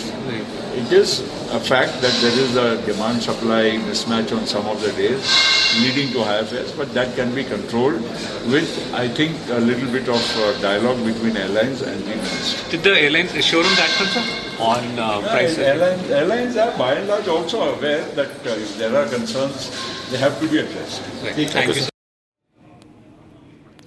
Harsha is joining us live. Harsha, tell us about what exactly happened during the parliamentary committee meeting. We just heard Praful Patel. Tell us more, Harsha. The meeting which commenced at 11 o'clock has finally now has concluded. The meeting we saw the presence of all the members of the Public Accounts Committee, saw the presence of the Secretary of Civil Aviation, DGCA, BCAS, Airport Authority of India, AERA, the Air India CEO Campbell Wilson. The other officials were also present in the meeting, but so far we know that it was not a meeting which went on smooth, because several questions were raised by Member of Parliament to the Air India, to the regulatory body and to the Aviation Secretary as well. We have got to know that several MPs like Sukhendu Shekhar and also Praful Patel, the former Civil Aviation Minister, stated that there should be a proper audit, not only of regulatory body BCAS and DGCA, but there should be a proper audit of MOCA as well. It's the high time that the responsibility is set on the ministry and on the regulatory body. And there were issues of the air safety, concerns about the infrastructure, about the price surge of the airline during the peak seasons and festivals as well. We have got to know that it was discussed that what's the investigation report and how far, where the inquiry by the ministry has reached regarding the AI 171 crash, and what does the black box details further state. And these all questions were raised by MPs in the meeting. We have got to know the final detailing, and 1 minute of the meeting today will be added in the Parliamentary Committee meeting of Public Accounts, and simultaneously one inquiry and investigation report. Till now, what has been done and initiated in the AI 171 crash will be submitted to the Public Accounts Committee as well. This was a meeting which generally emphasized on the aftermath of AI 171 crash, and from that time to till now, how serious are the airlines and especially Air India, because technical snags has been seen and reported in Air India flights simultaneously. And these are the questions which were raised by Member of Parliament to Air India CEO Campbell Wilson as well. His deposition was the most important deposition today in the Parliament in front of the committee. Back to you.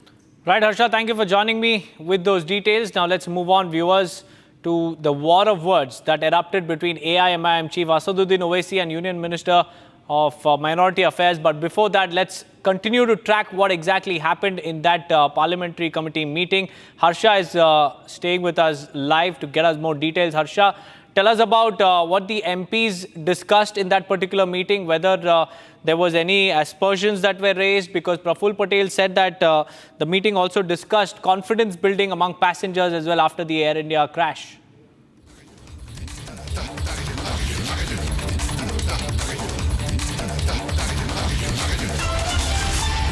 Viewers, the latest is that the MPs who were present in that parliamentary committee meeting demanded the audit of BCAS, Bureau of Civil Aviation Safety, and this is the latest that we are tracking as far as the parliamentary committee meeting is concerned.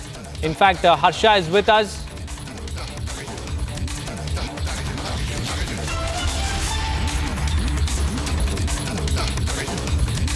Well, the MPs, viewers of several parties who were present there demanded for the audit of BCAS. BCAS is Bureau of Civil Aviation Safety, and this is the body that is concerned as far as this particular discussion was, was happening behind closed doors. Air India CEO was also present. He was also grilled by all party members. And now Harsha is joining us live to give us more details about what exactly the MPs demanded apart from the audit of BCAS. Harsha, if you could hear me, tell us about this latest demand coming in from the MPs, and they claim that the audit of BCAS must be done. Tell us more, Harsha.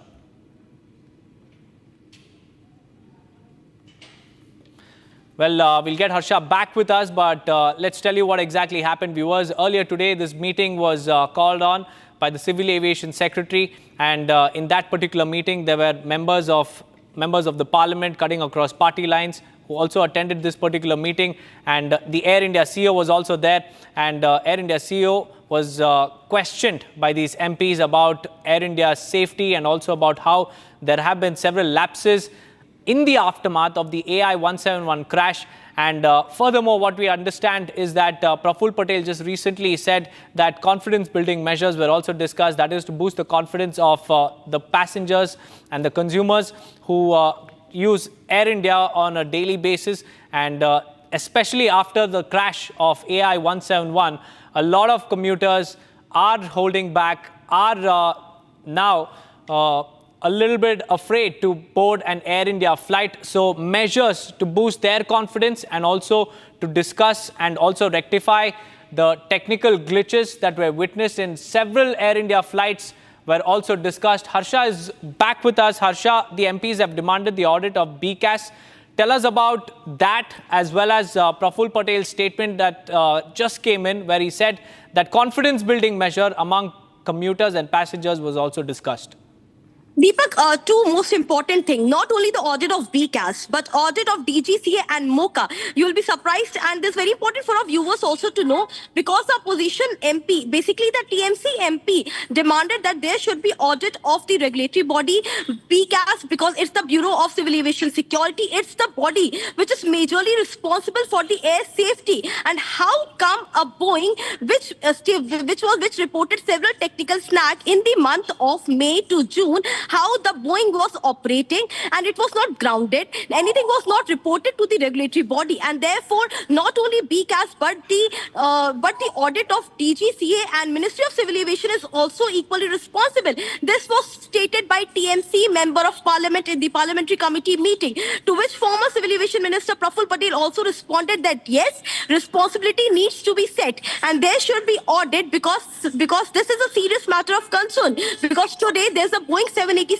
which has crashed, and there could be many fleets of Boeing which would be reporting the similar technical snags, and it has to be grounded or taken to the isolation bay and not to be operating with huge number of passengers traveling every day, taking international routes in the Boeing 787 fleet, and therefore responsibility of Air India needs to be set. So this was a meeting. This was a meeting where we saw that there was a huge chaos also in the meeting, because continuously Member of Parliament was raising question, and in the answer it was to be given by Air India CEO Campbell Wilson and Air India officials as well, and also the issue regarding black box inquiry timing, who are the experts who have volunteered to be in the part of the investigation and the inquiry, which independently DGCA is also doing and Ministry of Civil Aviation is also doing, and one investigation set of report which the AAIB has today submitted to the Civil Aviation Ministry.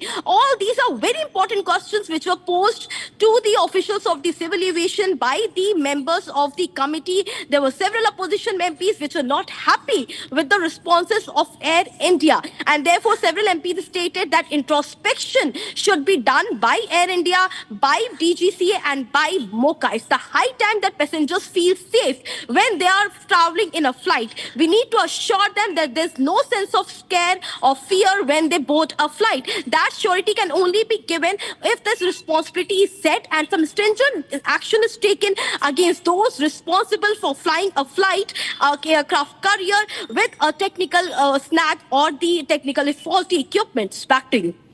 Right, Harsha, thank you for joining me with those details. Harsha, with that, it's time for a quick break. Viewers, on the other side, we'll tell you about the Marathi language row, which continues to blow up in Maharashtra because Maharashtra Cabinet Minister and Shiv Sena MLAs have joined MNS's protest. It's dramatic. The showdown continues.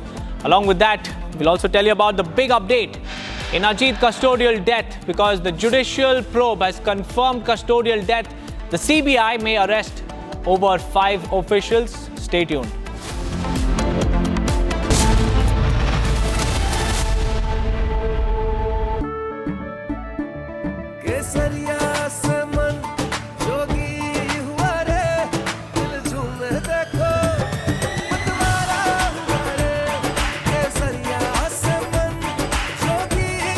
हर पल मनाओ केसरी त्योहार। विमल, बोलो जुबान Kesari. MDH की देगी मिर्च, देगी मिर्च का तड़का, अंग अंग फड़का। MDH की देगी मिर्च।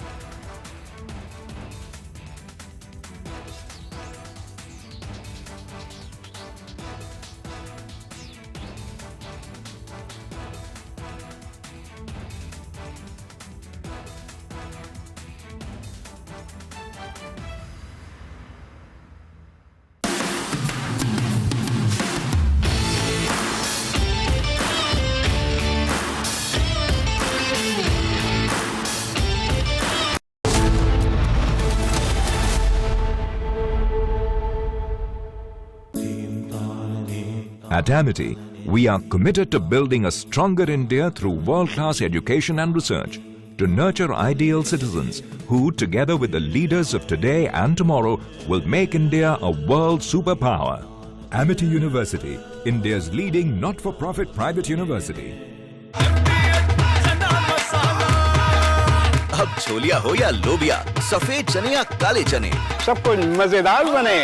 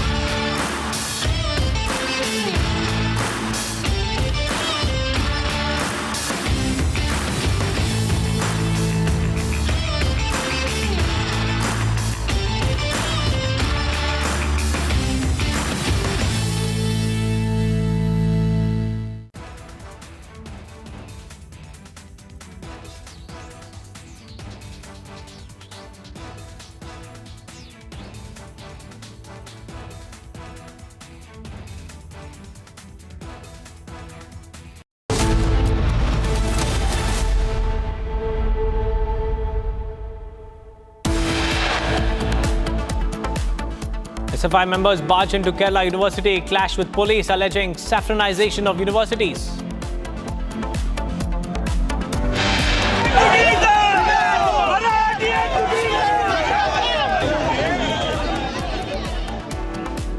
Marathi language row blows up in Maharashtra. Cabinet Minister and Shiv Sena MLAs join MNS protest. Yogi government bulldozer justice on mastermind of conversion bracket. Jalaluddin's conversion den completely reduced to dust.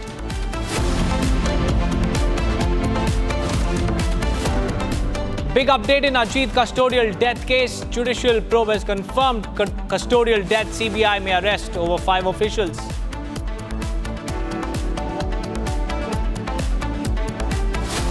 Aircraft Accident Investigation Bureau submits preliminary report on Air India 171 crash to Civil Aviation Ministry.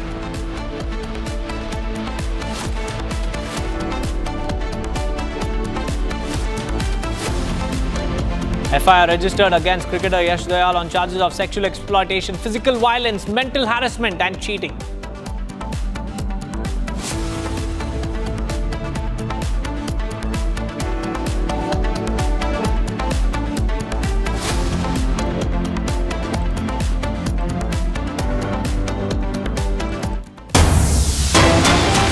We have some big breaking news coming in. Air India CEO Campbell Wilson has told the committee that Dreamliner is a safe aircraft to fly, no issue in the Dreamliner, and we should not jump the gun before investigation report. Nothing can be said. We're equally concerned about the matter. This is the Air India CEO's statement to the committee that was present there. The aviation secretary was also there.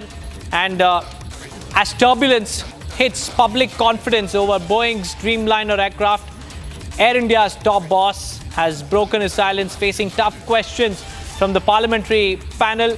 Air India CEO Campbell Wilson has assured that Dreamliner is a safe aircraft to fly, no issues in the Dreamliner.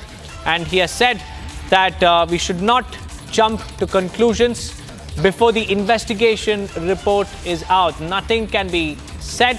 And he has also said that Air India is equally concerned. But even as reports and concerns continue to swirl over Dreamliner's operability, the CEO is urging caution, saying that we must not jump the gun before the investigation is complete. And he said, we are equally concerned, and it is a statement that is meant to reassure, but one raises more questions than it answers. In fact, Harsha is joining us live. Harsha, the Air India CEO has assured that there's nothing wrong with the Dreamliner, but over the last few weeks, we've seen how the similar model of the Boeing aircraft has run into several technical glitches. Does Air India's top boss have to say anything about those glitches?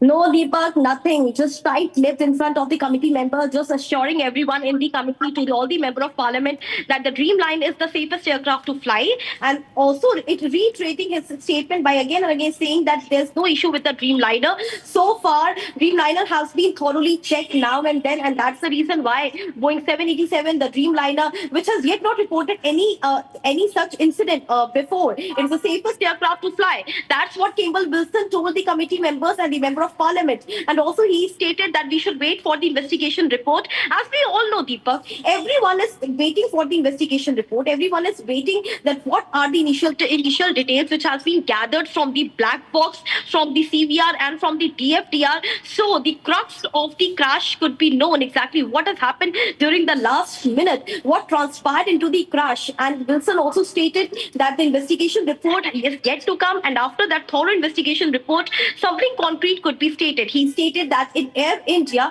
everyone is deeply concerned about the safety of the passengers, and also is concerned about that there should be no aircraft with such technical snacks which fly. But yes, everything which is being reported now and then is now being thoroughly informed to the regulatory body, and it is also being sent for the maintenance to the MRO, and at the isolation bay, the aircraft goes for AOG, that is aircraft on ground, till it is not fit to fly. That is all Campbell Wilson had to say. But the crux is that Dreamliner is fit to fly. That's what Wilson is stating. But we are not going by Wilson's statement, because we have reported our breakings, and we have reported with numerous snacks and technical faults, which the Dreamliner has earlier also reported and still is continuously reporting in most of their routes to international and to domestic. Back to you.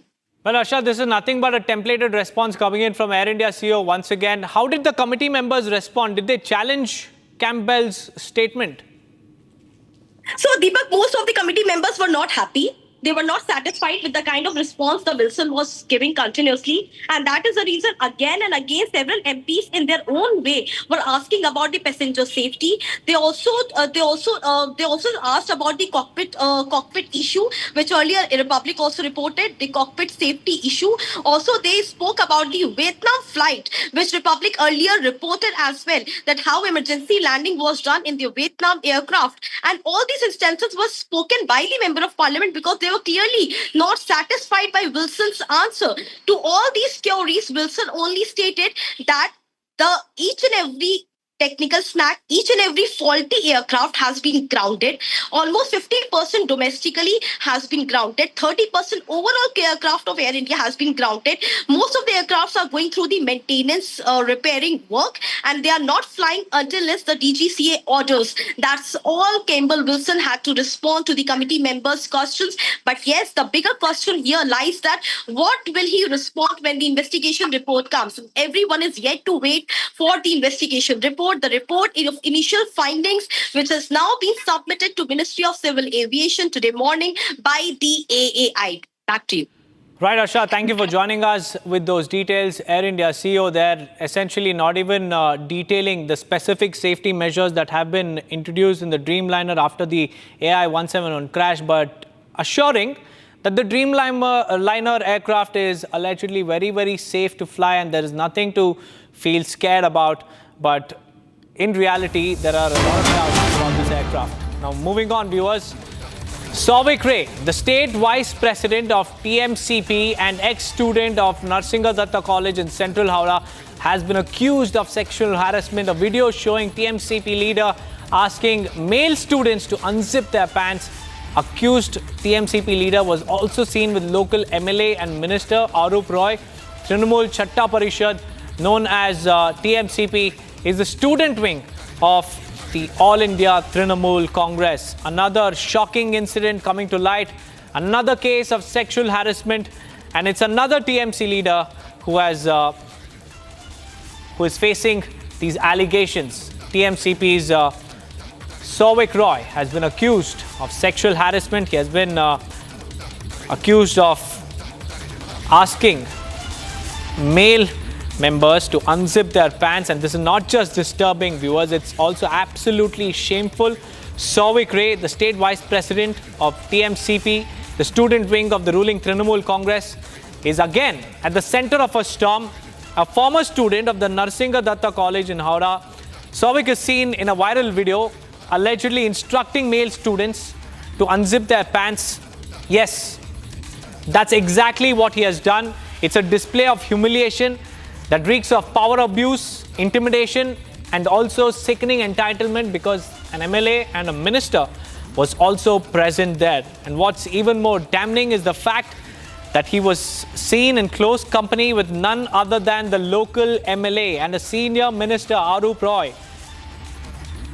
So this is another case of sexual harassment coming to light. And the big question is this just the depravity of one rogue leader, or is this the dark face of student wings backed by the TMC? These are the questions that the TMC must answer, but with each passing day, a new case is coming to light, again with the TMC link surfacing in this one too, and this time in the student wing of the ruling TMC is at the center of a storm. We have Pinky joining us live from Kolkata. Pinky, this is another shocking case coming to light. Souvik Ray was seen with MLA and a minister, senior minister Arnab Roy, carrying out these shameful acts with students. Tell us more about this particular incident, Pinky.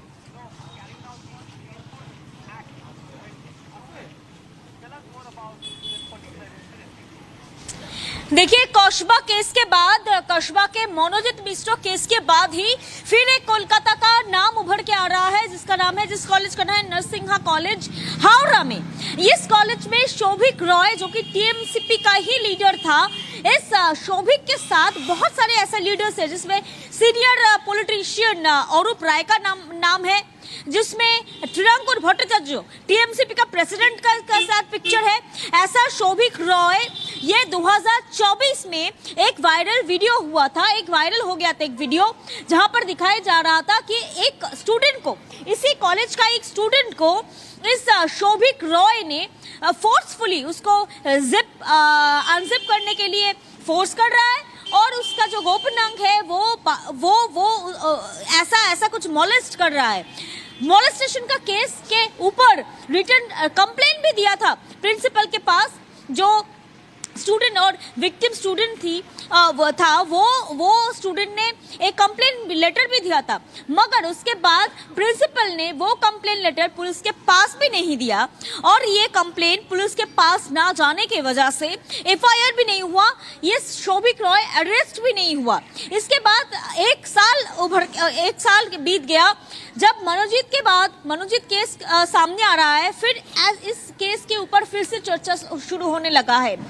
College का principal का कहना है कि उसी time उसको बर्खास्त किया गया था, सस्पेंड किया गया था और उसको कहा गया था कॉलेज में ना आने के लिए। मगर क्वेश्चन ये था कि ये शोभिक रॉय कॉलेज में आता कैसे था, क्योंकि ये तो पास आउट हो चुका था, कॉलेज में एंट्री कैसे मिलता था। और कैंपस के अंदर यूनियन रूम जो है, टीएमसीपी का जो यूनियन रूम है, उस यूनियन रूम में ये सब हरकतें चल रहा था। शोभिक रॉय जो कि एक स्टूडेंट्स को बुलाकर इस यूनियन रूम के अंदर मॉलेस्ट कर रहा था और प्रिंसिपल एक कंप्लेंट लेटर जाने के बाद उसको सस्पेंड कर रहा है। और सिर्फ यही नहीं, यहाँ पर ही रुका हुआ था सिचुएशन, जब पोजीशन जब ऐसा हुआ कि ये सब बाहर आ गया, वायरल हो गया, तब जाके सस्पेंड किया गया था। मगर पुलिस के पास वो कंप्लेंट लेटर जो कि स्टूडेंट ने दिया था, कॉलेज की तरफ से ऐसा कोई कंप्लेंट दिया नहीं है। आपको ये भी बता दूं, ये है कॉलेज के सामने का पोजीशन। अभी कॉलेज के बाहर बहुत सारे पुलिस पोस्टेड है। कॉलेज के सामने आप देख ही सकते हैं कि कॉलेज का यूनियन रूम इस कॉलेज के अंदर है। बहुत सारे प्रोटेस्ट भी चल रहा है। अभी एसएफआई की तरफ से प्रोटेस्ट चल रहा है कॉलेज के गेट के बाहर, और आप देख सकते हैं कि पुलिस भी पोस्टिंग किया गया है इस कॉलेज के बाहर। So now after the law college gang rape case in West Bengal, another incident has come to the fore as far as the ragging and sexual harassment is concerned. On the visuals you can see that is Souvik Ray. He is connected to the Trinamool student wing TMCP. तो पिंकी मैं आपसे पूछना चाहूंगी, हम क्योंकि video दिखा रहे हैं यूनियन रूम की, जैसे आपने भी मेंशन किया जहाँ पे ये सब कुछ होता था, तो वहाँ पे आप बता सकते हैं क्या कुछ कंप्लेंट में सामने आए? जितने भी कंप्लेनेंट है उनका क्या कहना है, किस तरह से सौविक रे उनको अंदर ले जाता था और क्या कुछ वहाँ होता था? कंप्लेंट में सामने आए, जितने भी कंप्लेनेंट है उनका क्या कहना है, किस तरह से सौविक रे उनको अंदर ले जाता था और क्या कुछ वहाँ होता था? गोली का ढुकेगा, गोली से। Well, after the law college shocker, now another shocker has come from the state of West Bengal. There on the visuals you can see that is Souvik Ray, who is under the scanner now for harassment and ragging of the students in this college. In fact, what we're learning is that he's the state president of TMCP, which is the student wing of the Trinamool Congress, and he also was a part of Narsinga Datta College in Central Hora. Now he has been accused of ragging. Local MLA and minister has said that police will probe the matter. But as far as the complaint is concerned, several students have said that Souvik used to call all the students to the union room and used to ask them to unzip their pants, remove the trousers, and used to derive pleasure from such action. Now in 2023, a letter detailing the charges was sent to the president of the district as well, which is the TMCP, with copies to the state president as well, but no action was taken as far as this case is concerned. A letter was also sent to the anti-ragging commission as well, but in the last 2 years, no action against Souvik Ray whatsoever. But let me go across to my colleague Pinky, who's been tracking this story very closely from outside this college. Pinky, जैसे आप बता रहे थे, union room में बुलाकर सौविक रे ये ragging करता था, सेक्सुअल हरासमेंट करता था लड़कों की, जो कॉलेज में लड़के पढ़ते, क्या कुछ वहाँ पे सौविक रे के द्वारा किया जाता था? पुलिस क्या कह रही है इस मैटर पर?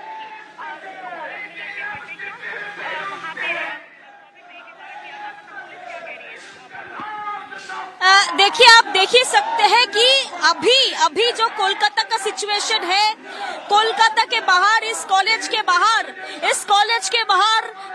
एसएफआई की तरफ से, लेफ्ट की तरफ से ऐसा प्रदर्शन किया जा रहा है, अभी रैली किया जा रहा है, और कहना है कि ये टीएमसीपी की तरफ से बहुत ऐसे कोलकाता का कॉलेजेस है जिस कॉलेज में ऐसा केसेस हो रहा है।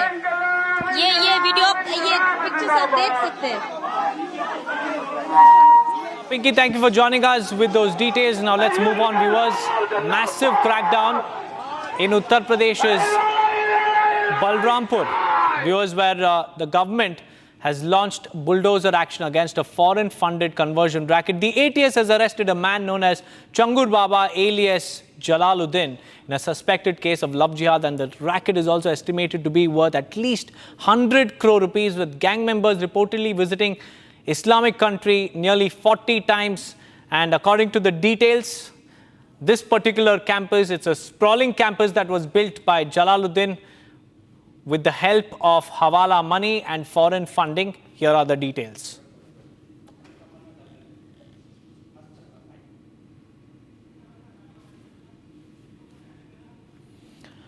Well, we'll get you the details in just a few seconds, but let me tell you what happened today. Today, Yogi Adityanath's administration's bulldozers rolled on this illegal conversion den in Balrampur. In fact, we have Raghvendra also joining us. Raghvendra, tell us about the foreign funding, the Hawala transactions, and also how Jalaluddin could erect such a huge campus for illegal conversion. आ रही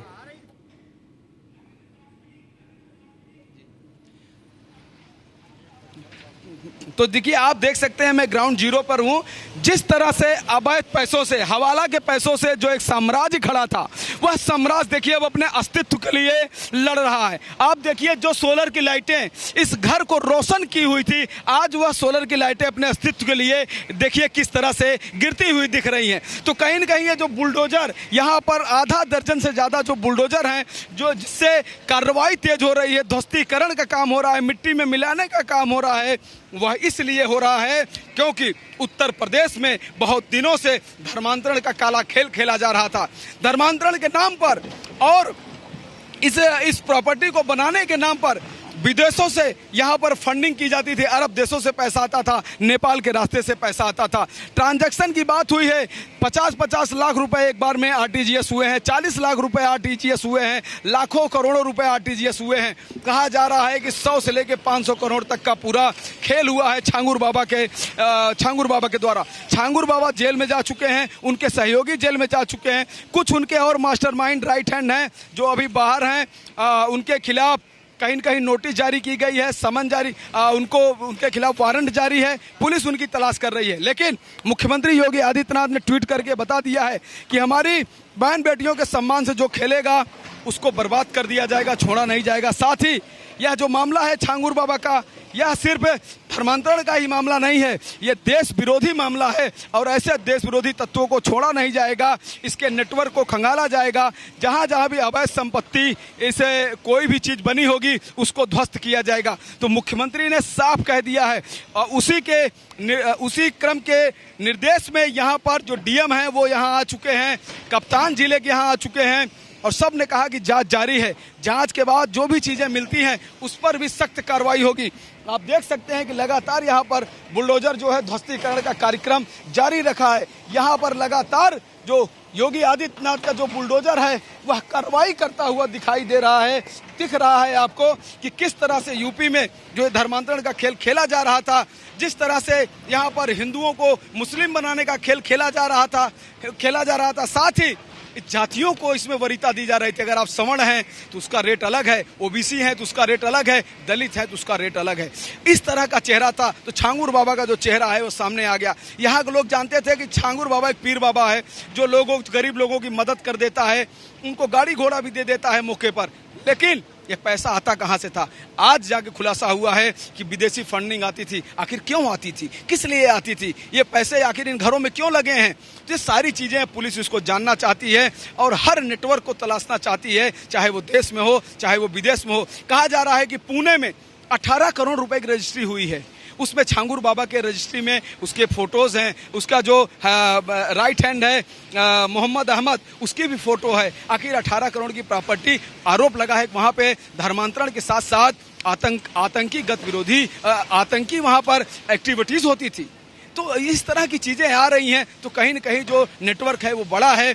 उत्तर प्रदेश की जो police है, ATS है, STF है, सभी लगे हुए हैं इस पूरे मामले में, जांच कर रहे हैं। जल्द ही इसके हर नेटवर्क तक यूपी पुलिस पहुंचेगी और कार्रवाई भी करेगी। Absolutely, a major crackdown and conversion racket has been busted. Raghavendra, हमें और बताइए फाइनेंशियल एंगल पे, क्योंकि हमें पता चल रहा है कि 100 करोड़ रुपए 40 अकाउंट्स के थ्रू रूट किए गए थे और उसके बाद पता चला है फाइनेंशियल ट्रांजैक्शन के बारे में। 100 करोड़ बहुत ही एक बड़ा अमाउंट है। हमें फाइनेंशियल एंगल के बारे में बताइए।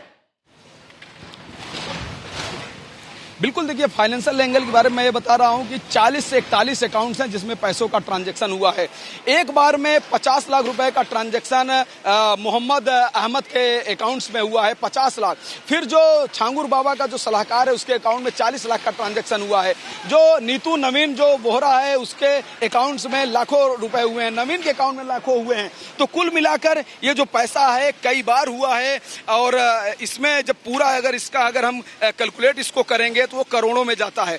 तो 1 करोड़ 100 करोड़ से लेके 500 करोड़ के बीच में यह ट्रांजैक्शन है। लगभग 3 दशक से खेल चल रहा है। चूंकि छांगुर बाबा एक सामान्य सा अंगूठी का पत्थर बेचने वाला व्यक्ति था। ये जो अंगुलियों में जो रिंग होती है उसका पत्थर वो बेचने जाता था, महाराष्ट्र में हाजी के दरगाह पर जाता था और वहीं से इसका खेल चालू हुआ। और आज देखते देखते जहां वो साइकिल से चलता था, मोटरसाइकिल से चलता था, पैदल चलता था, लेकिन आज लग्जरी गाड़ियों से चलता है। आज इतना बड़ा साम्राज्य खड़ा कर लिया है जिस पर बुलडोजर चल रहा है।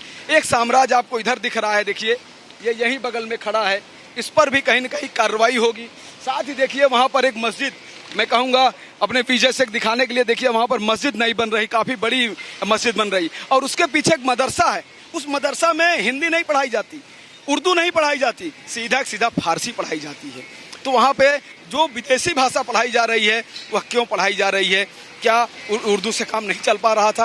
तो बहुत सारी चीज़ें निकल रही हैं। आप देख रहे हैं कि किस तरह से कार्रवाई हो रही है।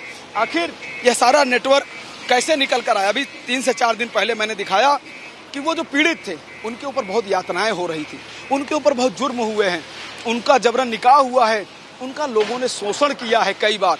ऐसी महिलाएं जो खुद हिंदू रीति रिवाज से पूजा पाठ के माध्यम से लखनऊ में वो घर वापसी उनकी हुई है। मैं खुद वहाँ पे था जब मंत्रोच्चारण के साथ घर वापसी हुई। मैंने उन पीड़ितों से बात किया, उनकी पीड़ितों का दर्द सुनकर तो आदमी रो देगा। उनको किस तरह से उनके ऊपर उनको बरगलाया गया, मुस्लिम बनाया गया और फिर उनको मारा पीटा गया। उसके बाद 1 से ज़्यादा लोगों ने शोषण तक किया। इस तरह की चीज़ें सामने आई, तभी मुख्यमंत्री ने ट्वीट करके बताया कि बहन बेटियों के सम्मान से जिन्होंने खेल खेला है उनको छोड़ा नहीं जाएगा। तो आप समझ सकते हैं कि चीज़ें क्या हो रही हैं। यूपी में ये पूरा जो धर्मांतरण का खेल है वो इसमें ख़त्म हो चुका है, सामने आ चुका है। कुछ और जो इसके नेटवर्क हैं वहाँ तक भी पुलिस जाने के लिए जांच कर रही है। जल्द ही सब कुछ सामने आएगा। जी, Absolutely. Conversion racket has been busted. The bulldozer action that we can see on the screen is currently underway. Thank you so much, Raghavendra, for all the details. In fact, we have reaction coming in from the police in Uttar Pradesh. Have a look. गया था उसको ध्वस्त किया जा रहा है और पूरी प्रक्रिया विधिक रूप से चल रही है और पूरा निस्तारण जो विधिक रूप से कराया गया उसके बाद ही कार्रवाई की जा रही है। मैं देख रहा था क्रॉस के निशान लगाए थे, नोटिस भी चस्पा हुआ था, उसके बाद ही ये कार्रवाई, उसके बाद ही कार्रवाई चल रही है। सर ये वाला जो मकान दिख रहा है जहाँ पे पुलिस फोर्स है उस पर भी कार्रवाई हो? अभी फिलहाल इस पे कार्रवाई चल रही है और इसको आज हम लोग पूरा करेंगे। आज इसको पूरा करेंगे, उसके बाद आगे का चार्ज मिलता है उसके अलावा जो भी जहाँ भी मिलेगा उस पर कार्रवाई होगी। जी, उस पर भी कार्रवाई होगी। जी।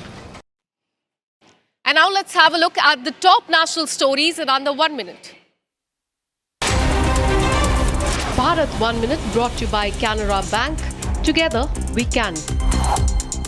Counter-intelligence unit of Jalandhar in Punjab has foiled a target-killing plot orchestrated by Lawrence Bishnoi gang and apprehended a key operative, Himanshu Sood from Fagwara of Kapurthala.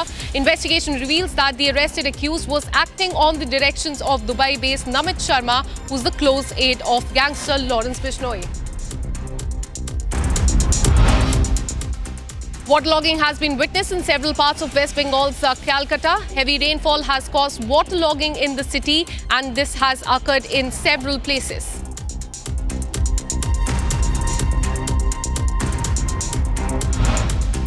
On MNS worker protest as Meera Bhayandar, additional CP Datta Shinde has stated that there was a reason to not give permission to the protest. The reason that it was not permitted was due to an incident which occurred earlier there. He stated that the police was fully alert and taking lawful actions to maintain the law and order situation there. He also went on to share that the situation is peaceful now and people are being told not to gather at the location.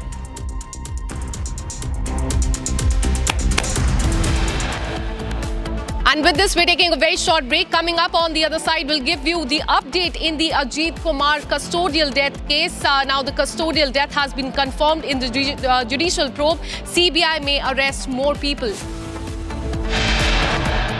Aircraft Accident Investigation Bureau has submitted the initial report on Air India plane crash to the Civil Aviation Ministry. This and much more on the other side. Stay with us.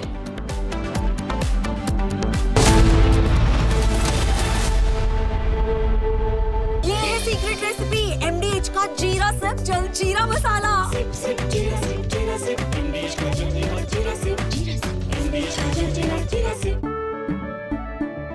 केसरिया से मन जोगी हुआ रे दिल झूमे देखो मतवारा हुआ रे केसरिया से मन जोगी हर पल मनाओ केसरी त्योहार।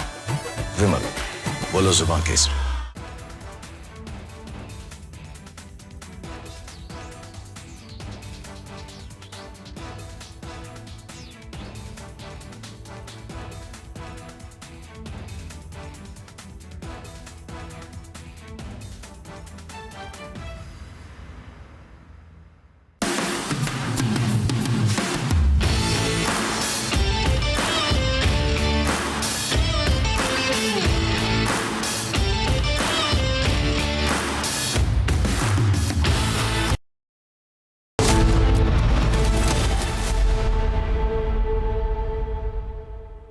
दादी के हाथों का जादू और खुशबू से महकता घर, माँ की मुस्कुराहट और खाने की सुगंध। MDH गरम मसाला, क्योंकि हर रिश्ता है स्वाद से जुड़ा।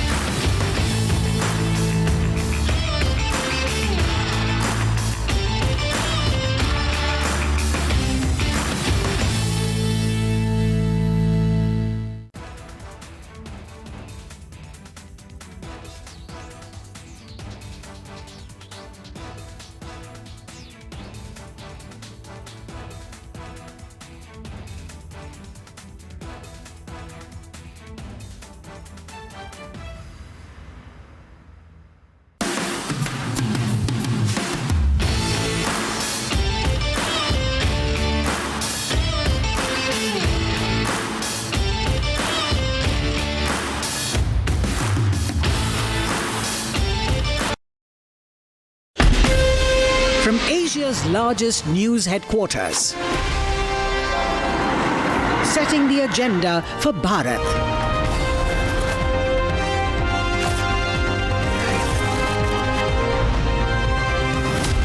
You're watching Republic.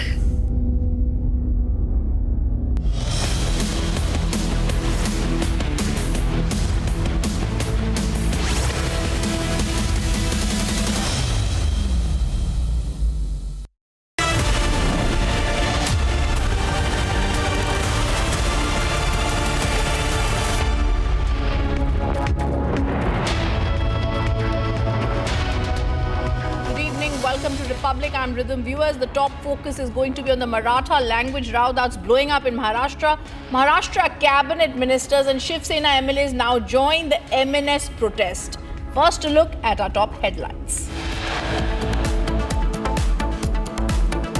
SFI members barge into Kerala University, clash with police alleging saffronization of universities.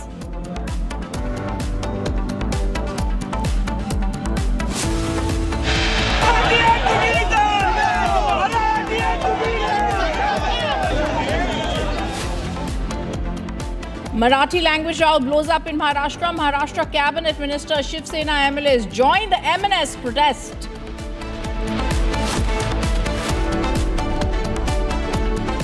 Yogi government's bulldozer justice on mastermind of the conversion racket.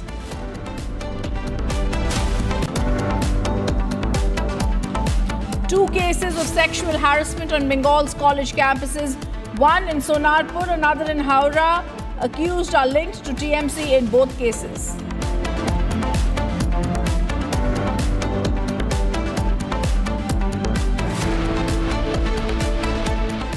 Aircraft Accident Investigation Bureau submits preliminary report on Air India 171 plane crash to Civil Aviation Ministry.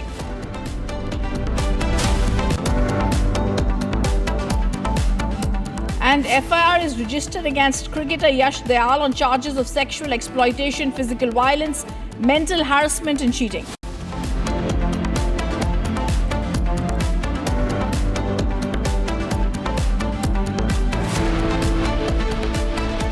Viewers, our top focus: two leaders associated with the TMC student wing TMCP have been accused in two different sexual assault cases. First is the Kolkata Law College gang rape case, in which Manojit Mishra is a student wing leader, is the prime accused in the case. Another case which has now come to light from Howrah, where another student wing leader, Sauvik Ray, has been accused of sexual exploitation of male students.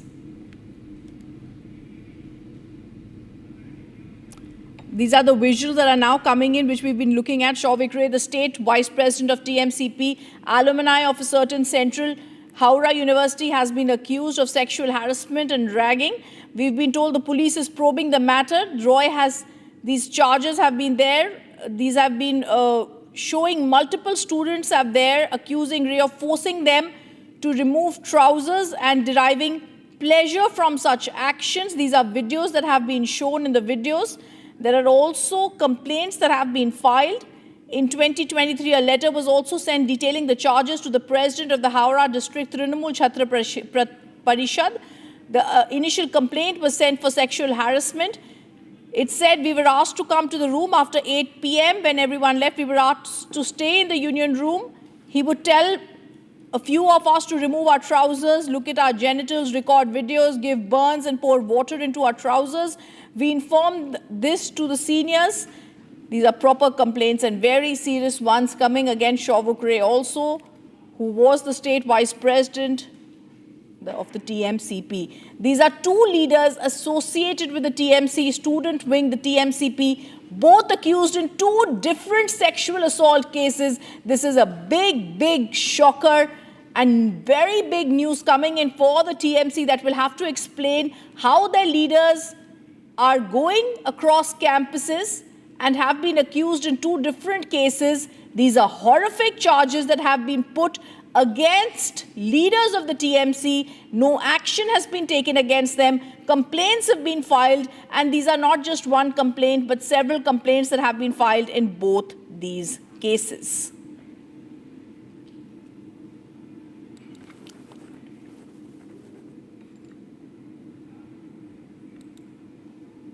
I also want to go across on this case and the story that's coming of the student Neta, and the details of which I was giving you, Sauvik Ray, the state vice president of the TMCP, who has now been accused in these charges. There are reports and videos that have come out of this violence and this sexual assault that has been there.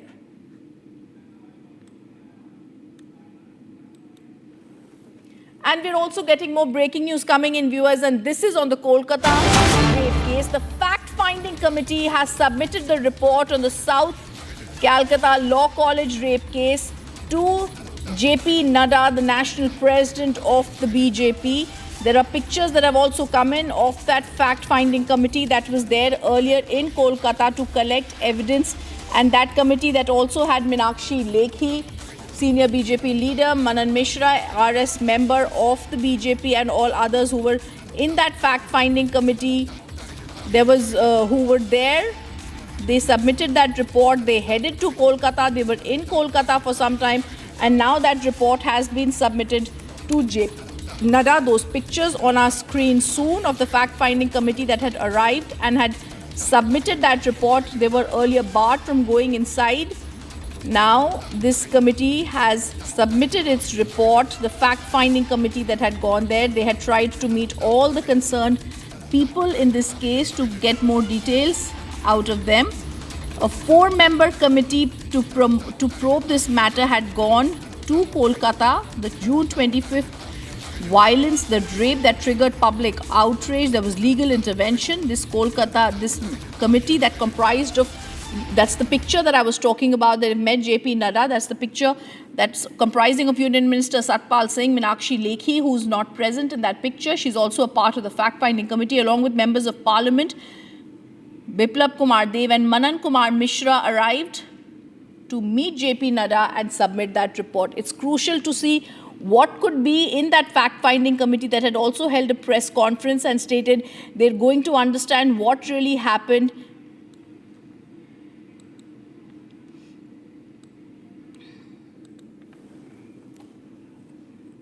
And we're getting breaking news right now. SFI activists have entered the premises of the Kerala University as they protest against the governor, alleging saffronization of universities. The police have tried to bring the situation under control, but we're going to try and play out more pictures. These are pictures coming in from Thiruvananthapuram in Kerala, where the SFI has gone into the universities and is trying to protest the alleged saffronization. These are live pictures that are coming in as the SFI protest against the governor and the so-called saffronization of Kerala universities. Scores of Student Federation of India activists, so-called activists, have marched towards major universities in Kerala. They protest what they are calling the saffronization of the Hindu education, of the higher education institutions, they are saying. These are slogans also being raised against Governor Rajendra Vishwanath Arlekar, who served as the Chancellor of the universities. Protesters are also breaking through the police barricades. Tensions have also arisen now. Police have also responded to the SFI members who managed to raid the Vice Chancellor's office.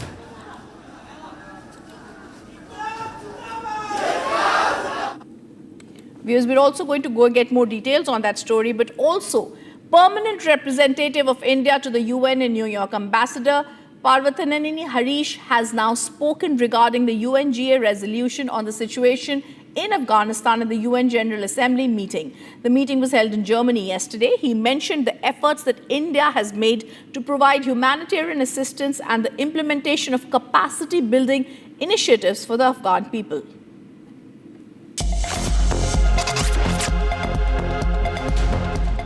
The permanent representative of India to the UN in New York, Ambassador Parvathaneni Harish, spoke at the UN General Assembly meeting, which was held in Germany yesterday.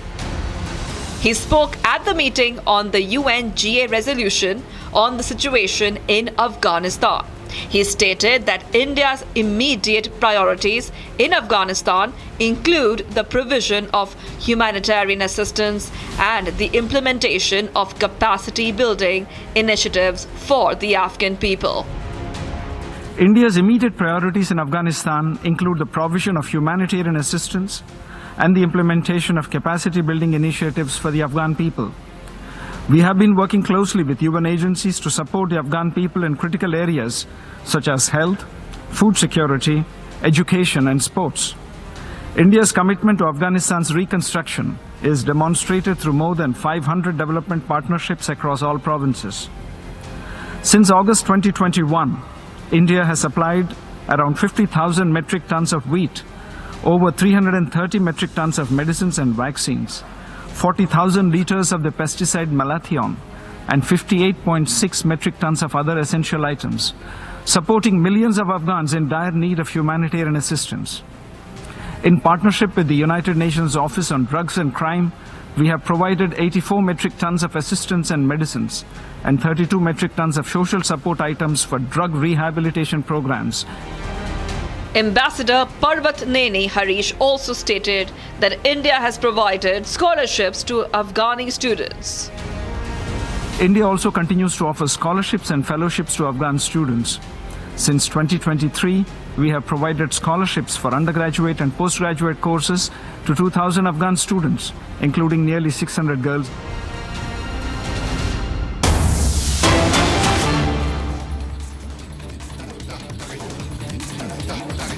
Delhi से बाहर हैं इसलिए यहाँ पर नहीं आ पाई।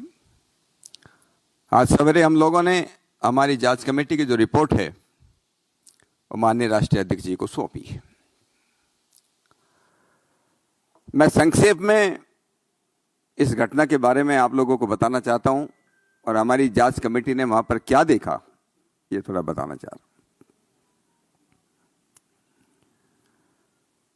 25 जून को जो घटना घटी, आप लोगों को मालूम है कि लगभग पिछले वर्ष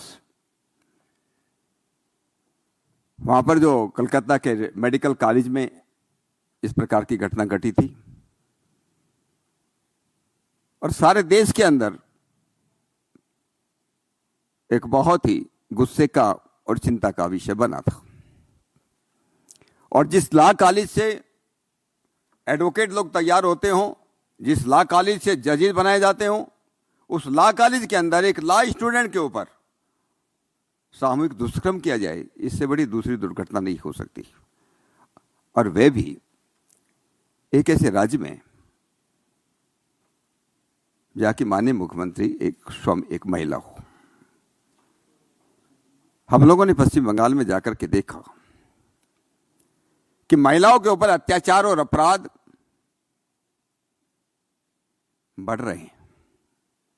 बहुत सी ऐसी घटनाएं हमारे सामने आई कि पुलिस एफआईआर रजिस्टर नहीं करती। जो लोग एफआईआर देना चाहते हैं, शिकायत करना चाहते हैं, उनकी सुनाई नहीं जाती, उनको भगाया जाता है। और अगर एफआईआर रजिस्टर भी होगी किसी कारण से, उसका ईमानदारी से पुलिस के द्वारा उसका इन्वेस्टिगेशन नहीं होता।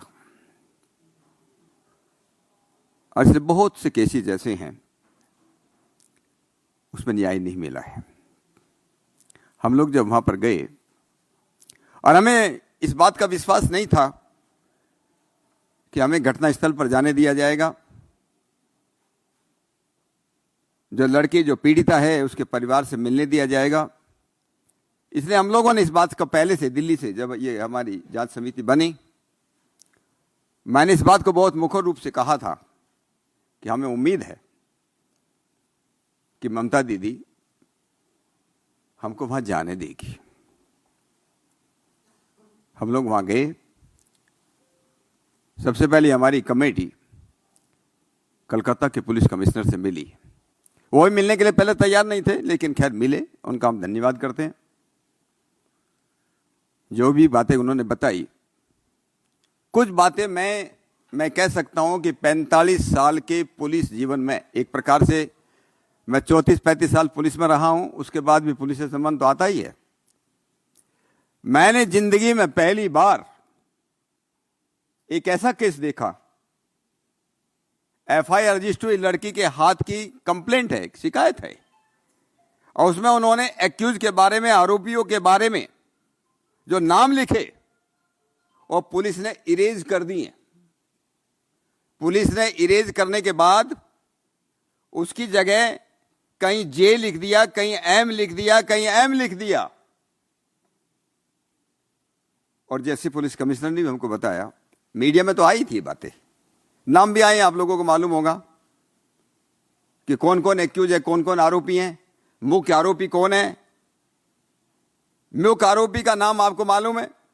पहली बार मैंने देखा, देखो कोई पीड़िता है, कोई महिला है, उसका नाम तो ये डायरेक्शन कोर्ट की है कि उसका नाम किसी को नहीं बताया जाए, लेकिन पहली बार आरोपियों के नाम किसी को मालूम न चले,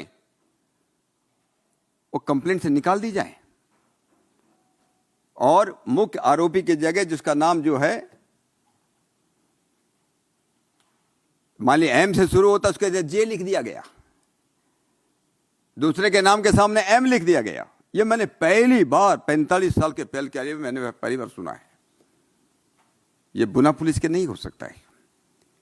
जो एफआईआर को बदल दें, मूल दस्तावेज को बदल दें, क्या उन लोगों से हम उम्मीद कर सकते हैं कि पीड़िता को न्याय मिलेगा, या बंगाल की बहन और बेटियों को न्याय मिलेगा, इस पीड़ित परिवार को न्याय मिलेगा? दूसरा, आप लोगों ने पढ़ा भी होगा, यह पुलिस कमिश्नर ने खुद स्वीकार किया, जो मुख्य आरोपी है, मुख्य आरोपी के खिलाफ 2013 से लेकर के 2025 11 गुनाह हैं, 11 cases, 11 cases have been registered against him, and earlier also he was arrested 4 times as per the say of the police commissioner. Even then, इतना होने के बाद भी उस लॉ कॉलेज के अंदर जहां पर पहले कभी वो स्टूडेंट रहा, उसी लॉ कॉलेज के अंदर वहां पर उसको भर्ती किया जाता है, स्टाफ में भर्ती किया जाता है। कैजुअल कह लीजिए, एमटीएस कह लीजिए, कुछ भी कह लीजिए, वहां उसको क्यों भर्ती हुआ? मनोज कुमार जी हमारे साथ थे। पुलिस कमिश्नर ने कहा कि आप लोग जो है लॉ कॉलेज में नहीं जा सकते। हमसे पहले भी कोई टीम गई थी, उसको आपको मालूम है, विमेन कमीशन की टीम गई थी, अलाउ नहीं किया। हमारे साथ एडवांटेज ये था कि Manoj Kumar Mishra ji, he being the chairman of the bar council of India, इनको ये अधिकार है कि देश के किसी भी लॉ कॉलेज में वो जा सकते हैं। इनके जरिए इन्होंने जब वहाँ जो प्रिंसिपल थे और vice principal holding the charge of principals को फ़ोन किया कि हम लोग आना चाहते हैं। बड़ी मुश्किल से, तब भी हम बड़ी मुश्किल से लोगों, हम आधा घंटा तक गेट पर खड़े रहे, बड़ी मुश्किल से, लेकिन हम लोग स्पोर्ट पर नहीं गए जहाँ ये हुआ। हम चाहते भी नहीं थे कल को हमारे खिलाफ कोई एलिगेशन करें कि हम लोग उसमें जाकर के जहाँ पर ये घटना घटी है वहाँ पर हमने कोई टेम्परी किया, मैंने उसको कोई डैमेज किया। तो हम लोग वहीं गेट के पास बैठ करके वाइस प्रिंसिपल से बात किया। हमको मालूम चला कि लॉ कॉलेज की जो गवर्निंग बॉडी है,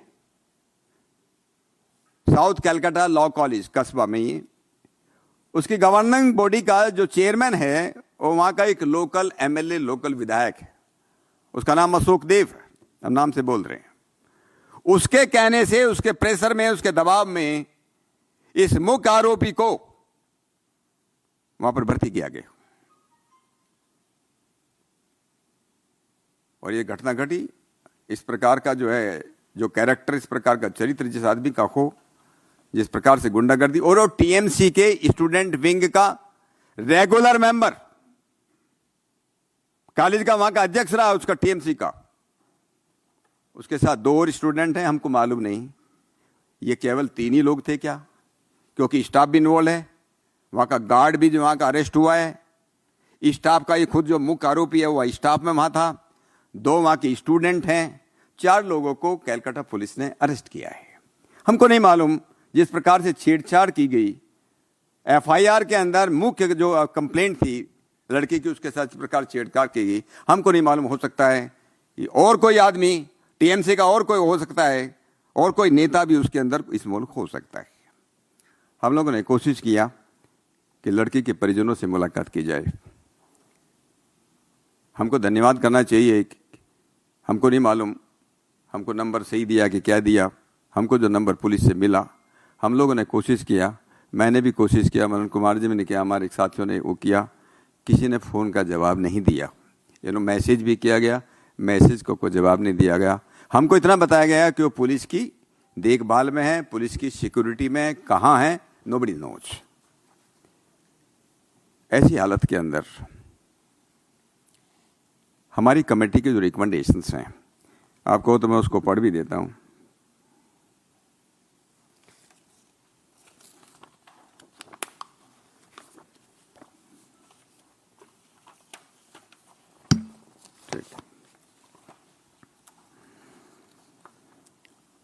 The fact that it was due to failure of police and West Bengal administration, हम कहते हैं कि law order is totally collapsed,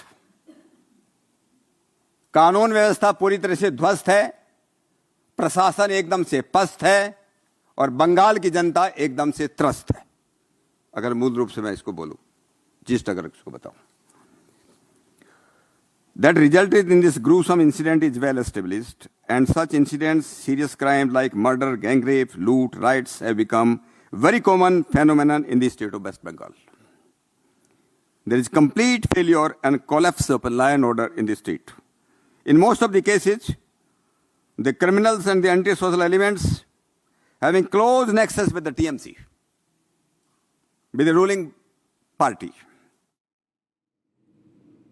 The BJP clearly says there was an attempt to cover up the Kolkata rape case. Much more on that. We're also going to now tell you the information, viewers, on the other big story on what transpired during the meeting of Parliamentary Committee on Air India probe. The big breaking news coming in. Sources are now telling us the committee questioned Air India CEO Campbell on safety issues. Senior BJP MP had asked Air India to ground the airplanes which are facing snags. An NCP leader asked the DGCA to revise the approvals that were given, the MEL approvals. Chairman of the committee strictly told Secretary MOCA not to mislead the committee by giving doubtful responses. Air India CEO has been questioned on the safety issues. I also want to go across to my colleague Harsha, joining us live on the story. And Harsha is going to tell us more details on what really happened during the parliamentary committee meeting on the Air India probe, where senior BJP MP asked Air India to ground the airplanes which are facing snags. Harsha will also be giving us details, viewers, of what really happened, because the NCP leader has also asked the DGCA to revisit the MEL approvals. Chairman of the committee strictly told Secretary MOCA not to mislead the committee by giving doubtful responses. This is the big breaking news coming in on what really transpired during the meeting of Parliamentary Committee on the Air India probe.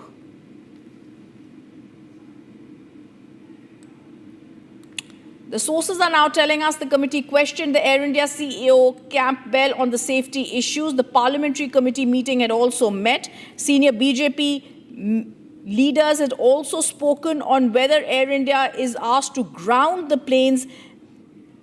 Let me go across to Harsha, joining us live. Harsha, what happened at the meeting of the parliamentary committee on the Air India probe? Yes, Rhythm, there's a very important meeting which took place today. It's a parliamentary committee meeting on public accounts where all the stakeholders were called, not only the Air India CEO Campbell Wilson, but DGCA, AI, AERA and civil aviation authorities were also there. Secretary was himself present there, and the meeting didn't went smooth. There was a lot of pulling up by the chairman of the committee and the other MPs to the Air India and the secretary as well, and some stringent questions were posed by the committee members to the Air India. One senior BJP MP clearly stated and told Air India why all the planes of the Air India should not be grounded, who have reported technical snag till now. And written, we also showed that how many flights and aircraft of Air India are faulty, have the issue of the MEL, and also they are not grounded. After Republic reported only the aircraft were AOG, that means aircraft were grounded and were taken to the MRO and the isolation bay. But yes, these questions were posed by senior BJP MP, and some opposition MPs also asked DGCA to revisit the MEL, which is a minimum equipment list, with which the aircrafts were flying. They were not proper equipment and it should be revisited. And also the chairman of the committee directly stated to the Secretary of the Civil Aviation that anything misleading should not be told in front of the committee. The Secretary of Aviation should not mislead the committee members by responding in favor of other stakeholders. Important to note is that the Air India, which has been in the scrutiny after the AI-171 crash, has been posed stringent question, a stricter question by the committee members. Now the inquiry report and the investigation report, the committee members will also be needing to further report in the minute-to-minute meeting of the committee exactly what transpired into the AI-171 crash, and also how public safety should be ensured by the aircraft carriers, by the airlines, to ensure that people and passengers are not scared to fly in Air India or any other airline. Back to you.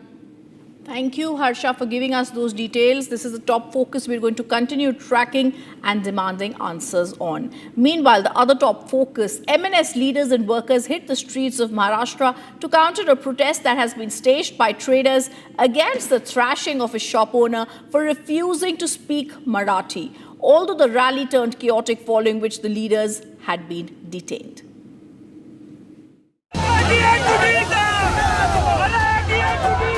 High voltage drama on the streets. Tensions thick in the air and MNS back on the spotlight. Amid the escalating language war in Maharashtra, several workers of Raj Thakre's party stormed the area to counter the protest by traders over the assault of food stall owners.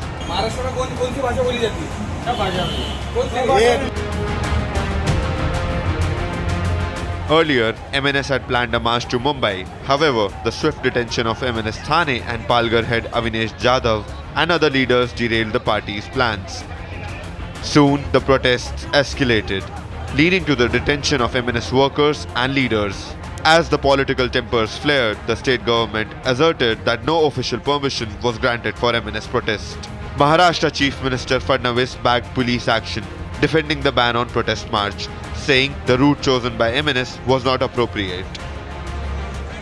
Maharashtra में किसी भी मोर्चे को इजाजत है, ये लोकतांत्रिक राज्य है, कोई भी मोर्चा निकालना चाहे तो परमिशन लेकर निकाल सकता है, लेकिन जब कोई परमिशन लेता है तो उसका रूट किस प्रकार से होना चाहिए। अगर रूट में कई ट्रैफिक के प्रॉब्लम्स है, अगर रूट में कोई ऐसी जगह है कि जहां पर स्टैम्पिड जैसी अवस्था हो सकती है, कुछ ऐसी चीजें होगी तो पुलिस रूट चेंज करने को कहती है। तो मैंने जब पुलिस कमिश्नर से पूछा तो पुलिस कमिश्नर ने मुझे कहा कि हमने उनको रूट चेंज करने के लिए कहा था, लेकिन वो एडमेंट थे कि हमको यही रूट लेना है, इसलिए पुलिस ने उसको नकारा है।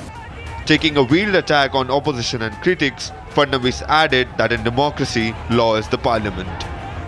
मैं महाराष्ट्र के मिजाज को जानता हूं। महाराष्ट्र का मिजाज ऐसा है कि इस प्रकार के प्रयोग यहाँ चलेंगे नहीं।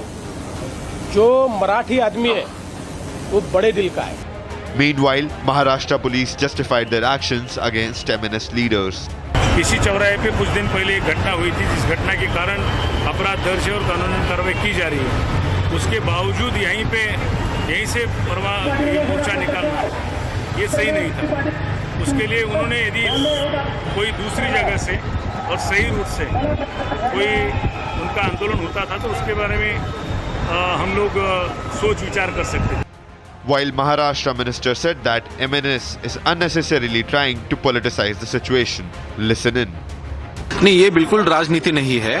उन्होंने जिस जगह पे परमिशन मांगी है वहाँ पे शायद कायदा और सुव्यवस्था का प्रश्न निर्माण हो सकता है, इसलिए हमने उनसे कहा है कि आप जगह बदलिए, आपको परमिशन दी जाएगी, लेकिन वो जगह बदलने के लिए तैयार नहीं है।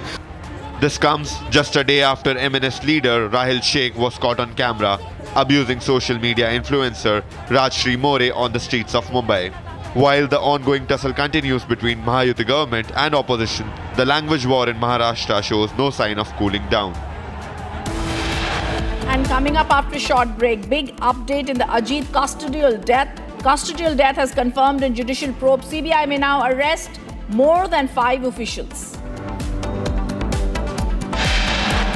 The Aircraft Accident Investigation Bureau submits a preliminary report on Air India 171 plane crash to the Civil Aviation Ministry. Much more on that after a short break. Stay on with us.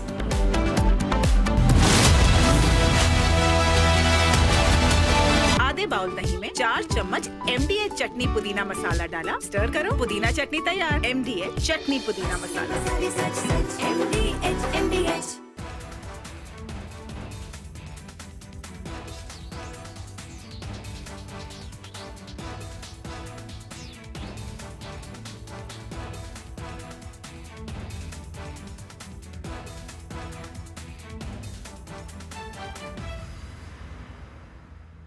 MDH की हल्दी मिर्ची धनिया करे कमाल, ये रंग दे, ये खुशबू दे, ये तीखा, ये कम पड़े, क्या निराला MDH मसाला।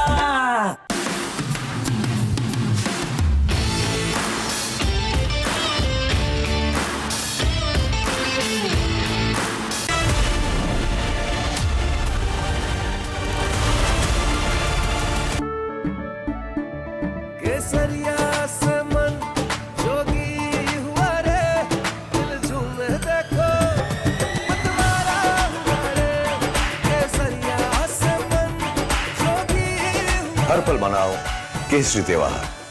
विमल, बोलो जुबान केसरी। अब छोलिया हो या लोबिया, सफेद चने या काले चने, सब कुछ मजेदार बने।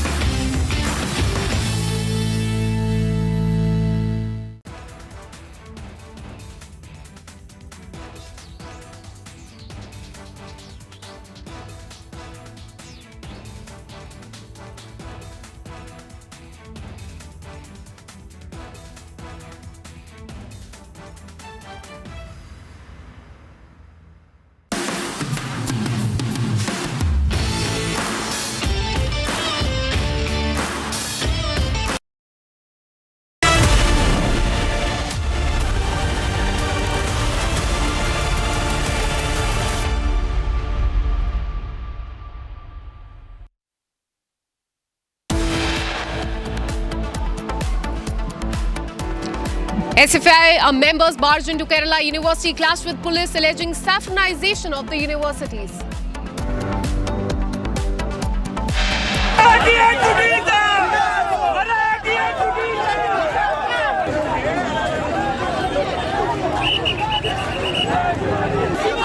Marathi language row blows up in Maharashtra. Cabinet Minister and Shiv Sena MLA also went to the MNS protest. Yogi government's bulldozer justice on mastermind of the conversion racket is currently underway.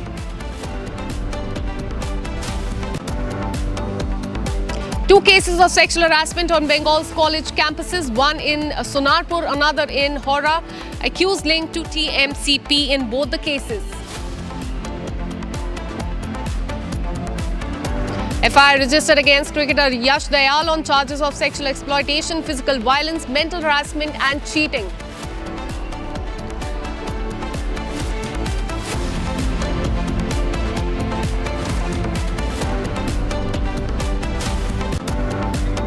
क्या?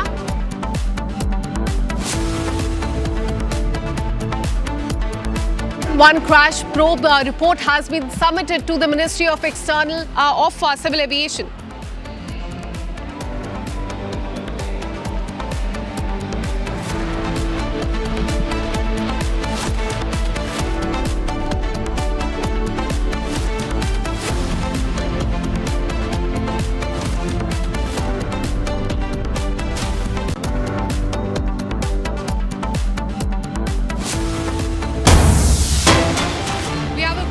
Coming in from the state of Maharashtra, the Committee of Official Language met Governor of Maharashtra today on the issue of Hindi Raj Bhasha. The Governor was present in this meeting. In fact, the Governor on present Marathi Rao in Maharashtra stated that it's a political issue and is being done because of the politics that is being placed ahead of the elections in the state of Maharashtra. So ahead of the corporation elections, this politics is being played is the claim that has come in from Governor, and the Committee on the Official Language met the Governor of Maharashtra today on the issue of Hindi Raj Bhasha.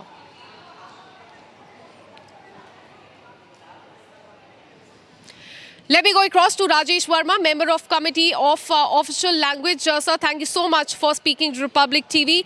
We are learning that the Committee on Official Language met today and met with the Governor of Maharashtra, and he has said that it is a political issue. Can you give us more details about what happened in this meeting? Yes, thank you so much. Because this is an issue of the whole issue raised from the Hindi language by the MNS, so I really want to speak in Hindi only. जब हम लोगों ने आज मुलाकात की governor साहब से, और क्योंकि official language Hindi official language को लेकर हम लोग आज इस कमेटी के सारे लोग हम लोग बॉम्बे आए हुए थे, हम लोगों ने मुलाकात के दरमियान ये बात गवर्नर साहब से भी कही कि जिस तरीके से हिंदी भाषी लोगों के साथ दुर्व्यवहार हो रहा है, उन्होंने इस बात को लेकर आश्वस्त भी किया कि ये सारी चीजें पॉलिटिकली है और जल्द ही सारी चीजें बेहतर होंगी। और मैंने इस विषय को प्लीज गो ऑन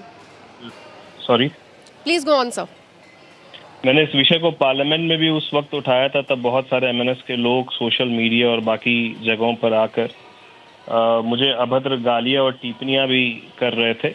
मैं फिर से आज मिलने के बाद और आज जिस तरीके से हम लोग महाराष्ट्र में ही हैं, मुंबई में ही हैं, और मुंबई में एमएनएस के लोग फिर से आज जिस तरीके से सड़कों पर उतर के ये कर रहे हैं, ये अपने आप में स्पष्ट करता है हम लोगों ने महाराष्ट्र में और एमएनएस को, एक बाला साहब ठाकरे साहब थे जिन्होंने हिंदू के लिए सत्ता को लात मारी, और आज हम लोग उसी बाला साहब ठाकरे के परिवार के लोग जो पार्टी को चला रहे हैं उसमें हम लोग देख रहे हैं कि ये लोग सत्ता के लिए हिंदुओं को लात मार रहे हैं, और बाला साहब ने हिंदुओं के लिए सत्ता को लात मारी थी। ये दोनों के सोच में जमीन और आसमान का अंतर स्पष्ट देखने को मिल सकता है। ये तमाम चीजें जो मारा पीटी ये लोग हिंदी भाषियों के साथ कर रहे हैं सिर्फ और सिर्फ सत्ता में वापसी के लिए, लेकिन ये तरीका बिल्कुल ही गिरा हुआ है, इससे गिरी भी कोई हरकत हो ही नहीं सकती है। Absolutely, Mr. Rajesh, I want to ask you, this is happening at a time when we are seeing protests in the state of Maharashtra, the shopkeepers being trashed. As far as businessmen are concerned, they are also being targeted, and today we saw protests on the streets of Maharashtra as well. How do you see this, the war of words and the escalation as far as Marathi language is concerned? Language लोगों को जोड़ता है। Language कभी भी लोगों के बीच में मतभेद और इस तरीके की हिंसा पैदा नहीं करता है। इन लोगों के पॉलिटिकल अस्तित्व का ये अंतिम दौर चल रहा है और इसीलिए जब कोई नहीं पूछे तो किस तरीके से चर्चा में रहें, तो चंद अपने लोगों को, गरीब लोगों को, ये किसी बड़े आदमी को जाके मारने की इनकी हिम्मत नहीं है। ये सड़क पर जो लोग, कोई रिक्शा वाले को, कभी किसी कमज़ोर 10 लोग झुंड बनाकर जाकर कभी किसी दुकानदार को, कभी किसी रिक्शा वाले को ये मार के अपनी मर्दानगी की नुमाइश करते फिर रहे हैं एमएनएस के लोग, सिर्फ अपने पॉलिटिकल अस्तित्व को बचाने के लिए। ये सबसे ओछी हरकत है और आने वाले समय में इनको इसका भी रिजल्ट मिल जाएगा। इस देश का 10% लोग भी ऐसे नहीं है जो वायलेंस को पसंद करे। इसलिए अगर इनको लगता है कि इनके वायलेंस से they will be back in the coming municipal corporation elections, so this is one of the very big mistake which they are doing by doing all this bullshit. Thank you so much for speaking to Republic TV. Now back to the studios. All right, moving on, the Enforcement Directorate has challenged the Gandhi's lawyers' assertion that they had no control over National Herald's late assets, calling it misleading and false and deceptive. In the court, ED's additional Solicitor General contended that the Gandhis, as majority shareholders of Young Indian, effectively controlled AJL properties, now under scrutiny, establishing a prima facie case of money laundering. This assertion directly contradicts the claim that shareholders lack ownership rights over the assets. The next hearing in this case is scheduled for July 12. For more on this, we have Shambhavi joining us live from New Delhi. Shambhavi, what more can you share? In which direction you think the case is going? ED responding. What is expected to happen on July 12? Well, we heard Senior Advocate Raju clearly denying the fact that the shareholders of the company had absolutely zero control over the assets of the AGL. Because if we come back to what the respondents were actually claiming, there were 3 points in their argument, where first was the maintainability, where this entire case is based on a private complaint by Dr. Subramaniam Swamy, and there has to be a legal procedure which needs to be followed. And in that case, there was no authorized legal authority. This was a private complaint, so maintainability was a question. Second, the fact that they are actually accusing PMLA. Now, PMLA, there are 2 key points we need to understand. It's very important to understand that there should be a criminal activity and there should be proceeds from a criminal activity. And the respondent in this case is denying both. The third being the corporate restructuring, which is on which Senior Advocate Raju actually commented. About the corporate restructuring, what the respondent was claiming, that yes, the Young India company did acquire AGL, and they did have 100% of the shareholding rights, but the assets were still under AGL's control, which means that they have zero control over the assets. Which is where the current claim comes from, that they were the shareholders, the accused in this case, have any right on the assets, or there was any movement of the money or liquidation of the assets. All right. Thank you so much, Shambhavi, with those details. Moving on, clashes have erupted between police and a group of youth in Haryana's Hisar. A report suggests that the youth were celebrating a birthday party and playing loud music on the streets. When the police tried to intervene, the situation turned violent. Take a look at the details.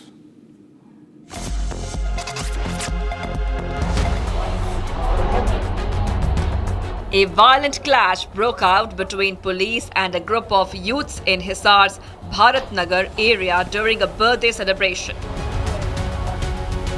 The youths were reportedly playing loud music and singing on the street. When police arrived and asked them to stop, the youths reacted aggressively. In retaliation, several youths climbed onto the roof and began pelting stones at the police. During the commotion, two youths jumped from the roof in an attempt to escape. Both sustained serious injuries. Two police personnel, including the chowki in charge, were also injured during the stone pelting.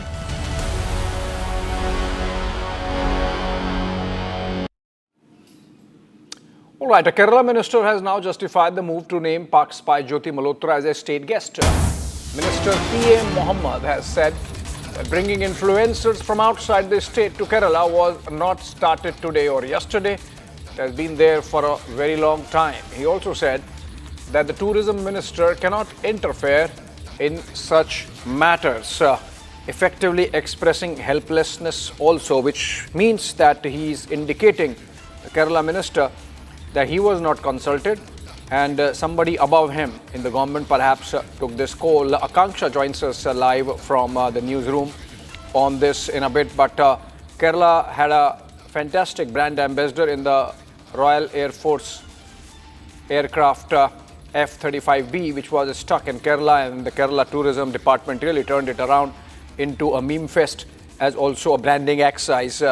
But to have Jyoti Malhotra as a state guest for promoting tourism is a different ballgame altogether. We have Akanksha. All right, we're moving on for now. Moving on to the next story, which is from Uttar Pradesh, where in Balrampur, it was witness to Yogi's bulldozer action. And what was being razed to the ground was a sprawling conversion racket, a den. The conversion kingpin, Jalaluddin, alias Changur Baba, has been arrested, and his sinister conversion network has been completely reduced to dust. Here are the details. Bulldozers thundered through Balrampur in UP today, tearing down the heart of a sprawling conversion den. No structure spared, no mercy shown. What was once the epicenter of a sinister network has now been reduced to dust. From an illegal conversion hub to a heap of rubble, this is the Yogi government's zero tolerance in motion. This is a crackdown that stunned Balrampur. The UP administration brought down every illegal structure linked to Jalaluddin alias Changur Baba. He is the alleged mastermind behind a large-scale religious conversion racket. यहाँ पर जो कार्रवाई हो रही है वो पहले कागजों की जांच हुई है, नोटिस दिया गया है, उसके बाद जवाब न मिलने पे प्रक्रिया पूरी करने के बाद यह कार्रवाई जारी है। तो कोई ये कहे कि यहाँ जबरदस्ती काम हो रहा है, ऐसा नहीं है। इसके पीछे पूरे उतरौला के लोग सड़कों पे उतरे थे। उतरौला से कई शिकायतें गई थी कि छांगुर पीर बाबा ने अपना नेटवर्क अवैध रूप से यहाँ खड़ा किया हुआ है। Acting on a non-bailable warrant and a 50,000 rupees reward on his head, the anti-terrorism squad arrested Jalaluddin and his close aide Neetu alias Nasreen. Both have now been remanded and sent to Lucknow district jail. According to the Uttar Pradesh police, Jalaluddin and his gang specifically targeted the vulnerable. Changur बाबा यहाँ पर लोगों को अरबी भाषा की पढ़ाई कराता था उन मदरसों में। वहाँ पर उर्दू भी नहीं पढ़ाई जाती थी, हिंदी भी नहीं पढ़ाई जाती थी, सीधा मजहबी उनको शिक्षा दी जाती थी। साथ ही उन मस्जिदों में भी वह धर्मांतरण का काम करता था। Poor laborers, widows and members of weaker sections were their key targets. Victims were lured with financial aid, marriage promises and threatened into conversion.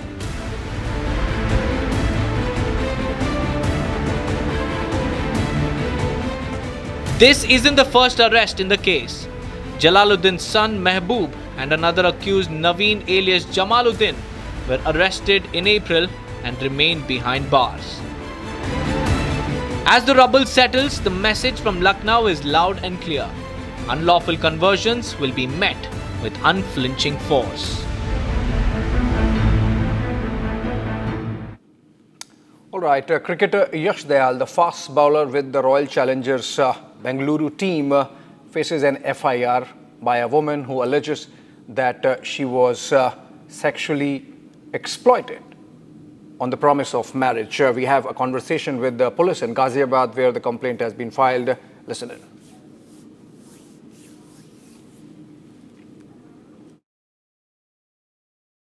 A shocking incident has come to light from Ghaziabad, where a woman has alleged that a person who has been identified as a cricketer has sexually assaulted her.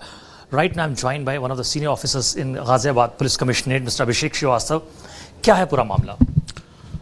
थाना क्षेत्र इंदिरापुरम पर एक युवती के द्वारा ये सूचना दी गई कि एक क्रिकेटर के द्वारा उनके साथ शादी का झांसा देते हुए शारीरिक संबंध बनाए गए। उक्त संबंध में तत्काल ही उनकी तहरीर के आधार पर सुसंगत धाराओं में अभियोग पंजीकृत किया गया। पूरे प्रकरण में तथ्यों तथा साक्ष्यों के आधार पर अग्रिम वैधानिक कार्रवाई सुनिश्चित की जा रही है। इस मामले में जो है वो किस किस सेक्शंस के अगेंस्ट जो है वो एफआईआर दर्ज की गई? पीड़िता की तहरीर के आधार पर 69 BNS के अंतर्गत एफआईआर पंजीकृत की गई है। अग्रिम वैधानिक कार्रवाई प्रचलित है। अच्छा, इस मामले में जो क्रिकेटर है उनसे कुछ बात हुई है, उनका स्टेटमेंट रिकॉर्ड किया गया है क्या अभी तक? अभी एफआईआर पंजीकृत की गई है। जो भी अग्रिम वैधानिक कार्रवाई होगी वो प्रचलन में लाई जाएगी। जो विक्टिम है उसका मेडिकल एग्जामिनेशन हो गया है? जैसा कि मैंने बताया कि अग्रिम वैधानिक कार्रवाई चल रही है। अभी कल ही एफआईआर हुई है। सभी जो सुसंगत धाराओं में एफआईआर दर्ज की गई है और अग्रिम वैधानिक कार्रवाई प्रचलित की जाएगी। विक्टिम जो है वो क्रिकेटर को तकरीबन पिछले 5 साल से डेट कर रही थी। हमने बात करने की कोशिश की, रिपब्लिक टीवी की जो टीम है उसने बात की उस विक्टिम से। उसका कहना है कि 2020 से वो उसके टच में थी और शुरू से वो उसको झांसा दे रहा था शादी के लिए, और अब उसने मना कर दिया है और दोनों फैमिली एक दूसरे को जानती थी। इस मामले में विक्टिम ने अब तक चुप्पी क्यों साध रखी थी और अब वो क्यों सामने आई है? अभियोग पंजीकृत किया गया है। ये सारे जो तथ्य हैं विवेचना के क्रम में इनका परीक्षण किया जाएगा। विवेचना के आधार पर ही स्थिति स्पष्ट हो पाएगी। All right, let's look at some other stories of what's happening across the country in Bharat in 5 minutes. A wall collapse incident has occurred at a local eatery near Bageshwar Dham in the Gadaha village in Chhatarpur of Madhya Pradesh. The wall collapsed following heavy rainfall in the area. As per reports, 1 person has died and 10 have been injured in the incident. Chief Medical and Health Officer of the Chhatarpur, R.P. Gupta, has stated that the 10 injured individuals are being treated at a hospital.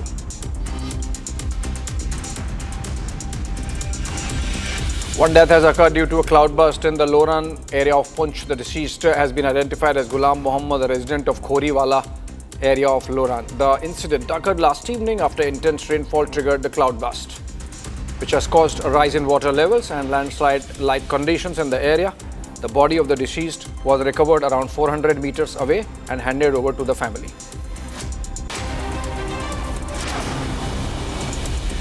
Ramghat has submerged as the water level of river Ganga rises at Uttar Pradesh's Prayagraj. A local has stated that the water level in the river has risen and said that he believes that the situation will remain the same for the next 2 months. He shared that this happens every year.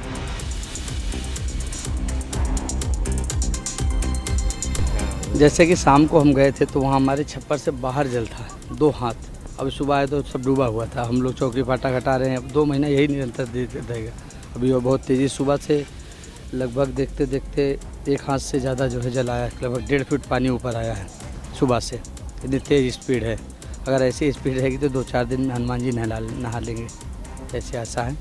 हम लोग को दिक्कत होती है। अभी चौकी छप्पर से हटाना पड़ेगा, सीधे तो वहाँ पे ले जाना पड़ेगा। मुसीबत तकलीफ तो है ही है, क्या करें। गंगा मैया है भाई, बाहर का जल है वो आता ही रहेगा। हर साल का कोई आज का तो है ही नहीं। Bodies of 2 minors, a boy and a girl, were found in suspicious circumstances from the room of the girl's house in Delhi's Nagli area of Dwarka, Najafgarh. Both of them were said to be in a relationship, but families did not agree. And the family of the deceased boy has alleged that the girl's uncle had threatened to kill the boy. The girl's family, they are avoiding saying anything on this matter. At present, the police is considering this case as a case of suicide prima facie, but the possibility of honor killing not being ruled out. Student Pankuri Tripathi, who met Chief Minister Yogi Adityanath at the Janata Darbar, got admission back in school after assurance of the Chief Minister. Her father, Rajiv Kumar Tripathi, stated that his daughter wasn't able to go to school for 4 months and said that she went to the Janata Darbar and met the Chief Minister, after which she was able to go back to the school, and he thanked the Chief Minister Yogi Adityanath for his efforts. Sir, मेरी बच्ची 4 महीने से school नहीं जा रही थी। आर्थिक तंगी की वजह से स्कूल नहीं भेज पा रहे थे। मेरी बच्ची जनता दरबार में गई, मुख्यमंत्री योगी आदित्यनाथ जी से मिली। योगी आदित्यनाथ जी के ही मेहरबानी से, उनकी कृपा से आज मेरी बच्ची पुनः स्कूल गई है। हम माँ बाप तहे दिल से उनका शुक्रिया अदा करते हैं और बहुत खुश हैं। कौन से क्लास में पढ़ती है? 7th B में उसका एडमिशन हुआ है, 6th क्लास पास की थी सर इसी स्कूल से।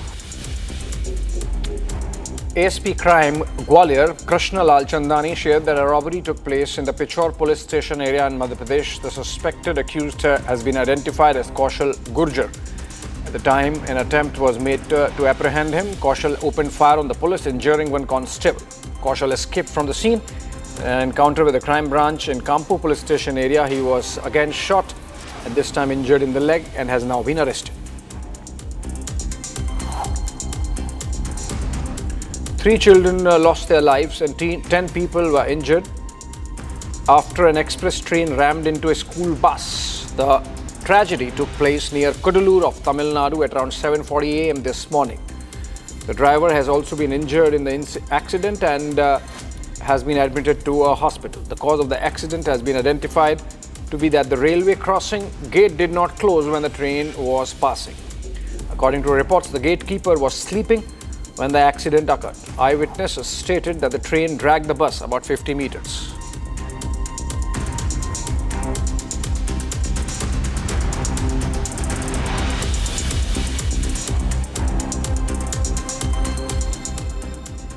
All right, moving on to that big possible development that's been hanging fire. Tensions are soaring on the global trade front. President Trump has unveiled a sweeping new round of tariffs targeting 14 countries with rates as high as 40% in some cases. From Japan to South Africa, key US trade partners are now in the crosshairs.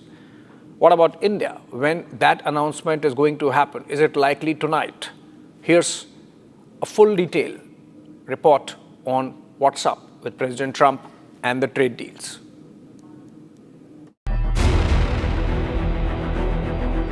President Trump has turned up the heat on global trade, issuing warnings to 14 countries, including Japan, South Korea, and South Africa, with new tariff rates effective from August 1st. The tariffs, ranging from 25% to 40%, target nations accused of unfair trade practices. Japan and South Korea face 25% duties, while South Africa could see 30%.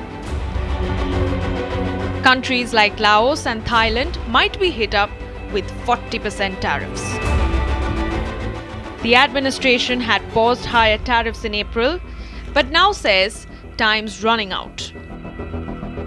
Treasury Secretary Scott Bessent claims that deals with India, China and Vietnam are close, but the promised 90 deals in 90 days hasn't materialized. The move comes just 2 days after Trump had warned BRICS nations of endorsing anti-American policies. Sure. Well, the president feels, generally speaking, that BRICS is seeking to undermine the interests of the United States. It's the president's utmost responsibility to put the interests of the United States first. That's how he views his job as president. So he's going to ensure that America is fairly treated on the world stage, and he'll take any action necessary